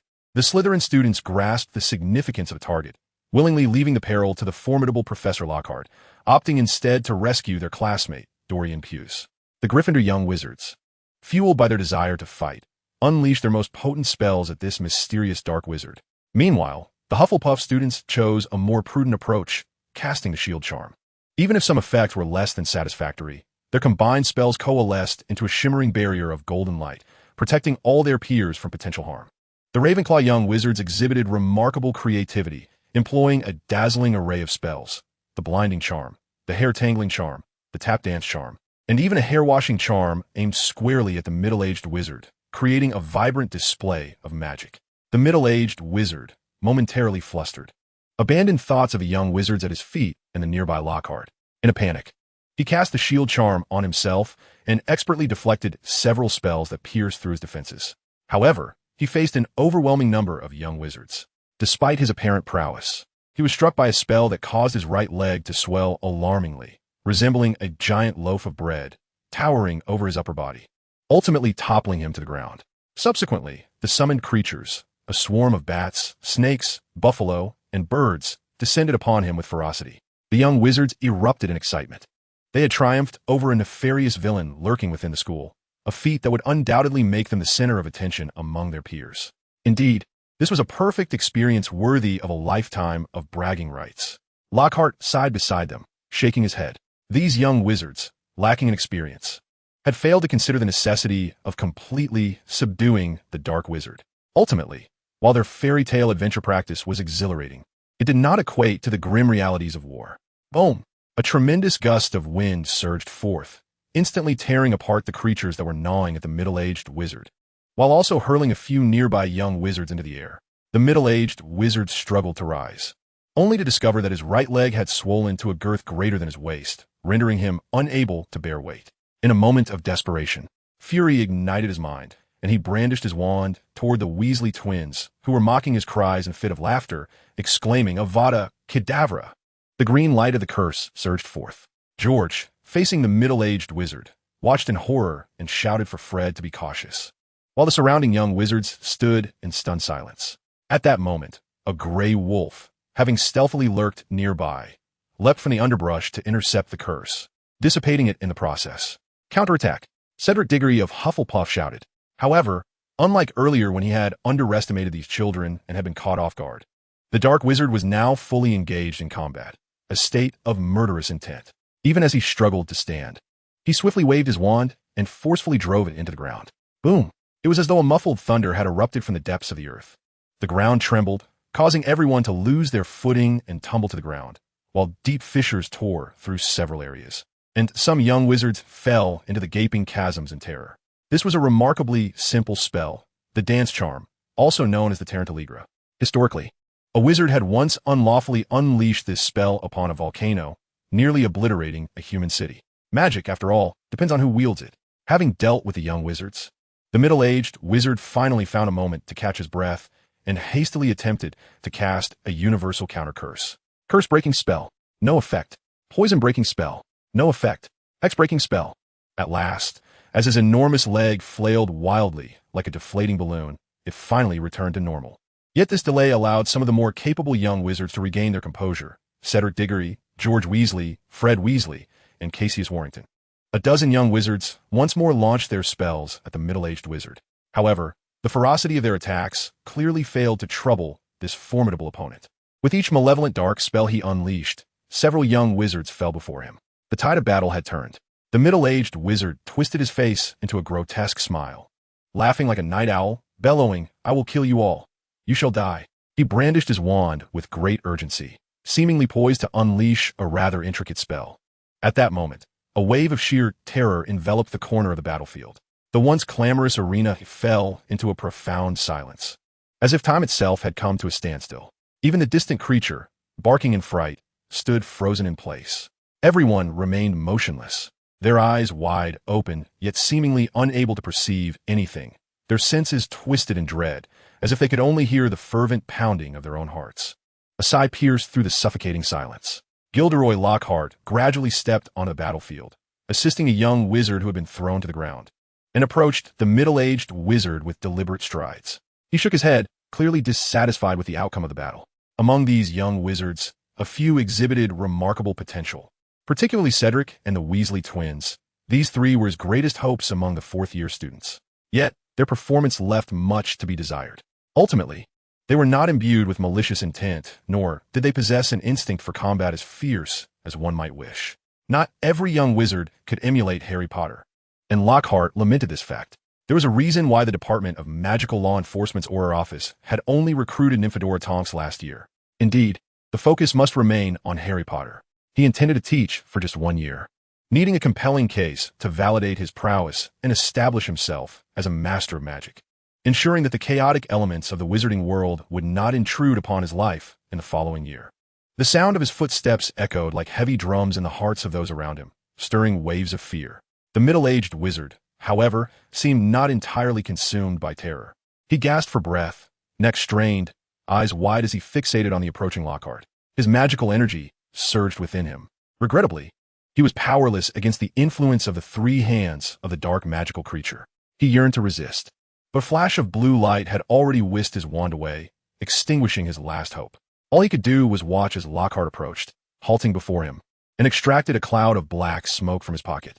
As he observed the smoke transform into a monstrous centipede, 2 meters long, it began to crawl upon him, its sharp legs piercing into his flesh, stimulating his nerves and rendering him utterly paralyzed, devoid of control over his own body. In Hagrid's hut, the middle-aged wizard was unceremoniously flung to the ground by the young wizards. His expression remained grim, filled with resentment as he glared at those arrogant young wizards, his teeth nearly grinding to dust with fury. "Am I the one you vanquished? Am I the one you captured? What are you so proud of? Huh? I ask you. Look into my eyes." George Weasley kicked him, seething with anger. Cruciatus curse. Torture curse.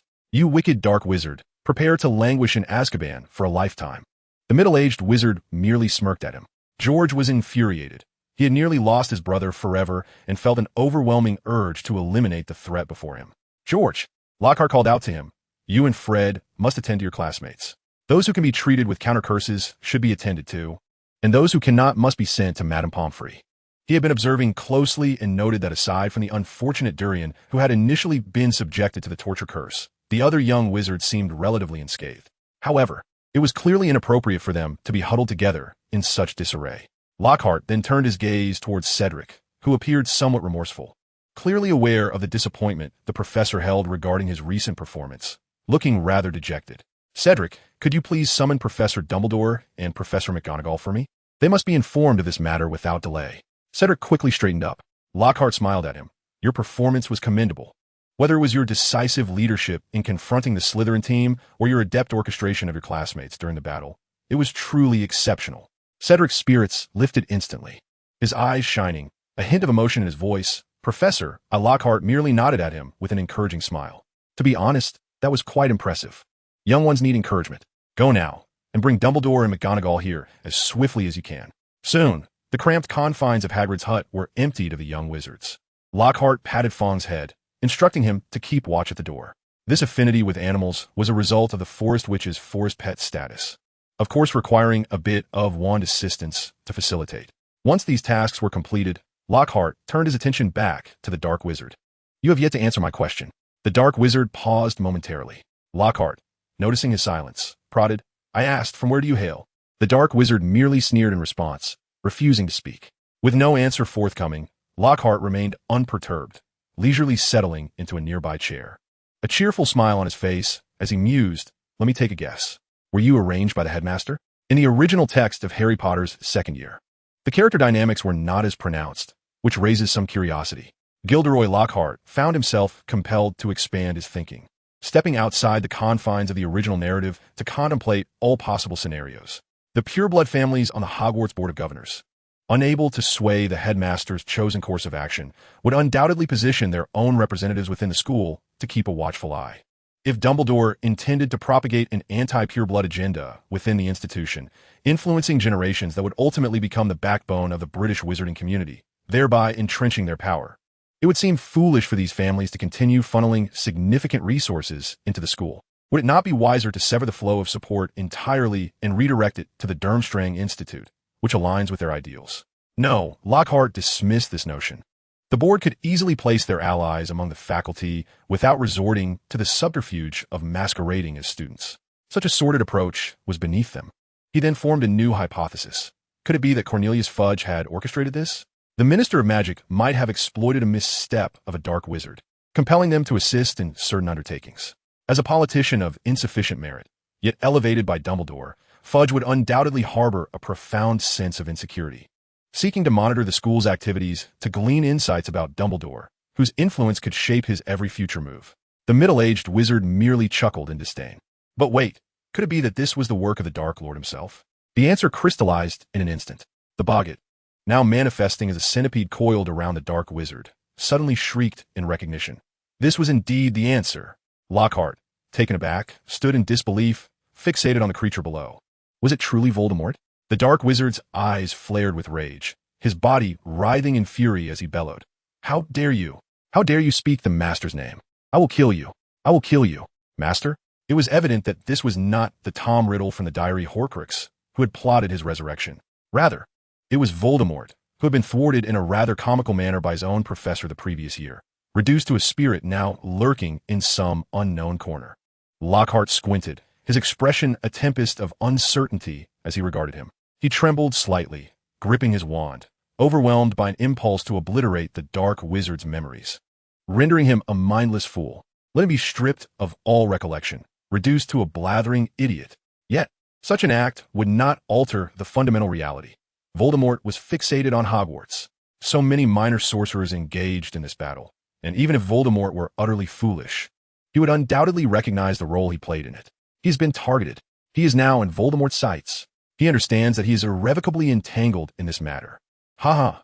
The dark wizard laughed maniacally at his changing expression, cackling hysterically with a sinister breath, shouting, "You are doomed. Gilderoy Lockhart, you are doomed. The Dark Lord is watching Hogwarts. He will know that you have disrupted his plans. He will kill you. He will kill you." Lockhart gazed skyward, exhaling a deep sigh of resignation. "What have I done to deserve this? It was not I who disrupted your covert plans, but that fool Voldemort. He cursed my position. And that led to all this, do you understand?" He was thoroughly displeased, furiously brandishing his wand at the dark wizard. "Laugh. Laugh at your own folly. Obliviate." The dark wizard began to tremble violently, his body convulsing involuntarily, as a flurry of silvery strands erupted from his head, as if his very entrails were being drawn out. This was the most brutal application of the advanced forgetting charm, a method that inflicted considerable damage on the brain, a technique that Lockhart, who regarded the manipulation of memory as an elegant art, would never employ. Inflicting harm, truly, is the most effective means of venting one's fury. It is no wonder that those dark wizards delight in such practices. A radiant smile illuminated Lockhart's face as he deftly waved his wand, expelling the unnecessary fragments of memory from the extracted thoughts, letting them dissipate into the air. "Since I must ultimately confront a terrifying assault, is it too much to take from you some elements that could enhance my power?" The dark wizard was rendered speechless, his body ablaze with excruciating pain, every nerve pulsing with intense signals of discomfort, teetering on the brink of unconsciousness. Yet his heightened mental tension prevented him from triggering his body's self-preservation mechanism to faint. The Cruciatus Curse? A forgetting charm can yield similar effects. Do you see? This is the method that those who dance on the edges of legality would seek to explore. Lockhart finally refined the floating memories in the air, stripping away all the opponent's knowledge of magic. This was nothing short of a flawless memory operation. Without damaging the majority of the opponent's life memories and personality, he precisely extracted the wisdom related to their skills. Just then, a sigh echoed from behind. Lockhart turned to see the imposing figure of Dumbledore standing at the doorway, gazing at him intently. "Lockhart, I do not recommend that you proceed in this manner." Lockhart let out a cold laugh, waving his wand to conjure the memories hovering in the air, which then swirled and settled into the pocket of his wizard's robe. He then turned his gaze towards him, stating that Professor Trelawney had made a prophecy, declaring that if he did not distance himself from it all, Voldemort's curse would fixate upon him, and that he would meet his demise. He exhaled in frustration, asserting that he had not fled, and had diligently performed the duties expected of a professor. However, Albus Dumbledore, he expressed his vexation, for he was cursed, perpetually facing the specter of death. Surely, he deserved an outlet for his pent-up emotions. Dumbledore stared at him, astonished by his repressed demeanor, wanting to say something, but turning to find Professor McGonagall approaching, ultimately falling silent with pursed lips. He was aware, cognizant of Lockhart's past thievery of countless individuals' wisdom, including that of his dear friend. But what of it? For the sake of the greater good, certain sacrifices could be made. Just as Severus Snape, a former Death Eater who had inflicted harm upon many wizards during the war, had found refuge. His moral standards were not as lofty as one might presume. If Snape was granted forgiveness, then Lockhart could be too. Lockhart found himself with limited choices. Every action leaves its mark. An international auror had already begun investigating the matter of wizards' forgotten memories, which he had managed to suppress through his influence.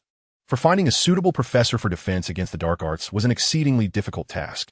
Perhaps Professor Kettleburn's suggestion was indeed sound, allowing Lockhart to take a sabbatical for a year, significantly reducing his workload as headmaster.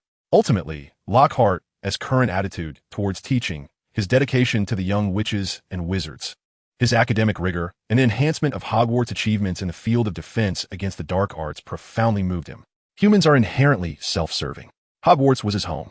He was first and foremost a headmaster, then the chief of the International Confederation of Wizards, and lastly, the head of the Wisengamot at the British Ministry of Magic. Furthermore, dark wizards need not necessarily engage in malevolent deeds. Environment and choices hold immense significance. And now, he was in a position to offer that choice. He believed that Lockhart's presence at Hogwarts would mirror Snape's tenure there, ultimately transforming him into a respected professor who would positively influence many lives, showcasing his beneficial side, rather than becoming a dark wizard causing societal turmoil. Professor McGonagall's hurried arrival interrupted the brief, tense atmosphere in the small room. She looked down at the dark wizard and gasped, "Alecto Caro?" Alecto Caro, one of the earliest followers of Voldemort. During the First Wizarding War, Alecto had evaded capture and had not been imprisoned in Azkaban, disappearing entirely from sight. Professor McGonagall felt a lingering sense of trepidation, the formidable dark wizard, whom she had encountered on multiple occasions, had infiltrated the school and attacked numerous students. It was nothing short of miraculous that no one had been harmed. Nearby, Lockhart raised an eyebrow, recognizing the individual in question. This person would later become the defense against the dark arts professor at Hogwarts upon Voldemort's return, coercing Neville into casting the Cruciatus Curse on fellow students, and even participating in the conspiracy surrounding Dumbledore's demise. Severus Snape hurriedly approached, his footsteps brisk.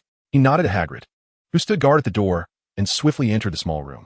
Upon seeing the familiar face of Alecto, his pupils dilated in shock. He pressed his lips together and handed the Veritasserum to Dumbledore. After accepting it, Dumbledore moved to the chair, bowing his head in solemnity as he gazed down at the Death Eater. At that moment, Alecto was securely bound to Hagrid's massive wooden chair. His twisted visage contorted into a grotesque grin as he emitted an eerie, inarticulate laugh. The foul invectives he had just uttered had been so vile that Professor McGonagall could not restrain herself from casting a silencing charm upon him, stifling his ability to speak. Dumbledore lifted the enchantment, grasped Alecto's jaw, and poured the Veritasserum into his mouth, then slowly stepped back, his expression grave as he awaited the potion's effect. In the corner, Lockhart nudged Snape with his elbow and whispered, "Why are we using Veritasserum, Senior? Isn't it possible to extract his memories directly and place them in the pensieve for observation?" Perhaps realizing the foolishness of his inquiry, he added, "Isn't it simpler to do that?" Snape, deep in thought and wearing an expression of profound contemplation, could not help but twitch at the corners of his mouth upon hearing the question. He turned to Lockhart, who wore a look of curiosity, and explained, "Human thoughts are constantly erupting and intertwining, making it nearly impossible to discern truth from falsehood. Memories of past events can morph into multifaceted recollections, influenced by varying mental states. This complexity is overwhelming. Memories are as tumultuous and vast as the ocean, and we cannot precisely locate the specific fragment we require unless the individual willingly offers it." Lockhart appeared taken aback. "Is it really so difficult?" Snape chuckled softly, confident in his stance. For someone capable of employing the mind-blocking technique undetected in the presence of Voldemort, his response was indeed the definitive answer, beyond dispute. He possessed that assurance. Lockhart shared a similar confidence, glancing at Dumbledore with a hint of curiosity, pondering whether the esteemed wizard, known for his frequent use of the pensieve to organize memories, might possess alternative insights. Perhaps Snape was simply being overly cautious? To his surprise, Dumbledore, having overheard their conversation, turned back with a look of astonishment and incredulity, asking, "Are you suggesting that you are capable of such a feat?" He was aware of Lockhart's secret, having stolen the wisdom of numerous individuals, yet he never anticipated reaching such an extent. The realm of magic operates in this manner. We will forever remain oblivious to where extraordinary occurrences might emerge, and we must never underestimate others. Nearby, Professors McGonagall and Snape cast curious glances. Lockhart blinked innocently and shrank back slightly, pondering perhaps if he could give it a try. This suggestion was intriguing. However, Dumbledore gestured towards the empty vial in his hand, implying that with the potency of the potion Snape had concocted, its effects should have already taken hold. He was now solely interested in one answer. "Tell me, Alecto, where exactly is Tom?" Alecto's demeanor appeared rather peculiar. He was swaying slightly on his chair, wearing a dazed expression, merely murmuring, "Tom? Who?" Dumbledore realized he had been overly hasty, failing to acknowledge that many might not know Tom refers to Voldemort. He asked in a grave tone, "Voldemort? Where is Voldemort?" Alecto mumbled, "My master, his condition is dire. He requires care.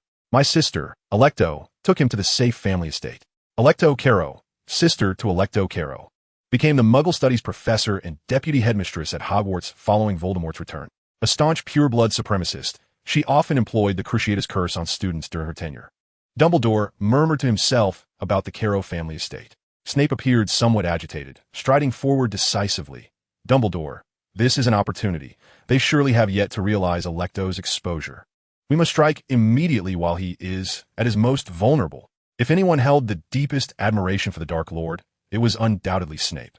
Conversely, if anyone harbored the greatest animosity towards him, it was also Snape. At least for Snape himself, such intensity was unparalleled. Having pledged allegiance to a revolutionary who had slain his dearest love, Dumbledore had endured a similar anguish. Dumbledore understood Snape's sentiments all too well. Yet war cannot rely solely on fervor. He was acutely aware of Tom's cunning and perilous nature. He turned his gaze towards Lockhart, only to find him eagerly toying with his wand. Lockhart was anxious as well. After all, he had captured Alecto, disregarding whether Voldemort would retaliate against him. The fact remained that Alecto had escaped execution. A lifetime of imprisonment in Azkaban was inevitable. Thus, Alecto's sister, Alecto, would undoubtedly become the most vengeful figure in this world, yearning for his demise. Where was the logic in being ever watchful against thieves? He yearned to eliminate Alecto, as he had in the past. Shall I examine his memories? Lockhart proposed with eagerness. Dumbledore nodded slightly, stepping aside to join Snape and McGonagall in observing the proceedings. They collectively gasped at the horrifying scene unfolding before them. As Professor Lockhart waved his wand, Amicus's body suddenly stiffened, his fingers curling rigidly upwards. His previously squat form appeared neckless, resembling a chicken whose neck had been grotesquely elongated. Silver strands continually extracted themselves from his head, creating a bizarre spectacle as though Lockhart were forcibly drawing Amicus's very soul from his body. Countless eerie silver threads extended into the air, writhing like some indescribable beast. Under the shimmering silver light, Lockhart's glowing wand resembled the tentacle of a malevolent deity, slowly submerging itself into the torn essence of Amicus's soul. Even Dumbledore, McGonagall, and Snape, who had endured the horrors of prolonged war, could not suppress the chilling sense of dread that surged within them. It was a profound sorrow for the wanton manipulation of human life. A visceral instinct akin to the horror a mouse might feel upon witnessing another mouse toyed with before being slaughtered by a feline predator. No, this is wrong, Lockhart murmured, as if a dark deity were savoring a living being's essence, spitting in disgust at the flavor. He turned anxiously, only to find the three eminent figures retreating a step in unison, momentarily taken aback. However, he quickly dismissed the thought and urgently exclaimed, "There is something amiss with the memory of my sister and me bringing Voldemort back to our ancestral home. I lack definitive evidence, yet it appears so unnatural. I suspect this memory may have been altered. The alteration of memories is quite prevalent in the wizarding world. The absence of veritaserum as a direct tool in court proceedings arises from the inherent unreliability of memories. The enforcement agencies of various Ministry of Magic departments, particularly the Aurors, are acutely aware of this fact, as they frequently modify Muggle memories at will. It is not uncommon for them to alter a Muggle's memory dozens of times in a single day to facilitate the procurement of goods for wizarding events. Voldemort, of course, was even more adept at such manipulations. He had once modified the memory of his own uncle, compelling him to bear the guilt of his own father and grandfather's deaths. He had also altered the memory of a wealthy woman's house elf after stealing her collection of Hufflepuff's golden cup and Slytherin's locket, ensuring the elf would take on that burden of guilt. In both instances, even amidst the might of the ministry, including Dumbledore's presence at the trial, no one was able to uncover the discrepancies. May I take a look? Dumbledore withdrew a wand shaped like a candied hawthorn skewer and gestured slightly. If you permit, I would like to cast a charm to assist you. Lockhart nodded in response. The spell lacked any visual effects. The old wizard waved his wand, and suddenly, Lockhart felt an uncomfortable constriction in his throat, prompting him to open his mouth wide. A dense plume of smoke erupted from his lips, rising in abundance to fill the small room's ceiling, as if intent on enveloping the entire space. Within this haze, a pair of siblings stood alert, guarding a blood-stained, eerie swaddling cloth as they traversed a dimly lit street. Their destination, the ancestral home of the Caro family, loomed not far ahead. I wish to partake in this endeavor, declared Lockhart. The Caro siblings placed the bloodied swaddling on a chair, respectfully kneeling before it, murmuring confessions of their flight from the First Wizarding War, hoping to receive their master's chastisement. A strange voice emanated from the swaddling, urging, "Arise, for I need you now." Right there, Lockhart exclaimed, pointing at a painting on the wall in the background of the scene. However, as he spoke, the smoke from his mouth dissipated and the vision vanished entirely. Clearly, the efficacy of the charm was lacking. Dumbledore had previously crafted similar alchemical devices for Gellert Grindelwald, and now, relying solely on a spell to replicate the original effect had its inherent limitations. That painting is problematic. Lockhart urged Dumbledore, gesturing for him to try again. Dumbledore nodded and waved his wand once more. This time, Lockhart did not hastily expel smoke. Instead, he advanced, aiming the tip of his wand at Amicus's forehead, closing his eyes as he delved into the depths of memory retrieval. After a considerable time, he suddenly opened his eyes and turned, exhaling a long stream of smoke. Within that smoke, a series of images flickered, memories spanning from Amicus's infancy to adulthood, all related to the painting. As time flowed, the gathered onlookers could clearly perceive the unfolding scenes, witnessing Amicus grow from infancy into middle age. They also observed the transformation of the Caro family home, from a bustling hub of prosperity to its current state of desolate silence within a mere few decades. This decline mirrored the fate of many pureblood families who, in their quest to preserve the magical lineage, such as the Gunter family's Parseltongue gift or the Dumbledore family's Phoenix companionship, often resorted to intermarriage.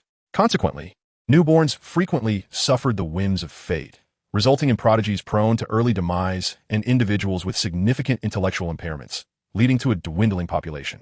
Occasionally, misfortune struck, with an entire branch or generation of the family plagued by ineptitude, inevitably leading to their downfall and eventual extinction. The preservation of pure-blood glory has become increasingly arduous. This predicament cannot entirely be attributed to Muggles, as the population of pure-blood wizards has dwindled significantly. The Weasley family, with its remarkable lineage of prodigies, is an exceedingly rare phenomenon in the wizarding world. Yet, even so, the Weasleys as a quintessential pure-blood family actively embrace Muggles and half-bloods, striving to prevent their lineage from facing the same fate as several other pure-blood families that have completely withered away. However, the focus now lies elsewhere. Dumbledore and his companions have turned their attention to these unfolding scenes. At that moment, a plume of black smoke erupted from Lockhart's robe pocket, crashing to the ground and shattering into a grotesque figure clad in tattered wizarding robes, its hood concealing a faceless, shadowy visage. It was a boggart, gesturing toward the images, from which a voice emerged from the depths of the hood, recounting a tale. This painting was a cherished possession of Amicus's mother. In his childhood, Amicus and his sister had contaminated the painting while playing, which deeply saddened their mother. Their father had sent it for restoration, yet tragically, their mother passed away before it was returned, leaving a lingering regret at the end of her life. From that moment onward, Amicus has never dared to confront the painting again. Observe how, from this image, the existence of the painting begins to blur in memory, rendering its contents nearly indistinguishable. Generally, when we delve into a memory, we can perceive the surrounding environment of that memory's temporal context. However, these surrounding elements may also be missing, as the memory's owner harbors a profound aversion to recording such details. This phenomenon can be regarded as an instinctual self-modification of memory. Yet, notice how the memory concerning the Caro siblings bringing Voldemort back to the ancestral home suddenly sharpens. Thus, I am inclined to conclude that this memory has indeed been altered, and that modifications were made by other wizards indifferent to the painting. With a thud, the boggart transformed back into a wisp of black smoke, retreating into Lockhart's pocket. Lockhart awaited their meticulous observation of the peculiar narrative segment before he turned to wave his wand, drawing the memories of Amicus back into his being. Seizing the opportunity while Dumbledore and the others were engrossed in scrutinizing the memory scenes, he stealthily extracted another fragment of Amicus's memories, those pertaining to his sister, Alecto, and all recollections concerning their master, Voldemort. Since it is unavoidable to stand in opposition to these two individuals, he resolved to employ every means possible to enhance his chances of overcoming them. The principle of knowing oneself and one's adversary to ensure victory in every battle is one he has always adhered to, particularly with regard to his sister Alecto. The one who knows her best is undoubtedly her brother Amicus, with whom she shared her life. What behavioral habits and combat instincts characterize him? What type of magic does he excel in and habitually employ? Or his instinctive responses in various situations? This recollection is invaluable. As for the fact that Amicus will completely lose all memory of his sister and Voldemort from this point onward, he hardly cares. Soon, Dumbledore dispelled the cloud of smoke with a flick of his wand, deep in thought. Snape, standing nearby, hesitated, his fists clenched tightly within his sleeves. Professor McGonagall was also rubbing her hands anxiously, casting glances at everyone before ultimately shaking her head at Dumbledore. This is a trap. Yet, even knowing it to be a trap, it remains the only trace they have of Voldemort's presence. Perhaps a venture into the unknown might yield some vital clues. It has been proven that the might of magic is not solely manifested in the arena of dueling. Confining the battlefield to a stage would not suffice, as even 10 Voldemorts would fall before Dumbledore. However, this is the real world, and Voldemort possesses a profound understanding of arcane and intricate magics, making it exceedingly difficult for even someone as formidable as Dumbledore to uncover his true hiding place. A being capable of silencing a child's cries, whose name, even in death, is seldom uttered by the majority, who dare only refer to him as the Dark Lord. His power and mystery extend far beyond mere combat prowess. When one is fully aware that a trap has been laid, is it truly wise to take the risk? McGonagall, adopting a cautious stance, rejected this proposition. warning not to become lost in the flattery that surrounds the so-called greatest wizard in the world. Are you truly invincible? Do not be naive. All beings are mortal. Snape, visibly resentful, bore an expression filled with bitterness and internal conflict. Gilderoy Lockhart remained silent, standing in a corner, gently stroking his wand hidden behind his back. At that moment, his wand emitted a faint glow, silver tendrils of light emanating from its tip, dissipating into the air. This was his attempt to organize the memories of Amicus, initially disregarding the dark magic aspects and focusing instead on Amicus's memories of his sister and master. Lockhart was reluctant to keep these memories in his mind, fearing their influence on him. Once organized, he would cast aside the corresponding portions. Progress is essential.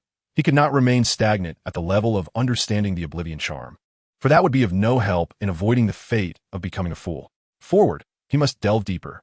The techniques Tom Riddle employed on Ginny provided him with ample reference, while Professor Kettleburn's teachings concerning wands unlocked a new realm of understanding regarding memory manipulation.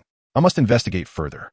Dumbledore ultimately reached a decision. He met McGonagall's gaze with unwavering determination, hoping she would comprehend that his carefully considered decision was irrevocable.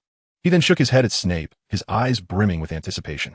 Snape's expression darkened. He understood that he still possessed greater utility, and to act recklessly now would unequivocally position him against Voldemort, thereby obstructing his future role as a spy. "Allow me to accompany you," Lockhart suddenly proposed. As everyone turned to him, he displayed a flawless smile, reminiscent of the self-assured and erudite persona he had previously embodied, exuding an unwavering confidence in the face of adversity. "I disagree," Professor McGonagall objected, furrowing her brow at the young man who had not endured the harrowing realities of war. "You have no idea how terrifying he can be." Lockhart smiled faintly, gesturing toward Alecto, seated in a chair. "What is destined to happen will inevitably come to pass, correct? Sometimes, evading danger only invites greater peril. I choose to confront it." Afraid? He certainly was. Yet, rather than succumb to the unexpected onslaught of a curse from Voldemort or the sudden appearance of Alecto, it seemed wiser to seize this opportunity to accompany the formidable Dumbledore into the fray. He may not contribute significantly in terms of combat prowess. Dumbledore certainly did not require such assistance, but his knowledge of Alecto, her brother Alecto, and the Carrow family estate could prove invaluable to Dumbledore. No one understood the intricacies better than he did. In fact, he was more equipped to aid Dumbledore than either Professor McGonagall or Professor Snape. His role in this venture was that of a supportive ally, a means of self-preservation rather than a reckless gamble. His reasoning swiftly convinced Dumbledore. Before their departure, Dumbledore returned to his office to make necessary preparations. Unlike Lockhart, who was accustomed to carrying all his possessions, Dumbledore entrusted many important items to his office, ensuring that they would become the school's assets upon his death. Observing Dumbledore rummaging through his belongings, Lockhart hesitated before earnestly declaring, "Professor Dumbledore, I must confess something to you." Dumbledore paused, turned, and offered a slight smile. "Some matters, if left unsaid, can be regarded as unknown. Wouldn't you agree?" "Oh no, that is not what I intended to bring up," Lockhart replied, feeling somewhat awkward, aware of the implications in Dumbledore's words. He pondered over his words. "During a recent apprehension of dark magical creatures, I sustained some injuries, which hindered my ability to cast certain spells, such as apparition." "Ah, old Dumbledore, I am here to assist you, so do keep an eye on me," he remarked. Dumbledore, taken aback, scrutinized him for a moment, then, after a brief contemplation, grasped a small teapot from the table and tapped it with his wand. "I shall enchant this into a portkey. When necessary, you may use it to traverse back to the school."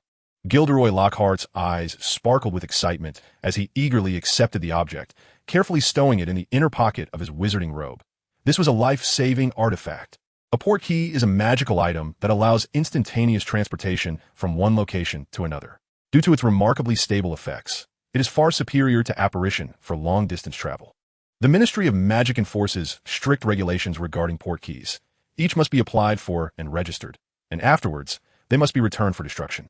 However, Dumbledore paid little heed to such regulations. He conducted himself with a boldness that left no one daring to protest. Lockhart preferred to refer to the portkey as a return scroll, a precious item that could be reused. Let's set forth, onward to the fairy tale. To explore the wicked cave, to seek the traces of the Dark Lord, to vanquish his malevolent minions. Hurry and seek the wondrous conch. Many are aware that Hogwarts Castle is adjacent to the wizarding village of Hogsmeade, and at the very least, everyone knows that the school's train station is nestled within the village. Generations of young wizards fondly recall how they would stroll directly from the school's back entrance into the village on weekends. Yet curiously, Hogwarts is currently enduring an extended rainy season, and judging by Lockhart's experience, this deluge is likely to persist for at least half a year, while the weather outside remains remarkably clear. In the afternoon, before the sun set, rain began to fall once more upon Hogwarts. However, when Lockhart accompanied Dumbledore through apparition to the Carrow family ancestral home, which should share the same climatic zone as Hogwarts, they were greeted by a warm evening. Bathed in gentle sunlight, the Carrow family residence exuded an air of coziness. The garden flourished with blooming flowers, trees laden with fruit, and the sun cast its rays upon the mushroom-shaped dome of the ancestral home, reminiscent of a charming castle from a whimsical fairy tale. This scene eased Lockhart's previously taut nerves. Not every wizard appreciates a dark and eerie aesthetic. At least the Carrow family abode evoked the image of a kindly grandmother, clad in reading glasses, peacefully knitting while a sleepy kitten nuzzled beside her. Warmth, that is the essence of home that this residence has provided to generations of the Carrow family. Those who dwell here must surely be most content. Regrettably, the house is merely a structure. The Carrow family has been utterly diminished. Especially after Amicus's capture, the family has essentially lost all male heirs, heralding the imminent disappearance of one of the sacred 28 pure-blood families from the annals of history. The past splendor and glory now appear as illusory as the house itself. When Lockhart followed Dumbledore into the dwelling, he was confronted with the stark reality of a decayed family. Signs of neglect and ruin were pervasive. Even the sunlight seemed to disdain this place, refusing to penetrate its gloom. The corners were damp, causing the wallpaper to peel, and a grayish mold thrived within. "Wait," Lockhart called out to Dumbledore, who was ahead, illuminating the darkness with his wand. "This house harbors secrets." His gaze darted around, his brow furrowed in concentration as he hastily approached the tea area near the entrance. He kicked a small black and white striped stool, realizing that it, usually playful and elusive, now appeared utterly immobile. There was none of the magical vitality one would expect from a wizard's abode. Dumbledore's expression shifted as he waved his wand, releasing a cascade of vibrant bubbles that burst against the walls and ceiling with a series of sharp pops. "This is an illusion."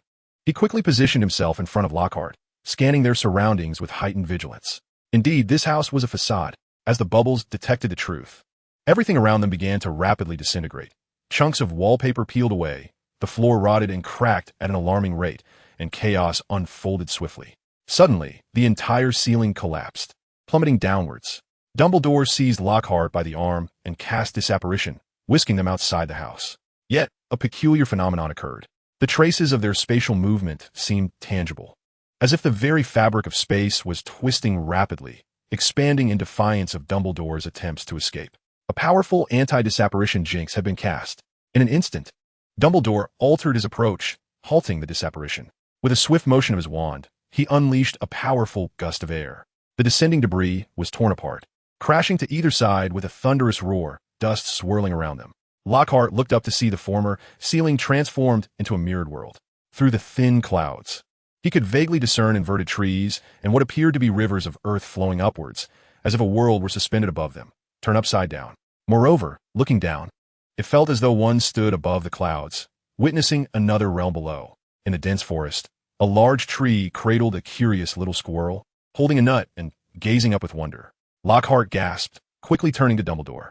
The treasured bedtime stories of the Carrow family, a magical tome, could transport readers into a fairy tale world. They had disguised the book as a house. Dumbledore raised an eyebrow, for it is said that danger arises from the unknown. Now that they understood the situation, a solution must surely exist. "How do we break the enchantment?" he inquired. "This book is certainly being manipulated by someone. It cannot exert its effects on its own." This limitation was imposed by the second generation of Carrow after an incident caused by the book. "So someone must be watching us closely." Lockhart spoke urgently, striving to convey a clear, unambiguous answer in the briefest terms. Regardless of the scene within the storybook, there is always an exit. In every corner of the scene, there exist some seashells. Find them and listen to their whispers, for they will provide guidance. As he spoke, the world above began to rapidly descend, while the ground below surged upward, as if a book were about to close. He grasped Dumbledore's sleeve, cautioning him against any movement. Blind struggles could lead them into unforeseen peril.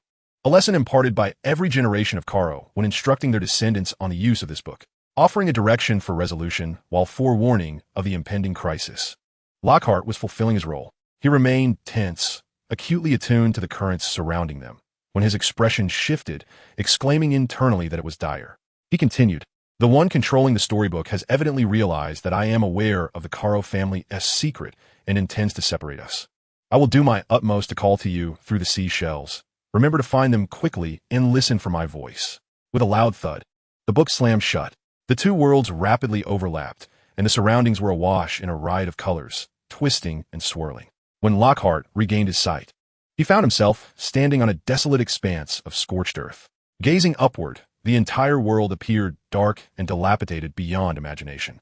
The pitch-black ground was fissured, revealing flowing orange-red lava that radiated a terrifying heat. Scanning his surroundings, he found no shelter, save for a charred, broken tree still standing. Its branches occupied by a group of grotesque carrion birds waiting to feast upon its remains. In the distance, where the gray sky met the earth, haunting wails could be faintly heard. Despairing land. Lockhart's expression turned grave.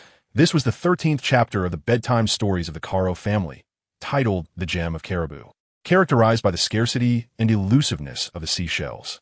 Clearly, the one controlling this fairy tale had selected this particular scene, having overheard his explanation to Dumbledore.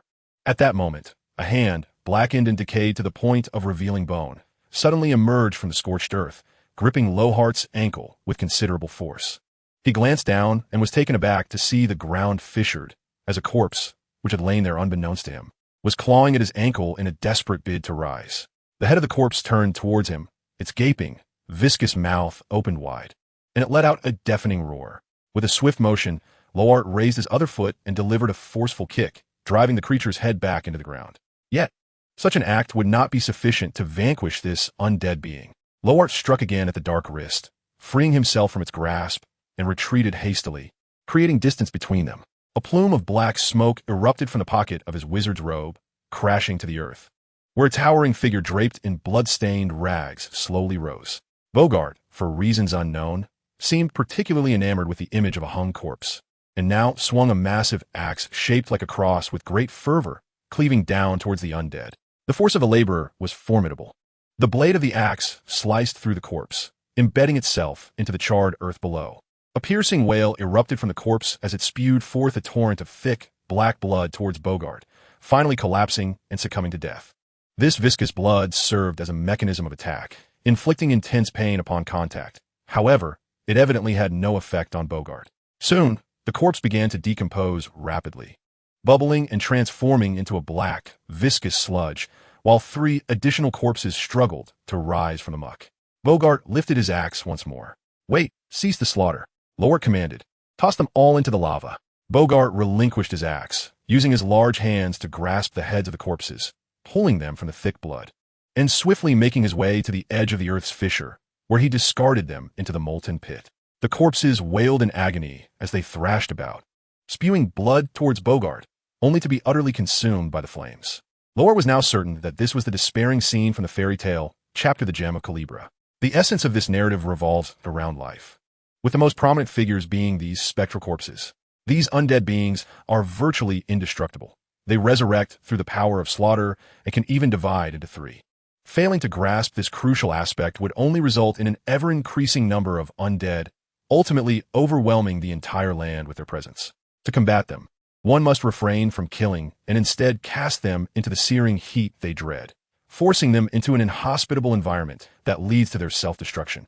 With this thought, Lockhart cast a worried glance into the distance, uncertain whether Dumbledore was aware of this information. However, he reassured himself that there was no need for excessive concern. Old Dumbledore was remarkably capable, and no multitude of undead could pose a threat to him. Concern should be directed inward. He must swiftly locate the conch and reunite with Dumbledore. An unknown figure, shrouded in secrecy and manipulating the fairy tale book, is watching them. Only by Dumbledore's side can he find solace. Uncertainty looms regarding the number of adversaries, and whether the Dark Lord Voldemort lurks among them. 052. Dumbledore and I wreak havoc together.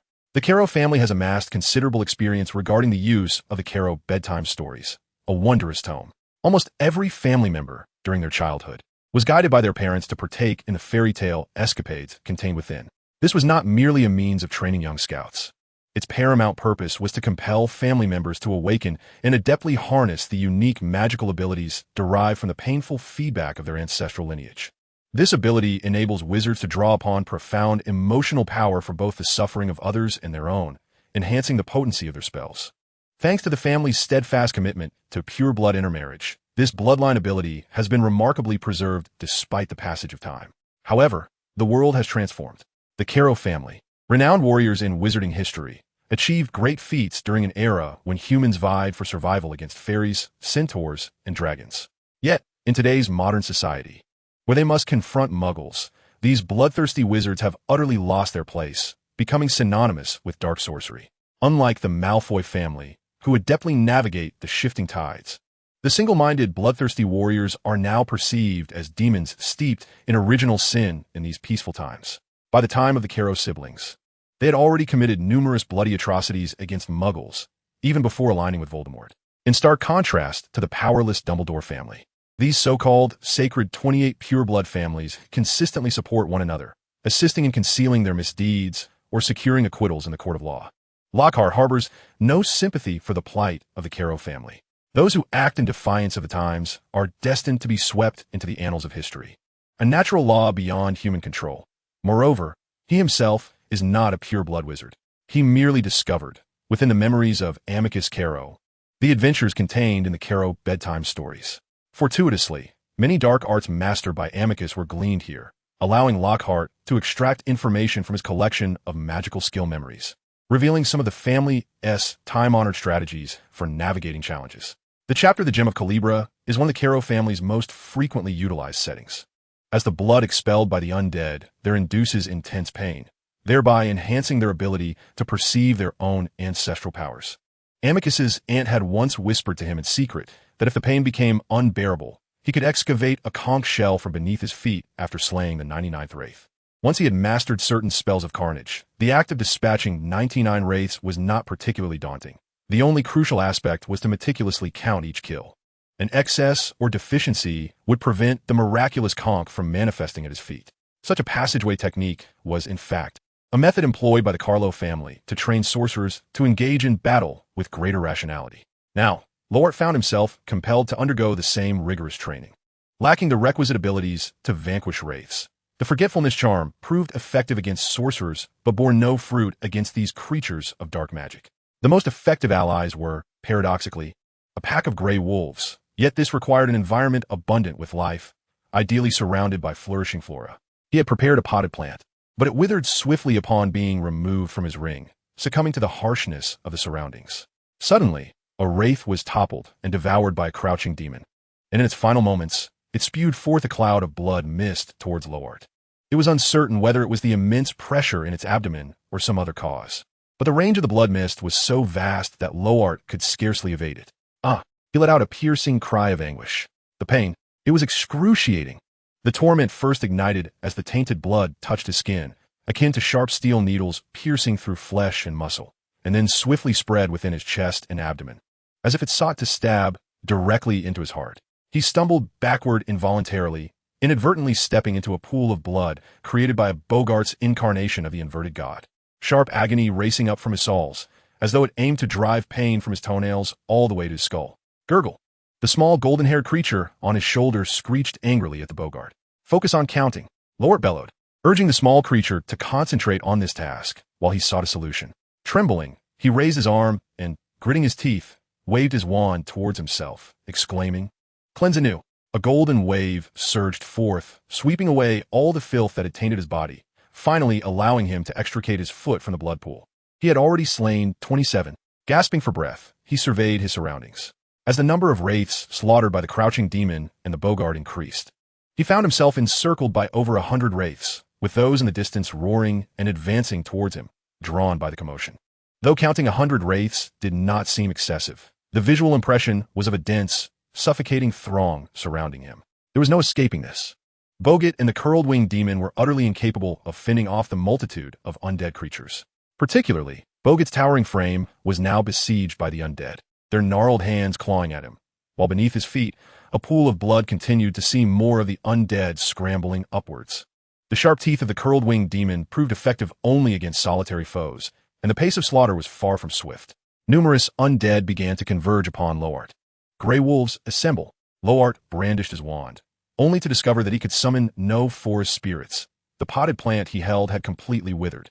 At last, the vengeful fairy, which had lingered in the air since the beginning, finally stirred. Its head morphed once more into that of a rabbit, arms outstretched, as a massive pyre materialized behind it, binding it in place. The gaping maw with its jagged fangs sang an eerie melody, marking its most complete form. As the melody resonated, the seeds Lockhart had scattered upon the ground began to crack open, sending forth delicate roots that burrowed into the earth, sprouting leaves and rapidly growing. This was the awakening of the earth's power. Soon, towering plants emerged, the only verdant sight amid the desolation, with one poisonous tendril launching a counterattack against the undead. Lockhart swiftly waved his wand, and at last, this oasis-like haven gathered mist from the forest, from which 3 gray wolves emerged, lunging at the undead.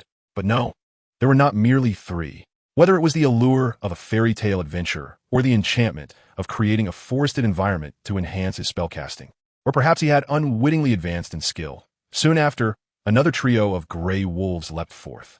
In total, 9 wolves appeared. Though the attacking force of these forest spirits was not overwhelmingly powerful, their biting strength was sufficient to fend off the advancing undead, even if they could not sever their necks entirely. Nonetheless, they could not halt the foul mist of blood that erupted around them. Lockhart had no choice but to continuously cast purification spells upon himself, cleansing the tainted blood that had splattered upon him. Suddenly, after an indeterminate passage of time, the small golden retriever let out a sharp cry, urging the curled-winged demon and Bogut to cease their assault on the undead. 99 heads, precisely. At this moment, the curled-winged demon could no longer contribute effectively, transforming into a streak of blue lightning that circled above Lockhart, poised to spring into action should an unexpected threat arise. Bogut strode forward, his imposing figure shielding Lockhart as he confronted the encroaching undead, hurling them away with the force of a bowling ball. Lockhart, realizing he had previously neglected to pack shovels or ropes into his ring, found himself forced to dig with his bare hands. At that moment, a piercing wail echoed from afar. Looking up, an endless mass of shadowy corpses surged forth, their numbers almost impossible to count. Lockhart pressed his lips together and continued to dig, reminding himself to remain calm. Fleeing blindly would only squander this opportunity. Suddenly, a resounding crash reverberated as the vines, summoned by the vengeful fairy, entwined between the trees, forming a barrier. As the unique atmosphere of this realm began to falter under the pressure of the encroaching army of shadows, a massive breach was created. "Do not kill them," Lockhart commanded his companions with a mere glance, urging them to hasten their excavation. The little golden retriever darted towards the gap, its golden form weaving swiftly amidst the advancing shadows, targeting the eyes of one corpse after another. At last, Lockhart's fingers brushed against something solid. He quickly cleared the earth, revealing a colossal seashell, half the size of a football, its creamy hue adorned with spiraled, iridescent sequins. "Come back, little golden retriever," Lockhart shouted, calling for his friends. Bogut transformed once more into a swirling black mist, slipping into the sleeve of his wizard's robe. The vengeful fairy resumed her ethereal form, a golden-haired, blue-eyed sorceress, morphing into a jellyfish-like entity that extended its tendrils into Lockhart's body, swiftly attaching itself. The golden retriever leaped onto his shoulder. Just then, a curled-winged creature swooped down, its claws gripping his shoulders as it flapped its wings and soared into the sky. The ground below was filled with the roars of the shadowy army. There were so many of them that even from this height, Lockhart could scarcely see an end in sight. The Caro family, while utilizing this fairy tale book for training young wizards, could not have conjured such a multitude of shadows. This was no trial but rather an act of murder. Lockhart did not lower his guard simply because he had risen into the air. On the contrary, he gripped his wand tightly, remaining in a state of heightened vigilance. The wizard controlling the fairy tale book, or perhaps several, could still be lurking nearby, poised to strike at any moment. The shadows on the ground were not rendered helpless by his elevation. They began hurling their companions into the sky. Even if the curled-winged creature adeptly dodged, it would still be showered with foul, tainted blood. In an instant, it was as if putrid blood rained down from above. The creature squeaked in pain, for it was a magical beast with clear biological traits, unlike the dark magical beings such as the little golden retriever and Bogut. Fortunately, Lockhart promptly cast a cleansing charm on both the creature and himself, purging the filth. "Dumbledore, Dumbledore!" Lockhart pressed the seashell against his ear, shouting as if making a phone call. Unexpectedly, a voice soon resonated from afar, Dumbledore's voice. "Excellent, my dear child. You finally have a response." Goodness. Gilderoy Lockhart had employed the Carrow family's little trick to effortlessly procure the conch shell.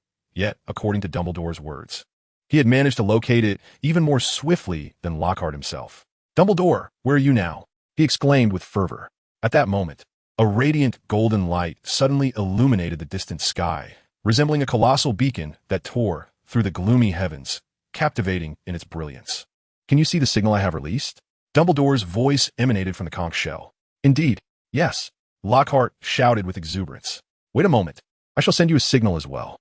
"Boggart," he cried, compelling the creature to embody his deepest fears and transform once more. In an instant, the Boggart burst forth from his pocket, scaling his shoulder and swiftly ascending towards the firmament.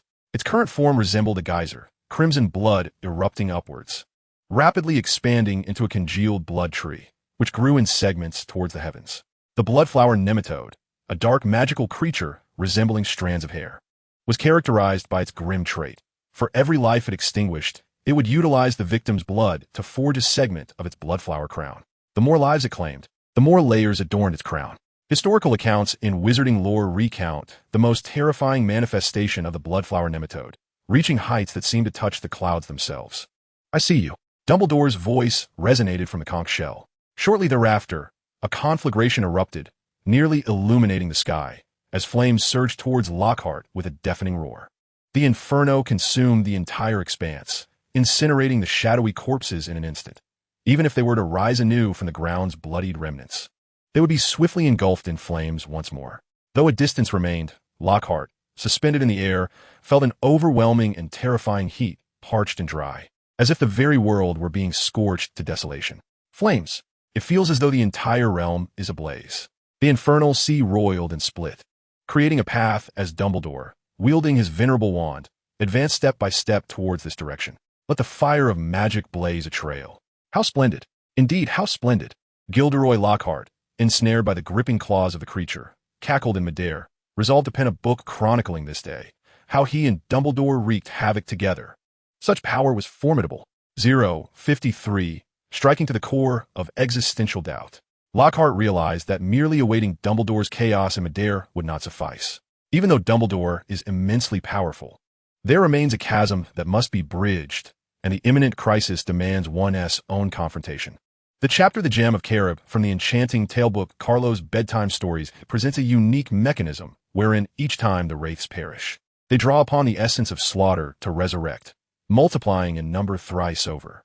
As Dumbledore strides through the formidable inferno conjured by the fire god, he remains unperturbed by these wraiths. Yet the situation for Lockhart has grown perilous. With the demise of numerous wraiths, they claw their way out from the fringes of the fiery abyss, tripling in numbers and turning their attention towards Lockhart. No longer content to simply launch wraiths into the air, they begin to pile upon one another, forming colossal towers of rotting flesh that sway precariously towards the heavens. From atop these grotesque mounds, wraiths are seized and hurled towards Lockhart. Some towers rise to such heights that they launch multiple wraiths simultaneously. As they approach, two wraiths frantically tug at another, tearing it asunder and unleashing a torrent of foul, splattered blood that douses Lockhart. The overwhelming deluge of blood brings with it an excruciating, unbearable pain that envelopes him. If Lockhart finds himself in such agony, the magical creature clutching him, the distracted winged beast, suffers even more acutely, teetering on the brink of complete immobility. Fortunately, Lockhart's cleansing charm arrives in a heartbeat. He has never cast spells with such intensity before. Yet this does not leave him feeling mentally drained. Rather, with his growing proficiency in the cleansing charm, he finds himself increasingly adept. It is a most peculiar sensation, as if he has entered a state of potentiality, where the primordial magic within him can either be refined through the rigors of magical study or blossom into a spirited embodiment of nature in the free-spirited forest, or even emerge as a suppressed fury, a quiet tumult yearning to be unleashed. Lockhart suddenly perceives a profound truth. The essence of magic is derived from the actions of the wizard. This is a matter that need not trouble a wizard, as each individual possesses their own instinctual behaviors and unique characteristics. For instance, Harry Potter, with his audacity and willingness to confront peril, wields magic that is both formidable and exceptionally suited for battle. However, Lockhart is different. he is confronted with an abundance of choices. The Forest Witch's forest dweller represents one state, while Lockhart, as a socialite, embodies another, with a myriad of different states swirling within his mind. Perhaps these can all be encapsulated as the heart of a true champion. These wizards, empowered by such understanding, achieve feats beyond the reach of ordinary sorcerers. And now, as he digested his memories to a certain extent and delved deeper into the perception of his wand, as magic began to be employed by him with increasing frequency, and more importantly, as he truly stepped into the romantic realm of fairy tales, he also found himself yearning for his own inclinations. The magic beckoned him. The wand inquired of him. The essence of magic implored him. What should you truly be? Should you select from the templates of those dozen formidable wizards? Or perhaps choose Gilderoy Lockhart, to step into their lives, to become them? No, these are merely the foundational stones of fairy tales, not his essence. Their narratives were utterly insufficient, failing to satiate his insatiable appetite for life. Lockhart had never been lost in the throes of existence. He was so exuberant, to the point of madness, struggling to seize the claws of the curled-winged beast, clambering onto its back. Thus he stood unsteadily upon it, welcoming the tempestuous winds and torrents of blood, unperturbed by the prospect of plummeting from the heights, stretching out his arms and laughing heartily. He declared, "I crave fervor above all." This was his answer. Come fort. Not enough. Those so-called ghouls were utterly inadequate. He felt the blood splatter upon his face, the piercing sting invigorating his very soul, causing his laughter to grow increasingly frenzied. Then, with an elegant flourish of his wand, he enunciated clearly, "Renew." A wave of pale, golden magic surged forth, sweeping like an eraser, akin to a tide, rapidly engulfing the surroundings. In an instant, the blood rain that fell from the sky, the howling winds that devoured vitality, and even the filth clinging to the airborne ghouls were all utterly obliterated. Behold, this is magic. Magic itself possesses no inherent strength or weakness. It solely depends on who wields it, and the magic in my hands is brimming with fervor. Lockhart's peripheral vision caught a glimpse of a vibrant emerald green. Turning his head, he beheld a voluptuous witch clad in a green robe, sprawled in a peculiar manner atop a pile of corpses, clearly having stealthily mingled among the ghouls with the intention of launching a surprise attack. Yet, she appeared strikingly conspicuous at this moment. "Electo Caro," Lockhart exclaimed with a radiant smile, brimming with delight. "I have been waiting for you for so long. I have come specifically to eliminate you, sister of Electo. I anticipated that only a member of the Caro family would possess the secret technique to manipulate Caro's bedtime storybook to separate me from Dumbledore. I have awaited your arrival." Lockhart crouched slightly, leaning forward to grasp the protruding shoulder plate on the neck of the curled-winged beast, his right hand shaking his wand, imparting his will to the creature. And thus, they accelerated instantaneously. The winged demon surged towards Electo, who, upon witnessing the fearless and even mocking demeanor of the young man before her, felt a surge of anger. In the days when she and her brother fought alongside the Dark Lord, the wizarding world trembled before them. But now, in merely a decade and a half, this young man, fully aware of her identity, dared to treat her with such disdain. How utterly arrogant and infuriating. It was a piercing agony.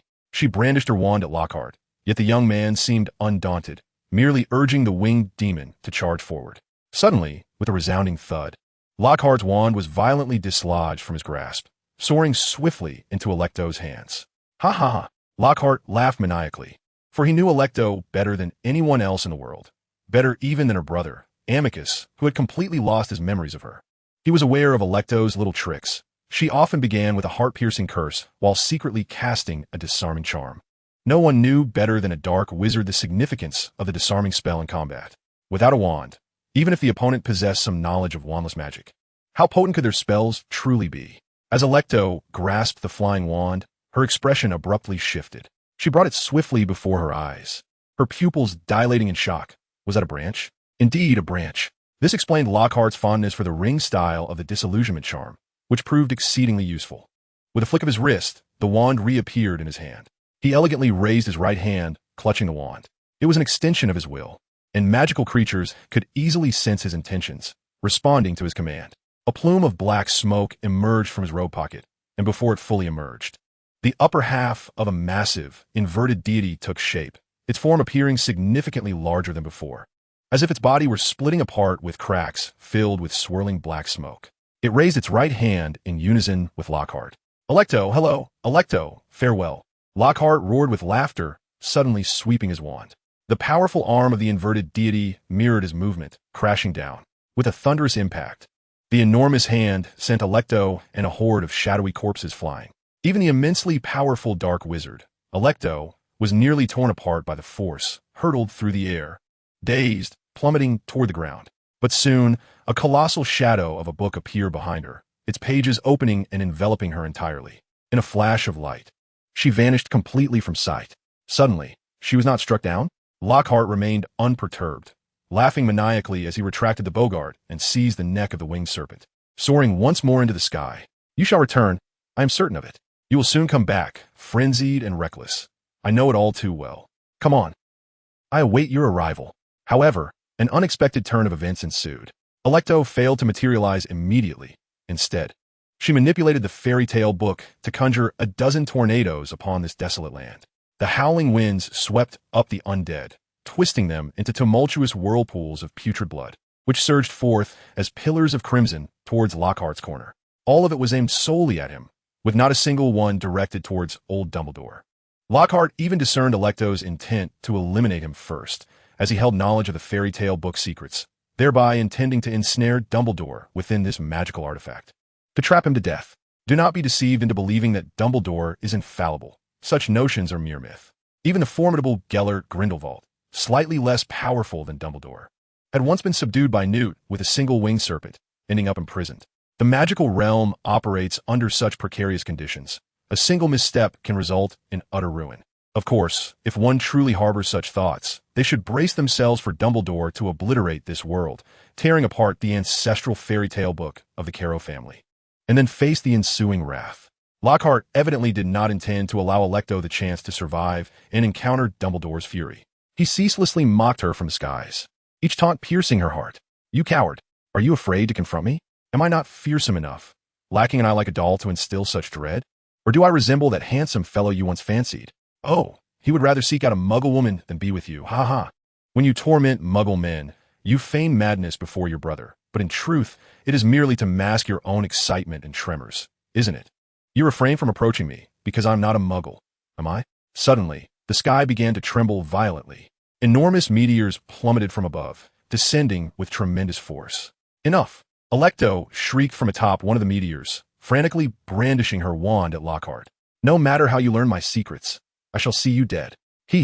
This state clearly indicated a killing curse. Whenever Alecto was consumed by rage, she resorted solely to this incantation. To be frank, Lockhart might have difficulty countering other spells, such as the oppressive cloud charm that Alecto was likely to cast upon him. It was a form of meteorological enchantment, conceived during the era of Grindelwald's prominence, initially intended to counteract muggle flying apparatuses such as helicopters and bombers. This spell conjured a dense, oppressive cloud, devoid of oxygen and reeking of a peculiar foulness. Subsequently, it became widely employed against wizards riding magical creatures or soaring on broomsticks, proving remarkably effective. Although Alecto was adept at this particular magic, she found herself at a loss against it. However, the killing curse was another matter entirely, for she was acutely aware of Alecto's every habitual gesture and the force behind her wand's movements, making evasion a trivial endeavor. In contrast, the meteorological spell, being an area attack, necessitated raw power to counteract a strength he currently lacked. Thus, he endeavored to provoke her into unleashing her most formidable spells. Whoosh! A beam of ominous green light surged towards him. Yet, Lockhart had already urged his winged horse to evade. Having sensed the impending danger the moment, she raised her wand at a slight angle. Whoosh! Whoosh whoosh whoosh! Alecto, in a state of sheer terror, realized she had unleashed 7 killing curses, each fueled by profound anger and anguish, yet none struck the young man before her. He was drawing ever closer. Alecto could not suppress the rising dread within her. This was not merely the influence of the golden-haired boy. It was a visceral fear stemming from her inability to comprehend the situation.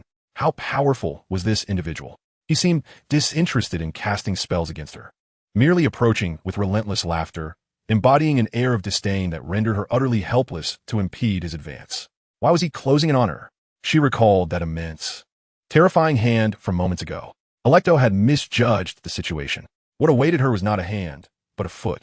Lockhart leapt down from the back of the winged horse and delivered a forceful kick, sending her sprawling onto the meteorite, pressing his foot against her chest, and looking down at her with a cold smirk. "I've got you now." With his understanding of Alecto, Lockhart anticipated she would muster all her strength to cast the killing curse at the enemy, now so close at hand. He was fully prepared to evade. Yet, to his astonishment, Alecto merely bit her lip and stared blankly at him, her form flickering as she began to dissolve into a cloud of smoke marked with traces of straw. Was she attempting to flee? What an unexpected reaction. Clearly, even her brother, Amicus, who had grown up alongside her, did not possess a complete understanding of his sister, relying on his memories but not dependent upon them. Lockhart reacted swiftly, brandishing his wand to invoke a spell unlike any he had previously planned, the Forgetfulness Charm. It was not the exceptionally advanced memory extraction that he typically employed, but rather the most standard of forgetfulness charms. The technique utilized was learned from the magical notes of an old auror, acquired through certain connections by the original owner, Lockhart. Aurors excel at such endeavors. This charm would render Alecto utterly oblivious to everything concerning her brother and their master, Voldemort, as well as erase her current motives for attacking him and Dumbledore. Dark magic indeed. Lockhart understood its nature all too well. It required immense malevolence as its foundation. Yet, if dark wizards wielded their wands without even comprehending their motivations, how potent could that malevolence truly be? Of course, Lockhart was aware that Voldemort could effortlessly rectify this issue, restoring Alecto's memories. Alternatively, other formidable wizards could also be present. Thus, it served as a test, a measure of the adversaries they faced, whether it was solely Alecto or a cadre of powerful wizards accompanying her. Ah! Alecto screamed in agony, dissolving into a thick smoke and vanishing from sight. She had fled. Lockhart immediately deduced that the forgetfulness charm had indeed succeeded.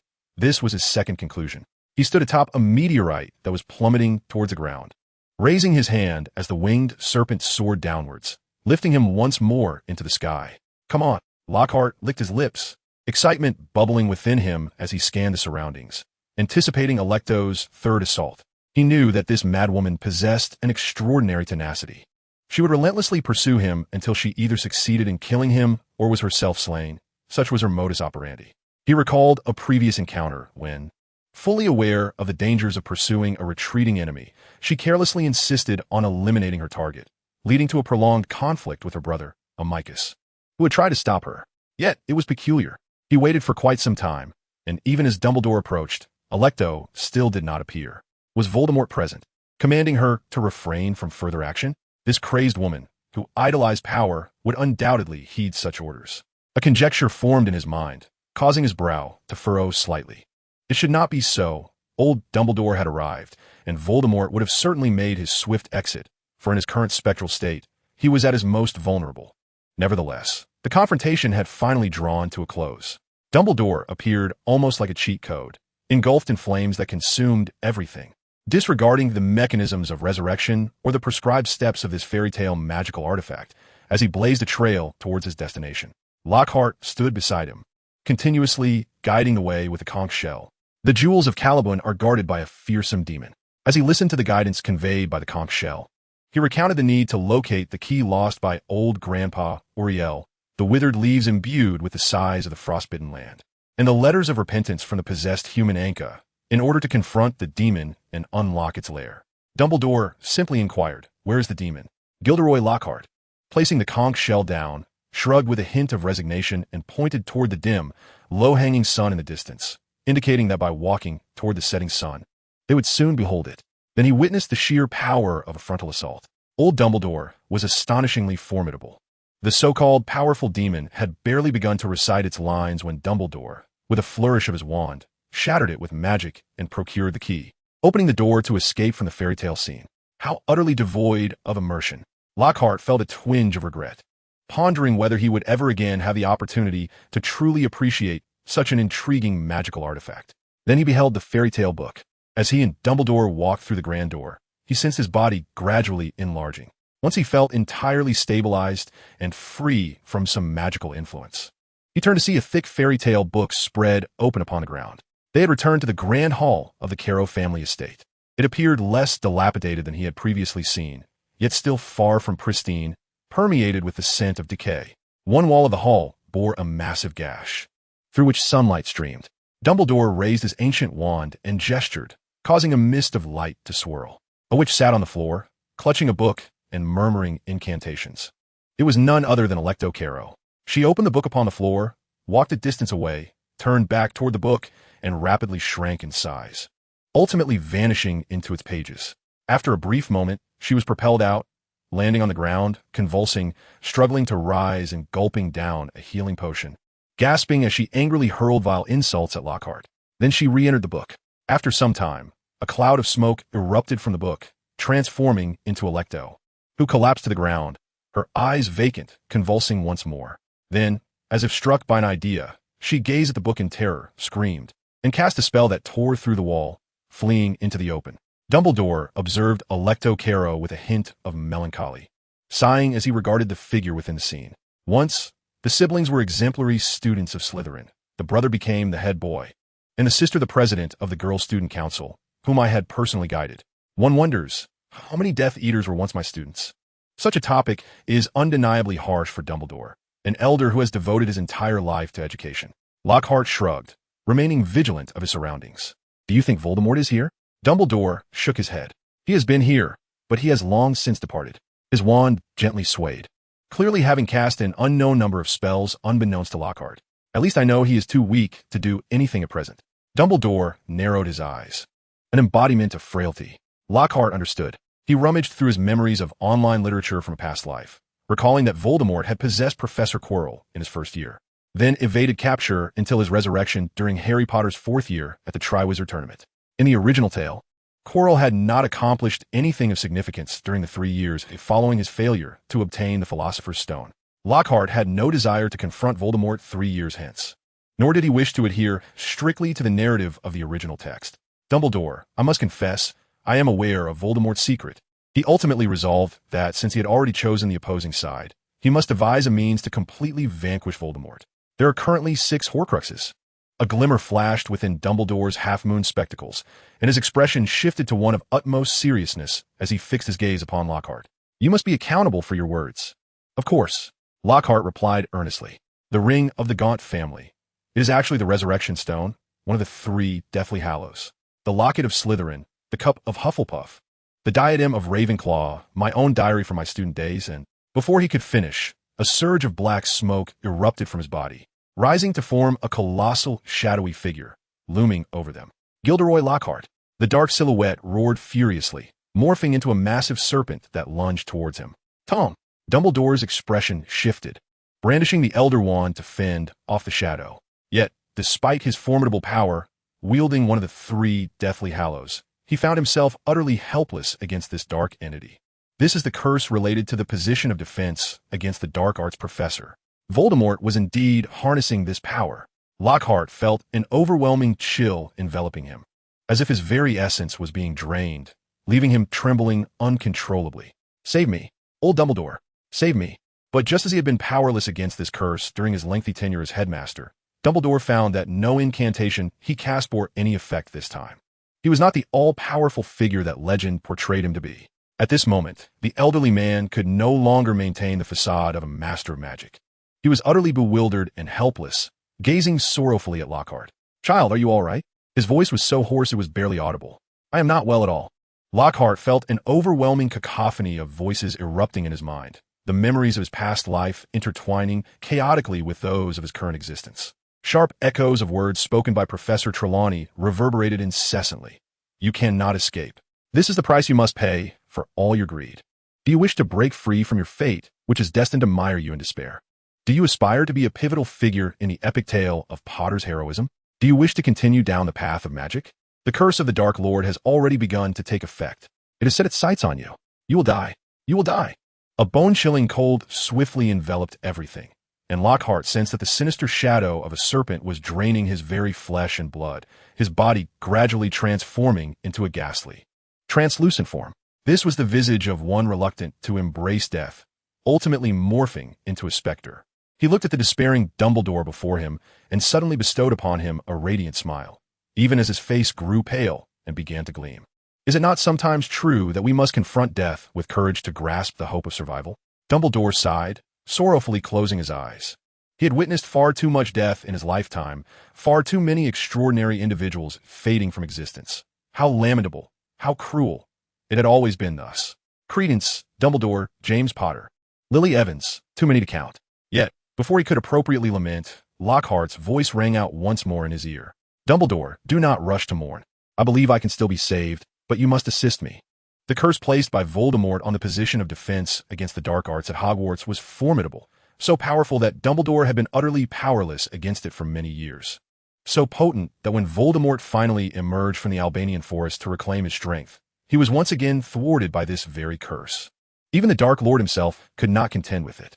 Lockhart could not fathom why this curse was so extraordinarily powerful. Perhaps it was cast during Voldemort's most furious and anguished moment, when Dumbledore had denied him the chance to remain at Hogwarts, to walk the path Dumbledore had traversed, to stay in the only place he, as an orphan, had come to regard as home. It matters not. He is acutely aware that there exists a subtle flaw in the curse wielded by Voldemort, intended to bring about his demise. The target of this malevolent intent is Gilderoy Lockhart. What concern is that to me? His name in a previous life. He does not mind being referred to as Gilderoy Lockhart. A name merely serves as a moniker, while he possesses a genuine and authentic self. However, this does not imply that this Gilderoy Lockhart is the same as the original. He is not defined by anyone but himself.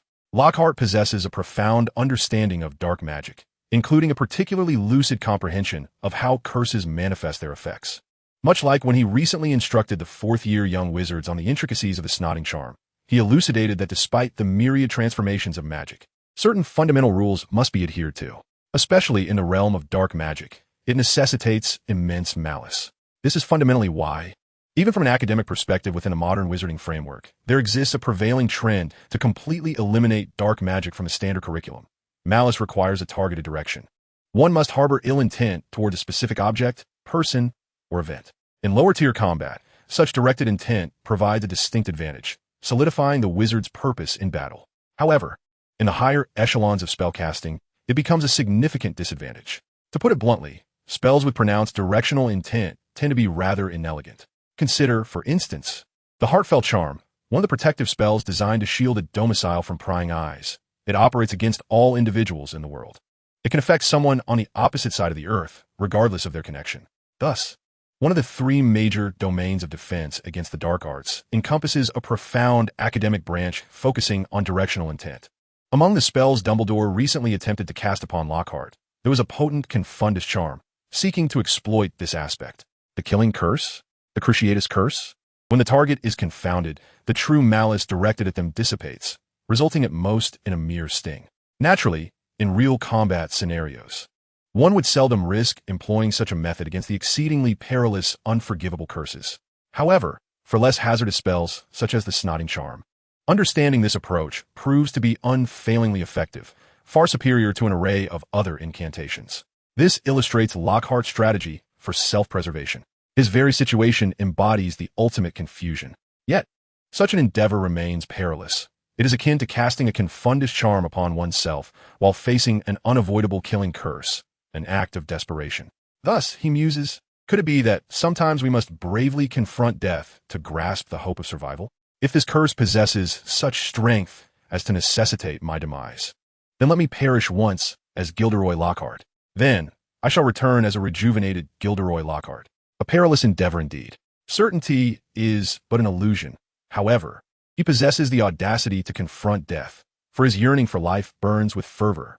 Let us embark on this journey between life and death.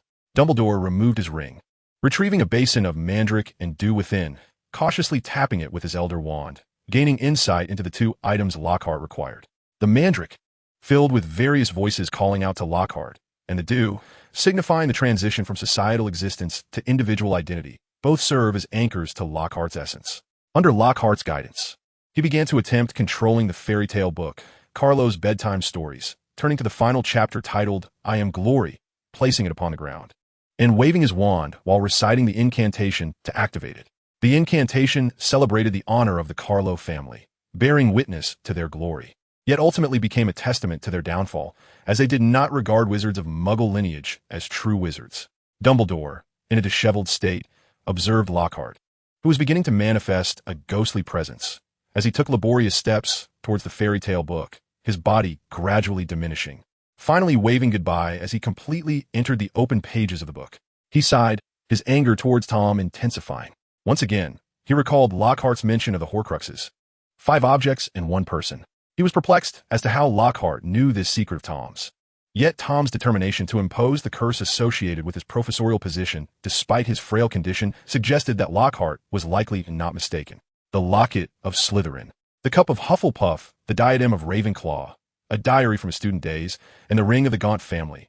These items, when laid out, were undeniably striking in the eyes of a master of magic like him. Bloodline, identity, belonging, Tom truly regarded Hogwarts as his home. Having brought him from the orphanage to Hogwarts, it seemed he had thoroughly embraced Hogwarts as his dwelling. This profound sense of belonging inevitably influenced his considerations in creating Horcruxes, choosing legendary artifact from each house and severing ties with his own Muggle lineage. Thus, Dumbledore could clearly discern Tom's fatal flaw. His complete binding of Hogwarts as his haven left a void in his soul, a lingering desire for the love his mother once bestowed upon him. Lily's magic was remarkably potent against Tom. It was not merely the overwhelming force derived from her maternal love for Harry that bore such extraordinary power. While it was indeed formidable, it could not have been sufficient to vanquish Tom, who was at the pinnacle of his might, arguably the strongest wizard of his age. Instead, it precisely targeted Tom's fatal vulnerability. The power of love is often too broad. What truly manifested at that moment was the strength of maternal affection. Humanity, at times, exhibits a peculiar paradox. The more one cares, the more susceptible one becomes to harm. Thus, it is essential to exploit this very aspect. Although such a thought may seem malicious and unethical, once one has irrevocably become an enemy, there is no room for compassion. Dumbledore had to concede a certain truth. In considering Hogwarts as his home and sanctuary, Tom's attachment to the school may well have surpassed his and Minerva's, to the extent that he regarded it as the very foundation of his magic. Magic, in its essence, can be capricious. It must not be taken to extremes. While extremes can unleash tremendous power, they also expose the most glaring weaknesses. The principles of humanity often mirror this reality. Clearly, the curse affixed to the post of defense against the dark arts at Hogwarts is intertwined with these matters. Even if it bears no direct relation to the Horcruxes, a connection is likely woven through the fabric of fate. It is no wonder that it has proven so difficult to resolve. Perhaps once these Horcruxes are eradicated, the curse will dissipate entirely. Dumbledore caressed the old wand in his hand, his gaze beneath the crescent-shaped glasses profound and contemplative. Fairy tale books. The morning radiated with sunshine. Sweetheart, wake up. It's time for lunch. At the sound of tender calling, Lockhart slowly opened his eyes to behold a middle-aged woman adorned with a warm smile. He observed the tray she held, laden with a sumptuous feast, feeling a twinge of dissatisfaction. Mother, you need not go to such lengths. I will dine out. Oh, my dear, your mother delights in doing this. The middle-aged woman set the tray on the table beside the bed, patiently arranging the somewhat disheveled magical school holiday assignments, her countenance beaming with joy at the elegantly flowing script on the parchment. Mother, Lockhart's voice rose noticeably. Could you please refrain from doing this in the future? Bringing food to my room will upset my sisters. You cannot show such favoritism. The middle-aged woman huffed softly, cradling the assignments in her arms with pride. How can it be the same? They are muggles. You are a wizard. Lockhart gazed at his mother, sighed, and sat up in bed. But we are family. We must consider everyone's feelings. Father would be unhappy too. Oh, that won't happen. The middle-aged woman let out a soft hum. My little darling, you are a wizard. A wondrous wizard. You are the pride of our family, my pride. My child, you cannot fathom a mother's emotions. I am overwhelmed with joy that the wizarding bloodline continues. Your 2 elder sisters are not wizards, and you cannot imagine the despair I felt at that time. Oh, my little darling, you are so remarkable, and a source of immense pride. She gazed earnestly at Lockhart, as if placing all her aspirations and dreams upon this child. Will you be an extraordinary wizard?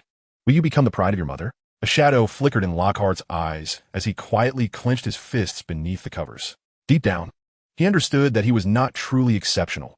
He struggled immensely at the magic school and felt he might fade into obscurity.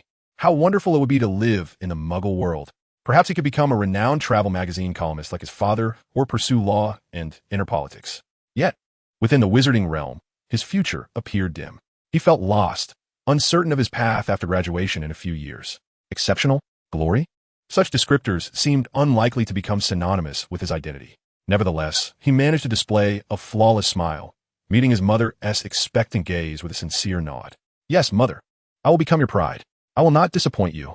The middle-aged woman was elated, gently arranging his homework as if soothing a baby before turning to leave the room. As the door closed, Lockhart's smile visibly faltered. He rubbed his face vigorously, feeling the weight of reality as he climbed from his bed and began rummaging through his wardrobe for suitable attire for the day. He must dress appropriately, even with impeccable taste, lest he disappoint his mother. However, when he stood before the full-length mirror, preparing to tidy his hair, he was horrified to see a strange face reflected back at him. "Who are you?" he gasped. The mirror sighed, muttering something about his lack of finesse. He then drew his wand and pointed it at his own head, hastily casting a spell to erase all memories. With a heavy heart, he packed his belongings. The seagulls were calling him forth. "Onward I go. Mother, I am about to set sail. I will battle monsters in the perilous seas. I will tread upon new lands adorned with blossoms. I will emerge battered yet resilient, undeterred by danger, pressing forward. My beloved mother, please believe that I will return laden with triumph, placing the most exquisite crown upon your head. For that is a glory that belongs solely to you, not to me." Lockhart grew up amidst the accolades of others, nurtured by his mother's affirmations of his exceptional nature, which instilled an unimaginable level of confidence and pride within him. This pride rendered him indifferent even to jewels and riches left behind by others. It was not a matter of moral superiority, but rather an unyielding pride that forbade such actions. Yet, paradoxically, he ultimately became a thief, the lowest of thieves, driven by the need to sustain his own pride. How tragically absurd this was. Lockhart was not truly happy, despite having received the Charming Smile Award from the Wizarding Weekly on multiple occasions. He once leveraged his network to encounter a witch known as the most vigilant member of the American Magical Society, a forest witch leading a modest life in Manhattan. The witch, her hair now silver, had spent countless years navigating the mundane and magical realms alike, yet her face retained the distinctive, neurotic mystique characteristic of witches. She cryptically advised him, "Child, if you cannot find joy in magic, you may risk losing yourself entirely." It was laughable. Could one's inability to find joy equate to a loss of self? Lockhart at that moment scoffed internally, yet this statement inexplicably resurfaced in his mind at midnight hours, haunting him. Life must continue, he told himself. He needed to reconcile with his pride. He succeeded. The torment subsided. He became enraptured by the praise of others, fervently pursuing every conceivable accolade, fully aware that there was no turning back. The dark deeds of his past loomed behind him like a monstrous beast, relentlessly gnawing at his essence. Pausing even briefly would mean irrevocable doom. Embrace it all, he thought. Even in the face of impending destruction, he could find joy. The forest which was right. He needed to seek happiness. Indeed, he discovered true joy within magic when he effortlessly extracted the memories of a formidable wizard, a feat that flooded his soul with an unprecedented sense of accomplishment and delight. Subsequently, he encountered an old wizard who offered yet another perspective, a master of the dark arts. This elder was said to have known Dumbledore and shared a former camaraderie with him. During their discussion, the old wizard remarked that not all who wielded dark magic were dark wizards, nor were those who refrained from it exempt from such a title. He explained that when a wizard succumbs to darkness, the most evident trait is their ability to siphon magical power, while simultaneously being devoured by magic itself. This echoed the ancient legends, wherein wizards exchange their souls for power with demons. Not every wizard possesses the ability to transform into a specter or traverse the realm of souls.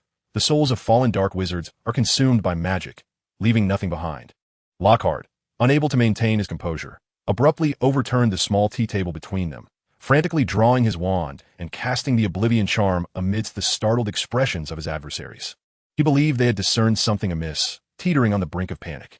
However, upon probing their memories, he discovered that the old wizard merely intended to convey the notion of enduring such a curse, whereby the power of magic would irrevocably merge with one's soul and bloodline, perhaps the very essence of pure blood lineage. What a fascinating notion. Consider the Dumbledore family, each member accompanied by a formidable phoenix, or the Slytherin bloodline, where every descendant can effortlessly communicate with serpentine creatures. If his oblivion charm were to transform into a hereditary power, passed down through generations, it could very well fulfill his mother's deepest aspirations. She would be the matriarch of the first generation of Lockharts in a pure-blood family. How exhilarating. The thought alone evokes a sense of delight. A truly splendid future awaits. As Lockhart's greed began to swell, he found no reason to halt his ambitions. He yearned to be part of an elite wizarding family. Even if this was merely the unfounded fantasy of that old wizard, he chose to believe. He voraciously siphoned memories, feverishly published works to garner further accolades, and began to mingle with high society. He even joined the formidable Order of the Anti-Dark Arts, earning the title of honorary member. Yet he was not content to rest on his laurels. He seized yet another accolade, the third-class medal from the Order of Sir Merlin. He successfully infiltrated this ancient organization within the contemporary wizarding world. What more could he desire? His thirst for honor only intensified. Then, Dumbledore summoned him, extending an invitation for him to teach defense against the dark arts at Hogwarts, to become the mentor of the savior Harry Potter. Indeed, despite the grand stature of the Order of Anti-Dark Arts and the venerable age of the Order of Sir Merlin, in this day and age, it is a magical school that stands as the heart of the wizarding era. He acquiesced. However, what followed seemed like a descent into a nightmare. It felt as though he were cursed, with all past glories teetering on the brink of collapse. No, it was not merely he who bore the curse. The very school appeared to be under a dark enchantment. The Chamber of Secrets had been unleashed, and incidents involving students proliferated, igniting fervent debates throughout society. Subsequently, Hagrid was taken away by the Ministry of Magic for questioning, and Dumbledore was ousted by the Board of Governors, leaving the entire institution teetering on the precipice of closure. And then, almost all professors unanimously concurred that they hoped he would be as formidable as he boasted, bravely confronting the creature from the Chamber of Secrets, which even Dumbledore could not comprehend. What a jest! He was no fool. Flee! He must escape at once. Alas, the savior apprehended him, compelling him to face the beast alongside him. Very well, he would confront it, as he was under the wand of Harry Potter. They successfully located the fabled chamber. There was nowhere left to run, no avenue for retreat. Thus, it was time to prove himself. With such vast wisdom, he ought to be immensely powerful. Gilderoy Lockhart gallantly positioned himself before the two young boys, Harry Potter and Ron Weasley, confidently waving his wand at the ominous, serpentine shadow that slithered from the darkness. For my glory, for everything, vanish into thin air. The spell was remarkably effective. Even the formidable basilisk was hurled skyward, colliding with the chamber's ceiling, causing the entire space to reverberate. Yet, it seemed he had thoroughly enraged the creature. The serpent's maw gaped wide as it lunged toward him. He widened his eyes in terror, hearing the gasps of the young wizards, and glimpsed the basilisk's enormous green slit pupil. Then, he felt an icy sensation enveloping him, a bone-chilling cold surging through his very core, rendering his body rigid. Thud! He heard the sound of his own form crashing to the ground. Disbelief washing over him as he turned to gaze upon his lifeless body, then looked down at his pale, translucent hands. I am dead. He sensed the world around him plunging into darkness, everything fading away, leaving only his cold, ghostly form that would never again know warmth, and the corpse lying below. In that moment, a profound realization dawned upon him. When one's virtues do not align with the glory one acquires, calamity is inevitable. It became clear that all he possessed, everything he had pilfered, was never truly his to begin with. Everything was as illusory as a fleeting dream. No, you are mistaken. The corpse suddenly spoke. It rose to its feet, swiftly transforming into his likeness, displaying the most radiant smile. I merely borrowed some of your memories to evolve within the pages of a fairy tale, fully immersing myself in your life, experiencing death through your identity. The corpse waved its wand, releasing strands of shimmering silver light into the air. Lockhart was acutely aware of the situation. He was exceedingly familiar with the scene before him. This was a moment of memory theft, and now, ironically, he found himself the victim of such an act. How profoundly ironic it was. Lockhart quickly ceased his contemplation, for his memories had been entirely stripped away, as if he had never existed at all, as if he had perpetually existed in a state that defied reason. Upon the extraction of his memories, he discovered that he had, in essence, never truly existed, resulting in his complete dissolution within this world. Yet there remained one final step. The body sought to reintegrate the memories back into its consciousness, grappling with the wand in hand. Voldemort's curse contained a dual potency, encompassing both the curse upon his position as a defense against the dark arts professor and the lethal spell propelled by his knowledge of the other secrets. The confusion stemming from the former had evidently been achieved, while the latter also required a process of extraction, the removal of the memories pertaining to Voldemort's Horcruxes from his mind. Thus, the completion of a notion that the Lockhart who knew Voldemort's secrets was no more ensued. Damn it, Voldemort! This conflict has been irrevocably established. Just wait. Lockhart grimaced in displeasure, retrieving a crystal from his pocket. He pressed his wand against his temple, severing that segment of memory, and subsequently encased it within the crystal. His gaze lingered on the orb for an extended duration. Tom, Do you believe this will silence me entirely? No. We shall see. Let us compare our prowess in the realm of memory. With a final flourish of his wand, he dispelled it into the ether. Bang! The crystal collided with the ceiling of the chamber at an alarming speed, shattering into a myriad of shimmering fragments that dispersed like smoke. The ancestral home of the Caro family lay shrouded in darkness as night descended, the hall once again enveloped in shadows. Dumbledore found himself engulfed in profound remorse, his mind incessantly replaying Lockhart's words. Professor Trelawney foretold that if I do not distance myself from all this, Voldemort's curse will pursue me, and that I shall die. Many dismissed Trelawney's prophecy, yet he had felt the undeniable power of her foresight. Indeed, he was certain that Tom had also felt its weight. He stood motionless in the darkness, his gaze fixed upon a storybook on the ground, emanating a soft glow filled with anticipation. Perhaps, just perhaps, there still lay a glimmer of hope. At long last, after an indeterminate passage of time, the storybook burst forth with radiance, as if the final gate of a fairy tale had been opened, revealing a corridor of blinding light extending forth from the pages. Lockhart's figure gradually transformed from the diminutive size depicted in the illustrations within the book to that of an ordinary man. The sole peculiarity was that he appeared to be levitating. His pale, translucent form was strikingly luminous. Dumbledore pressed his lips together, his aged eyes glistening with a hint of tears as he gripped his ancient wand tightly, his heart brimming with rage towards Tom. Should Tom dare to emerge before him at that moment, he would not hesitate to cast a killing curse. Yet at that very instant, the specter of Lockhart floated before him, momentarily flickering, as the pale translucence within him surged and intensified. Indeed, it was a remarkable intensity, imbued with the essence of life. It was so potent that it began to shimmer with the hues of vitality. Right before him, it became utterly real, flesh and blood, palpable and vivid. This was no mere ghost. This was unmistakably a human. Lockhart? Dumbledore gazed at him in disbelief. Huh, got it.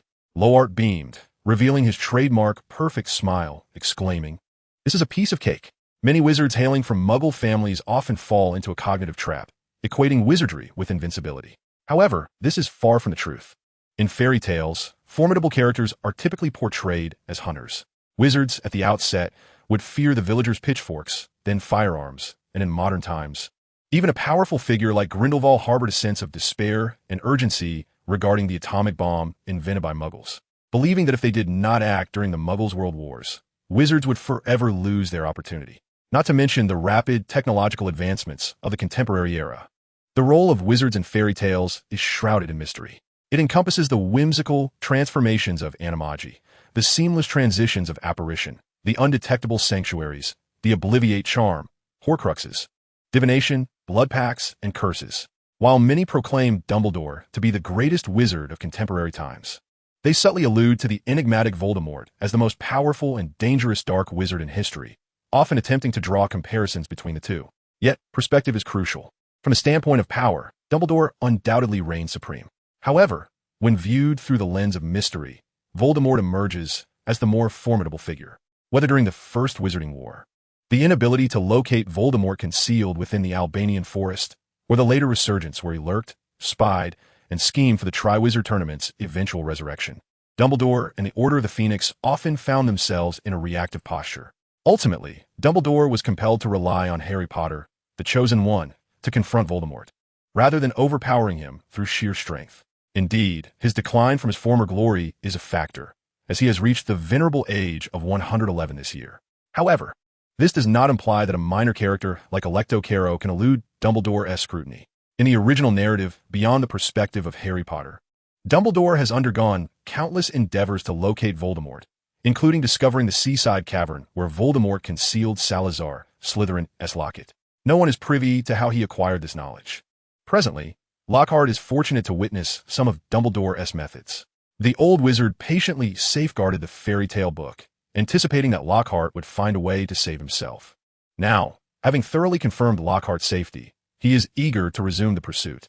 Horcruxes, with their remarkable and enigmatic magic, render Voldemort nearly immortal until they are destroyed. Yet this does not imply that Dumbledore is without recourse. If he could indeed capture Tom's lingering soul and imprison it, whether to extract information through prolonged interrogation or to devise alternative methods to locate the hidden Horcruxes, the task would become significantly less daunting. With a gentle flick of the Elder Wand, a swirl of silver light coalesced before them, materializing into the form of the witch Electo Caro. This silvery apparition emitted a silent, terrified scream within the Caro family estate, casting spells to demolish the walls as it fled outside to the garden beneath a grand tree, only to vanish abruptly. Dumbledore approached the tree, lightly waving his wand and grasping Lockhart, swiftly casting apparition. A wave of dizzying euphoria engulfed them. When Lockhart regained his visual perception, they found themselves in the depths of a shadowy alley.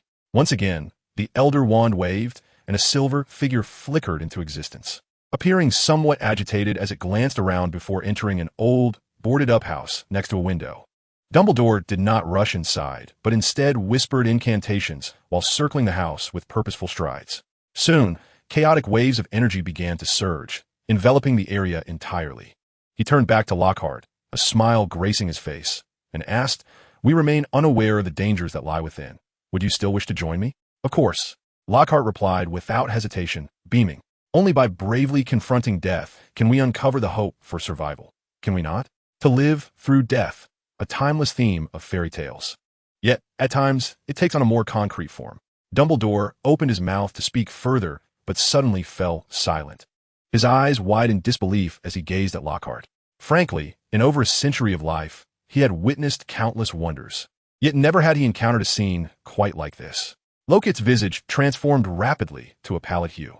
As if the essence of life itself had been erased from the world, the vibrancy of existence gradually fading until he appeared as a translucent specter, reduced to a mere monochrome. A ghost, the ethereal remnant of a wizard who, upon death, lingered in this realm, unwilling to depart. With a playful wink at old Dumbledore, he exclaimed, "Isn't it fascinating? Truly marvelous." Dumbledore, unable to suppress his astonishment, mused about the endless boundaries of magic, perpetually filled with uncharted territories awaiting exploration. Indeed, let's not halt our progress. Unseen and wondrous vistas always lie ahead. Eager to investigate the situation, Lockhart, in his astonishing spectral form, could hardly contain his desire to showcase this newfound ability. Of course, should Voldemort, lurking in the shadows, become aware of his state of demise, it might lead to an intriguing deception.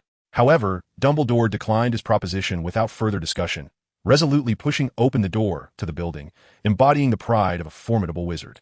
The helplessness he felt when confronted with Lochart's imminent peril was a scenario he wished to avoid repeating, naturally refusing to let the young man take unnecessary risks. This time, Dumbledore approached the situation with utmost seriousness. Unbeknownst to him, he unleashed a multitude of spells in an instant. A torrent of detection and trap curses cascaded toward the small edifice, enveloping them in a swirl of unfamiliar enchantments. Lockhart observed a vast pool of water forming on the ground, seemingly reflecting a world utterly contrary to reality. War magic, an ancient branch of wizardry, lacking an official designation, much of which remained unincorporated into the modern magical curriculum for various reasons. Strictly speaking, these spells belong to the dual branch of defensive dark arts, specifically devised for internal conflicts among wizards. The most prevalent incantation was the disarming charm. Lockhart possessed scant knowledge of such magic. The few formidable wizards he recalled had limited access to this arcane information, predominantly monopolized by pureblood families and the Ministry of Magic. Refusing to be outdone, Lockhart summoned his companions. A boggart morphed into a hanged figure, wielding a massive axe in the form of a cross, standing guard beside him, while a winged beast and a small golden-haired creature occupied his shoulders. A spectral fairy floated behind, invigorating the wooden interior of the small building, transforming it into a miniature forest. Yet before long, Lockhart and Dumbledore realized they might have exerted themselves a tad too vigorously. As they meticulously searched their way to the attic on the third floor, they discovered the lifeless body of Electo Caro, suspended in a gazebo originally intended for hanging a bronze bell. A rope dangled, cruelly constricting her neck, its end writhing like a venomous serpent, occasionally biting into the witch's scalp. Terror was etched upon Electo's face, leaving one to wonder what horror she beheld before her demise. Her hands had desperately clawed at the rope around her neck, and even in death, she remained frozen in a pose of hopeless struggle. A copious amount of blood stained her robes, dripping from the hem onto the floor, pooling into a crimson puddle that extended its claw-like streaks in all directions. Coalescing to form a chilling message, "Dumbledore, a sincere greeting to you from Voldemort."